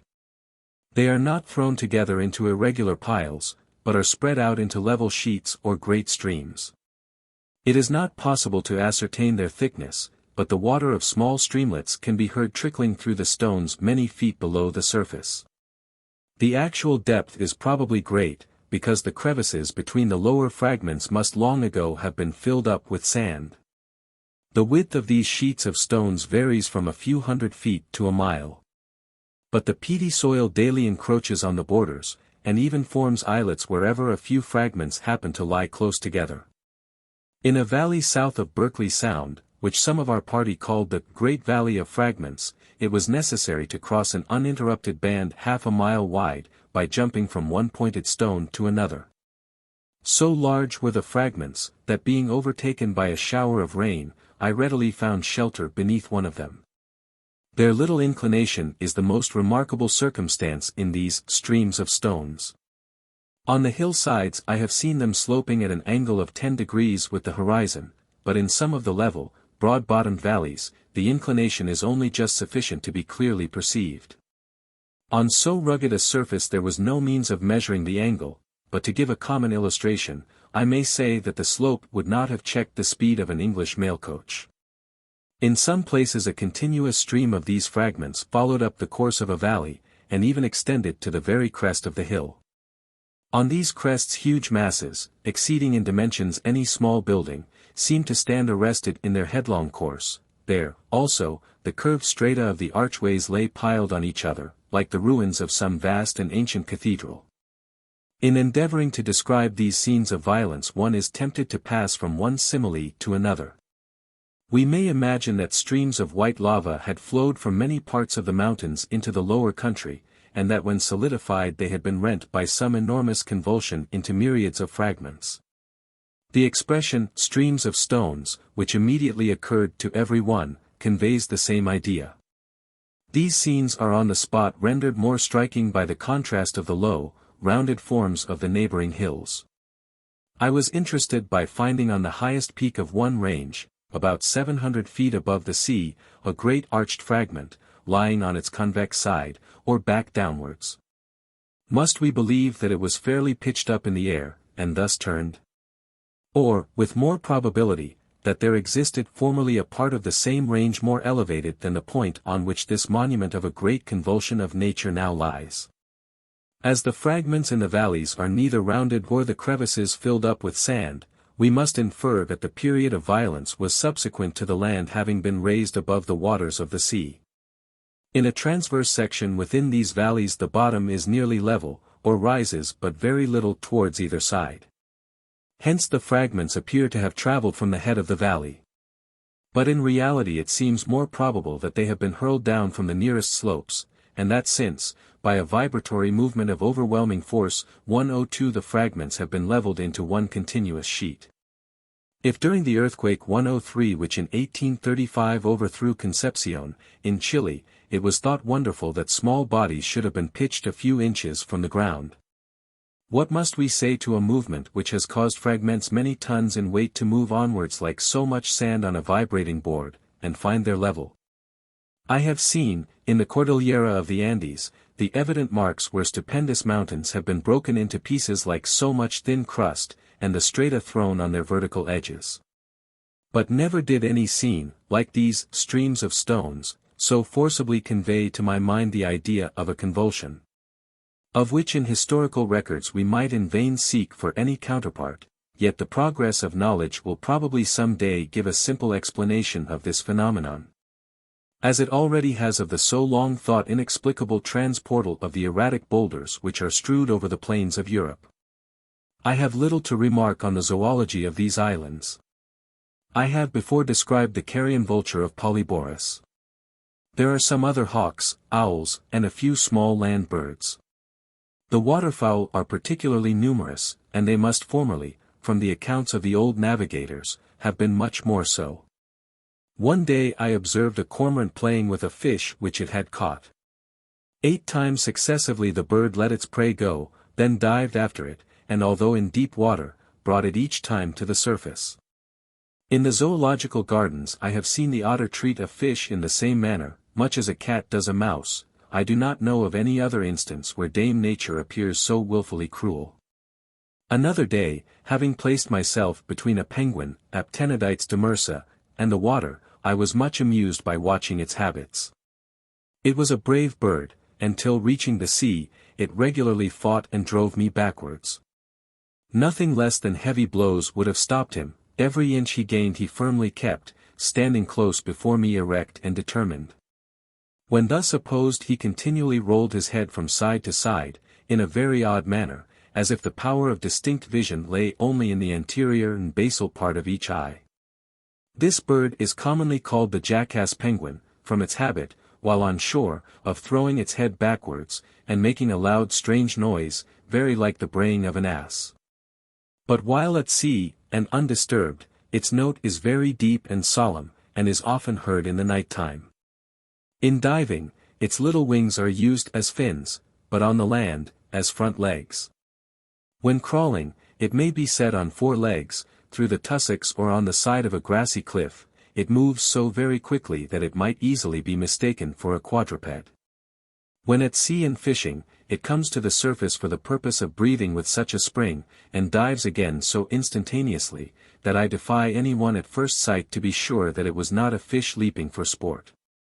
2 kinds of geese frequent the Falklands. The upland species, Anas magellanica, is common, in pairs and in small flocks, throughout the island. They do not migrate, but build on the small outlying islets. This is supposed to be from fear of the foxes, and it is perhaps from the same cause that these birds, though very tame by day, are shy and wild in the dusk of the evening. They live entirely on vegetable matter. The rock goose, so called from living exclusively on the sea beach, Anas antarctica, is common both here and on the west coast of America, as far north as Chile. In the deep and retired channels of Tierra del Fuego, the snow-white gander, invariably accompanied by his darker consort and standing close by each other on some distant rocky point, is a common feature in the landscape. In these islands a great loggerhead duck or goose, Anas brachyptera, which sometimes weighs 22 pounds, is very abundant. These birds were in former days called, from their extraordinary manner of paddling and splashing upon the water, racehorses, but now they are named, much more appropriately, steamers. Their wings are too small and weak to allow of flight, but by their aid, partly swimming and partly flapping the surface of the water, they move very quickly. The manner is something like that by which the common house duck escapes when pursued by a dog, but I am nearly sure that the steamer moves its wings alternately, instead of both together, as in other birds. These clumsy, loggerhead ducks make such a noise and splashing, that the effect is exceedingly curious.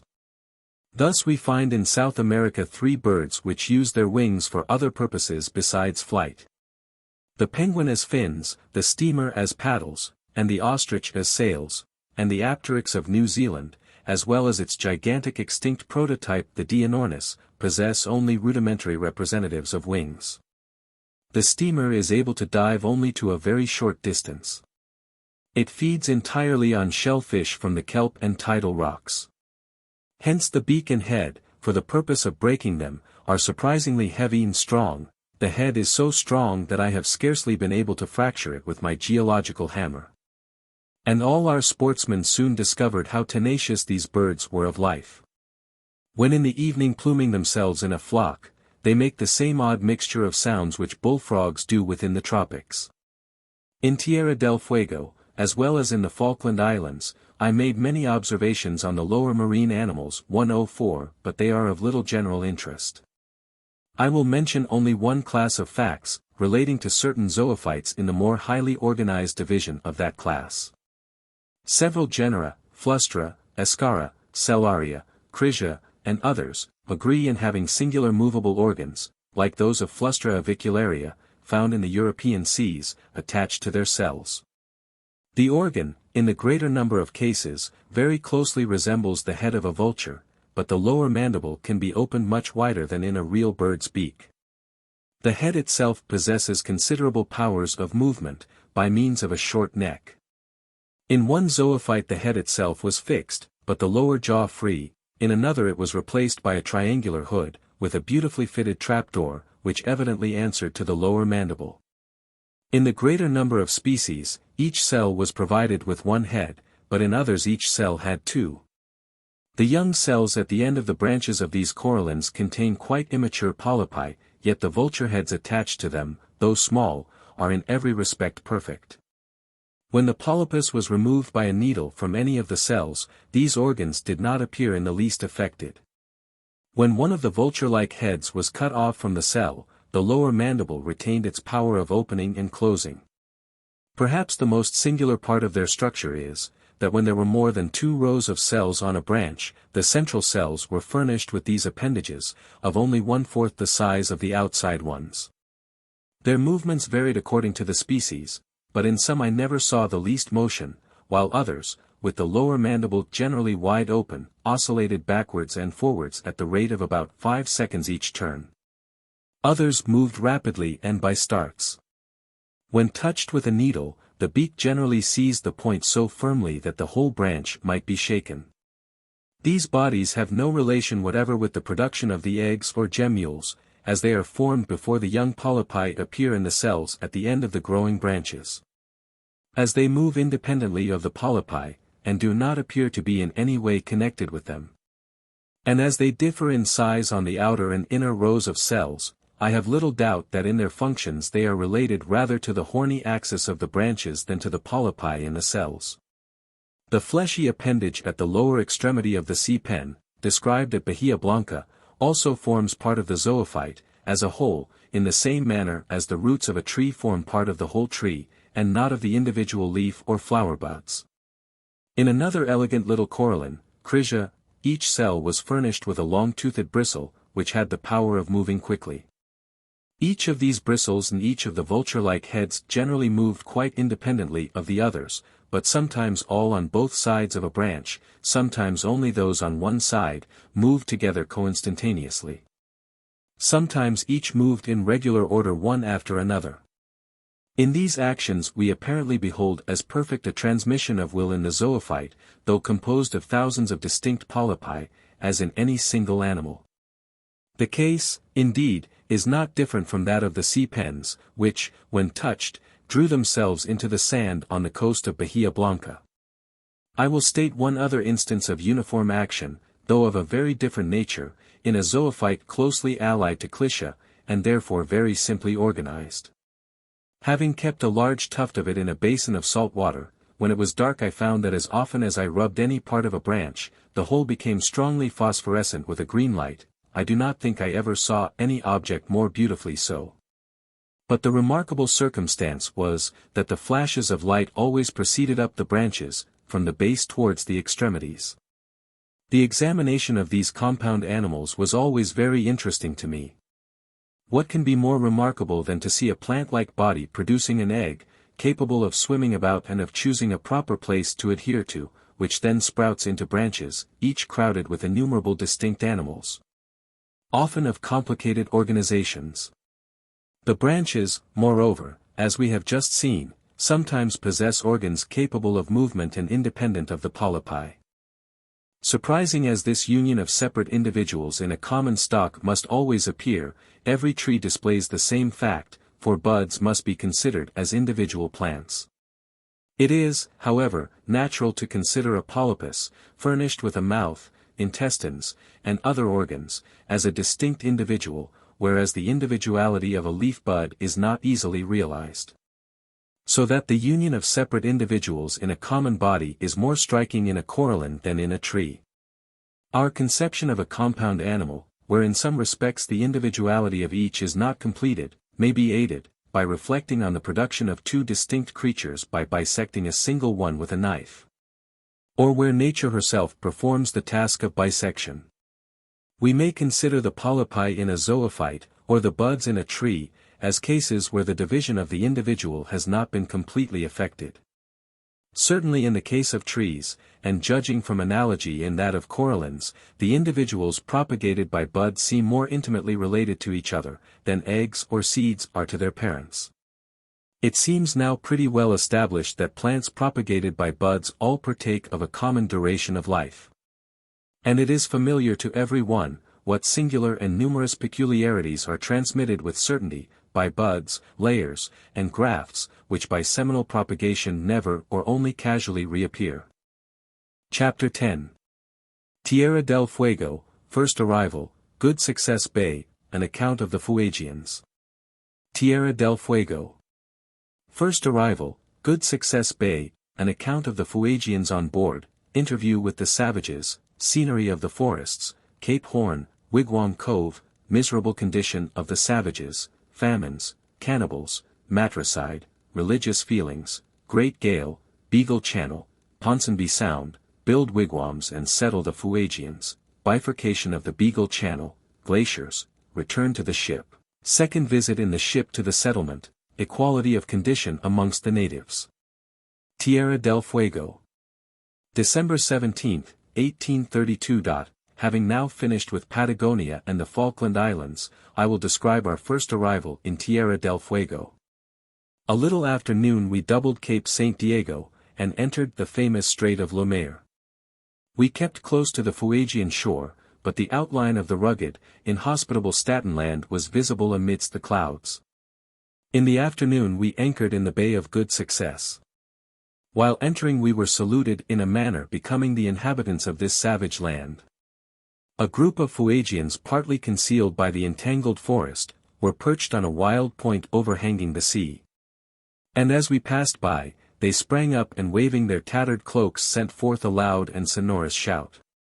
The savages followed the ship, and just before dark we saw their fire, and again heard their wild cry. The harbor consists of a fine piece of water half surrounded by low rounded mountains of clay slate, which are covered to the water's edge by one dense gloomy forest. A single glance at the landscape was sufficient to show me how widely different it was from anything I had ever beheld. At night it blew a gale of wind, and heavy squalls from the mountains swept past us. It would have been a bad time out at sea, and we, as well as others, may call this Good Success Bay. In the morning the captain sent a party to communicate with the Fuegians. When we came within hail, one of the 4 natives who were present advanced to receive us, and began to shout most vehemently, wishing to direct us where to land. When we were on shore the party looked rather alarmed, but continued talking and making gestures with great rapidity. It was without exception the most curious and interesting spectacle I ever beheld. I could not have believed how wide was the difference between savage and civilized man. It is greater than between a wild and domesticated animal. Inasmuch as in man there is a greater power of improvement. The chief spokesman was old, and appeared to be the head of the family. The 3 others were powerful young men, about 6 feet high. The women and children had been sent away. These Fuegians are a very different race from the stunted, miserable wretches farther westward, and they seem closely allied to the famous Patagonians of the Strait of Magellan. Their only garment consists of a mantle made of guanaco skin, with the wool outside. This they were just thrown over their shoulders, leaving their persons as often exposed as covered. Their skin is of a dirty coppery red color. The old man had a fillet of white feathers tied round his head, which partly confined his black, coarse, and entangled hair. His face was crossed by 2 broad transverse bars. One, painted bright red, reached from ear to ear and included the upper lip, the other, white like chalk, extended above and parallel to the first, so that even his eyelids were thus colored. The other 2 men were ornamented by streaks of black powder, made of charcoal. The party altogether closely resembled the devils which come on the stage in plays like Der Freischütz. Their very attitudes were abject, and the expression of their countenances distrustful, surprised, and startled. After we had presented them with some scarlet cloth, which they immediately tied round their necks, they became good friends. This was shown by the old man patting our breasts, and making a chuckling kind of noise, as people do when feeding chickens. I walked with the old man, and this demonstration of friendship was repeated several times. It was concluded by 3 hard slaps, which were given me on the breast and back at the same time. He then bared his bosom for me to return the compliment, which being done, he seemed highly pleased. The language of these people, according to our notions, scarcely deserves to be called articulate. Captain Cook has compared it to a man clearing his throat, but certainly no European ever cleared his throat with so many hoarse, guttural, and clicking sounds. They are excellent mimics. As often as we coughed or yawned, or made any odd motion, they immediately imitated us. Some of our party began to squint and look awry. But one of the young Fuegians, whose whole face was painted black, excepting a white band across his eyes, succeeded in making far more hideous grimaces. They could repeat with perfect correctness each word in any sentence we addressed them, and they remembered such words for some time.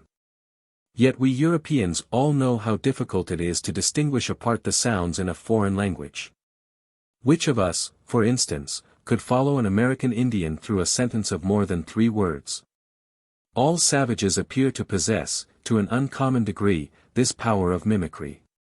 I was told, almost in the same words, of the same ludicrous habit among the Kaffirs. The Australians, likewise, have long been notorious for being able to imitate and describe the gait of any man, so that he may be recognized. How can this faculty be explained? Is it a consequence of the more practiced habits of perception and keener senses, common to all men in a savage state, as compared with those long civilized? When a song was struck up by our party, I thought the Fuegians would have fallen down with astonishment. With equal surprise they viewed our dancing, but one of the young men, when asked, had no objection to a little waltzing. Little accustomed to Europeans as they appeared to be, yet they knew and dreaded our firearms. Nothing would tempt them to take a gun in their hands. They begged for knives, calling them by the Spanish word, cuchilla. They explained also what they wanted, by acting as if they had a piece of blubber in their mouth, and then pretending to cut instead of tear it. I have not as yet noticed the Fuegians whom we had on board. During the former voyage of the Adventure and Beagle in 1826 to 1830, Captain FitzRoy seized on a party of natives, as hostages for the loss of a boat, which had been stolen, to the great jeopardy of a party employed on the survey. And some of these natives, as well as a child whom he bought for a pearl button, he took with him to England, determining to educate them and instruct them in religion at his own expense. To settle these natives in their own country was one chief inducement to Captain FitzRoy to undertake our present voyage. And before the Admiralty had resolved to send out this expedition, Captain FitzRoy had generously chartered a vessel, and would himself have taken them back. The natives were accompanied by a missionary, Arth Matthews. Of whom and of the natives, Captain FitzRoy has published a full and excellent account. 2 men, one of whom died in England of the smallpox, a boy and a little girl, were originally taken. And we had now on board, York Minster, Jemmy Button, whose name expresses his purchase money, and Fuegia Basket.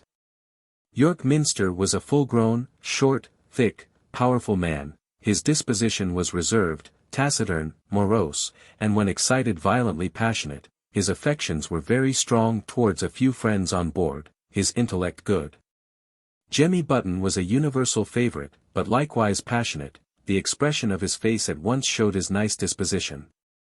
He was merry and often laughed, and was remarkably sympathetic with any one in pain. When the water was rough, I was often a little seasick, and he used to come to me and say in a plaintive voice, "Poor, poor fellow." But the notion, after his aquatic life, of a man being seasick, was too ludicrous, and he was generally obliged to turn on one side to hide a smile or laugh, and then he would repeat his "poor, poor fellow." He was of a patriotic disposition. And he liked to praise his own tribe and country, in which he truly said there were plenty of trees, and he abused all the other tribes. He stoutly declared that there was no devil in his land. Jemmy was short, thick, and fat, but vain of his personal appearance. He used always to wear gloves, his hair was neatly cut, and he was distressed if his well-polished shoes were dirted. He was fond of admiring himself in a looking-glass. And a merry-faced little Indian boy from the Rio Negro, whom we had for some months on board, soon perceived this, and used to mock him. Jemmy, who was always rather jealous of the attention paid to this little boy, did not at all like this. And used to say, with rather a contemptuous twist of his head, "Too much skylark." It seems yet wonderful to me, when I think over all his many good qualities, that he should have been of the same race, and doubtless partaken of the same character, with the miserable, degraded savages whom we first met here. Lastly, Fuegia Basket was a nice, modest, reserved young girl, with a rather pleasing but sometimes sullen expression, and very quick in learning anything, especially languages. This she showed in picking up some Portuguese and Spanish, when left on shore for only a short time at Rio de Janeiro and Montevideo, and in her knowledge of English. York Minster was very jealous of any attention paid to her. For it was clear he determined to marry her as soon as they were settled on shore.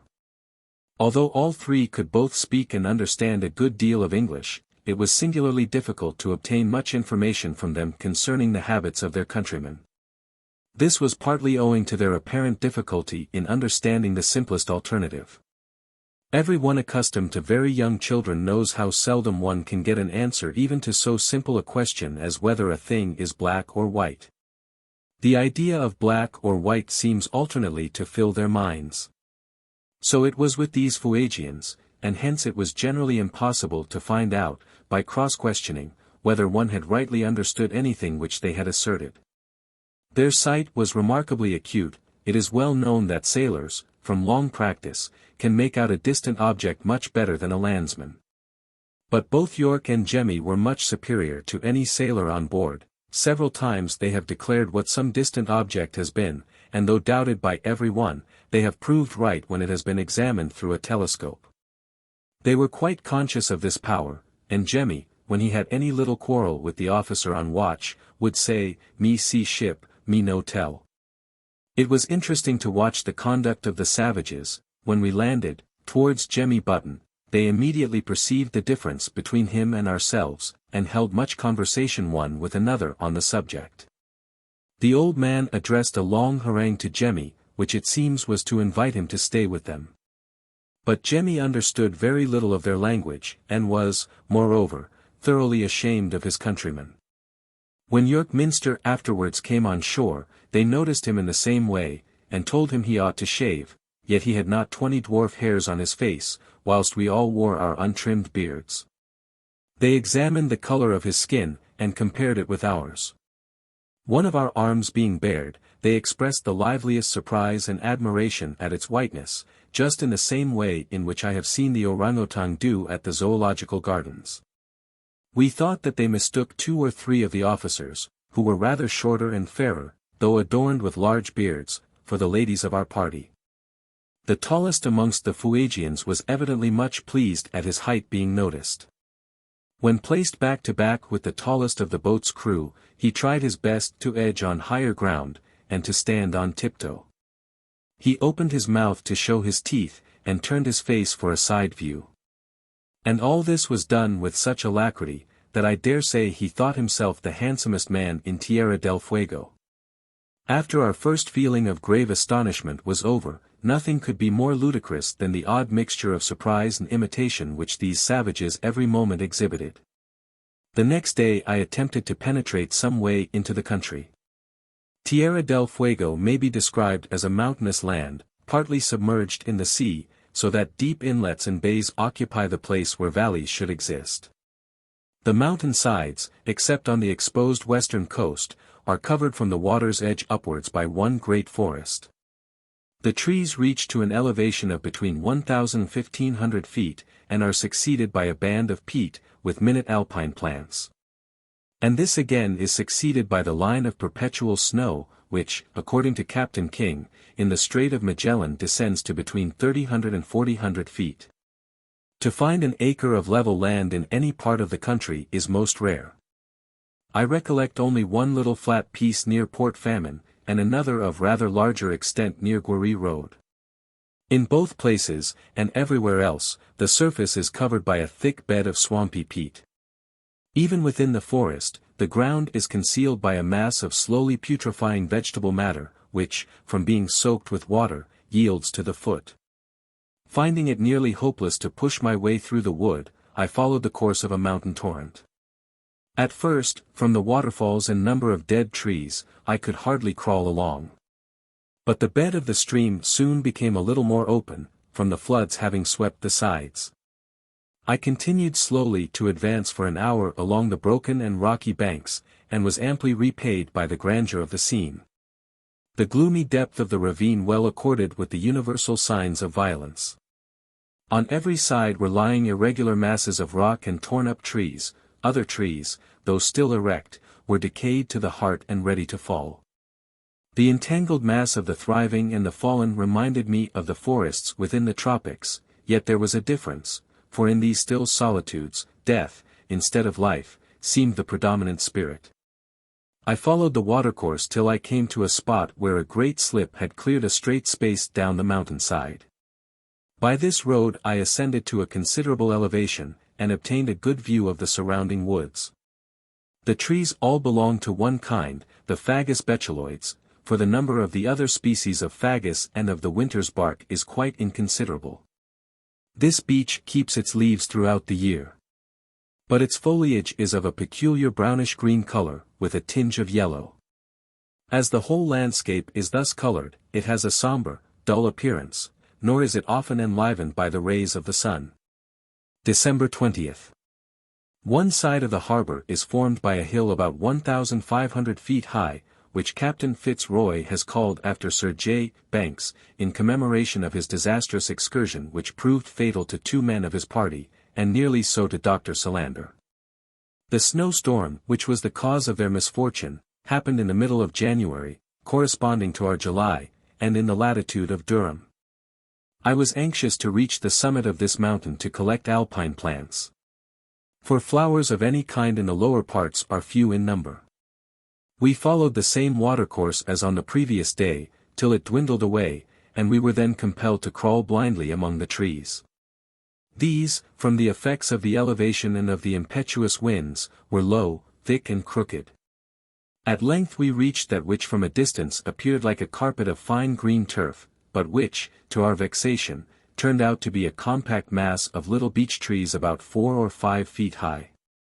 They were as thick together as box in the border of a garden, and we were obliged to struggle over the flat but treacherous surface. After a little more trouble we gained the peat, and then the bare slate rock. A ridge connected this hill with another, distant some miles, and more lofty, so that patches of snow were lying on it. As the day was not far advanced, I determined to walk there and collect plants along the road. It would have been very hard work, had it not been for a well-beaten and straight path made by the guanacos, for these animals, like sheep, always follow the same line. When we reached the hill we found it the highest in the immediate neighborhood, and the waters flowed to the sea in opposite directions. We obtained a wide view over the surrounding country. To the north a swampy moorland extended, but to the south we had a scene of savage magnificence, well becoming Tierra del Fuego. There was a degree of mysterious grandeur in mountain behind mountain, with the deep intervening valleys, all covered by one thick, dusky mass of forest. The atmosphere, likewise, in this climate, where gale succeeds gale, with rain, hail, and sleet, seems blacker than anywhere else. In the Strait of Magellan, looking due southward from Port Famine, the distant channels between the mountains appeared from their gloominess to lead beyond the confines of this world. December 21st. The Beagle got under way, and on the succeeding day, favored to an uncommon degree by a fine easterly breeze, we closed in with the Barnevelds, and running past Cape Deceit with its stony peaks. About 3 o'clock doubled the weather-beaten Cape Horn. The evening was calm and bright, and we enjoyed a fine view of the surrounding isles. Cape Horn, however, demanded his tribute, and before night sent us a gale of wind directly in our teeth. We stood out to sea, and on the second day again made the land, when we saw on our weather bow this notorious promontory in its proper form, veiled in a mist, and its dim outline surrounded by a storm of wind and water. Great black clouds were rolling across the heavens, and squalls of rain, with hail, swept by us with such extreme violence, that the captain determined to run into Wigwam Cove. This is a snug little harbor, not far from Cape Horn.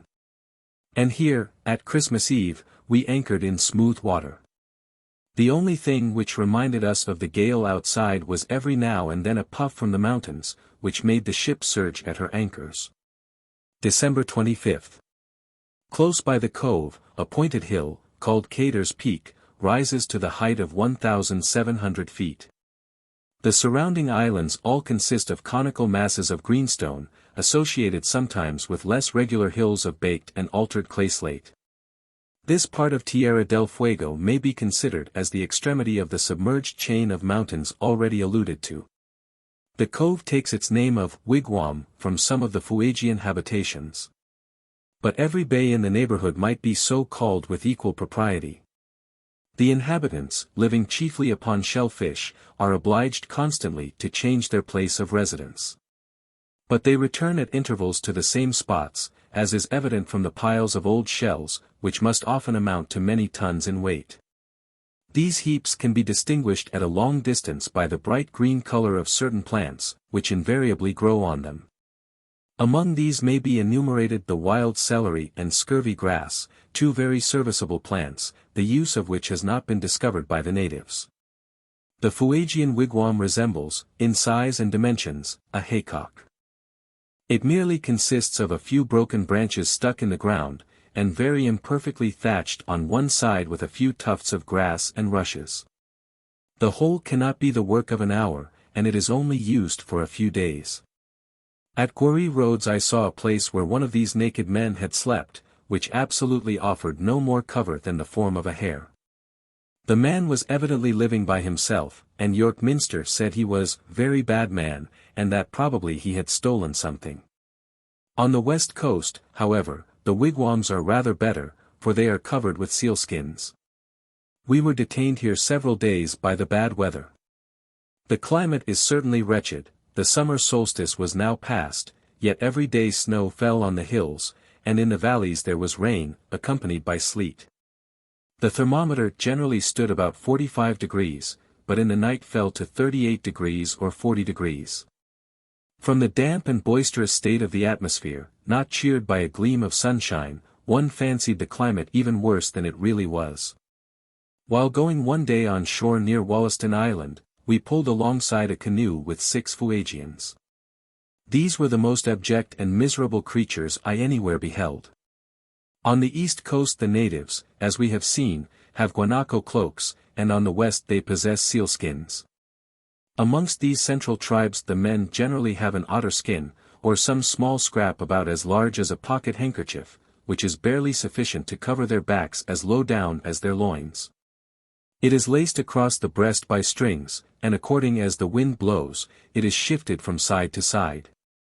But these Fuegians in the canoe were quite naked, and even one full-grown woman was absolutely so. It was raining heavily, and the fresh water, together with the spray, trickled down her body. In another harbor not far distant, a woman, who was suckling a recently born child, came one day alongside the vessel, and remained there out of mere curiosity, whilst the sleet fell and thawed on her naked bosom, and on the skin of her naked baby.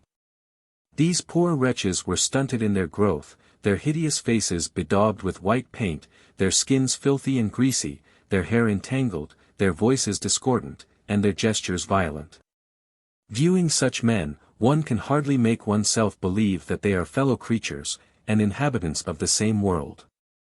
It is a common subject of conjecture what pleasure in life some of the lower animals can enjoy, how much more reasonably the same question may be asked with respect to these barbarians.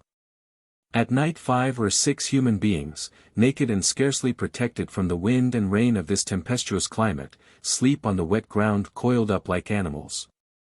Whenever it is low water, winter or summer, night or day, they must rise to pick shellfish from the rocks.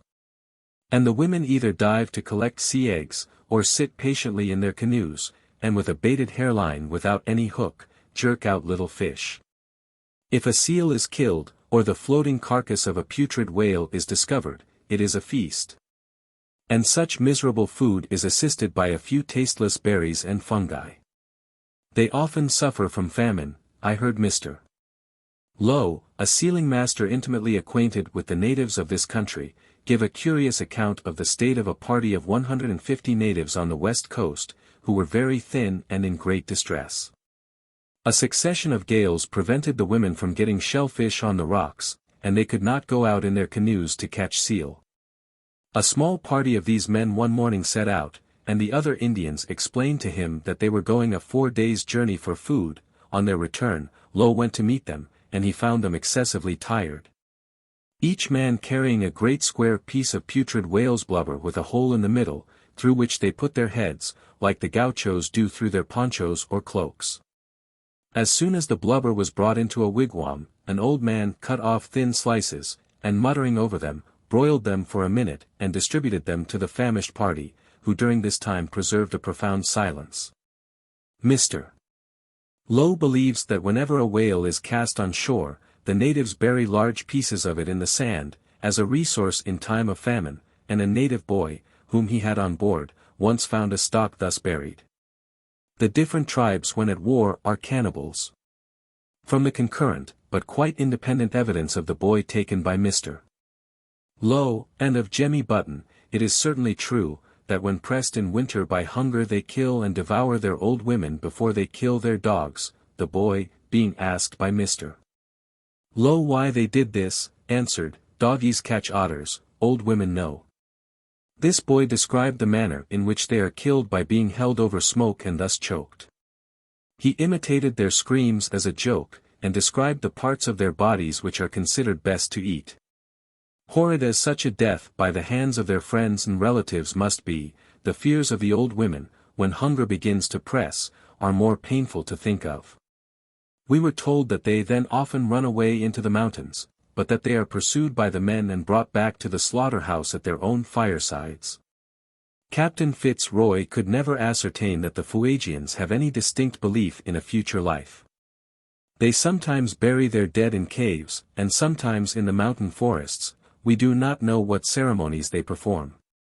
Jemmy Button would not eat land birds, because, eat dead men, they are unwilling even to mention their dead friends. We have no reason to believe that they perform any sort of religious worship. Though perhaps the muttering of the old man before he distributed the putrid blubber to his famished party may be of this nature. Each family or tribe has a wizard or conjuring doctor, whose office we could never clearly ascertain. Jemmy believed in dreams, though not, as I have said, in the devil. I do not think that our Fuegians were much more superstitious than some of the sailors. For an old quartermaster firmly believed that the successive heavy gales, which we encountered off Cape Horn, were caused by our having the Fuegians on board. The nearest approach to a religious feeling which I heard of, was shown by York Minster, who, when Mr. Bino shot some very young ducklings as specimens, declared in the most solemn manner, "Oh, Mr. Bino, much rain, snow, blow much." This was evidently a retributive punishment for wasting human food. In a wild and excited manner he also related that his brother one day, whilst returning to pick up some dead birds which he had left on the coast, observed some feathers blown by the wind. His brother said, York imitating his manner, "What that?" And crawling onwards, he peeped over the cliff, and saw, Wild Man, picking his birds. He crawled a little nearer, and then hurled down a great stone and killed him. York declared for a long time afterward storms raged, and much rain and snow fell. As far as we could make out, he seemed to consider the elements themselves as the avenging agents. It is evident in this case, how naturally, in a race a little more advanced in culture, the elements would become personified. What the bad wild men were, has always appeared to me most mysterious. From what York said, when we found the place like the form of a hare, where a single man had slept the night before. I should have thought that they were thieves who had been driven from their tribes. But other obscure speeches made me doubt this. I have sometimes imagined that the most probable explanation was that they were insane. The different tribes have no government or chief. Yet each is surrounded by other hostile tribes, speaking different dialects, and separated from each other only by a deserted border or neutral territory. The cause of their warfare appears to be the means of subsistence. Their country is a broken mass of wild rocks, lofty hills, and useless forests, and these are viewed through mists and endless storms. The habitable land is reduced to the stones on the beach. In search of food they are compelled unceasingly to wander from spot to spot, and so steep is the coast, that they can only move about in their wretched canoes. They cannot know the feeling of having a home, and still less that of domestic affection, for the husband is to the wife a brutal master to a laborious slave. Was a more horrid deed ever perpetrated, than that witnessed on the west coast by Byron, who saw a wretched mother pick up her bleeding dying infant boy, whom her husband had mercilessly dashed on the stones for dropping a basket of sea eggs? How little can the higher powers of the mind be brought into play? What is there for imagination to picture, for reason to compare, for judgment to decide upon?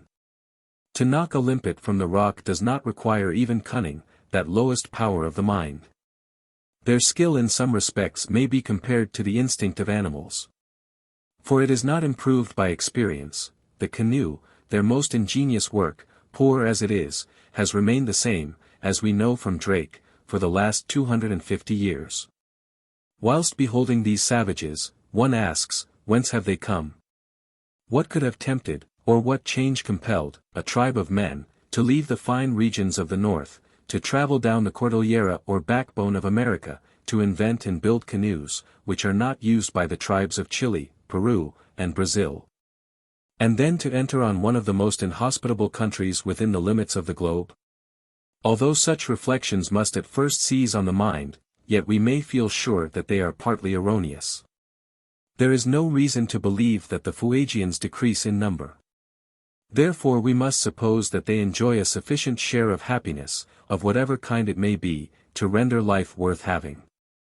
Nature, by making habit omnipotent, and its effects hereditary, has fitted the Fuegian to the climate and the productions of his miserable country. After having been detained 6 days in Wigwam Cove by very bad weather, we put to sea on the 30th of December. Captain FitzRoy wished to get westward to land York and Fuegia in their own country. When at sea we had a constant succession of gales, and the current was against us, we drifted to 57 degrees 23 minutes south.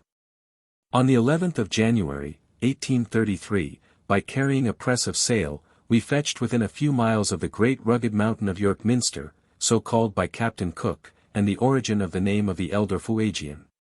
When a violent squall compelled us to shorten sail and stand out to sea. The surf was breaking fearfully on the coast, and the spray was carried over a cliff estimated at 200 feet in height.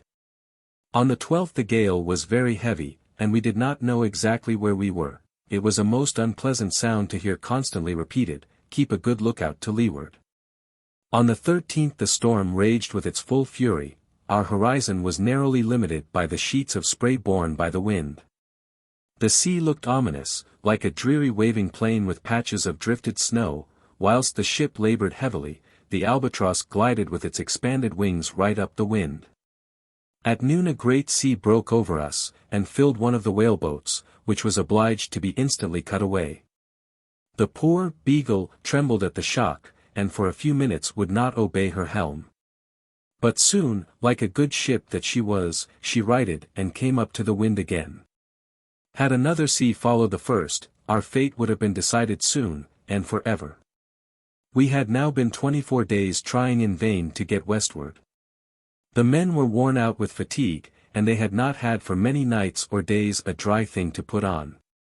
Captain FitzRoy gave up the attempt to get westward by the outside coast. In the evening we ran in behind false Cape Horn, and dropped our anchor in 47 fathoms, fire flashing from the windlass as the chain rushed round it. How delightful was that still night, after having been so long involved in the din of the warring elements. January 15, 1833. The Beagle anchored in Guaree Roads. Captain FitzRoy having resolved to settle the Fuegians, according to their wishes, in Ponsonby Sound, for boats were equipped to carry them there through the Beagle Channel. This channel, which was discovered by Captain FitzRoy during the last voyage, is a most remarkable feature in the geography of this, or indeed of any other country. It may be compared to the valley of Loch Ness in Scotland, with its chain of lakes and friths. It is about 120 miles long, with an average breadth, not subject to any very great variation, of about 2 miles. And is throughout the greater part so perfectly straight, that the view, bounded on each side by a line of mountains, gradually becomes indistinct in the long distance. It crosses the southern part of Tierra del Fuego in an east and west line, and in the middle is joined at right angles on the south side by an irregular channel, which has been called Ponsonby Sound.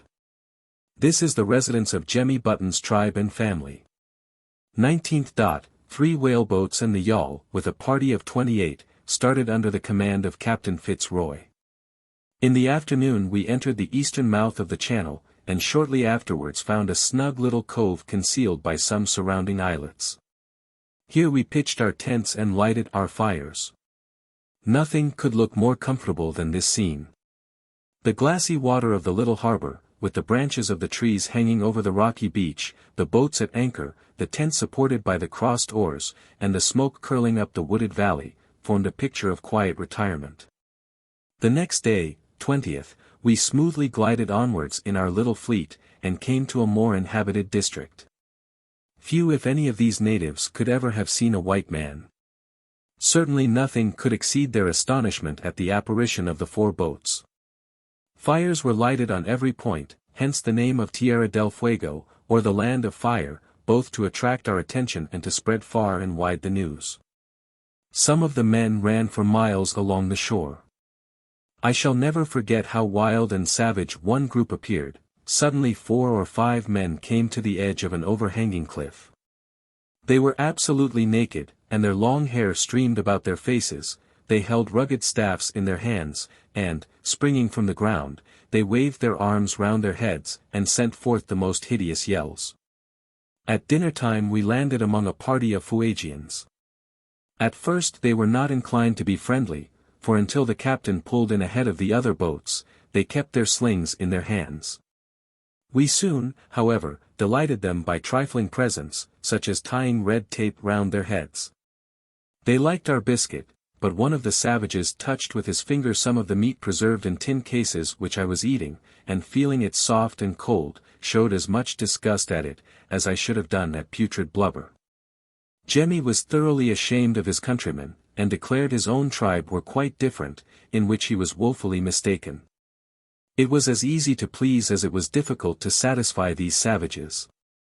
Young and old, men and children, never ceased repeating the word "jammerschooner," which means, "give me." After pointing to almost every object, one after the other, even to the buttons on our coats, and saying their favorite word in as many intonations as possible, they would then use it in a neuter sense, and vacantly repeat, "jammerschooner." After jammerschoonering for any article very eagerly, they would by a simple artifice point to their young women or little children, as much as to say, "If you will not give it me, surely you will to such as these." At night we endeavored in vain to find an uninhabited cove, and at last were obliged to bivouac not far from a party of natives. They were very inoffensive as long as they were few in numbers, but in the morning, 21st, being joined by others they showed symptoms of hostility, and we thought that we should have come to a skirmish. An European labors under great disadvantages when treating with savages like these who have not the least idea of the power of firearms. In the very act of leveling his musket he appears to the savage far inferior to a man armed with a bow and arrow, a spear, or even a sling. Nor is it easy to teach them our superiority except by striking a fatal blow. Like wild beasts, they do not appear to compare numbers, for each individual, if attacked, instead of retiring, will endeavor to dash your brains out with a stone, as certainly as a tiger under similar circumstances would tear you. Captain FitzRoy, on one occasion being very anxious, from good reasons, to frighten away a small party, first flourished a cutlass near them, at which they only laughed. He then twice fired his pistol close to a native.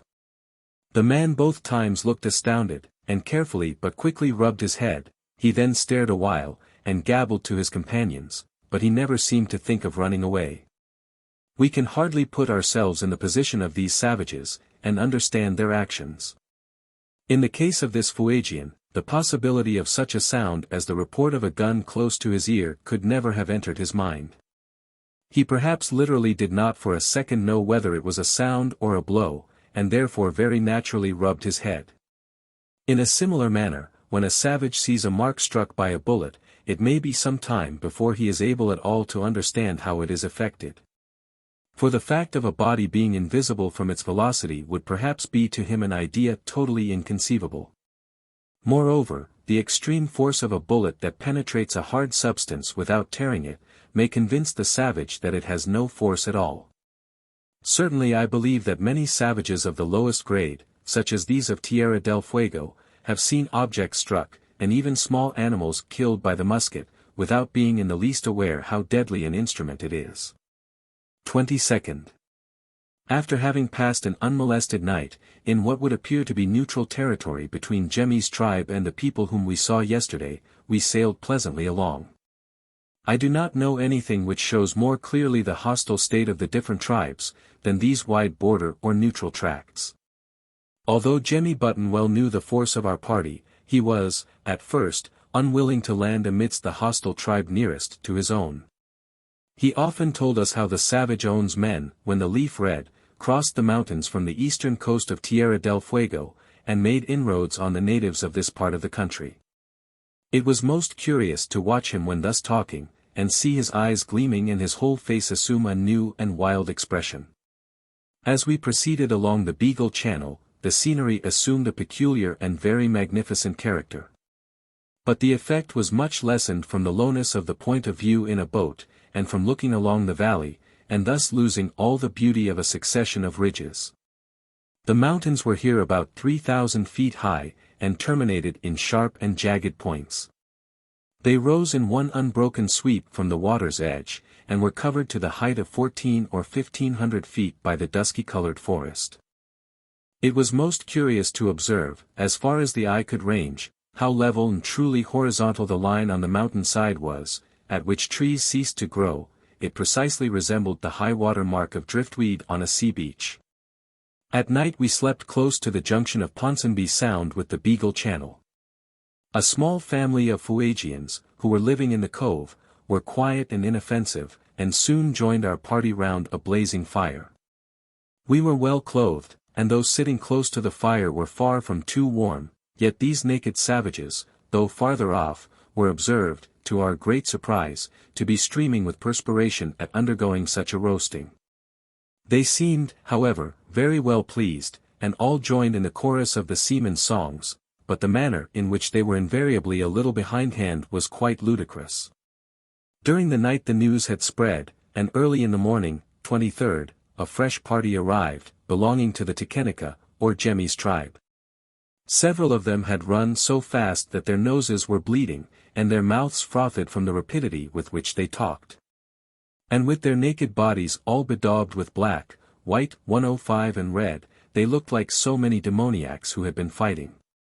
We then proceeded, accompanied by 12 canoes, each holding 4 or 5 people, down Ponsonby Sound to the spot where poor Jemmy expected to find his mother and relatives. He had already heard that his father was dead. But as he had had a dream in his head to that effect, he did not seem to care much about it, and repeatedly comforted himself with the very natural reflection, "Me no help it." He was not able to learn any particulars regarding his father's death, as his relations would not speak about it. Jemmy was now in a district well known to him, and guided the boats to a quiet pretty cove named Woollya, surrounded by islets, every one of which and every point had its proper native name. We found here a family of Jemmy's tribe, but not his relations. We made friends with them, and in the evening they sent a canoe to inform Jemmy's mother and brothers. The cove was bordered by some acres of good sloping land, not covered, as elsewhere, either by peat or by forest trees. Captain FitzRoy originally intended, as before stated, to have taken York Minster and Fuegia to their own tribe on the west coast. But as they expressed a wish to remain here, and as the spot was singularly favorable, Captain FitzRoy determined to settle here the whole party, including Matthews, the missionary. 5 days were spent in building for them 3 large wigwams, in landing their goods, in digging 2 gardens, and sowing seeds. The next morning after our arrival, the 24th, the Fuegians began to pour in, and Jemmy's mother and brothers arrived. Jemmy recognized the stentorian voice of one of his brothers at a prodigious distance. The meeting was less interesting than that between a horse, turned out into a field, when he joins an old companion. There was no demonstration of affection. They simply stared for a short time at each other, and the mother immediately went to look after her canoe. We heard, however, through York that the mother had been inconsolable for the loss of Jemmy, and had searched everywhere for him, thinking that he might have been left after having been taken in the boat. The women took much notice of and were very kind to Fuegia. We had already perceived that Jemmy had almost forgotten his own language. I should think there was scarcely another human being with so small a stock of language, for his English was very imperfect. It was laughable, but almost pitiable, to hear him speak to his wild brother in English, and then ask him in Spanish, "No sabe," whether he did not understand him. Everything went on peaceably during the 3 next days, whilst the gardens were digging and wigwams building. We estimated the number of natives at about 120. The women worked hard, whilst the men lounged about all day long, watching us. They asked for everything they saw, and stole what they could. They were delighted at our dancing and singing, and were particularly interested at seeing us wash in a neighboring brook. They did not pay much attention to anything else, not even to our boats. Of all the things which York saw, during his absence from his country, nothing seems more to have astonished him than an ostrich, near Maldonado. Breathless with astonishment he came running to Mr. Bino, with whom he was out walking. "Oh, Mr. Bino, oh, bird all same horse." Much as our white skins surprised the natives, by Mr. Lowe's account a negro cook to a sealing vessel did so more effectually, and the poor fellow was so mobbed and shouted at that he would never go on shore again. Everything went on so quietly, that some of the officers and myself took long walks in the surrounding hills and woods. Suddenly, however, on the 27th, every woman and child disappeared. We were all uneasy at this, as neither York nor Jemmy could make out the cause. It was thought by some that they had been frightened by our cleaning and firing off our muskets on the previous evening, by others, that it was owing to offence taken by an old savage, who, when told to keep farther off, had coolly spit in the sentry's face, and had then, by gestures acted over a sleeping Fuegian, plainly showed, as it was said, that he should like to cut up and eat our man. Captain FitzRoy, to avoid the chance of an encounter, which would have been fatal to so many of the Fuegians, thought it advisable for us to sleep at a cove a few miles distant. Matthews, with his usual quiet fortitude, remarkable in a man apparently possessing little energy of character, determined to stay with the Fuegians, who evinced no alarm for themselves, and so we left them to pass their first awful night. On our return in the morning, 28th, we were delighted to find all quiet, and the men employed in their canoes spearing fish. Captain FitzRoy determined to send the yawl and one whaleboat back to the ship, and to proceed with the 2 other boats, one under his own command, in which he most kindly allowed me to accompany him, and one under Mr. Hammond, to survey the western parts of the Beagle Channel, and afterwards to return and visit the settlement. The day to our astonishment was overpoweringly hot, so that our skins were scorched. With this beautiful weather, the view in the middle of the Beagle Channel was very remarkable.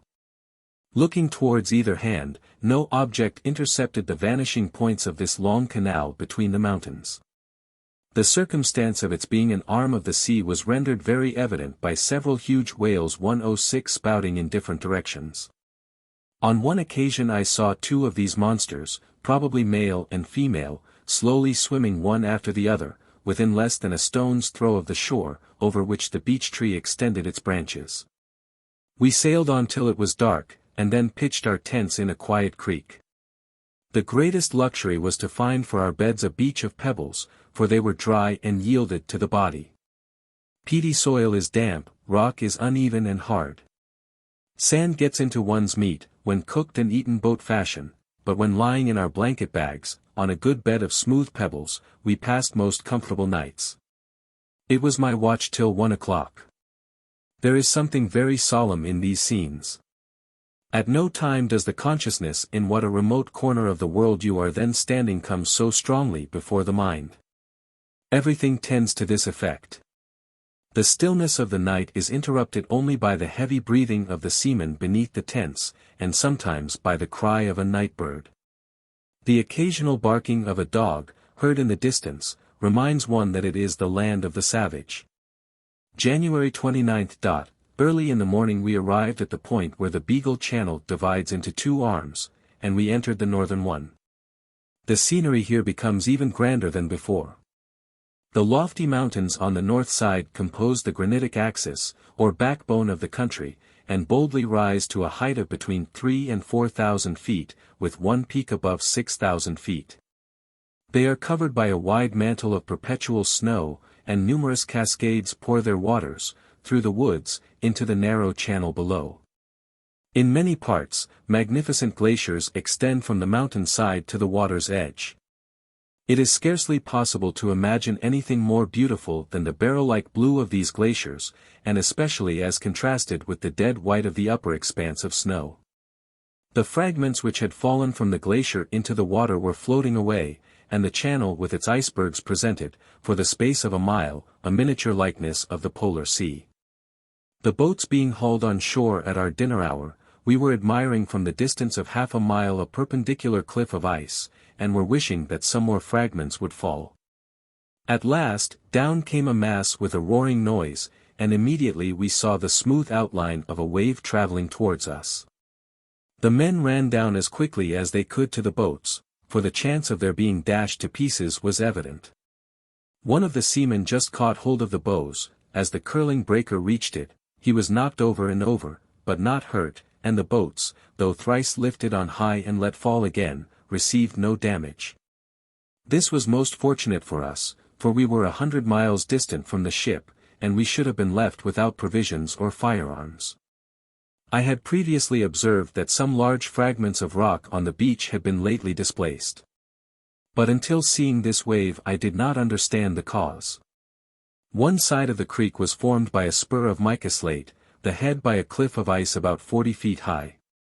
And the other side by a promontory 50 feet high, built up of huge rounded fragments of granite and mica slate, out of which old trees were growing. This promontory was evidently a moraine, heaped up at a period when the glacier had greater dimensions. When we reached the western mouth of this northern branch of the Beagle Channel, we sailed amongst many unknown desolate islands, and the weather was wretchedly bad. We met with no natives. The coast was almost everywhere so steep that we had several times to pull many miles before we could find space enough to pitch our 2 tents. One night we slept on large round boulders, with putrefying seaweed between them. And when the tide rose, we had to get up and move our blanket bags.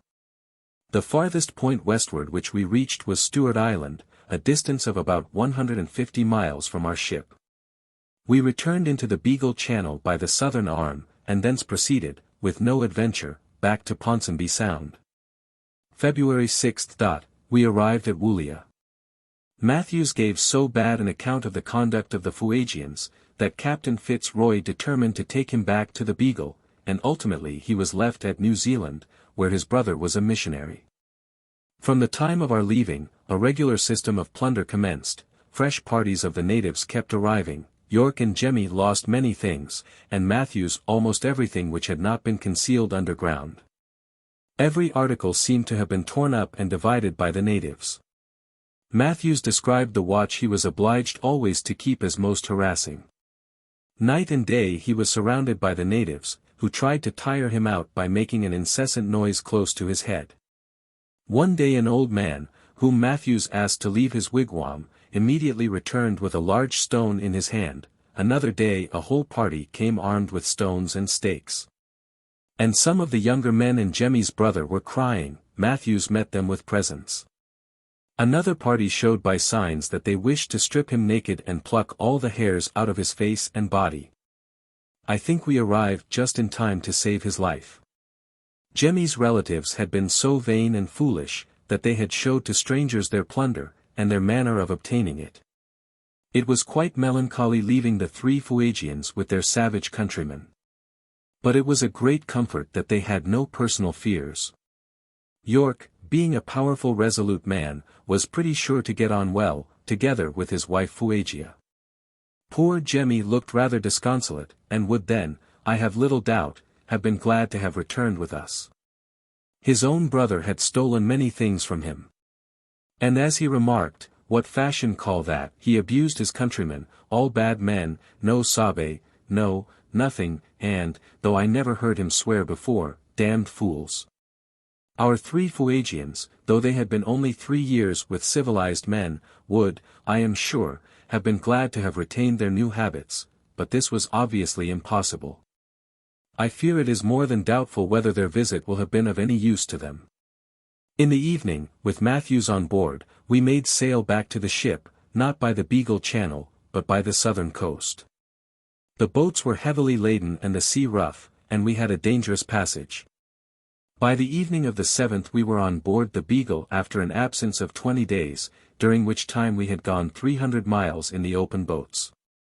On the 11th Captain FitzRoy paid a visit by himself to the Fuegians and found them going on well, and that they had lost very few more things. On the last day of February in the succeeding year, 1834, the Beagle anchored in a beautiful little cove at the eastern entrance of the Beagle Channel. Captain FitzRoy determined on the bold, and as it proved successful, attempt to beat against the westerly winds by the same route which we had followed in the boats to the settlement at Woollya.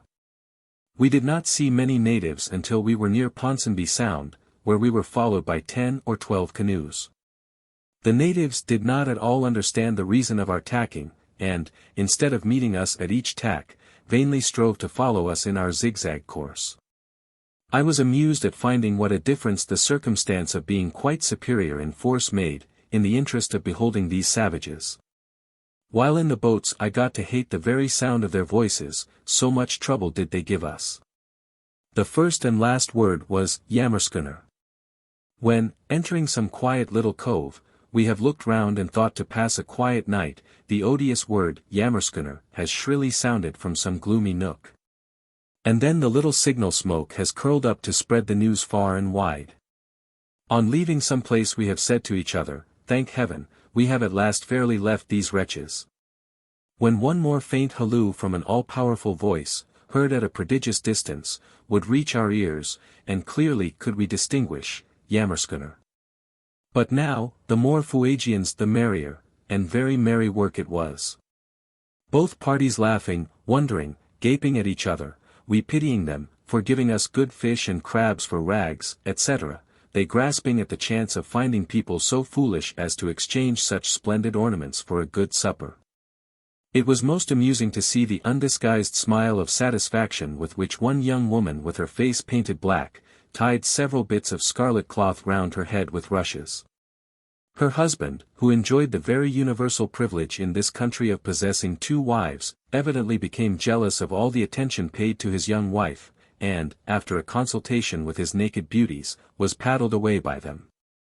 Some of the Fuegians plainly showed that they had a fair notion of barter. I gave one man a large nail, a most valuable present, without making any signs for a return. But he immediately picked out 2 fish, and handed them up on the point of his spear. If any present was designed for one canoe, and it fell near another, it was invariably given to the right owner. The Fuegian boy, whom Mr. Lowe had on board, showed, by going into the most violent passion, that he quite understood the reproach of being called a liar, which in truth he was. We were this time, as on all former occasions, much surprised at the little notice, or rather none whatever, which was taken of many things, the use of which must have been evident to the natives. Simple circumstances, such as the beauty of scarlet cloth or blue beads, the absence of women, our care in washing ourselves, excited their admiration far more than any grand or complicated object, such as our ship. Bougainville has well remarked concerning these people, that they treat the chefs d'oeuvre de l'industrie humaine, comme ils traitent les loix de la nature etc. phénomènes. On the 5th of March we anchored in a cove at Woollya, but we saw not a soul there. We were alarmed at this, for the natives in Ponsonby Sound showed by gestures that there had been fighting. And we afterwards heard that the dreaded Owen's men had made a descent. Soon a canoe, with a little flag flying, was seen approaching, with one of the men in it washing the paint off his face. This man was poor Jemmy, now a thin, haggard savage, with long disordered hair, and naked, except a bit of blanket round his waist. We did not recognize him till he was close to us, for he was ashamed of himself, and turned his back to the ship. We had left him plump, fat, clean, and well dressed. I never saw so complete and grievous a change. As soon however as he was clothed, and the first flurry was over, things wore a good appearance. He dined with Captain FitzRoy, and ate his dinner as tidily as formerly. He told us that he had too much, meaning enough, to eat, that he was not cold, that his relations were very good people, and that he did not wish to go back to England. In the evening we found out the cause of this great change in Jemmy's feelings, in the arrival of his young and nice-looking wife. With his usual good feeling, he brought 2 beautiful otter skins for 2 of his best friends, and some spearheads and arrows made with his own hands for the captain. He said he had built a canoe for himself, and he boasted that he could talk a little of his own language. But it is a most singular fact, that he appears to have taught all his tribe some English, an old man spontaneously announced, Jemmy Button's wife. Jemmy had lost all his property. He told us that York Minster had built a large canoe, and with his wife Fuegia 107, had several months since gone to his own country, and had taken farewell by an act of consummate villainy. He persuaded Jemmy and his mother to come with him, and then on the way deserted them by night, stealing every article of their property. Jemmy went to sleep on shore, and in the morning returned, and remained on board till the ship got under way, which frightened his wife, who continued crying violently till he got into his canoe. He returned loaded with valuable property. Every soul on board was heartily sorry to shake hands with him for the last time. I do not now doubt that he will be as happy as, perhaps happier than, if he had never left his own country. Every one must sincerely hope that Captain FitzRoy's noble hope may be fulfilled, of being rewarded for the many generous sacrifices which he made for these Fuegians. By some shipwrecked sailor being protected by the descendants of Jemmy Button and his tribe. When Jemmy reached the shore, he lighted a signal fire, and the smoke curled up, bidding us a last and long farewell, as the ship stood on her course into the open sea. The perfect equality among the individuals composing the Fuegian tribes must for a long time retard their civilization. As we see those animals, whose instinct compels them to live in society and obey a chief, are most capable of improvement, so is it with the races of mankind. Whether we look at it as a cause or a consequence, the more civilized always have the most artificial governments. For instance, the inhabitants of Otaheite, who, when first discovered, were governed by hereditary kings, had arrived at a far higher grade than another branch of the same people, the New Zealanders, who, although benefited by being compelled to turn their attention to agriculture, were republicans in the most absolute sense. In Tierra del Fuego, until some chief shall arise with power sufficient to secure any acquired advantage, such as the domesticated animals, it seems scarcely possible that the political state of the country can be improved. At present, even a piece of cloth given to one is torn into shreds and distributed, and no one individual becomes richer than another. On the other hand, it is difficult to understand how a chief can arise till there is property of some sort by which he might manifest his superiority and increase his power. I believe, in this extreme part of South America, man exists in a lower state of improvement than in any other part of the world. The South Sea Islanders, of the two races inhabiting the Pacific, are comparatively civilized. The Eskimo, in his subterranean hut, enjoys some of the comforts of life, and in his canoe, when fully equipped, manifests much skill. Some of the tribes of southern Africa, prowling about in search of roots, and living concealed on the wild and arid plains, are sufficiently wretched. The Australian, in the simplicity of the arts of life, comes nearest the Fuegian. He can, however, boast of his boomerang, his spear and throwing stick, his method of climbing trees, of tracking animals, and of hunting. Although the Australian may be superior in acquirements, it by no means follows that he is likewise superior in mental capacity. Indeed, from what I saw of the Fuegians when on board and from what I have read of the Australians, I should think the case was exactly the reverse. Chapter 11. Strait of Magellan, Port Famine, Ascent of Mount Tarn, Forests. Strait of Magellan, Port Famine, Ascent of Mount Tarn, Forests, Edible Fungus, Zoology, Great Seaweed, Leave Tierra del Fuego, Climate, Fruit Trees and Productions of the Southern Coasts, Height of Snow Line on the Cordillera, Descent of Glaciers to the Sea, Icebergs formed, Transportal of Boulders, Climate and Productions of the Antarctic Islands, Preservation of Frozen Carcasses, Recapitulation. Strait of Magellan. Climate of the Southern Coasts. In the end of May 1834 we entered for a second time the eastern mouth of the Strait of Magellan. The country on both sides of this part of the strait consists of nearly level plains, like those of Patagonia. Cape Negro, a little within the second Narrows, may be considered as the point where the land begins to assume the marked features of Tierra del Fuego. On the east coast, south of the strait, broken park-like scenery in a like manner connects these two countries, which are opposed to each other in almost every feature. It is truly surprising to find in a space of 20 miles such a change in the landscape. If we take a rather greater distance, as between Port Famine and Gregory Bay, that is about 60 miles, the difference is still more wonderful. At the former place we have rounded mountains concealed by impervious forests, which are drenched with the rain brought by an endless succession of gales, while at Cape Gregory there is a clear and bright blue sky over the dry and sterile plains. The atmospheric currents 108 although rapid, turbulent, and unconfined by any apparent limits, yet seem to follow, like a river in its bed, a regularly determined course.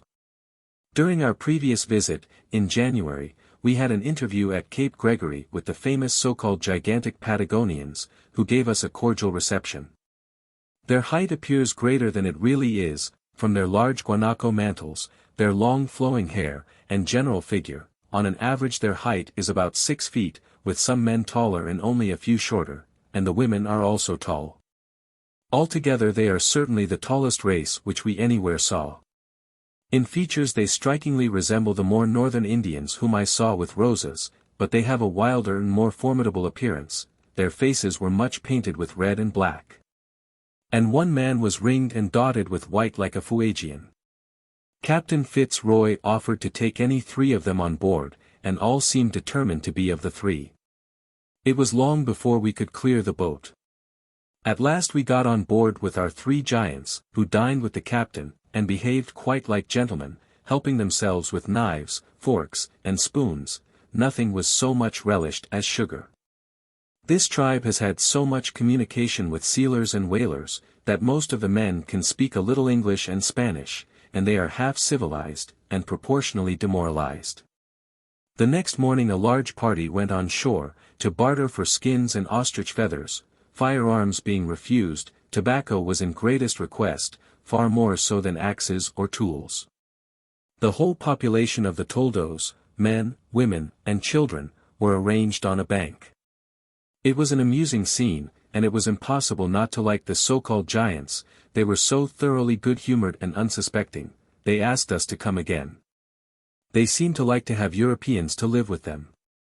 And old Maria, an important woman in the tribe, once begged Mr. Lowe to leave any one of his sailors with them. They spend the greater part of the year here.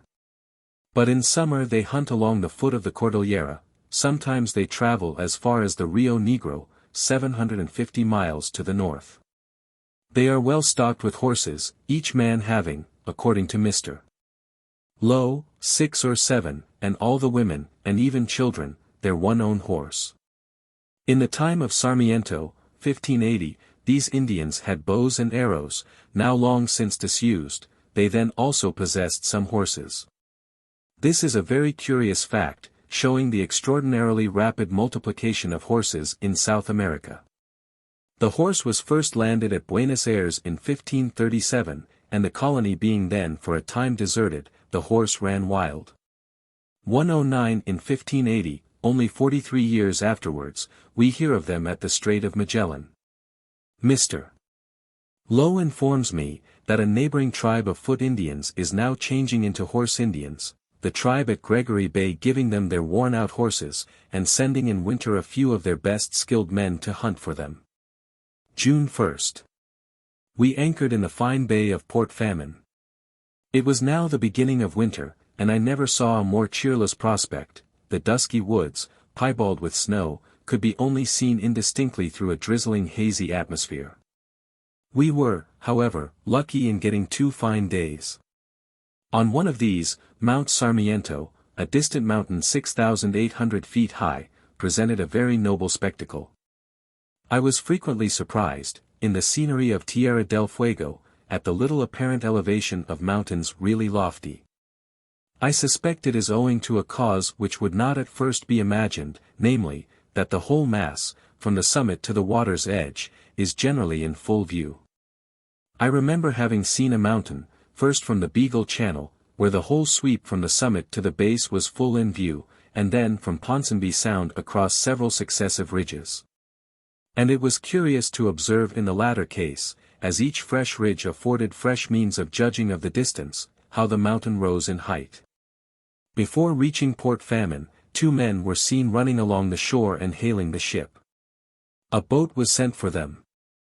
They turned out to be 2 sailors who had run away from a sealing vessel, and had joined the Patagonians. These Indians had treated them with their usual disinterested hospitality. They had parted company through accident, and were then proceeding to Port Famine in hopes of finding some ship. I dare say they were worthless vagabonds, but I never saw more miserable-looking ones. They had been living for some days on mussel shells and berries, and their tattered clothes had been burnt by sleeping so near their fires. They had been exposed night and day, without any shelter, to the late incessant gales, with rain, sleet, and snow, and yet they were in good health. During our stay at Port Famine, the Fuegians twice came and plagued us. As there were many instruments, clothes, and men on shore, it was thought necessary to frighten them away. The first time a few great guns were fired, when they were far distant. It was most ludicrous to watch through a glass the Indians, as often as the shot struck the water, take up stones, and, as a bold defiance, throw them towards the ship, though about 1.5 miles distant. A boat was then sent with orders to fire a few musket shots wide of them. The Fuegians hid themselves behind the trees, and for every discharge of the muskets they fired their arrows.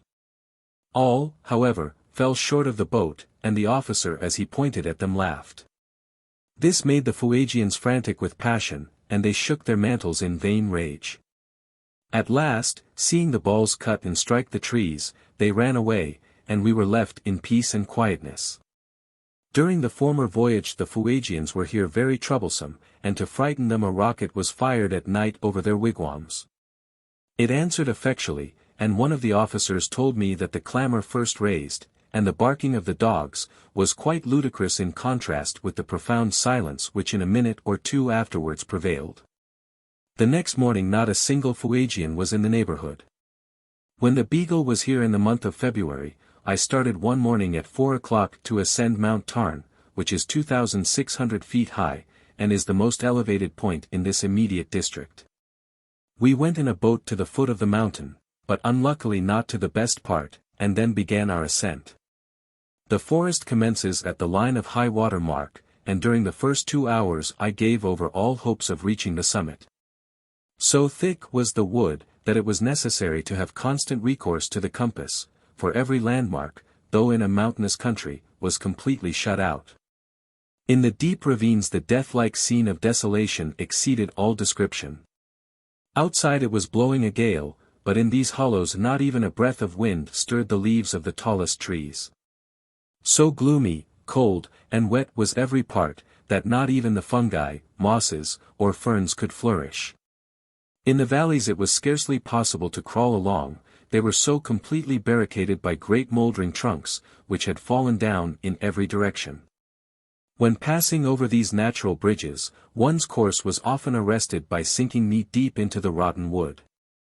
At other times, when attempting to lean against a firm tree, one was startled by finding a mass of decayed matter ready to fall at the slightest touch. We at last found ourselves among the stunted trees, and then soon reached the bare ridge, which conducted us to the summit. Here was a view characteristic of Tierra del Fuego. Irregular chains of hills, mottled with patches of snow, deep yellowish-green valleys, and arms of the sea intersecting the land in many directions. The strong wind was piercingly cold, and the atmosphere rather hazy, so that we did not stay long on the top of the mountain. Our descent was not quite so laborious as our ascent, for the weight of the body forced a passage, and all the slips and falls were in the right direction. I have already mentioned the somber and dull character of the evergreen forests 110 in which 2 or 3 species of trees grow, to the exclusion of all others. Above the forest land there are many dwarf alpine plants, which all spring from the mass of peat, and help to compose it. These plants are very remarkable from their close alliance with the species growing on the mountains of Europe, though so many thousand miles distant. The central part of Tierra del Fuego, where the clay-slate formation occurs, is most favorable to the growth of trees. On the outer coast the poorer granitic soil, and a situation more exposed to the violent winds, do not allow of their attaining any great size. Near Port Famine I have seen more large trees than anywhere else. I measured a winter's bark which was 4 feet 6 inches in girth, and several of the beech were as much as 13 feet. Captain King also mentions a beech which was 7 feet in diameter 17 feet above the roots. There is one vegetable production deserving notice from its importance as an article of food to the Fuegians. It is a globular, bright yellow fungus, which grows in vast numbers on the beech trees. When young it is elastic and turgid, with a smooth surface. But when mature, it shrinks, becomes tougher, and has its entire surface deeply pitted or honeycombed, as represented in the figure at right. This fungus belongs to a new and curious genus. 111. I found a second species on another species of beech in Chile, and Dr. Hooker informs me that just lately a third species has been discovered on a third species of beech in Van Diemen's Land. How singular is this relationship between parasitical fungi and the trees on which they grow, in distant parts of the world. In Tierra del Fuego the fungus in its tough and mature state is collected in large quantities by the women and children, and is eaten uncooked. It has a mucilaginous, slightly sweet taste, with a faint smell like that of a mushroom. With the exception of a few berries, chiefly of a dwarf arbutus, the natives eat no vegetable food besides this fungus. In New Zealand, before the introduction of the potato, the roots of the fern were largely consumed. At the present time, I believe, Tierra del Fuego is the only country in the world where a cryptogamic plant affords a staple article of food. The zoology of Tierra del Fuego, as might have been expected from the nature of its climate and vegetation, is very poor. Of mammalia, besides whales and seals, there is one bat, a kind of mouse, Rheithrodon chinchilloides, 2 true mice, Atenomys allied to or identical with the tucutico, 2 foxes, Canis magellanicus and C. azuri, a sea otter, the guanaco, and a deer. Most of these animals inhabit only the drier eastern parts of the country, and the deer has never been seen south of the Strait of Magellan. Observing the general correspondence of the cliffs of soft sandstone, mud, and shingle, on the opposite sides of the strait, and on some intervening islands, one is strongly tempted to believe that the land was once joined, and thus allowed animals so delicate and helpless as the tucutico and Rheithrodon to pass over. The correspondence of the cliffs is far from proving any junction, because such cliffs generally are formed by the intersection of sloping deposits, which, before the elevation of the land, had been accumulated near the then existing shores.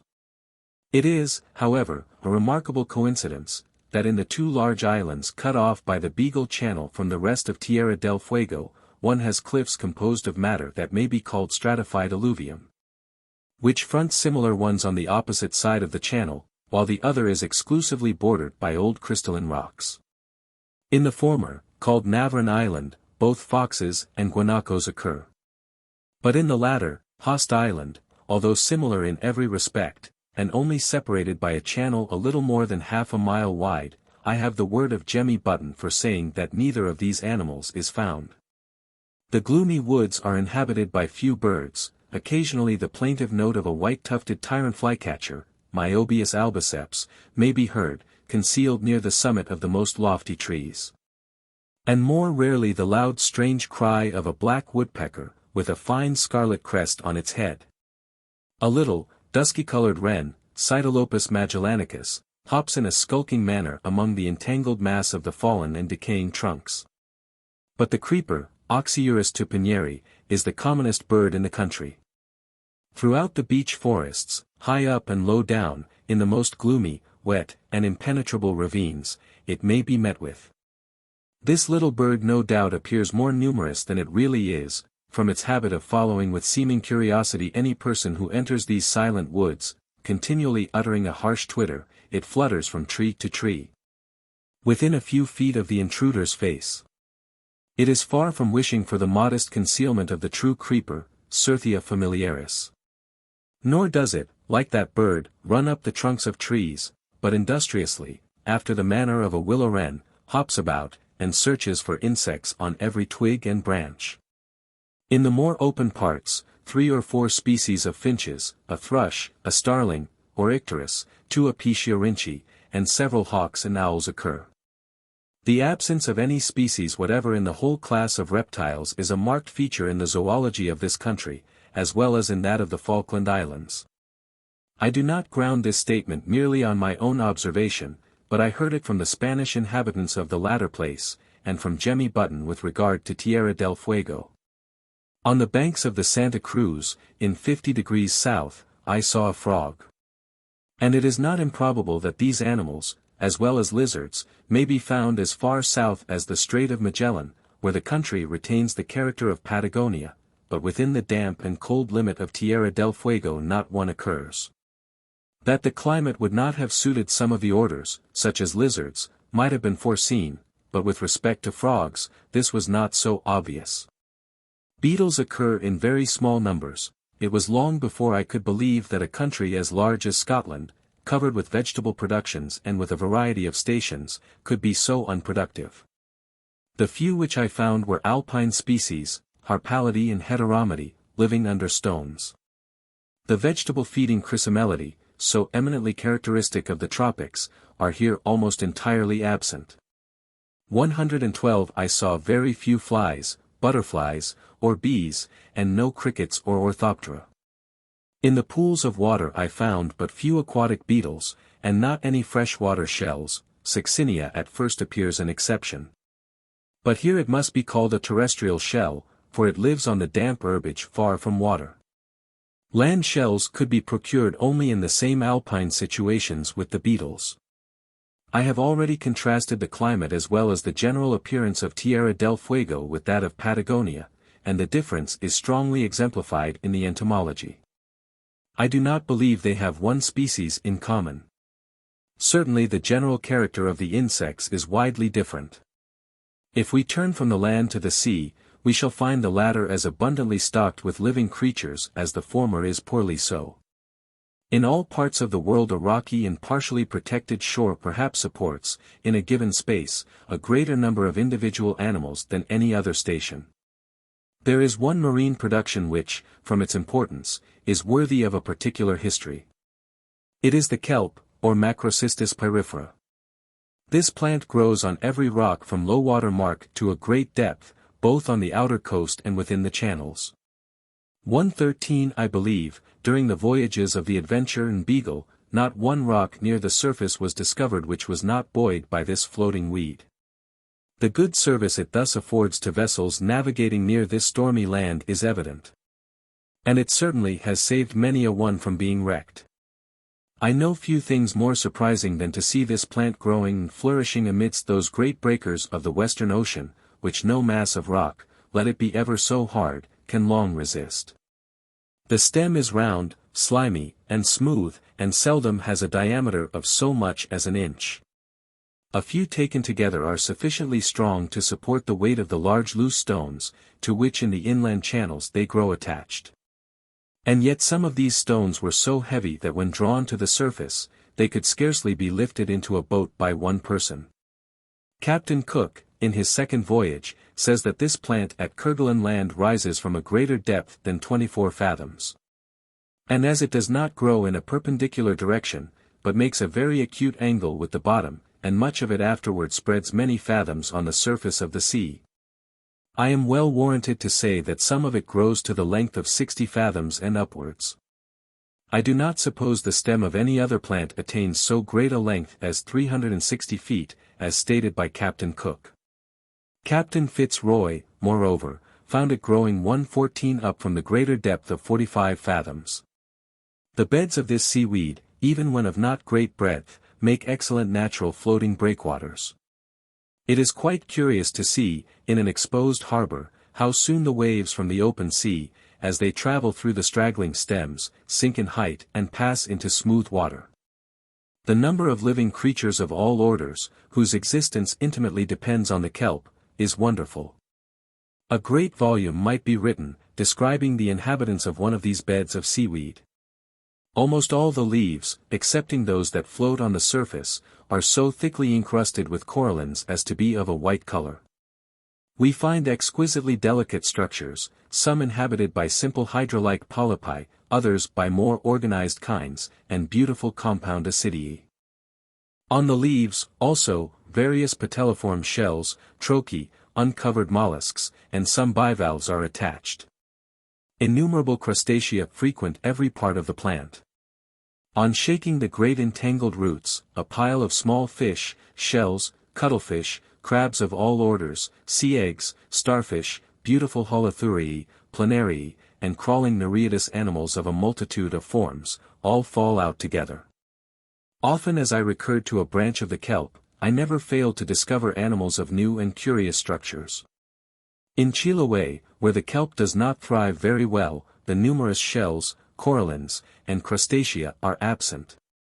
But there yet remain a few of the Flustraceae, and some compound Ascidiae. The latter, however, are of different species from those in Tierra del Fuego. We see here the fucus possessing a wider range than the animals which use it as an abode. I can only compare these great aquatic forests of the southern hemisphere with the terrestrial ones in the intertropical regions. Yet if in any country a forest was destroyed, I do not believe nearly so many species of animals would perish as would here, from the destruction of the kelp. Amidst the leaves of this plant numerous species of fish live, which nowhere else could find food or shelter. With their destruction the many cormorants and other fishing birds, the otters, seals, and porpoises, would soon perish also. And lastly, the Fuegian savage, the miserable lord of this miserable land, would redouble his cannibal feast, decrease in numbers, and perhaps cease to exist. June 8. We weighed anchor early in the morning and left Port Famine. Captain FitzRoy determined to leave the Strait of Magellan by the Magdalene Channel, which had not long been discovered.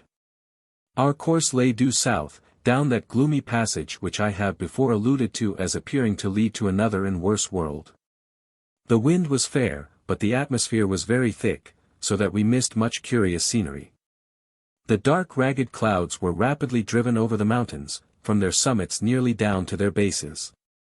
The glimpses which we caught through the dusky mass were highly interesting. Jagged points, cones of snow, blue glaciers, strong outlines, marked on a lurid sky, were seen at different distances and heights. In the midst of such scenery we anchored at Cape Turn, close to Mount Sarmiento, which was then hidden in the clouds. At the base of the lofty and almost perpendicular sides of our little cove there was one deserted wigwam, and it alone reminded us that man sometimes wandered into these desolate regions. But it would be difficult to imagine a scene where he seemed to have fewer claims or less authority. The inanimate works of nature, rock, ice, snow, wind, and water, all warring with each other, yet combined against man, here reigned in absolute sovereignty. June 9. In the morning we were delighted by seeing the veil of mist gradually rise from Sarmiento, and display it to our view. This mountain, which is one of the highest in Tierra del Fuego, has an altitude of 6,800 feet. Its base, for about an eighth of its total height, is clothed by dusky woods, and above this a field of snow extends to the summit. These vast piles of snow, which never melt and seem destined to last as long as the world holds together, present a noble and even sublime spectacle. The outline of the mountain was admirably clear and defined. Owing to the abundance of light reflected from the white and glittering surface, no shadows were cast on any part, and those lines which intersected the sky could alone be distinguished, hence the mass stood out in the boldest relief. Several glaciers descended in a winding course from the upper great expanse of snow to the sea-coast. They may be likened to great frozen Niagaras, and perhaps these cataracts of blue ice are full as beautiful as the moving ones of water. By night we reached the western part of the channel, but the water was so deep that no anchorage could be found. We were in consequence obliged to stand off and on in this narrow arm of the sea, during a pitch-dark night of 14 hours long. June 10. In the morning we made the best of our way into the open Pacific. The western coast generally consists of low, rounded, quite barren hills of granite and greenstone. Sir J.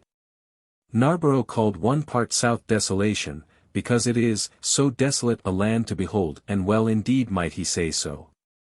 Outside the main islands there are numberless scattered rocks on which the long swell of the open ocean incessantly rages.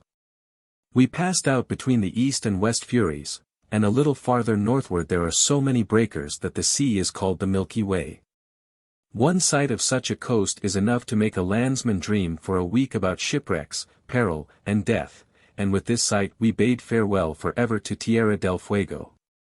The following discussion on the climate of the southern parts of the continent with relation to its productions, on the snow line, on the extraordinarily low descent of the glaciers, and on the zone of perpetual congelation in the Antarctic islands, may be passed over by any one not interested in these curious subjects, or the final recapitulation alone may be read.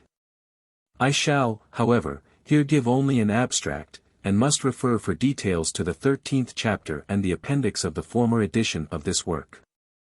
On the climate and productions of Tierra del Fuego and of the southwest coast. The following table gives the mean temperature of Tierra del Fuego, the Falkland Islands, and, for comparison, that of Dublin. Latitude. Summer. Temp. Winter. Temp. Mean of summer. And winter. Tierra del Fuego. 53 degrees 38 minutes south. 50 degrees. 33.08 degrees. 41.54 degrees. Falkland Islands. 51 degrees 30 minutes south. 51 degrees. Dublin. 53 degrees 21 minutes north. 59.54 degrees. 39.20 degrees. 49. 37 degrees. Hence we see that the central part of Tierra del Fuego is colder in winter, and no less than 9.5 degrees less hot in summer, than Dublin. According to von Buch, the mean temperature of July, not the hottest month in the year, at Saltenfjord in Norway, is as high as 57.8 degrees, and this place is actually 13 degrees nearer the pole than Port Famine. 115. Inhospitable as this climate appears to our feelings, evergreen trees flourish luxuriantly under it. Hummingbirds may be seen sucking the flowers, and parrots feeding on the seeds of the winter's bark, in latitude 55 degrees south. I have already remarked to what a degree the sea swarms with living creatures, and the shells, such as the patelli, fissurelli, chitons, and barnacles, according to Mr. G. B. Sowerby, are of a much larger size, and of a more vigorous growth, than the analogous species in the northern hemisphere. A large voluta is abundant in southern Tierra del Fuego and the Falkland Islands. At Bahia Blanca, in lat. 39 degrees south. The most abundant shells were 3 species of oliva, one of large size, 1 or 2 volutas, and a terebra. Now these are amongst the best characterized tropical forms. It is doubtful whether even one small species of oliva exists on the southern shores of Europe, and there are no species of the 2 other genera. If a geologist were to find in lat. 39 degrees on the coast of Portugal a bed containing numerous shells belonging to 3 species of oliva, to a voluta, and terebra, he would probably assert that the climate at the period of their existence must have been tropical. But, judging from South America, such an inference might be erroneous. The equable, humid, and windy climate of Tierra del Fuego extends, with only a small increase of heat, for many degrees along the west coast of the continent. The forests for 600 miles northward of Cape Horn, have a very similar aspect. As a proof of the equable climate, even for 300 or 400 miles still farther northward, I may mention that in Chiloé, corresponding in latitude with the northern parts of Spain, the peach seldom produces fruit, whilst strawberries and apples thrive to perfection. Even the crops of barley and wheat 116 are often brought into the houses to be dried and ripened. At Valdivia, in the same latitude of 40 degrees with Madrid, grapes and figs ripen, but are not common. Olives seldom ripen even partially, and oranges not at all. These fruits, in corresponding latitudes in Europe, are well known to succeed to perfection. And even in this continent, at the Rio Negro, under nearly the same parallel with Valdivia, sweet potatoes, convolvulus, are cultivated, and grapes, figs, olives, oranges, water and musk melons, produce abundant fruit. Although the humid and equable climate of Chiloé, and of the coast northward and southward of it, is so unfavorable to our fruits, yet the native forests, from lat. 45 degrees to 38 degrees, almost rival in luxuriance those of the glowing intertropical regions. Stately trees of many kinds, with smooth and highly colored barks, are loaded by parasitical monocotyledonous plants. Large and elegant ferns are numerous, and arborescent grasses entwine the trees into one entangled mass to the height of 30 or 40 feet above the ground. Palm trees grow in latitude 37 degree, and arborescent grass, very like a bamboo, in 40°. And another closely allied kind, of great length, but not erect, flourishes even as far south as 45° south. An equable climate, evidently due to the large area of sea compared with the land, seems to extend over the greater part of the southern hemisphere, and as a consequence, the vegetation partakes of a semi-tropical character. Tree ferns thrive luxuriantly in Van Diemen's Land, lat. 45°, and I measured one trunk no less than 6 feet in circumference. An arborescent fern was found by Forster in New Zealand in 46°, where orchideous plants are parasitical on the trees.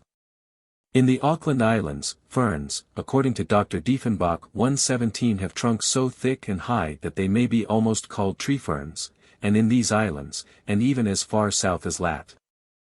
55° in the Macquarie Islands, parrots abound. On the height of the snow line, and on the descent of the glaciers, in South America. For the detailed authorities for the following table, I must refer to the former edition. Latitude. Height in feet. Of snow line. Observer. Equatorial region, mean result. 15,748. Humboldt. Bolivia, lat. 16° to 18° south. 17,000. Pentland. Central Chile, lat. 33° south. 14,500 to 15,000. Gillies, and the author. Chiloé, lat. 41° to 43° south. 6,000. Officers of the Beagle. And the author. Tierra del Fuego, 54° south. 3,500 to 4,000. King. As the height of the plain of perpetual snow seems chiefly to be determined by the extreme heat of the summer, rather than by the mean temperature of the year, we ought not to be surprised at its descent in the Strait of Magellan, where the summer is so cool, to only 3,500 or 4,000 feet above the level of the sea. Although in Norway, we must travel to between lat. 67° and 70° north, that is, about 14° nearer the pole, to meet with perpetual snow at this low level. The difference in height, namely, about 9,000 feet, between the snow line on the Cordillera behind Chiloé, with its highest points ranging from only 5,600 to 7,500 feet, and in central Chile 118, a distance of only 9° of latitude, is truly wonderful. The land from the southward of Chiloé to near Concepcion, lat. 37°, is hidden by one dense forest dripping with moisture. The sky is cloudy, and we have seen how badly the fruits of southern Europe succeed. In central Chile, on the other hand, a little northward of Concepcion, the sky is generally clear, rain does not fall for the 7 summer months, and southern European fruits succeed admirably, and even the sugar cane has been cultivated. 119 No doubt the plain of perpetual snow undergoes the above remarkable flexure of 9,000 feet, unparalleled in other parts of the world, not far from the latitude of Concepcion, where the land ceases to be covered with forest trees. For trees in South America indicate a rainy climate, and rain a clouded sky and little heat in summer. The descent of glaciers to the sea must, I conceive, mainly depend, subject, of course, to a proper supply of snow in the upper region, on the lowness of the line of perpetual snow on steep mountains near the coast. As the snow line is so low in Tierra del Fuego, we might have expected that many of the glaciers would have reached the sea. Nevertheless, I was astonished when I first saw a range, only from 3,000 to 4,000 feet in height, in the latitude of Cumberland, with every valley filled with streams of ice descending to the seacoast. Almost every arm of the sea, which penetrates to the interior higher chain, not only in Tierra del Fuego, but on the coast for 650 miles northwards, is terminated by tremendous and astonishing glaciers. As described by one of the officers on the survey, great masses of ice frequently fall from these icy cliffs, and the crash reverberates like the broadside of a man-of-war through the lonely channels. These falls, as noticed in the last chapter, produce great waves which break on the adjoining coasts. It is known that earthquakes frequently cause masses of earth to fall from sea cliffs. How terrific, then, would be the effect of a severe shock, and such occur here 120, on a body like a glacier, already in motion, and traversed by fissures. I can readily believe that the water would be fairly beaten back out of the deepest channel, and then, returning with an overwhelming force, would whirl about huge masses of rock like so much chaff. In Ayres Sound, in the latitude of Paris, there are immense glaciers, and yet the loftiest neighboring mountain is only 6,200 feet high. In this sound, about 50 icebergs were seen at one time floating outwards, and one of them must have been at least 168 feet in total height. Some of the icebergs were loaded with blocks of no inconsiderable size, of granite and other rocks, different from the clay slate of the surrounding mountains. The glacier farthest from the pole, surveyed during the voyages of the Adventure and Beagle, is in lat. 46 degrees 50 minutes, in the Gulf of Penis. It is 15 miles long, and in 1 part 7 broad, and descends to the sea coast. But even a few miles northward of this glacier, in the Laguna de San Rafael, some Spanish missionaries 121 encountered many icebergs, some great, some small, and others middle-sized, in a narrow arm of the sea. On the 22nd of the month corresponding with our June, and in a latitude corresponding with that of the Lake of Geneva. In Europe, the most southern glacier which comes down to the sea is met with, according to von Buch, on the coast of Norway, in lat. 67 degrees. Now, this is more than 20 degrees of latitude, or 1,230 miles, nearer the pole than the Laguna de San Rafael. The position of the glaciers at this place and in the Gulf of Penis may be put even in a more striking point of view, for they descend to the sea coast within 7½ degrees of latitude, or 450 miles, of a harbor, where 3 species of oliva, a voluta, and a terebra, are the commonest shells, within less than 9 degrees from where palms grow, within 4½ degree of a region where the jaguar and puma range over the plains, less than 2½ degree from arborescent grasses. And, looking to the westward in the same hemisphere, less than 2 degrees from orchideous parasites, and within a single degree of tree ferns. These facts are of high geological interest with respect to the climate of the northern hemisphere, at the period when boulders were transported. I will not here detail how simply the theory of icebergs being charged with fragments of rock explains the origin and position of the gigantic boulders of eastern Tierra del Fuego, on the high plain of Santa Cruz, and on the island of Chiloé. In Tierra del Fuego the greater number of boulders lie on the lines of old sea channels, now converted into dry valleys by the elevation of the land. They are associated with a great unstratified formation of mud and sand, containing rounded and angular fragments of all sizes, which has originated 122 in the repeated ploughing up of the sea bottom by the stranding of icebergs, and by the matter transported on them.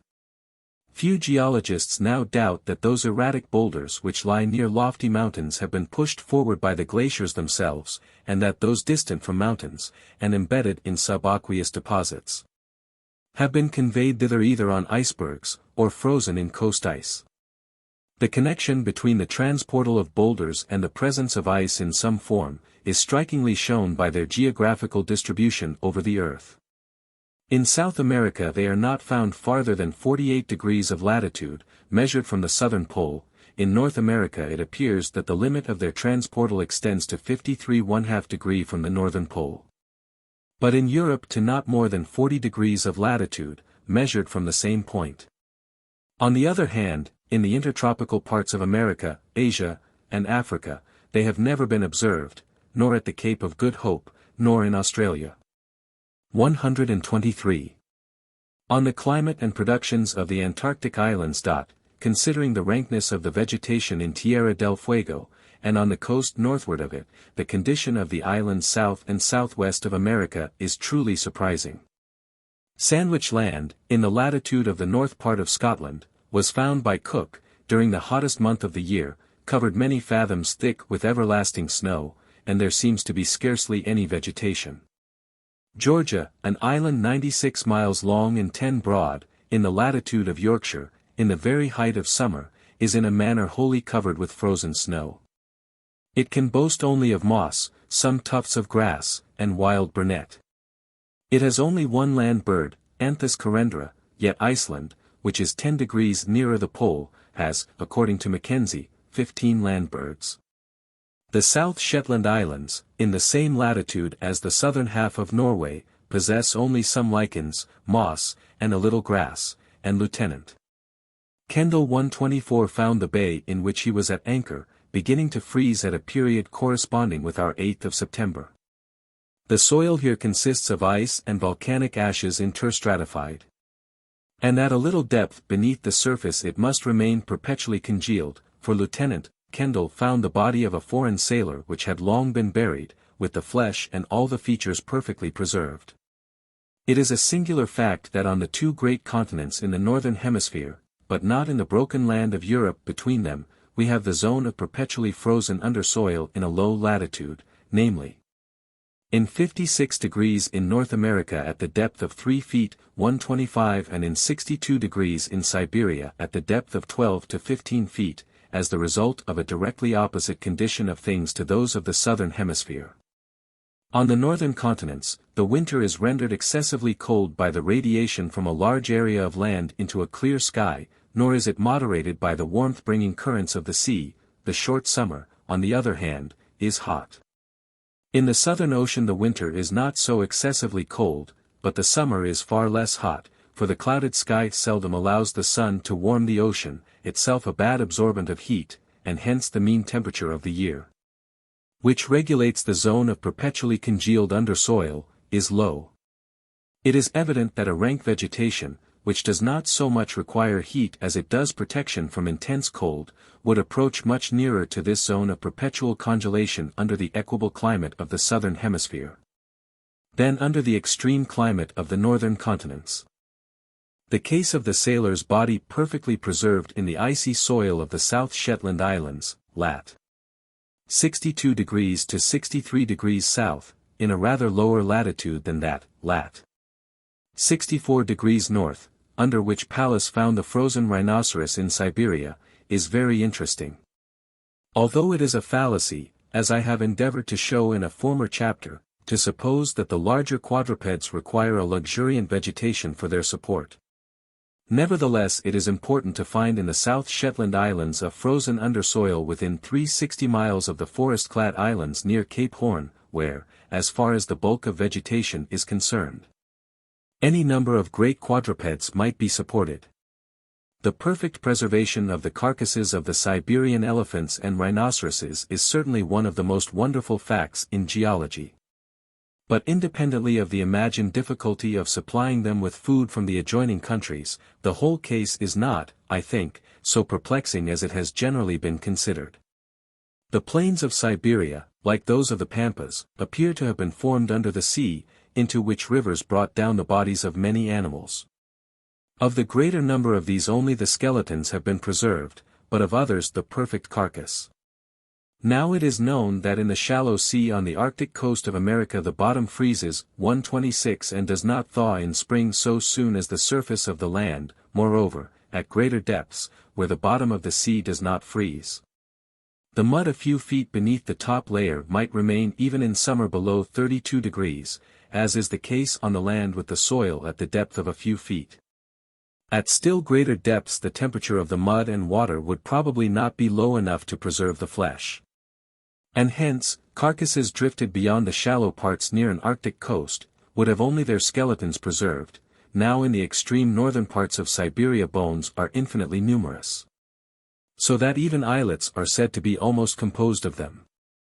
127 and those islets lie no less than 10 degrees of latitude north of the place where Pallas found the frozen rhinoceros.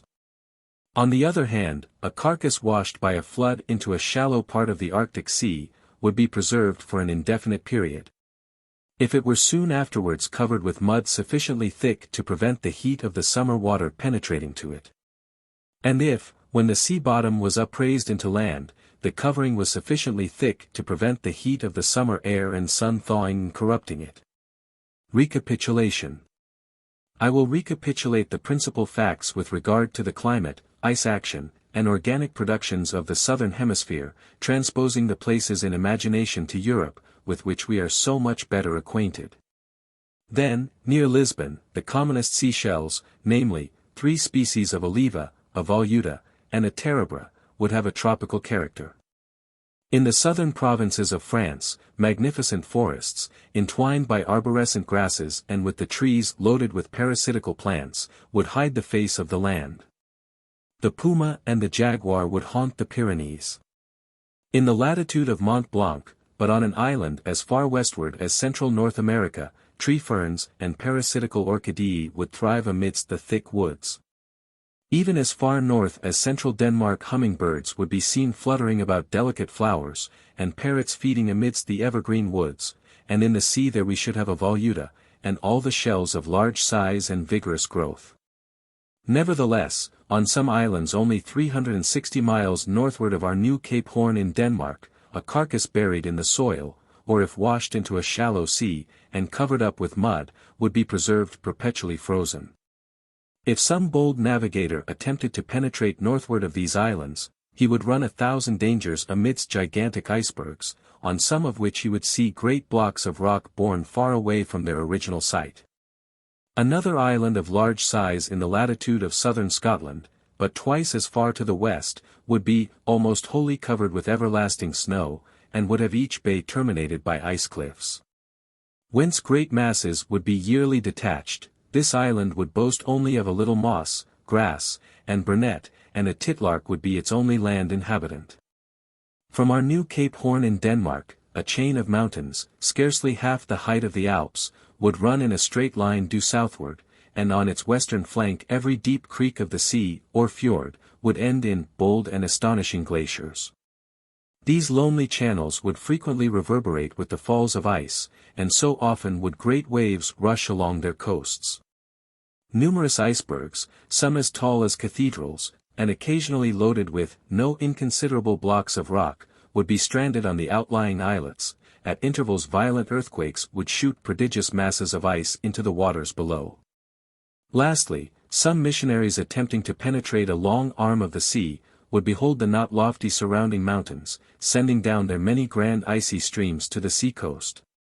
And their progress in the boats would be checked by the innumerable floating icebergs, some small and some great. And this would have occurred on our 22nd of June, and where the Lake of Geneva is now spread out, 128. Chapter 12. Valparaiso, Excursion to the foot of the Andes, Structure of the land. Valparaiso, Excursion to the foot of the Andes, Structure of the land, ascend the Bell of Quillota, shattered masses of greenstone, immense valleys, mines, state of miners, Santiago, hot baths of coquins, gold mines, grinding mills, perforated stones, habits of the puma, El Turco and Tapicolo, hummingbirds. Central Chile. July 23. The Beagle anchored late at night in the Bay of Valparaiso, the chief seaport of Chile. When morning came, everything appeared delightful.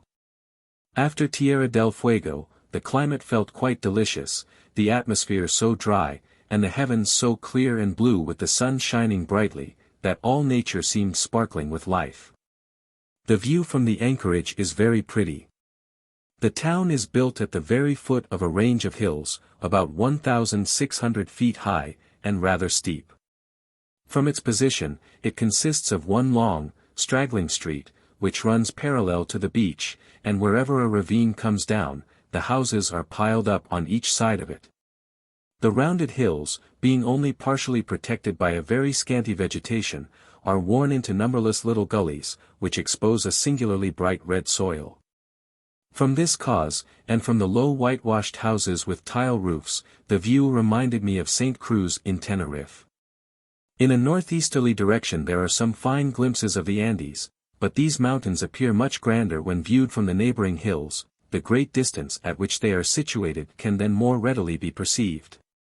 The volcano of Aconcagua is particularly magnificent. This huge and irregularly conical mass has an elevation greater than that of Chimborazo, for, from measurements made by the officers in the Beagle, its height is no less than 23,000 feet. The Cordillera, however, viewed from this point, owe the greater part of their beauty to the atmosphere through which they are seen. When the sun was setting in the Pacific, it was admirable to watch how clearly their rugged outlines could be distinguished, yet how varied and how delicate were the shades of their color. I had the good fortune to find living here Mr. Richard Corfield, an old schoolfellow and friend, to whose hospitality and kindness I was greatly indebted, in having afforded me a most pleasant residence during the Beagle's stay in Chile. The immediate neighborhood of Valparaiso is not very productive to the naturalist. During the long summer the wind blows steadily from the southward, and a little offshore, so that rain never falls. During the 3 winter months, however, it is sufficiently abundant. The vegetation in consequence is very scanty, except in some deep valleys there are no trees, and only a little grass and a few low bushes are scattered over the less steep parts of the hills. When we reflect that at the distance of 350 miles to the south, this side of the Andes is completely hidden by one impenetrable forest, the contrast is very remarkable. I took several long walks while collecting objects of natural history. The country is pleasant for exercise. There are many very beautiful flowers, and, as in most other dry climates, the plants and shrubs possess strong and peculiar odors, even one's clothes by brushing through them became scented. I did not cease from wonder at finding each succeeding day as fine as the foregoing. What a difference does climate make in the enjoyment of life! How opposite are the sensations when viewing black mountains half enveloped in clouds, and seeing another range through the light blue haze of a fine day. The one for a time may be very sublime, the other is all gaiety and happy life. August 14th. I set out on a riding excursion, for the purpose of geologizing the basal parts of the Andes, which alone at this time of the year are not shut up by the winter snow. Our first day's ride was northward along the sea-coast. After dark we reached the hacienda of Quintero, the estate which formerly belonged to Lord Cochrane. My object in coming here was to see the great beds of shells which stand some yards above the level of the sea, and are burnt for lime. The proofs of the elevation of this whole line of coast are unequivocal. At the height of a few hundred feet old-looking shells are numerous, and I found some at 1,300 feet. These shells either lie loose on the surface, or are embedded in a reddish-black vegetable mold. I was much surprised to find under the microscope that this vegetable mold is really marine mud, full of minute particles of organic bodies. 15th. We returned towards the valley of Quilota. The country was exceedingly pleasant. Just such as poets would call pastoral, green open lawns, separated by small valleys with rivulets, and the cottages, we may suppose of the shepherds, scattered on the hillsides. We were obliged to cross the ridge of the Chilicauquin. At its base there were many fine evergreen forest trees, but these flourished only in the ravines, where there was running water. Any person who had seen only the country near Valparaiso would never have imagined that there had been such picturesque spots in Chile. As soon as we reached the brow of the Sierra, the valley of Quilota was immediately under our feet. The prospect was one of remarkable artificial luxuriance. The valley is very broad and quite flat, and is thus easily irrigated in all parts. The little square gardens are crowded with orange and olive trees and every sort of vegetable. On each side huge bare mountains rise, and this from the contrast renders the patchwork valley the more pleasing. Whoever called Valparaiso the Valley of Paradise must have been thinking of Quilota. We crossed over to the Hacienda de San Isidro, situated at the very foot of the Bell Mountain. Chile, as may be seen in the maps, is a narrow strip of land between the Cordillera and the Pacific. And this strip is itself traversed by several mountain lines, which in this part run parallel to the Great Range. Between these outer lines and the main Cordillera, a succession of level basins, generally opening into each other by narrow passages, extend far to the southward. In these, the principal towns are situated, as San Felipe, Santiago, San Fernando. These basins or plains, together with the transverse flat valleys, like that of Quilota, which connect them with the coast, I have no doubt are the bottoms of ancient inlets and deep bays. Such as at the present day intersect every part of Tierra del Fuego and the western coast. Chile must formerly have resembled the latter country in the configuration of its land and water. The resemblance was occasionally shown strikingly when a level fog bank covered, as with a mantle, all the lower parts of the country. The white vapor curling into the ravines, beautifully represented little coves and bays. And here and there a solitary hillock peeping up showed that it had formerly stood there as an islet. The contrast of these flat valleys and basins with the irregular mountains gave the scenery a character which to me was new and very interesting. From the natural slope to seaward of these plains, they are very easily irrigated, and in consequence singularly fertile. Without this process the land would produce scarcely anything, for during the whole summer the sky is cloudless. The mountains and hills are dotted over with bushes and low trees, and excepting these the vegetation is very scanty. Each landowner in the valley possesses a certain portion of hill country, where his half-wild cattle, in considerable numbers, manage to find sufficient pasture. Once every year there is a grand rodeo, when all the cattle are driven down, counted, and marked, and a certain number separated to be fattened in the irrigated fields.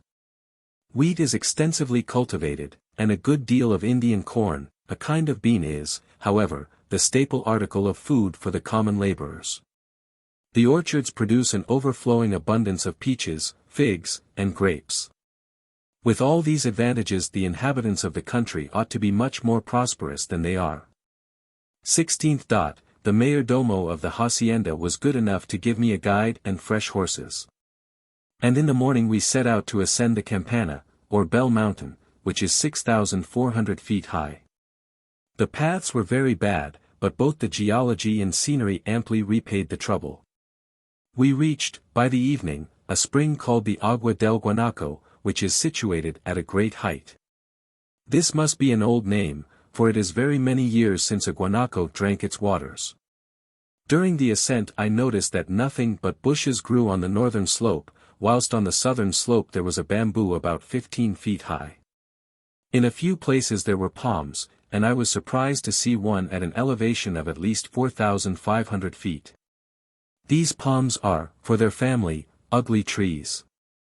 Their stem is very large, and of a curious form, being thicker in the middle than at the base or top. They are excessively numerous in some parts of Chile, and valuable on account of a sort of treacle made from the sap. On one estate near Patorca they tried to count them, but failed, after having numbered several 100,000. Every year in the early spring, in August, very many are cut down, and when the trunk is lying on the ground, the crown of leaves is lopped off. The sap then immediately begins to flow from the upper end, and continues so doing for some months. It is, however, necessary that a thin slice should be shaved off from that end every morning, so as to expose a fresh surface. A good tree will give 90 gallons, and all this must have been contained in the vessels of the apparently dry trunk. It is said that the sap flows much more quickly on those days when the sun is powerful. And likewise, that it is absolutely necessary to take care, in cutting down the tree, that it should fall with its head upwards on the side of the hill, for if it falls down the slope, scarcely any sap will flow. Although in that case one would have thought that the action would have been aided, instead of checked, by the force of gravity. The sap is concentrated by boiling, and is then called treacle, which it very much resembles in taste. We unsaddled our horses near the spring, and prepared to pass the night. The evening was fine, and the atmosphere so clear that the masts of the vessels at anchor in the Bay of Valparaiso, although no less than 26 geographical miles distant, could be distinguished clearly as little black streaks.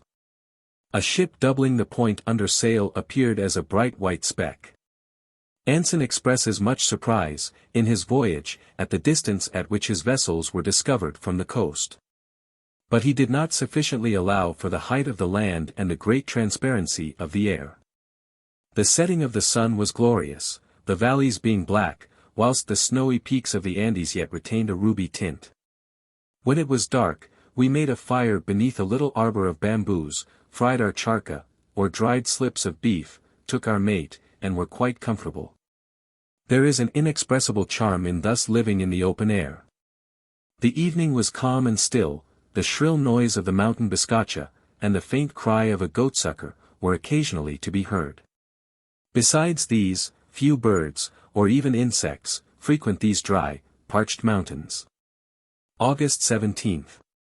In the morning we climbed up the rough mass of greenstone which crowns the summit.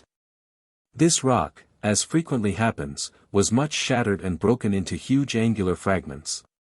I observed, however, one remarkable circumstance, namely, that many of the surfaces presented every degree of freshness, some appearing as if broken the day before, whilst on others lichens had either just become, or had long grown, attached. I so fully believed that this was owing to the frequent earthquakes, that I felt inclined to hurry from below each loose pile. As one might very easily be deceived in a fact of this kind, I doubted its accuracy, until ascending Mount Wellington, in Van Diemen's Land, where earthquakes do not occur. And there I saw the summit of the mountain similarly composed and similarly shattered, but all the blocks appeared as if they had been hurled into their present position thousands of years ago. We spent the day on the summit, and I never enjoyed one more thoroughly. Chile, bounded by the Andes and the Pacific, was seen as in a map. The pleasure from the scenery, in itself beautiful, was heightened by the many reflections which arose from the mere view of the Campana range with its lesser parallel ones, and of the broad valley of Quillota directly intersecting them. Who can avoid wondering at the force which has upheaved these mountains, and even more so at the countless ages which it must have required to have broken through, removed, and levelled whole masses of them? It is well in this case to call to mind the vast shingle and sedimentary beds of Patagonia, which, if heaped on the Cordillera, would increase its height by so many thousand feet. When in that country, I wondered how any mountain chain could have supplied such masses, and not have been utterly obliterated. We must not now reverse the wonder, and doubt whether all-powerful time can grind down mountains, even the gigantic Cordillera, into gravel and mud. The appearance of the Andes was different from that which I had expected.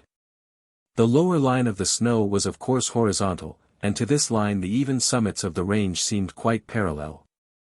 Only at long intervals a group of points or a single cone showed where a volcano had existed, or does now exist.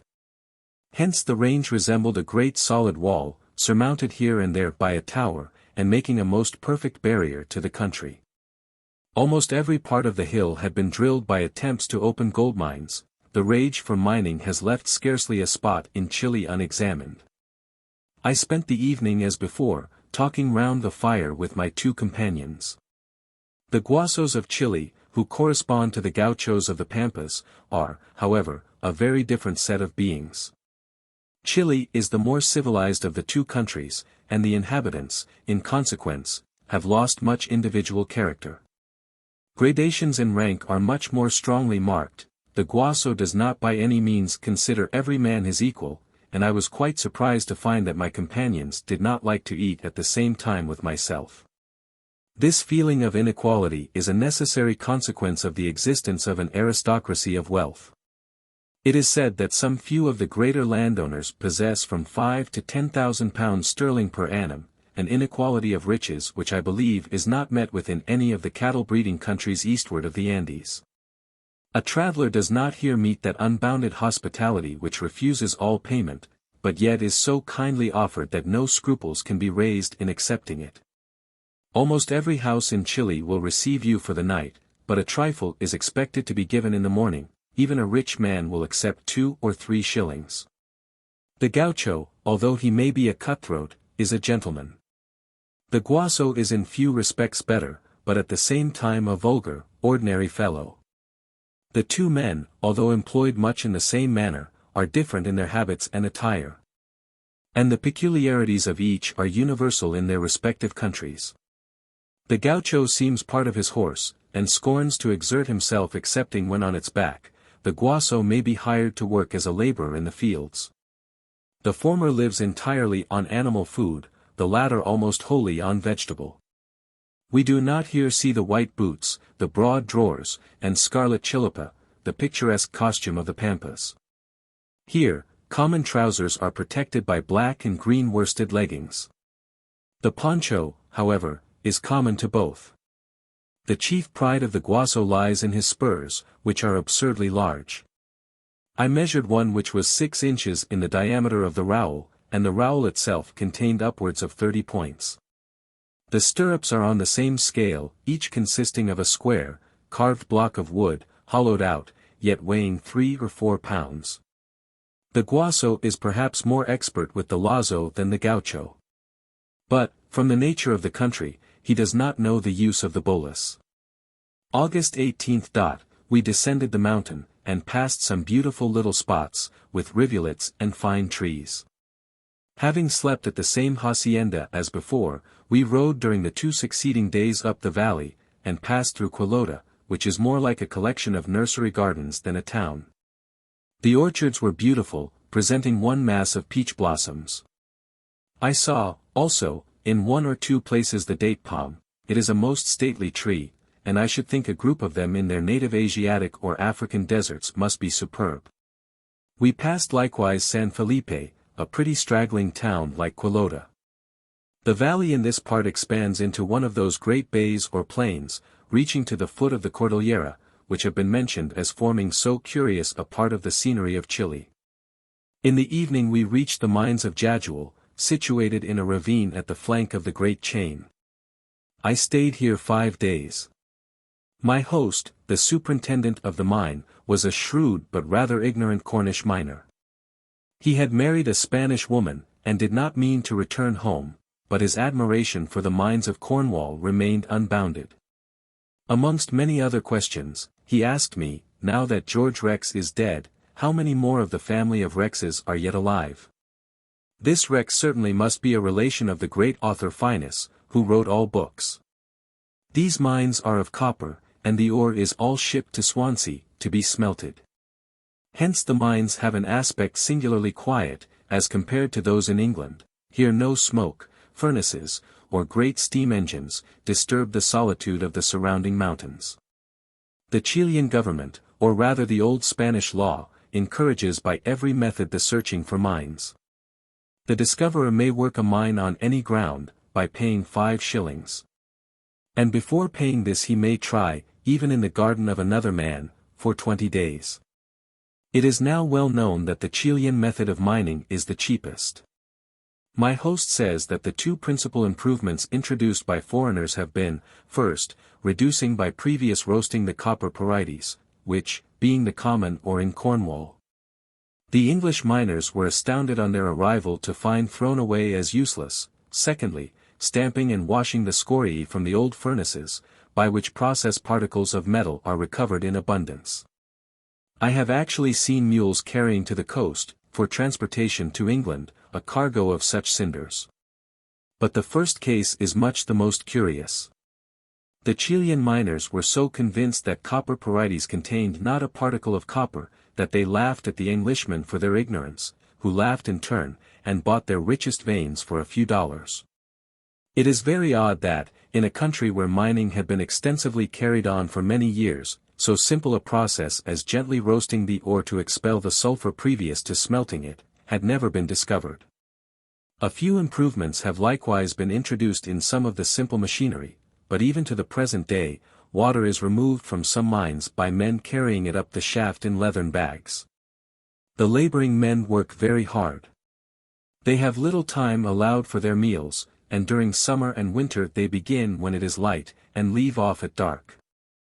They are paid £1 sterling a month, and their food is given them. This for breakfast consists of 16 figs and 2 small loaves of bread, for dinner, boiled beans, for supper, broken roasted wheat grain. They scarcely ever taste meat. As, with the £12 per annum, they have to clothe themselves and support their families. The miners who work in the mine itself have 25 shillings per month, and are allowed a little charca. But these men come down from their bleak habitations only once in every fortnight or 3 weeks. During my stay here I thoroughly enjoyed scrambling about these huge mountains. The geology, as might have been expected, was very interesting.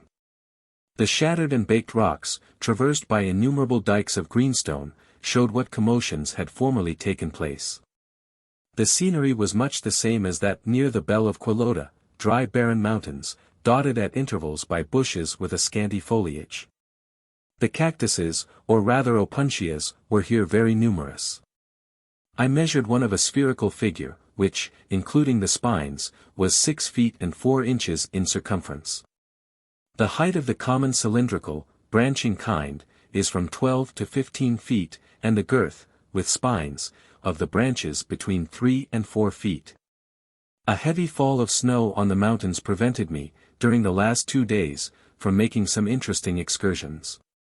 I attempted to reach a lake which the inhabitants, from some unaccountable reason, believed to be an arm of the sea. During a very dry season, it was proposed to attempt cutting a channel from it for the sake of the water, but the padre, after a consultation, declared it was too dangerous, as all Chile would be inundated, if, as generally supposed, the lake was connected with the Pacific. We ascended to a great height, but becoming involved in the snowdrifts failed in reaching this wonderful lake, and had some difficulty in returning. I thought we should have lost our horses. For there was no means of guessing how deep the drifts were, and the animals, when led, could only move by jumping. The black sky showed that a fresh snowstorm was gathering, and we therefore were not a little glad when we escaped. By the time we reached the base the storm commenced, and it was lucky for us that this did not happen 3 hours earlier in the day. August 26. We left Jajuel and again crossed the basin of San Felipe. The day was truly Chilean, glaringly bright, and the atmosphere quite clear. The thick and uniform covering of newly fallen snow rendered the view of the volcano of Aconcagua and the main chain quite glorious. We were now on the road to Santiago, the capital of Chile. We crossed the Cerro del Talgón, and slept at a little rancho. The host, talking about the state of Chile as compared to other countries, was very humble. Some see with 2 eyes, and some with 1, but for my part one do not think that Chile sees with any. August 27. After crossing many low hills we descended into the small landlocked plain of Guitrin. In the basins, such as this one, which are elevated from 1,000 to 2,000 feet above the sea, 2 species of acacia, which are stunted in their forms, and stand wide apart from each other, grow in large numbers. These trees are never found near the sea coast, and this gives another characteristic feature to the scenery of these basins.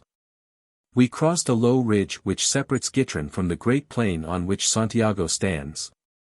The view was here preeminently striking, the dead level surface, covered in parts by woods of acacia, and with the city in the distance, abutting horizontally against the base of the Andes, whose snowy peaks were bright with the evening sun. At the first glance of this view, it was quite evident that the plain represented the extent of a former inland sea. As soon as we gained the level road we pushed our horses into a gallop, and reached the city before it was dark. I stayed a week in Santiago and enjoyed myself very much. In the morning I rode to various places on the plain, and in the evening dined with several of the English merchants, whose hospitality at this place is well known. A never-failing source of pleasure was to ascend the little hillock of rock, St. Lucia, which projects in the middle of the city. The scenery certainly is most striking, and, as I have said, very peculiar. I am informed that this same character is common to the cities on the great Mexican platform. Of the town I have nothing to say in detail. It is not so fine or so large as Buenos Aires, but is built after the same model. I arrived here by a circuit to the north, so I resolved to return to Valparaiso by a rather longer excursion to the south of the direct road. September 5. By the middle of the day we arrived at one of the suspension bridges made of hide, which crossed the Maipo, a large turbulent river a few leagues southward of Santiago. These bridges are very poor affairs. The road, following the curvature of the suspending ropes, is made of bundles of sticks placed close together. It was full of holes, and oscillated rather fearfully, even with the weight of a man leading his horse. In the evening we reached a comfortable farmhouse, where there were several very pretty señoritas. They were much horrified at my having entered one of their churches out of mere curiosity. They asked me, "Why do you not become a Christian, for our religion is certain?" I assured them I was a sort of Christian, but they would not hear of it, appealing to my own words, "Do not your padres, your very bishops, marry?" The absurdity of a bishop having a wife particularly struck them. They scarcely knew whether to be most amused or horror-struck at such an enormity. 6th. We proceeded due south, and slept at Rancagua. The road passed over the level but narrow plain, bounded on one side by lofty hills, and on the other by the Cordillera. The next day we turned up the valley of the Rio Cachapul, in which the hot baths of Cauquenes, long celebrated for their medicinal properties, are situated. The suspension bridges, in the less frequented parts, are generally taken down during the winter when the rivers are low. Such was the case in this valley, and we were therefore obliged to cross the stream on horseback. This is rather disagreeable, for the foaming water, though not deep, rushes so quickly over the bed of large rounded stones, that one's head becomes quite confused. And it is difficult even to perceive whether the horse is moving onward or standing still. In summer, when the snow melts, the torrents are quite impassable, their strength and fury are then extremely great, as might be plainly seen by the marks which they had left. We reached the baths in the evening, and stayed there 5 days, being confined the 2 last by heavy rain. The buildings consist of a square of miserable little hovels, each with a single table and bench. They are situated in a narrow deep valley just without the central Cordillera. It is a quiet, solitary spot, with a good deal of wild beauty. The mineral springs of Cauquenes burst forth on a line of dislocation, crossing a mass of stratified rock, the whole of which betrays the action of heat. A considerable quantity of gas is continually escaping from the same orifices with the water. Though the springs are only a few yards apart, they have very different temperatures, and this appears to be the result of an unequal mixture of cold water, for those with the lowest temperature have scarcely any mineral taste. After the great earthquake of 1822 the springs ceased, and the water did not return for nearly a year. They were also much affected by the earthquake of 1835, the temperature being suddenly changed from 118 degrees to 92 degrees. 129 It seems probable that mineral waters rising deep from the bowels of the earth would always be more deranged by subterranean disturbances than those nearer the surface. The man who had charge of the baths assured me that in summer the water is hotter and more plentiful than in winter. The former circumstance I should have expected, from the less mixture, during the dry season, of cold water. But the latter statement appears very strange and contradictory. The periodical increase during the summer, when rain never falls, can, I think, only be accounted for by the melting of the snow, yet the mountains which are covered by snow during that season are 3 or 4 leagues distant from the springs.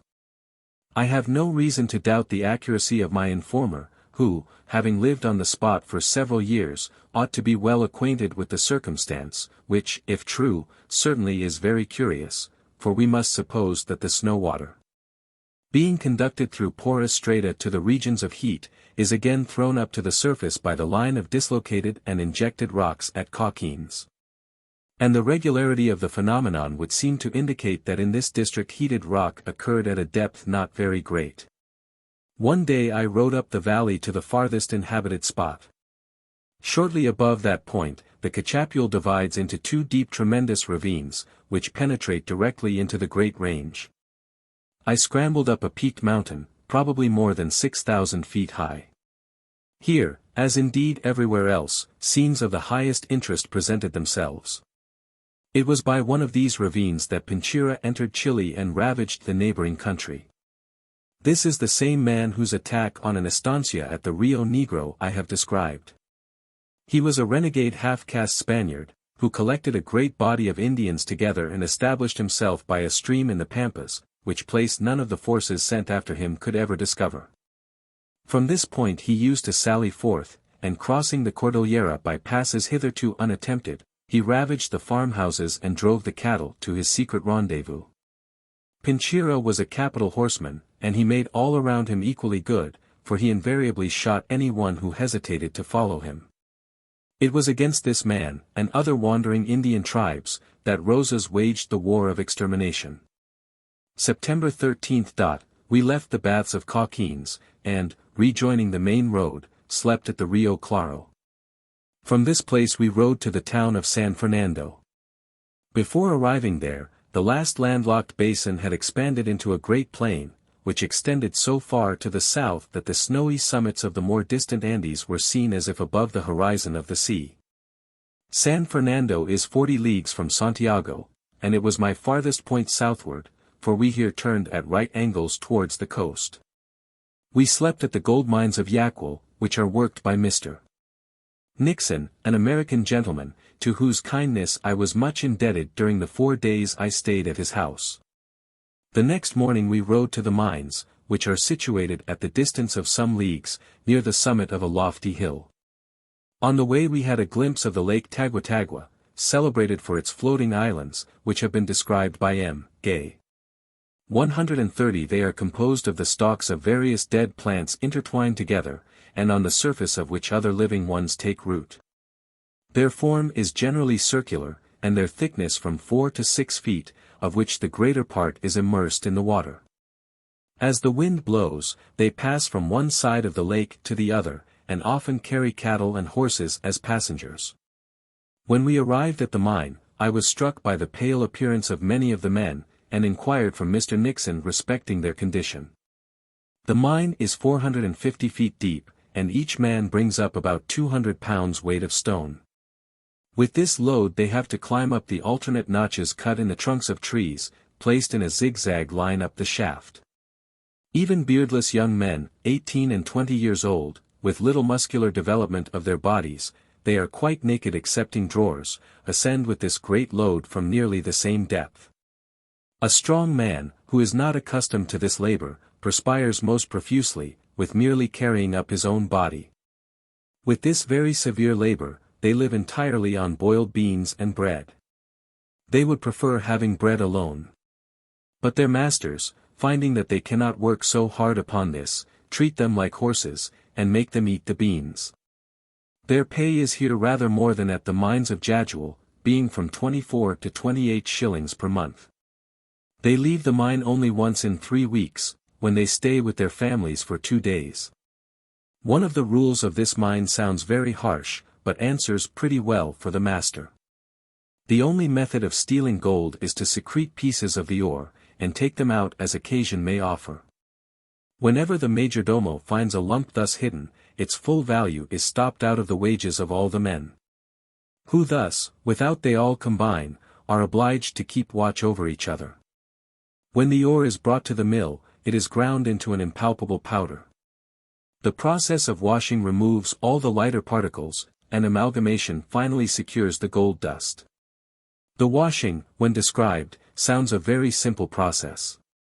But it is beautiful to see how the exact adaptation of the current of water to the specific gravity of the gold so easily separates the powdered matrix from the metal.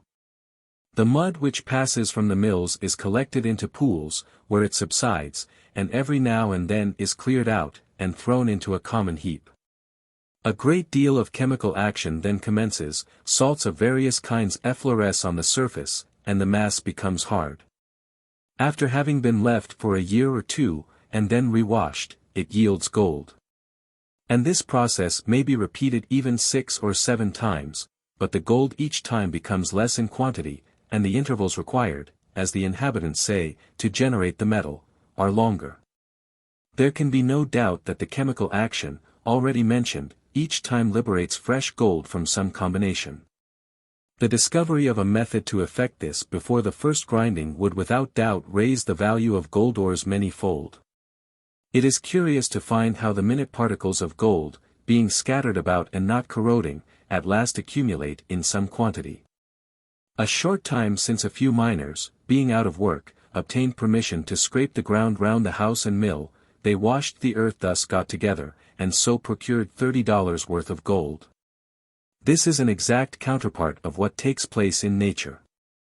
Mountains suffer degradation and wear away, and with them the metallic veins which they contain. The hardest rock is worn into impalpable mud, the ordinary metals oxidate, and both are removed, but gold, platina, and a few others are nearly indestructible, and from their weight, sinking to the bottom, are left behind. After whole mountains have passed through this grinding mill, and have been washed by the hand of nature, the residue becomes metalliferous, and man finds it worth his while to complete the task of separation. Bad as the above treatment of the miners appears, it is gladly accepted of by them, for the condition of the laboring agriculturists is much worse. Their wages are lower, and they live almost exclusively on beans.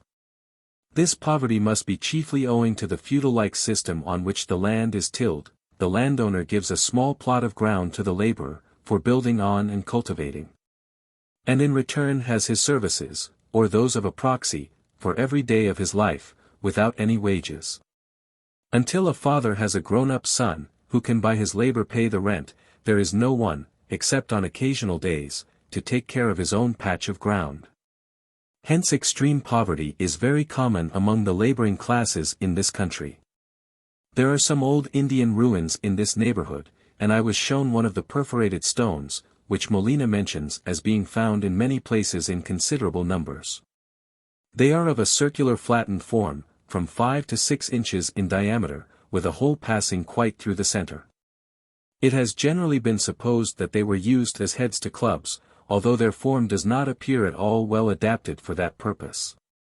Burchell 131 states that some of the tribes in southern Africa dig up roots by the aid of a stick pointed at one end, the force and weight of which are increased by a round stone with a hole in it, into which the other end is firmly wedged.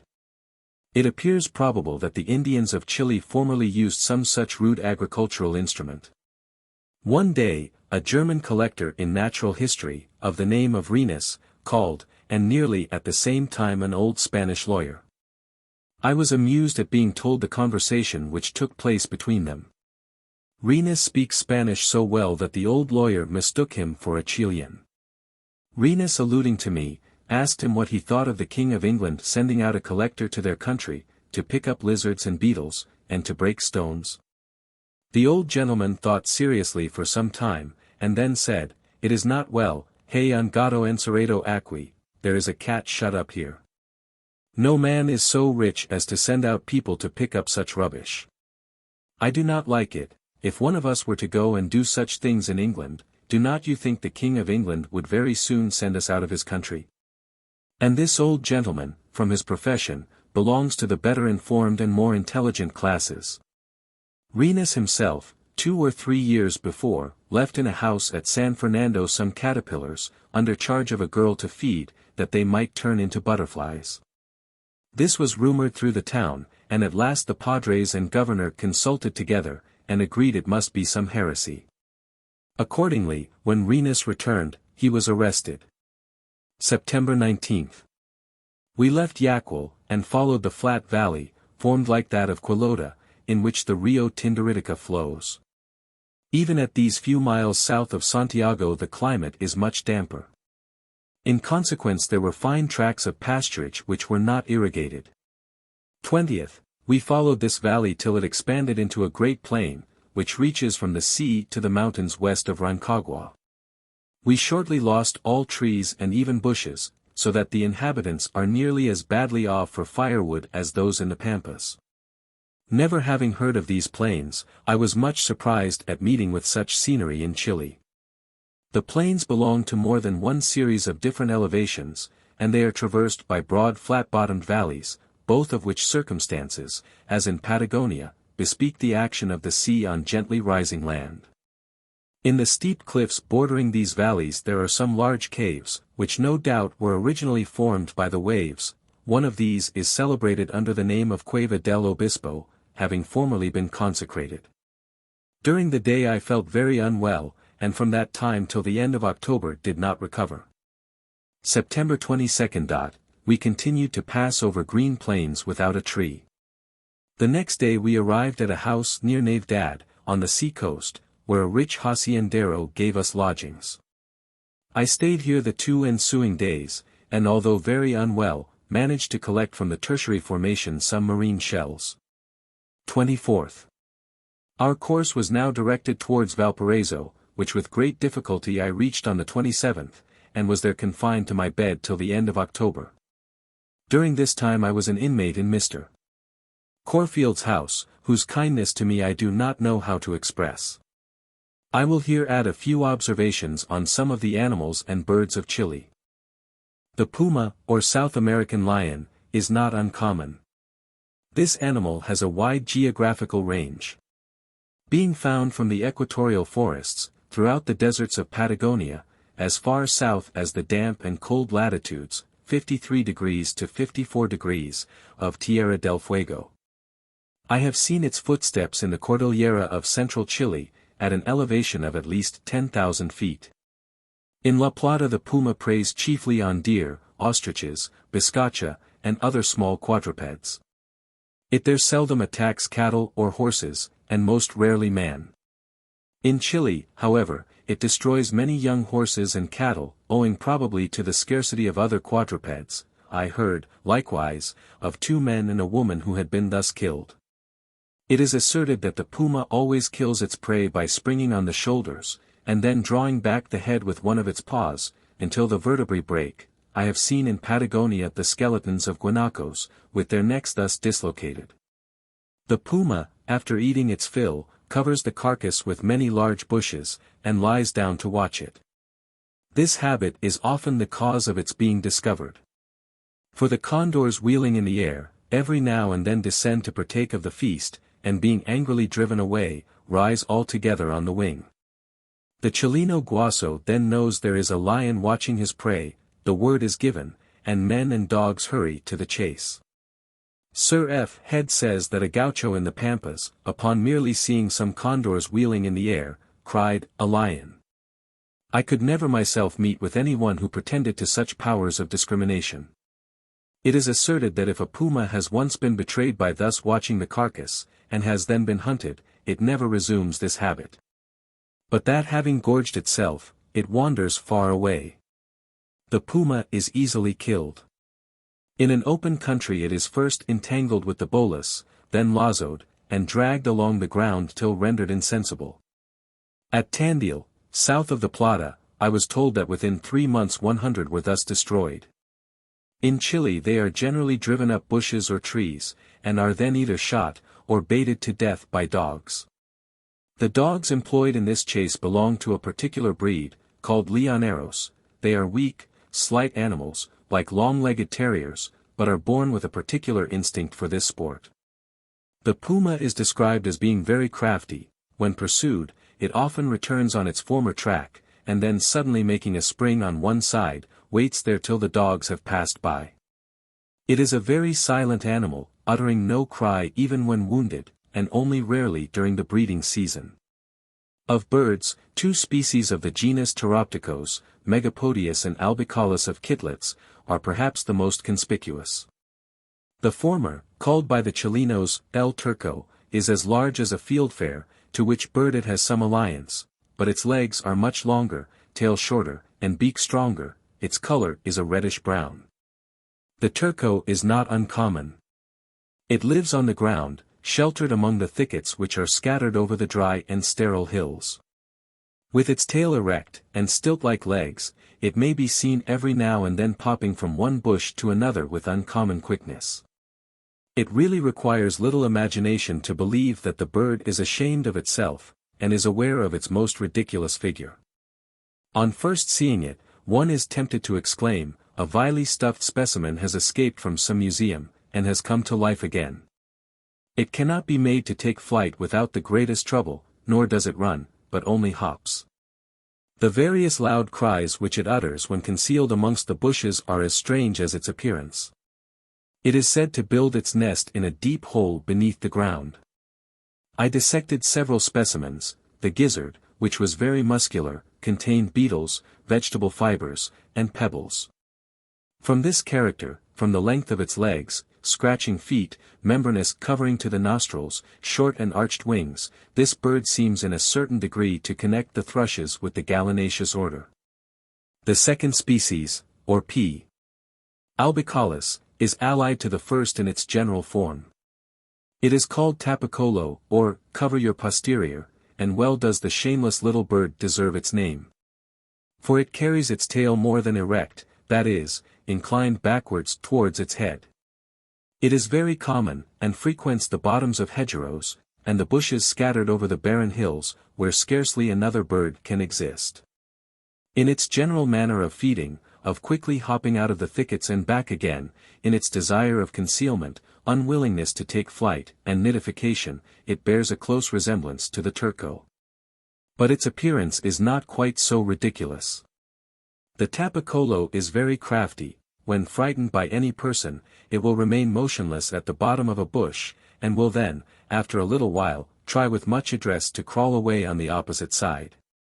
It is also an active bird, and continually making a noise. These noises are various and strangely odd, some are like the cooing of doves, others like the bubbling of water, and many defy all similes. The country people say it changes its cry 5 times in the year, according to some change of season, I suppose. 132. 2 species of hummingbirds are common. Trochilus forficatus is found over a space of 2,500 miles on the west coast, from the hot dry country of Lima to the forests of Tierra del Fuego, where it may be seen flitting about in snowstorms. In the wooded island of Chiloé, which has an extremely humid climate, this little bird, skipping from side to side amidst the dripping foliage, is perhaps more abundant than almost any other kind. I opened the stomachs of several specimens, shot in different parts of the continent, and in all, remains of insects were as numerous as in the stomach of a creeper. When this species migrates in the summer southward, it is replaced by the arrival of another species coming from the north. This second kind, Trochilus gigas, is a very large bird for the delicate family to which it belongs. When on the wing its appearance is singular. Like others of the genus, it moves from place to place with a rapidity which may be compared to that of Surface amongst flies, and Sphinx among moths. But whilst hovering over a flower, it flaps its wings with a very slow and powerful movement, totally different from that vibratory one common to most of the species, which produces the humming noise. I never saw any other bird where the force of its wings appeared, as in a butterfly, so powerful in proportion to the weight of its body.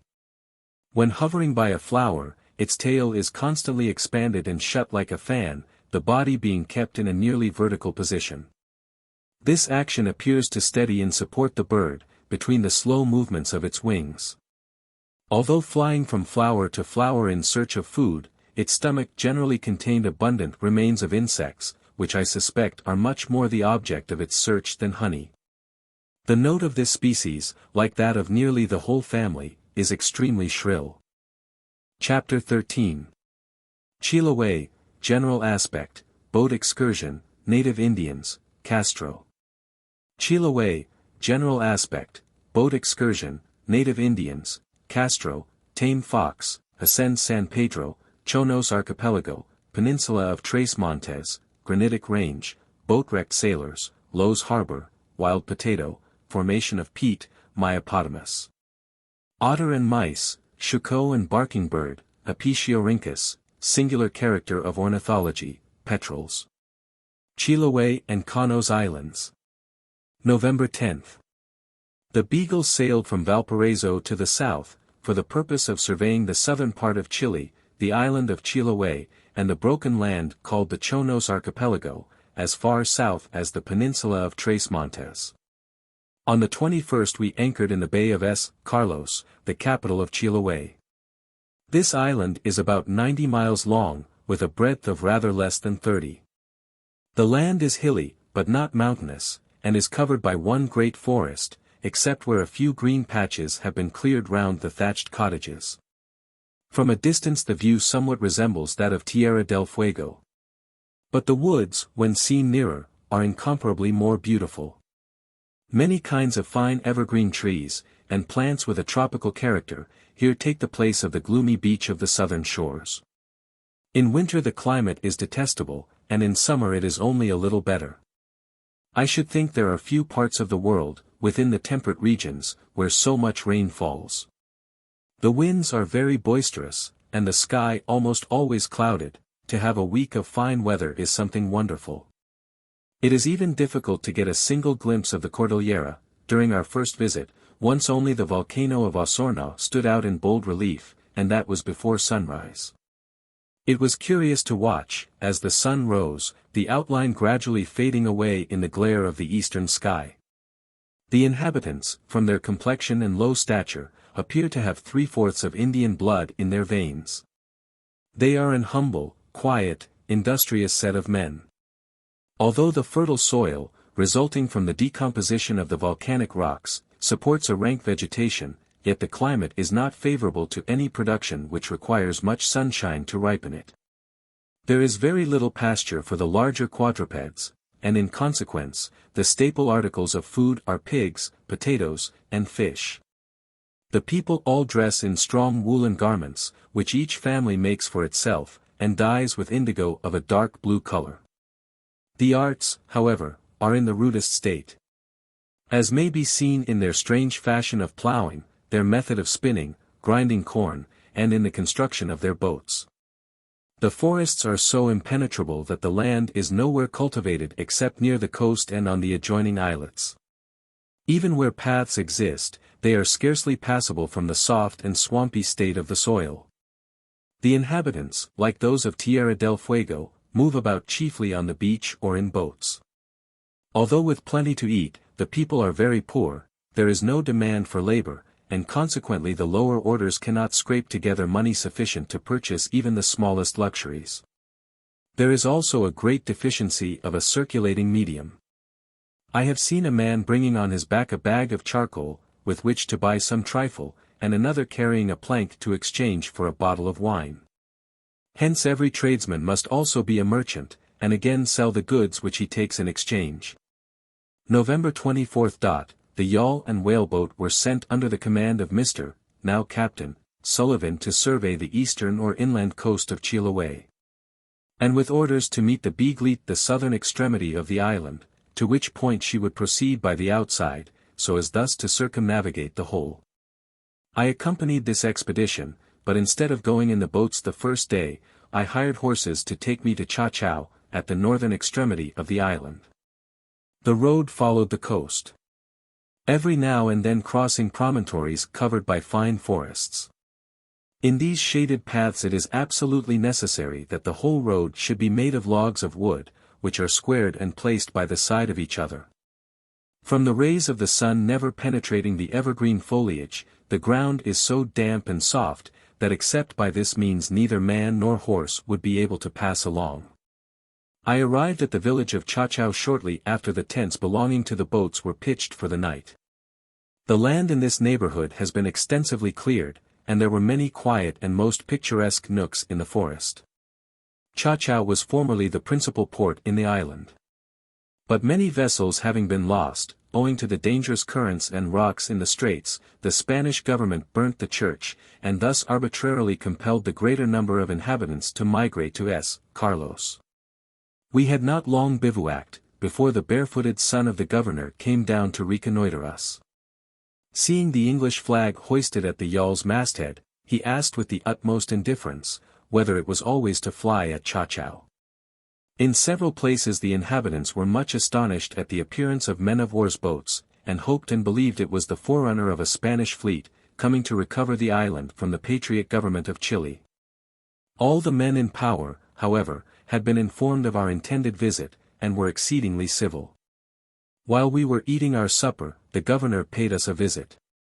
He had been a lieutenant colonel in the Spanish service, but now was miserably poor. He gave us 2 sheep, and accepted in return 2 cotton handkerchiefs, some brass trinkets, and a little tobacco. 25th. Torrents of rain. We managed, however, to run down the coast as far as Huapilenu. The whole of this eastern side of Chiloé has one aspect: it is a plain, broken by valleys and divided into little islands, and the whole thickly covered with one impervious blackish-green forest. On the margins there are some cleared spaces, surrounding the high-roofed cottages. 26th. The day rose splendidly clear. The volcano of Orsono was spouting out volumes of smoke. This most beautiful mountain, formed like a perfect cone, and white with snow, stands out in front of the Cordillera. Another great volcano, with a saddle-shaped summit, also emitted from its immense crater little jets of steam. Subsequently we saw the lofty peaked Corcovado, well deserving the name of El Famoso Corcovado. Thus we beheld, from one point of view, 3 great active volcanoes, each about 7,000 feet high. In addition to this, far to the south there were other lofty cones covered with snow, which, although not known to be active, must be in their origin volcanic.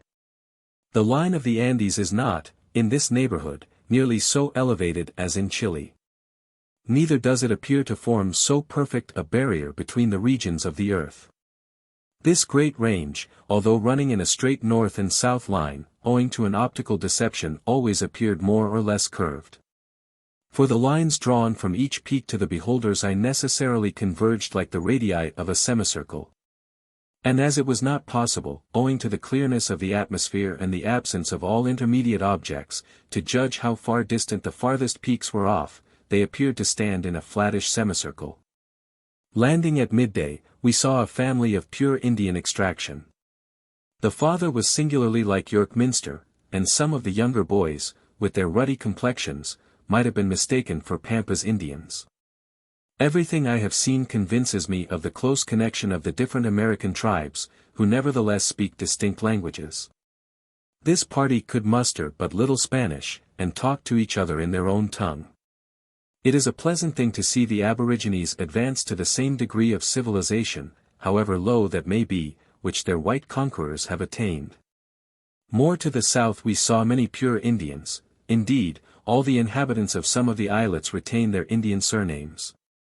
In the census of 1832 there were in Chiloé and its dependencies 42,000 souls, the greater number of these appear to be of mixed blood. 11,000 retain their Indian surnames, but it is probable that not nearly all of these are of a pure breed. Their manner of life is the same with that of the other poor inhabitants, and they are all Christians. But it is said that they yet retain some strange superstitious ceremonies, and that they pretend to hold communication with the devil in certain caves. Formerly, every one convicted of this offense was sent to the Inquisition at Lima. Many of the inhabitants who are not included in the 11,000 with Indian surnames, cannot be distinguished by their appearance from Indians. Gomez, the governor of Lemuy, is descended from noblemen of Spain on both sides. But by constant intermarriages with the natives the present man is an Indian. On the other hand, the governor of Quinchao boasts much of his purely kept Spanish blood. We reached at night a beautiful little cove, north of the island of Cocajou. The people here complained of want of land. This is partly owing to their own negligence in not clearing the woods, and partly to restrictions by the government, which makes it necessary, before buying ever so small a piece, to pay 2 shillings to the surveyor for measuring each quadra, 150 yards square, together with whatever price he fixes for the value of the land. After his valuation the land must be put up 3 times to auction, and if no one bids more, the purchaser can have it at that rate. All these exactions must be a serious check to clearing the ground, where the inhabitants are so extremely poor. In most countries, forests are removed without much difficulty by the aid of fire, but in Chiloé, from the damp nature of the climate, and the sort of trees, it is necessary first to cut them down. This is a heavy drawback to the prosperity of Chiloé. In the time of the Spaniards the Indians could not hold land, and a family, after having cleared a piece of ground, might be driven away, and the property seized by the government. The Chilean authorities are now performing an act of justice by making retribution to these poor Indians, giving to each man, according to his grade of life, a certain portion of land. The value of uncleared ground is very little. The government gave Mr. Douglas, the present surveyor, who informed me of these circumstances, 8.5 square miles of forest near us, Carlos, in lieu of a debt, and this he sold for $350, or about £70 sterling. The 2 succeeding days were fine, and at night we reached the island of Quinchao. This neighborhood is the most cultivated part of the archipelago. For a broad strip of land on the coast of the main island, as well as on many of the smaller adjoining ones, is almost completely cleared. Some of the farmhouses seemed very comfortable. I was curious to ascertain how rich any of these people might be, but Mr. Douglas says that no one can be considered as possessing a regular income. One of the richest landowners might possibly accumulate, in a long industrious life, as much as £1,000 sterling. But should this happen, it would all be stowed away in some secret corner, for it is the custom of almost every family to have a jar or treasure chest buried in the ground. November 30th. Early on Sunday morning we reached Castro, the ancient capital of Chiloé, but now a most forlorn and deserted place. The usual quadrangular arrangement of Spanish towns could be traced, but the streets and plaza were coated with fine green turf, on which sheep were browsing. The church, which stands in the middle, is entirely built of plank, and has a picturesque and venerable appearance. The poverty of the place may be conceived from the fact, that although containing some hundreds of inhabitants, one of our party was unable anywhere to purchase either a pound of sugar or an ordinary knife. No individual possessed either a watch or a clock, and an old man who was supposed to have a good idea of time, was employed to strike the church bell by guess. The arrival of our boats was a rare event in this quiet retired corner of the world. And nearly all the inhabitants came down to the beach to see us pitch our tents. They were very civil, and offered us a house, and one man even sent us a cask of cider as a present. In the afternoon we paid our respects to the governor, a quiet old man, who, in his appearance and manner of life, was scarcely superior to an English Katager. At night heavy rain set in, which was hardly sufficient to drive away from our tents the large circle of lookers-on. An Indian family, who had come to trade in a canoe from Caylen, bivouacked near us. They had no shelter during the rain. In the morning I asked a young Indian, who was wet to the skin, how he had passed the night. He seemed perfectly content, and answered, "Muy bien, señor." December 1st. We steered for the island of Lemwy. I was anxious to examine a reported coal mine which turned out to be lignite of little value, in the sandstone, probably of an ancient tertiary epoch, of which these islands are composed. When we reached Lemwy we had much difficulty in finding any place to pitch our tents, for it was springtide, and the land was wooded down to the water's edge. In a short time we were surrounded by a large group of the nearly pure Indian inhabitants. They were much surprised at our arrival, and said one to the other, "This is the reason we have seen so many parrots lately." The shuco, an odd red-breasted little bird, which inhabits the thick forest and utters very peculiar noises, has not cried, "Beware," for nothing. They were soon anxious for barter. Money was scarcely worth anything, but their eagerness for tobacco was something quite extraordinary. After tobacco, indigo came next in value, then capsicum, old clothes, and gunpowder. The latter article was required for a very innocent purpose. Each parish has a public musket, and the gunpowder was wanted for making a noise on their saint or feast days. The people here live chiefly on shellfish and potatoes. At certain seasons they catch also, in corrales, or hedges under water, many fish which are left on the mud banks as the tide falls. They occasionally possess fowls, sheep, goats, pigs, horses, and cattle. The order in which they are here mentioned, expressing their respective numbers. I never saw anything more obliging and humble than the manners of these people. They generally began with stating that they were poor natives of the place, and not Spaniards, and that they were in sad want of tobacco and other comforts. At Caylen, the most southern island, the sailors bought with a stick of tobacco, of the value of 3 halfpence, 2 fowls, one of which, the Indian stated, had skin between its toes, and turned out to be a fine duck. And with some cotton handkerchiefs, worth 3 shillings, 3 sheep and a large bunch of onions were procured. The yawl at this place was anchored some way from the shore, and we had fears for her safety from robbers during the night. Our pilot, Mr. Douglas, accordingly told the constable of the district that we always placed sentinels with loaded arms, and not understanding Spanish, if we saw any person in the dark, we should assuredly shoot him. The constable, with much humility, agreed to the perfect propriety of this arrangement, and promised us that no one should stir out of his house during that night. During the 4 succeeding days we continued sailing southward. The general features of the country remained the same, but it was much less thickly inhabited.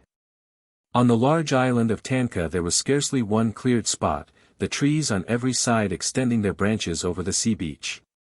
I one day noticed, growing on the sandstone cliffs, some very fine plants of the pank, Gunera scabra, which somewhat resembles the rhubarb on a gigantic scale.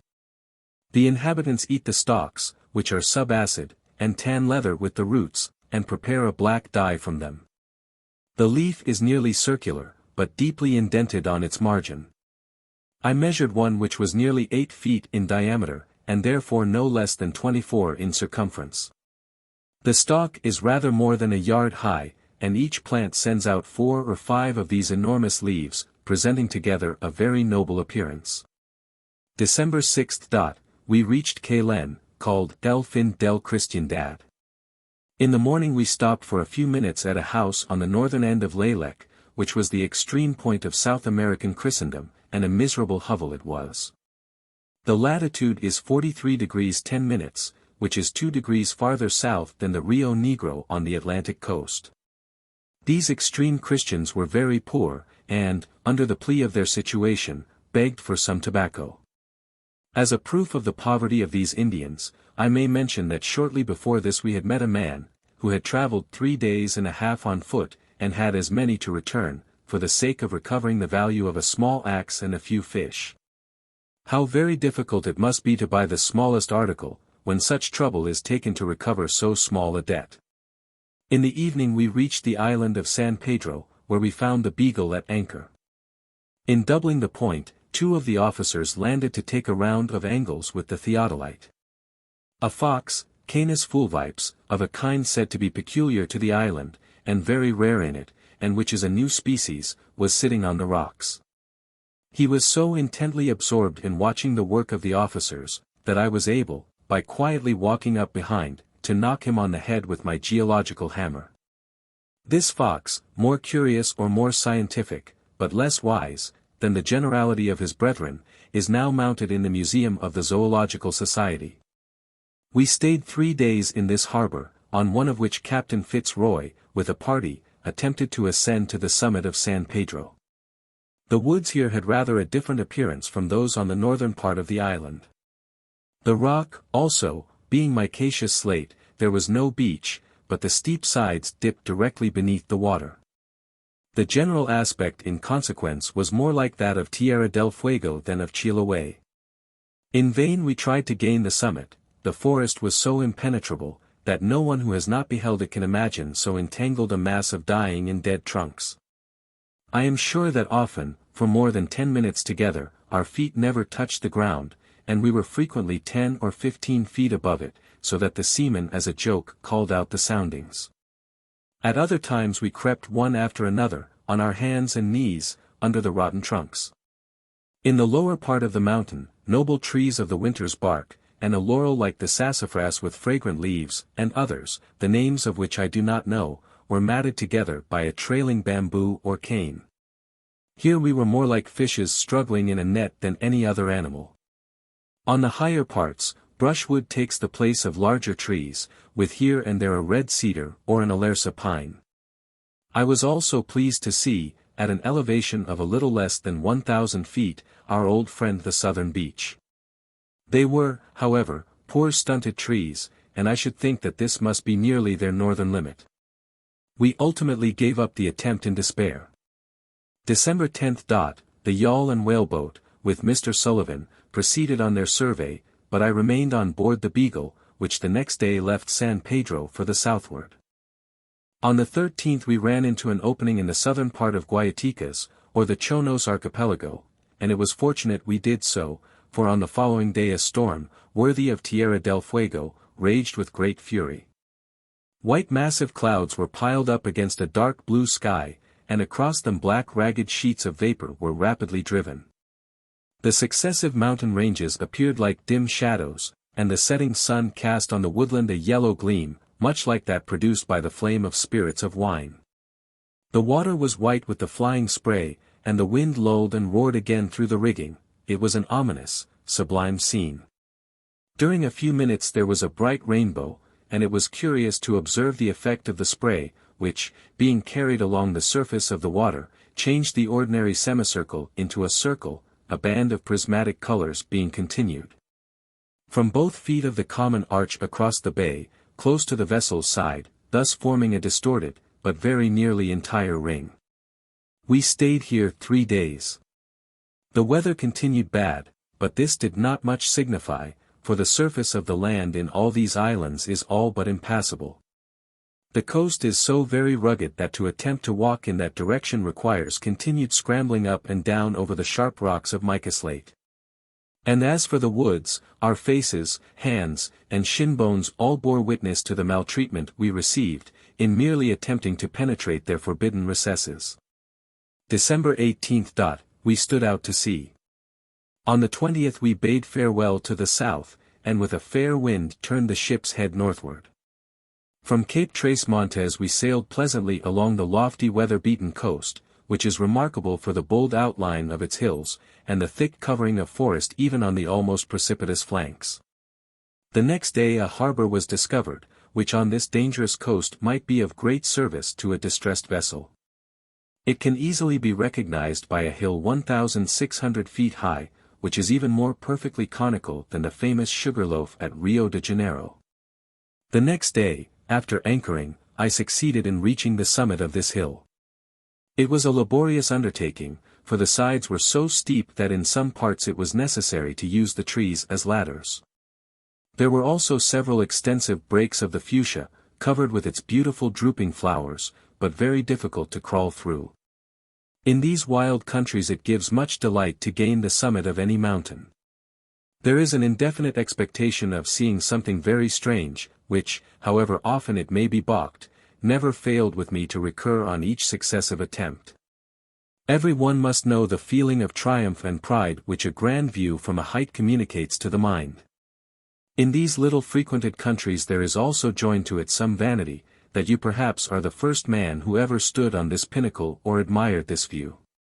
A strong desire is always felt to ascertain whether any human being has previously visited an unfrequented spot. A bit of wood with a nail in it is picked up and studied as if it were covered with hieroglyphics.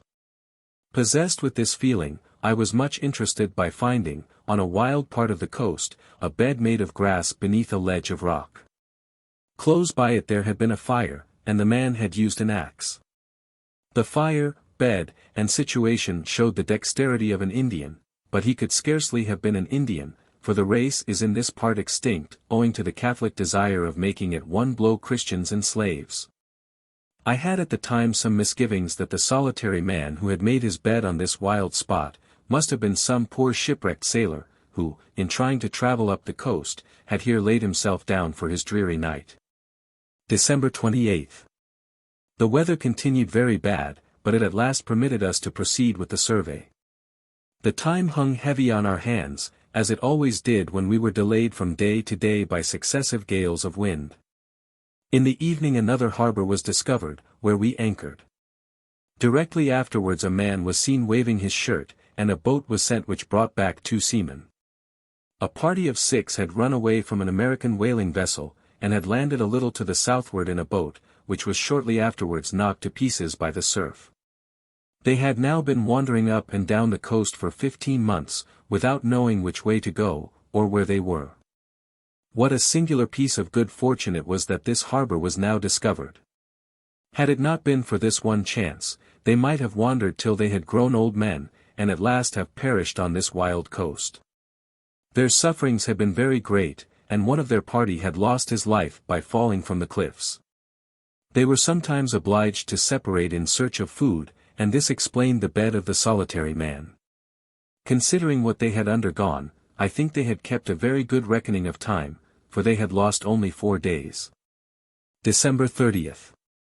We anchored in a snug little cove at the foot of some high hills, near the northern extremity of Tres Montes. After breakfast the next morning a party ascended one of these mountains, which was 2,400 feet high. The scenery was remarkable. The chief part of the range was composed of grand, solid, abrupt masses of granite, which appeared as if they had been coeval with the beginning of the world.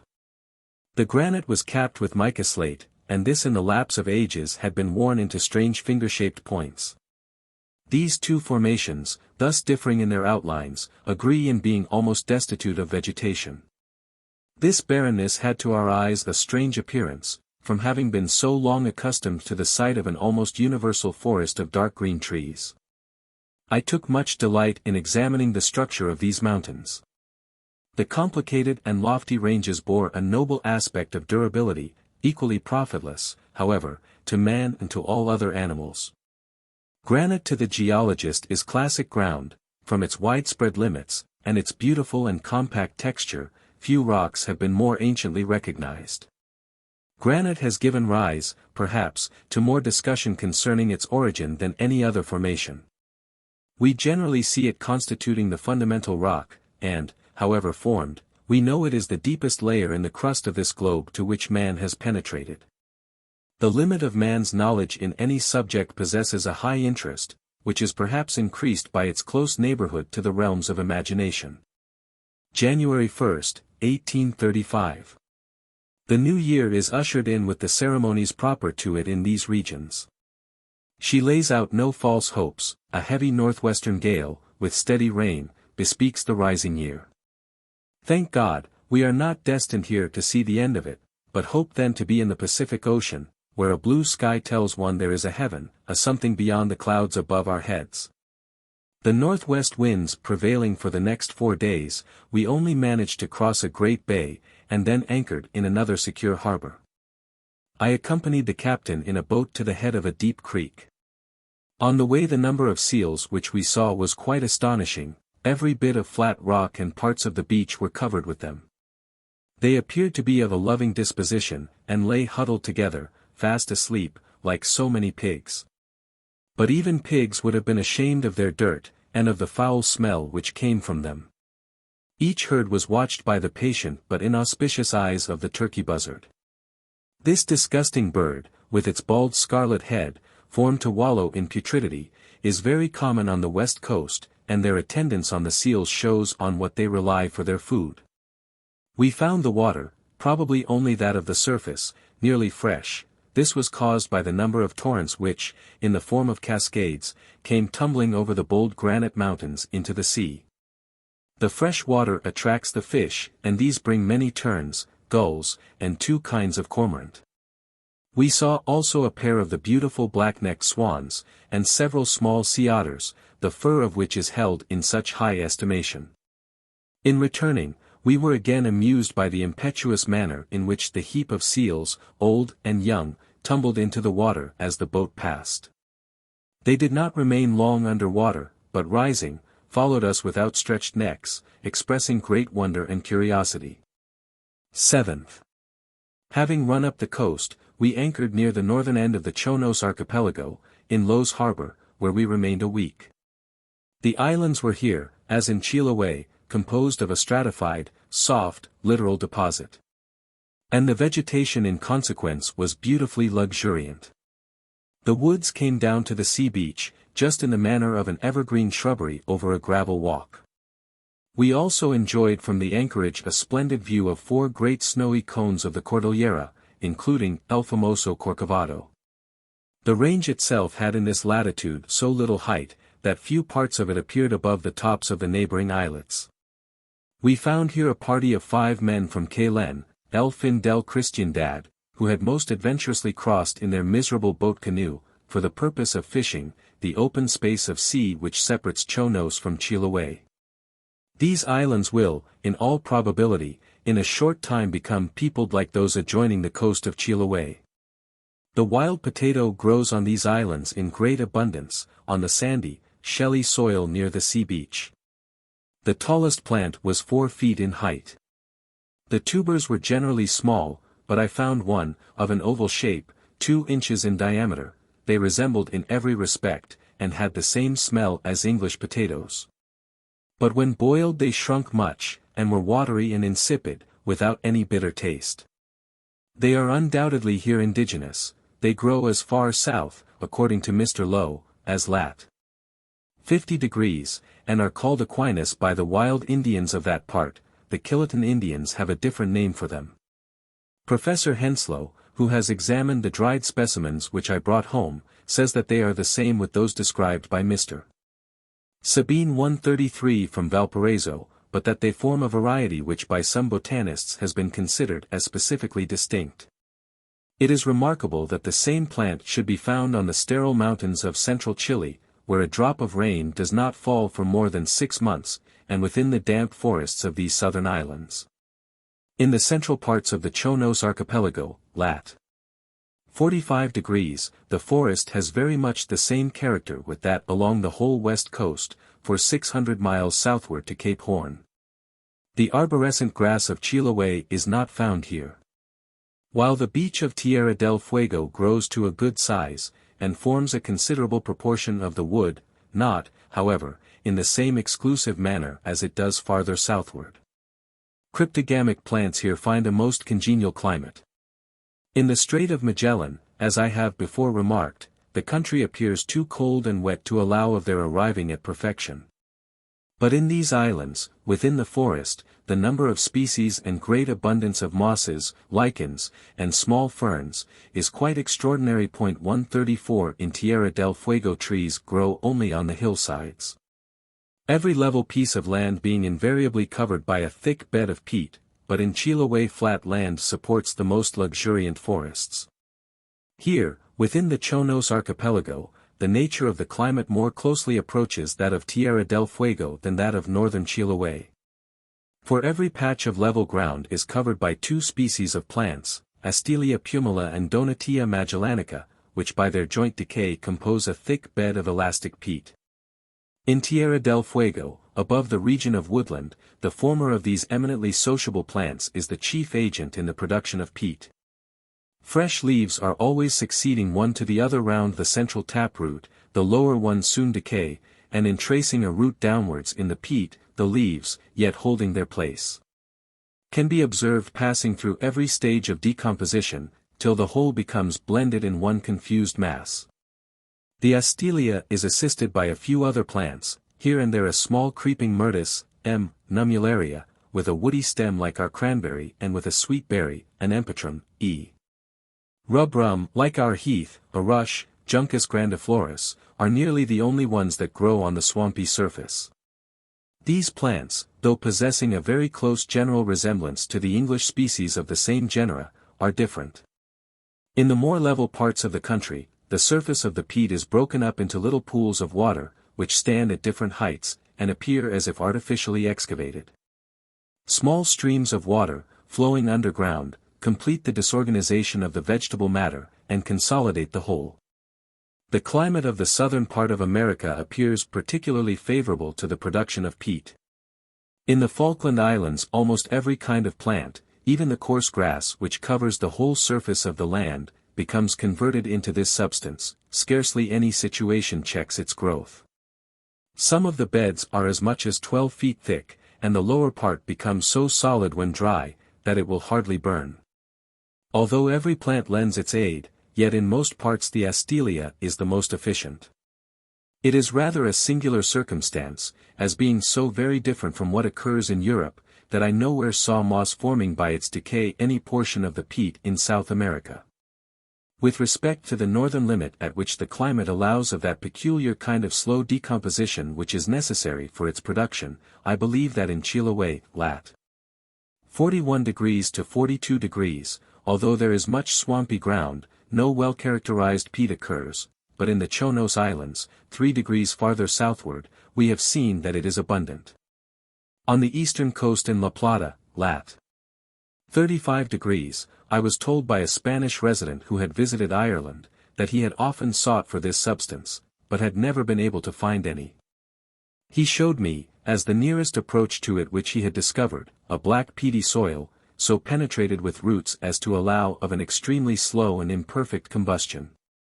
The zoology of these broken islets of the Chonos archipelago is, as might have been expected, very poor.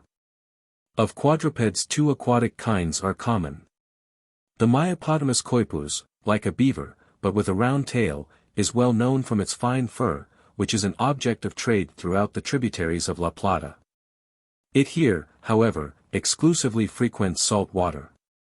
Which same circumstance has been mentioned as sometimes occurring with the great rodent, the capybara. A small sea otter is very numerous. This animal does not feed exclusively on fish, but, like the seals, draws a large supply from a small red crab, which swims in shoals near the surface of the water. Mr. Bino saw one in Tierra del Fuego eating a cuttlefish. And at Low's Harbor, another was killed in the act of carrying to its hole a large volute shell. At one place I caught in a trap a singular little mouse, M. brachiotis. It appeared common on several of the islets, but the kilotins at Low's Harbor said that it was not found in all. What a succession of chances, 135 or what changes of level must have been brought into play, thus to spread these small animals throughout this broken archipelago. In all parts of Chiloé and Chonos, two very strange birds occur, which are allied to, and replace, the turco and tapicolo of central Chile. One is called by the inhabitants Chuco, Pteropticos rubecula. It frequents the most gloomy and retired spots within the damp forests. Sometimes, although its cry may be heard close at hand, let a person watch ever so attentively he will not see the Chuco. At other times let him stand motionless and the red-breasted little bird will approach within a few feet in the most familiar manner. It then busily hops about the entangled mass of rotting canes and branches, with its little tail cocked upwards. The Chuco is held in superstitious fear by the kilotins, on account of its strange and varied cries. There are three very distinct cries, one is called chiduco, and is an omen of good, another, hutru, which is extremely unfavorable. And a third, which I have forgotten. These words are given in imitation of the noises, and the natives are in some things absolutely governed by them. The kilotins assuredly have chosen a most comical little creature for their prophet. An allied species, but rather larger, is called by the natives guid, Pteropticos tarnii, and by the English the barking bird. This latter name is well given. For I defy anyone at first to feel certain that a small dog is not yelping somewhere in the forest. Just as with the Chuco, a person will sometimes hear the bark close by, but in vain may endeavor by watching, and with still less chance by beating the bushes, to see the bird, yet at other times the guid fearlessly comes near. Its manner of feeding and its general habits are very similar to those of the Chuco. On the coast, 136 a small dusky-colored bird, Apiciorhynchus patagonicus, is very common. It is remarkable from its quiet habits. It lives entirely on the sea beach, like a sandpiper. Besides these birds only few others inhabit this broken land. In my rough notes I described the strange noises, which, although frequently heard within these gloomy forests, yet scarcely disturb the general silence. The yelping of the guid, and the sudden few of the Chuco, sometimes come from afar off, and sometimes from close at hand. The little black wren of Tierra del Fuego occasionally adds its cry. The creeper, Oxyurus, follows the intruder screaming and twittering. The hummingbird may be seen every now and then darting from side to side, and emitting, like an insect, its shrill chirp. Lastly, from the top of some lofty tree the indistinct but plaintive note of the white-tufted tyrant flycatcher, Myobius, may be noticed. From the great preponderance in most countries of certain common genera of birds, such as the finches, one feels at first surprised at meeting with the peculiar forms above enumerated, as the commonest birds in any district. In central Chile two of them, namely, the Oxyurus and Cytalopus, occur, although most rarely. When finding, as in this case, animals which seem to play so insignificant a part in the great scheme of nature, one is apt to wonder why they were created. But it should always be recollected, that in some other country perhaps they are essential members of society, or at some former period may have been so. If America south of 37 degrees were sunk beneath the waters of the ocean, these two birds might continue to exist in central Chile for a long period, but it is very improbable that their numbers would increase. We should then see a case which must inevitably have happened with very many animals. These southern seas are frequented by several species of petrels, the largest kind, Procellaria gigantea, or Nelly, Quebrantahisos, or breakbones, of the Spaniards, is a common bird, both in the inland channels and on the open sea. In its habits and manner of flight there is a very close resemblance with the albatross, and as with the albatross, a person may watch it for hours together without seeing on what it feeds. The breakbones is, however, a rapacious bird, for it was observed by some of the officers at Port St. Antonio chasing a diver, which tried to escape by diving and flying, but was continually struck down, and at last killed by a blow on its head. At Port St. Julian these great petrels were seen killing and devouring young gulls. A second species, Paphinus cinereus, which is common to Europe, Cape Horn, and the coast of Peru, is of a much smaller size than the P. gigantea, but, like it, of a dirty black color. It generally frequents the inland sounds in very large flocks. I do not think I ever saw so many birds of any other sort together, as I once saw of these behind the island of Chiloé. Hundreds of thousands flew in an irregular line for several hours in one direction. When part of the flock settled on the water the surface was blackened, and a noise proceeded from them as of human beings talking in the distance. There are several other species of petrels, but I will only mention one other kind, the Pelecanoides berardi, which offers an example of those extraordinary cases, of a bird evidently belonging to one well-marked family. Yet both in its habits and structure allied to a very distinct tribe. This bird never leaves the quiet inland sounds. When disturbed it dives to a distance, and on coming to the surface, with the same movement takes flight. After flying by the rapid movement of its short wings for a space in a straight line, it drops, as if struck dead, and dives again. The form of its beak and nostrils, length of foot, and even the coloring of its plumage, show that this bird is a petrel. On the other hand, its short wings and consequent little power of flight, its form of body and shape of tail, the absence of a hind toe to its foot, its habit of living, and its choice of situation, make it at first doubtful whether its relationship is not equally close with the ox. It would undoubtedly be mistaken for an auk, when seen from a distance, either on the wing, or when diving and quietly swimming about the retired channels of Tierra del Fuego.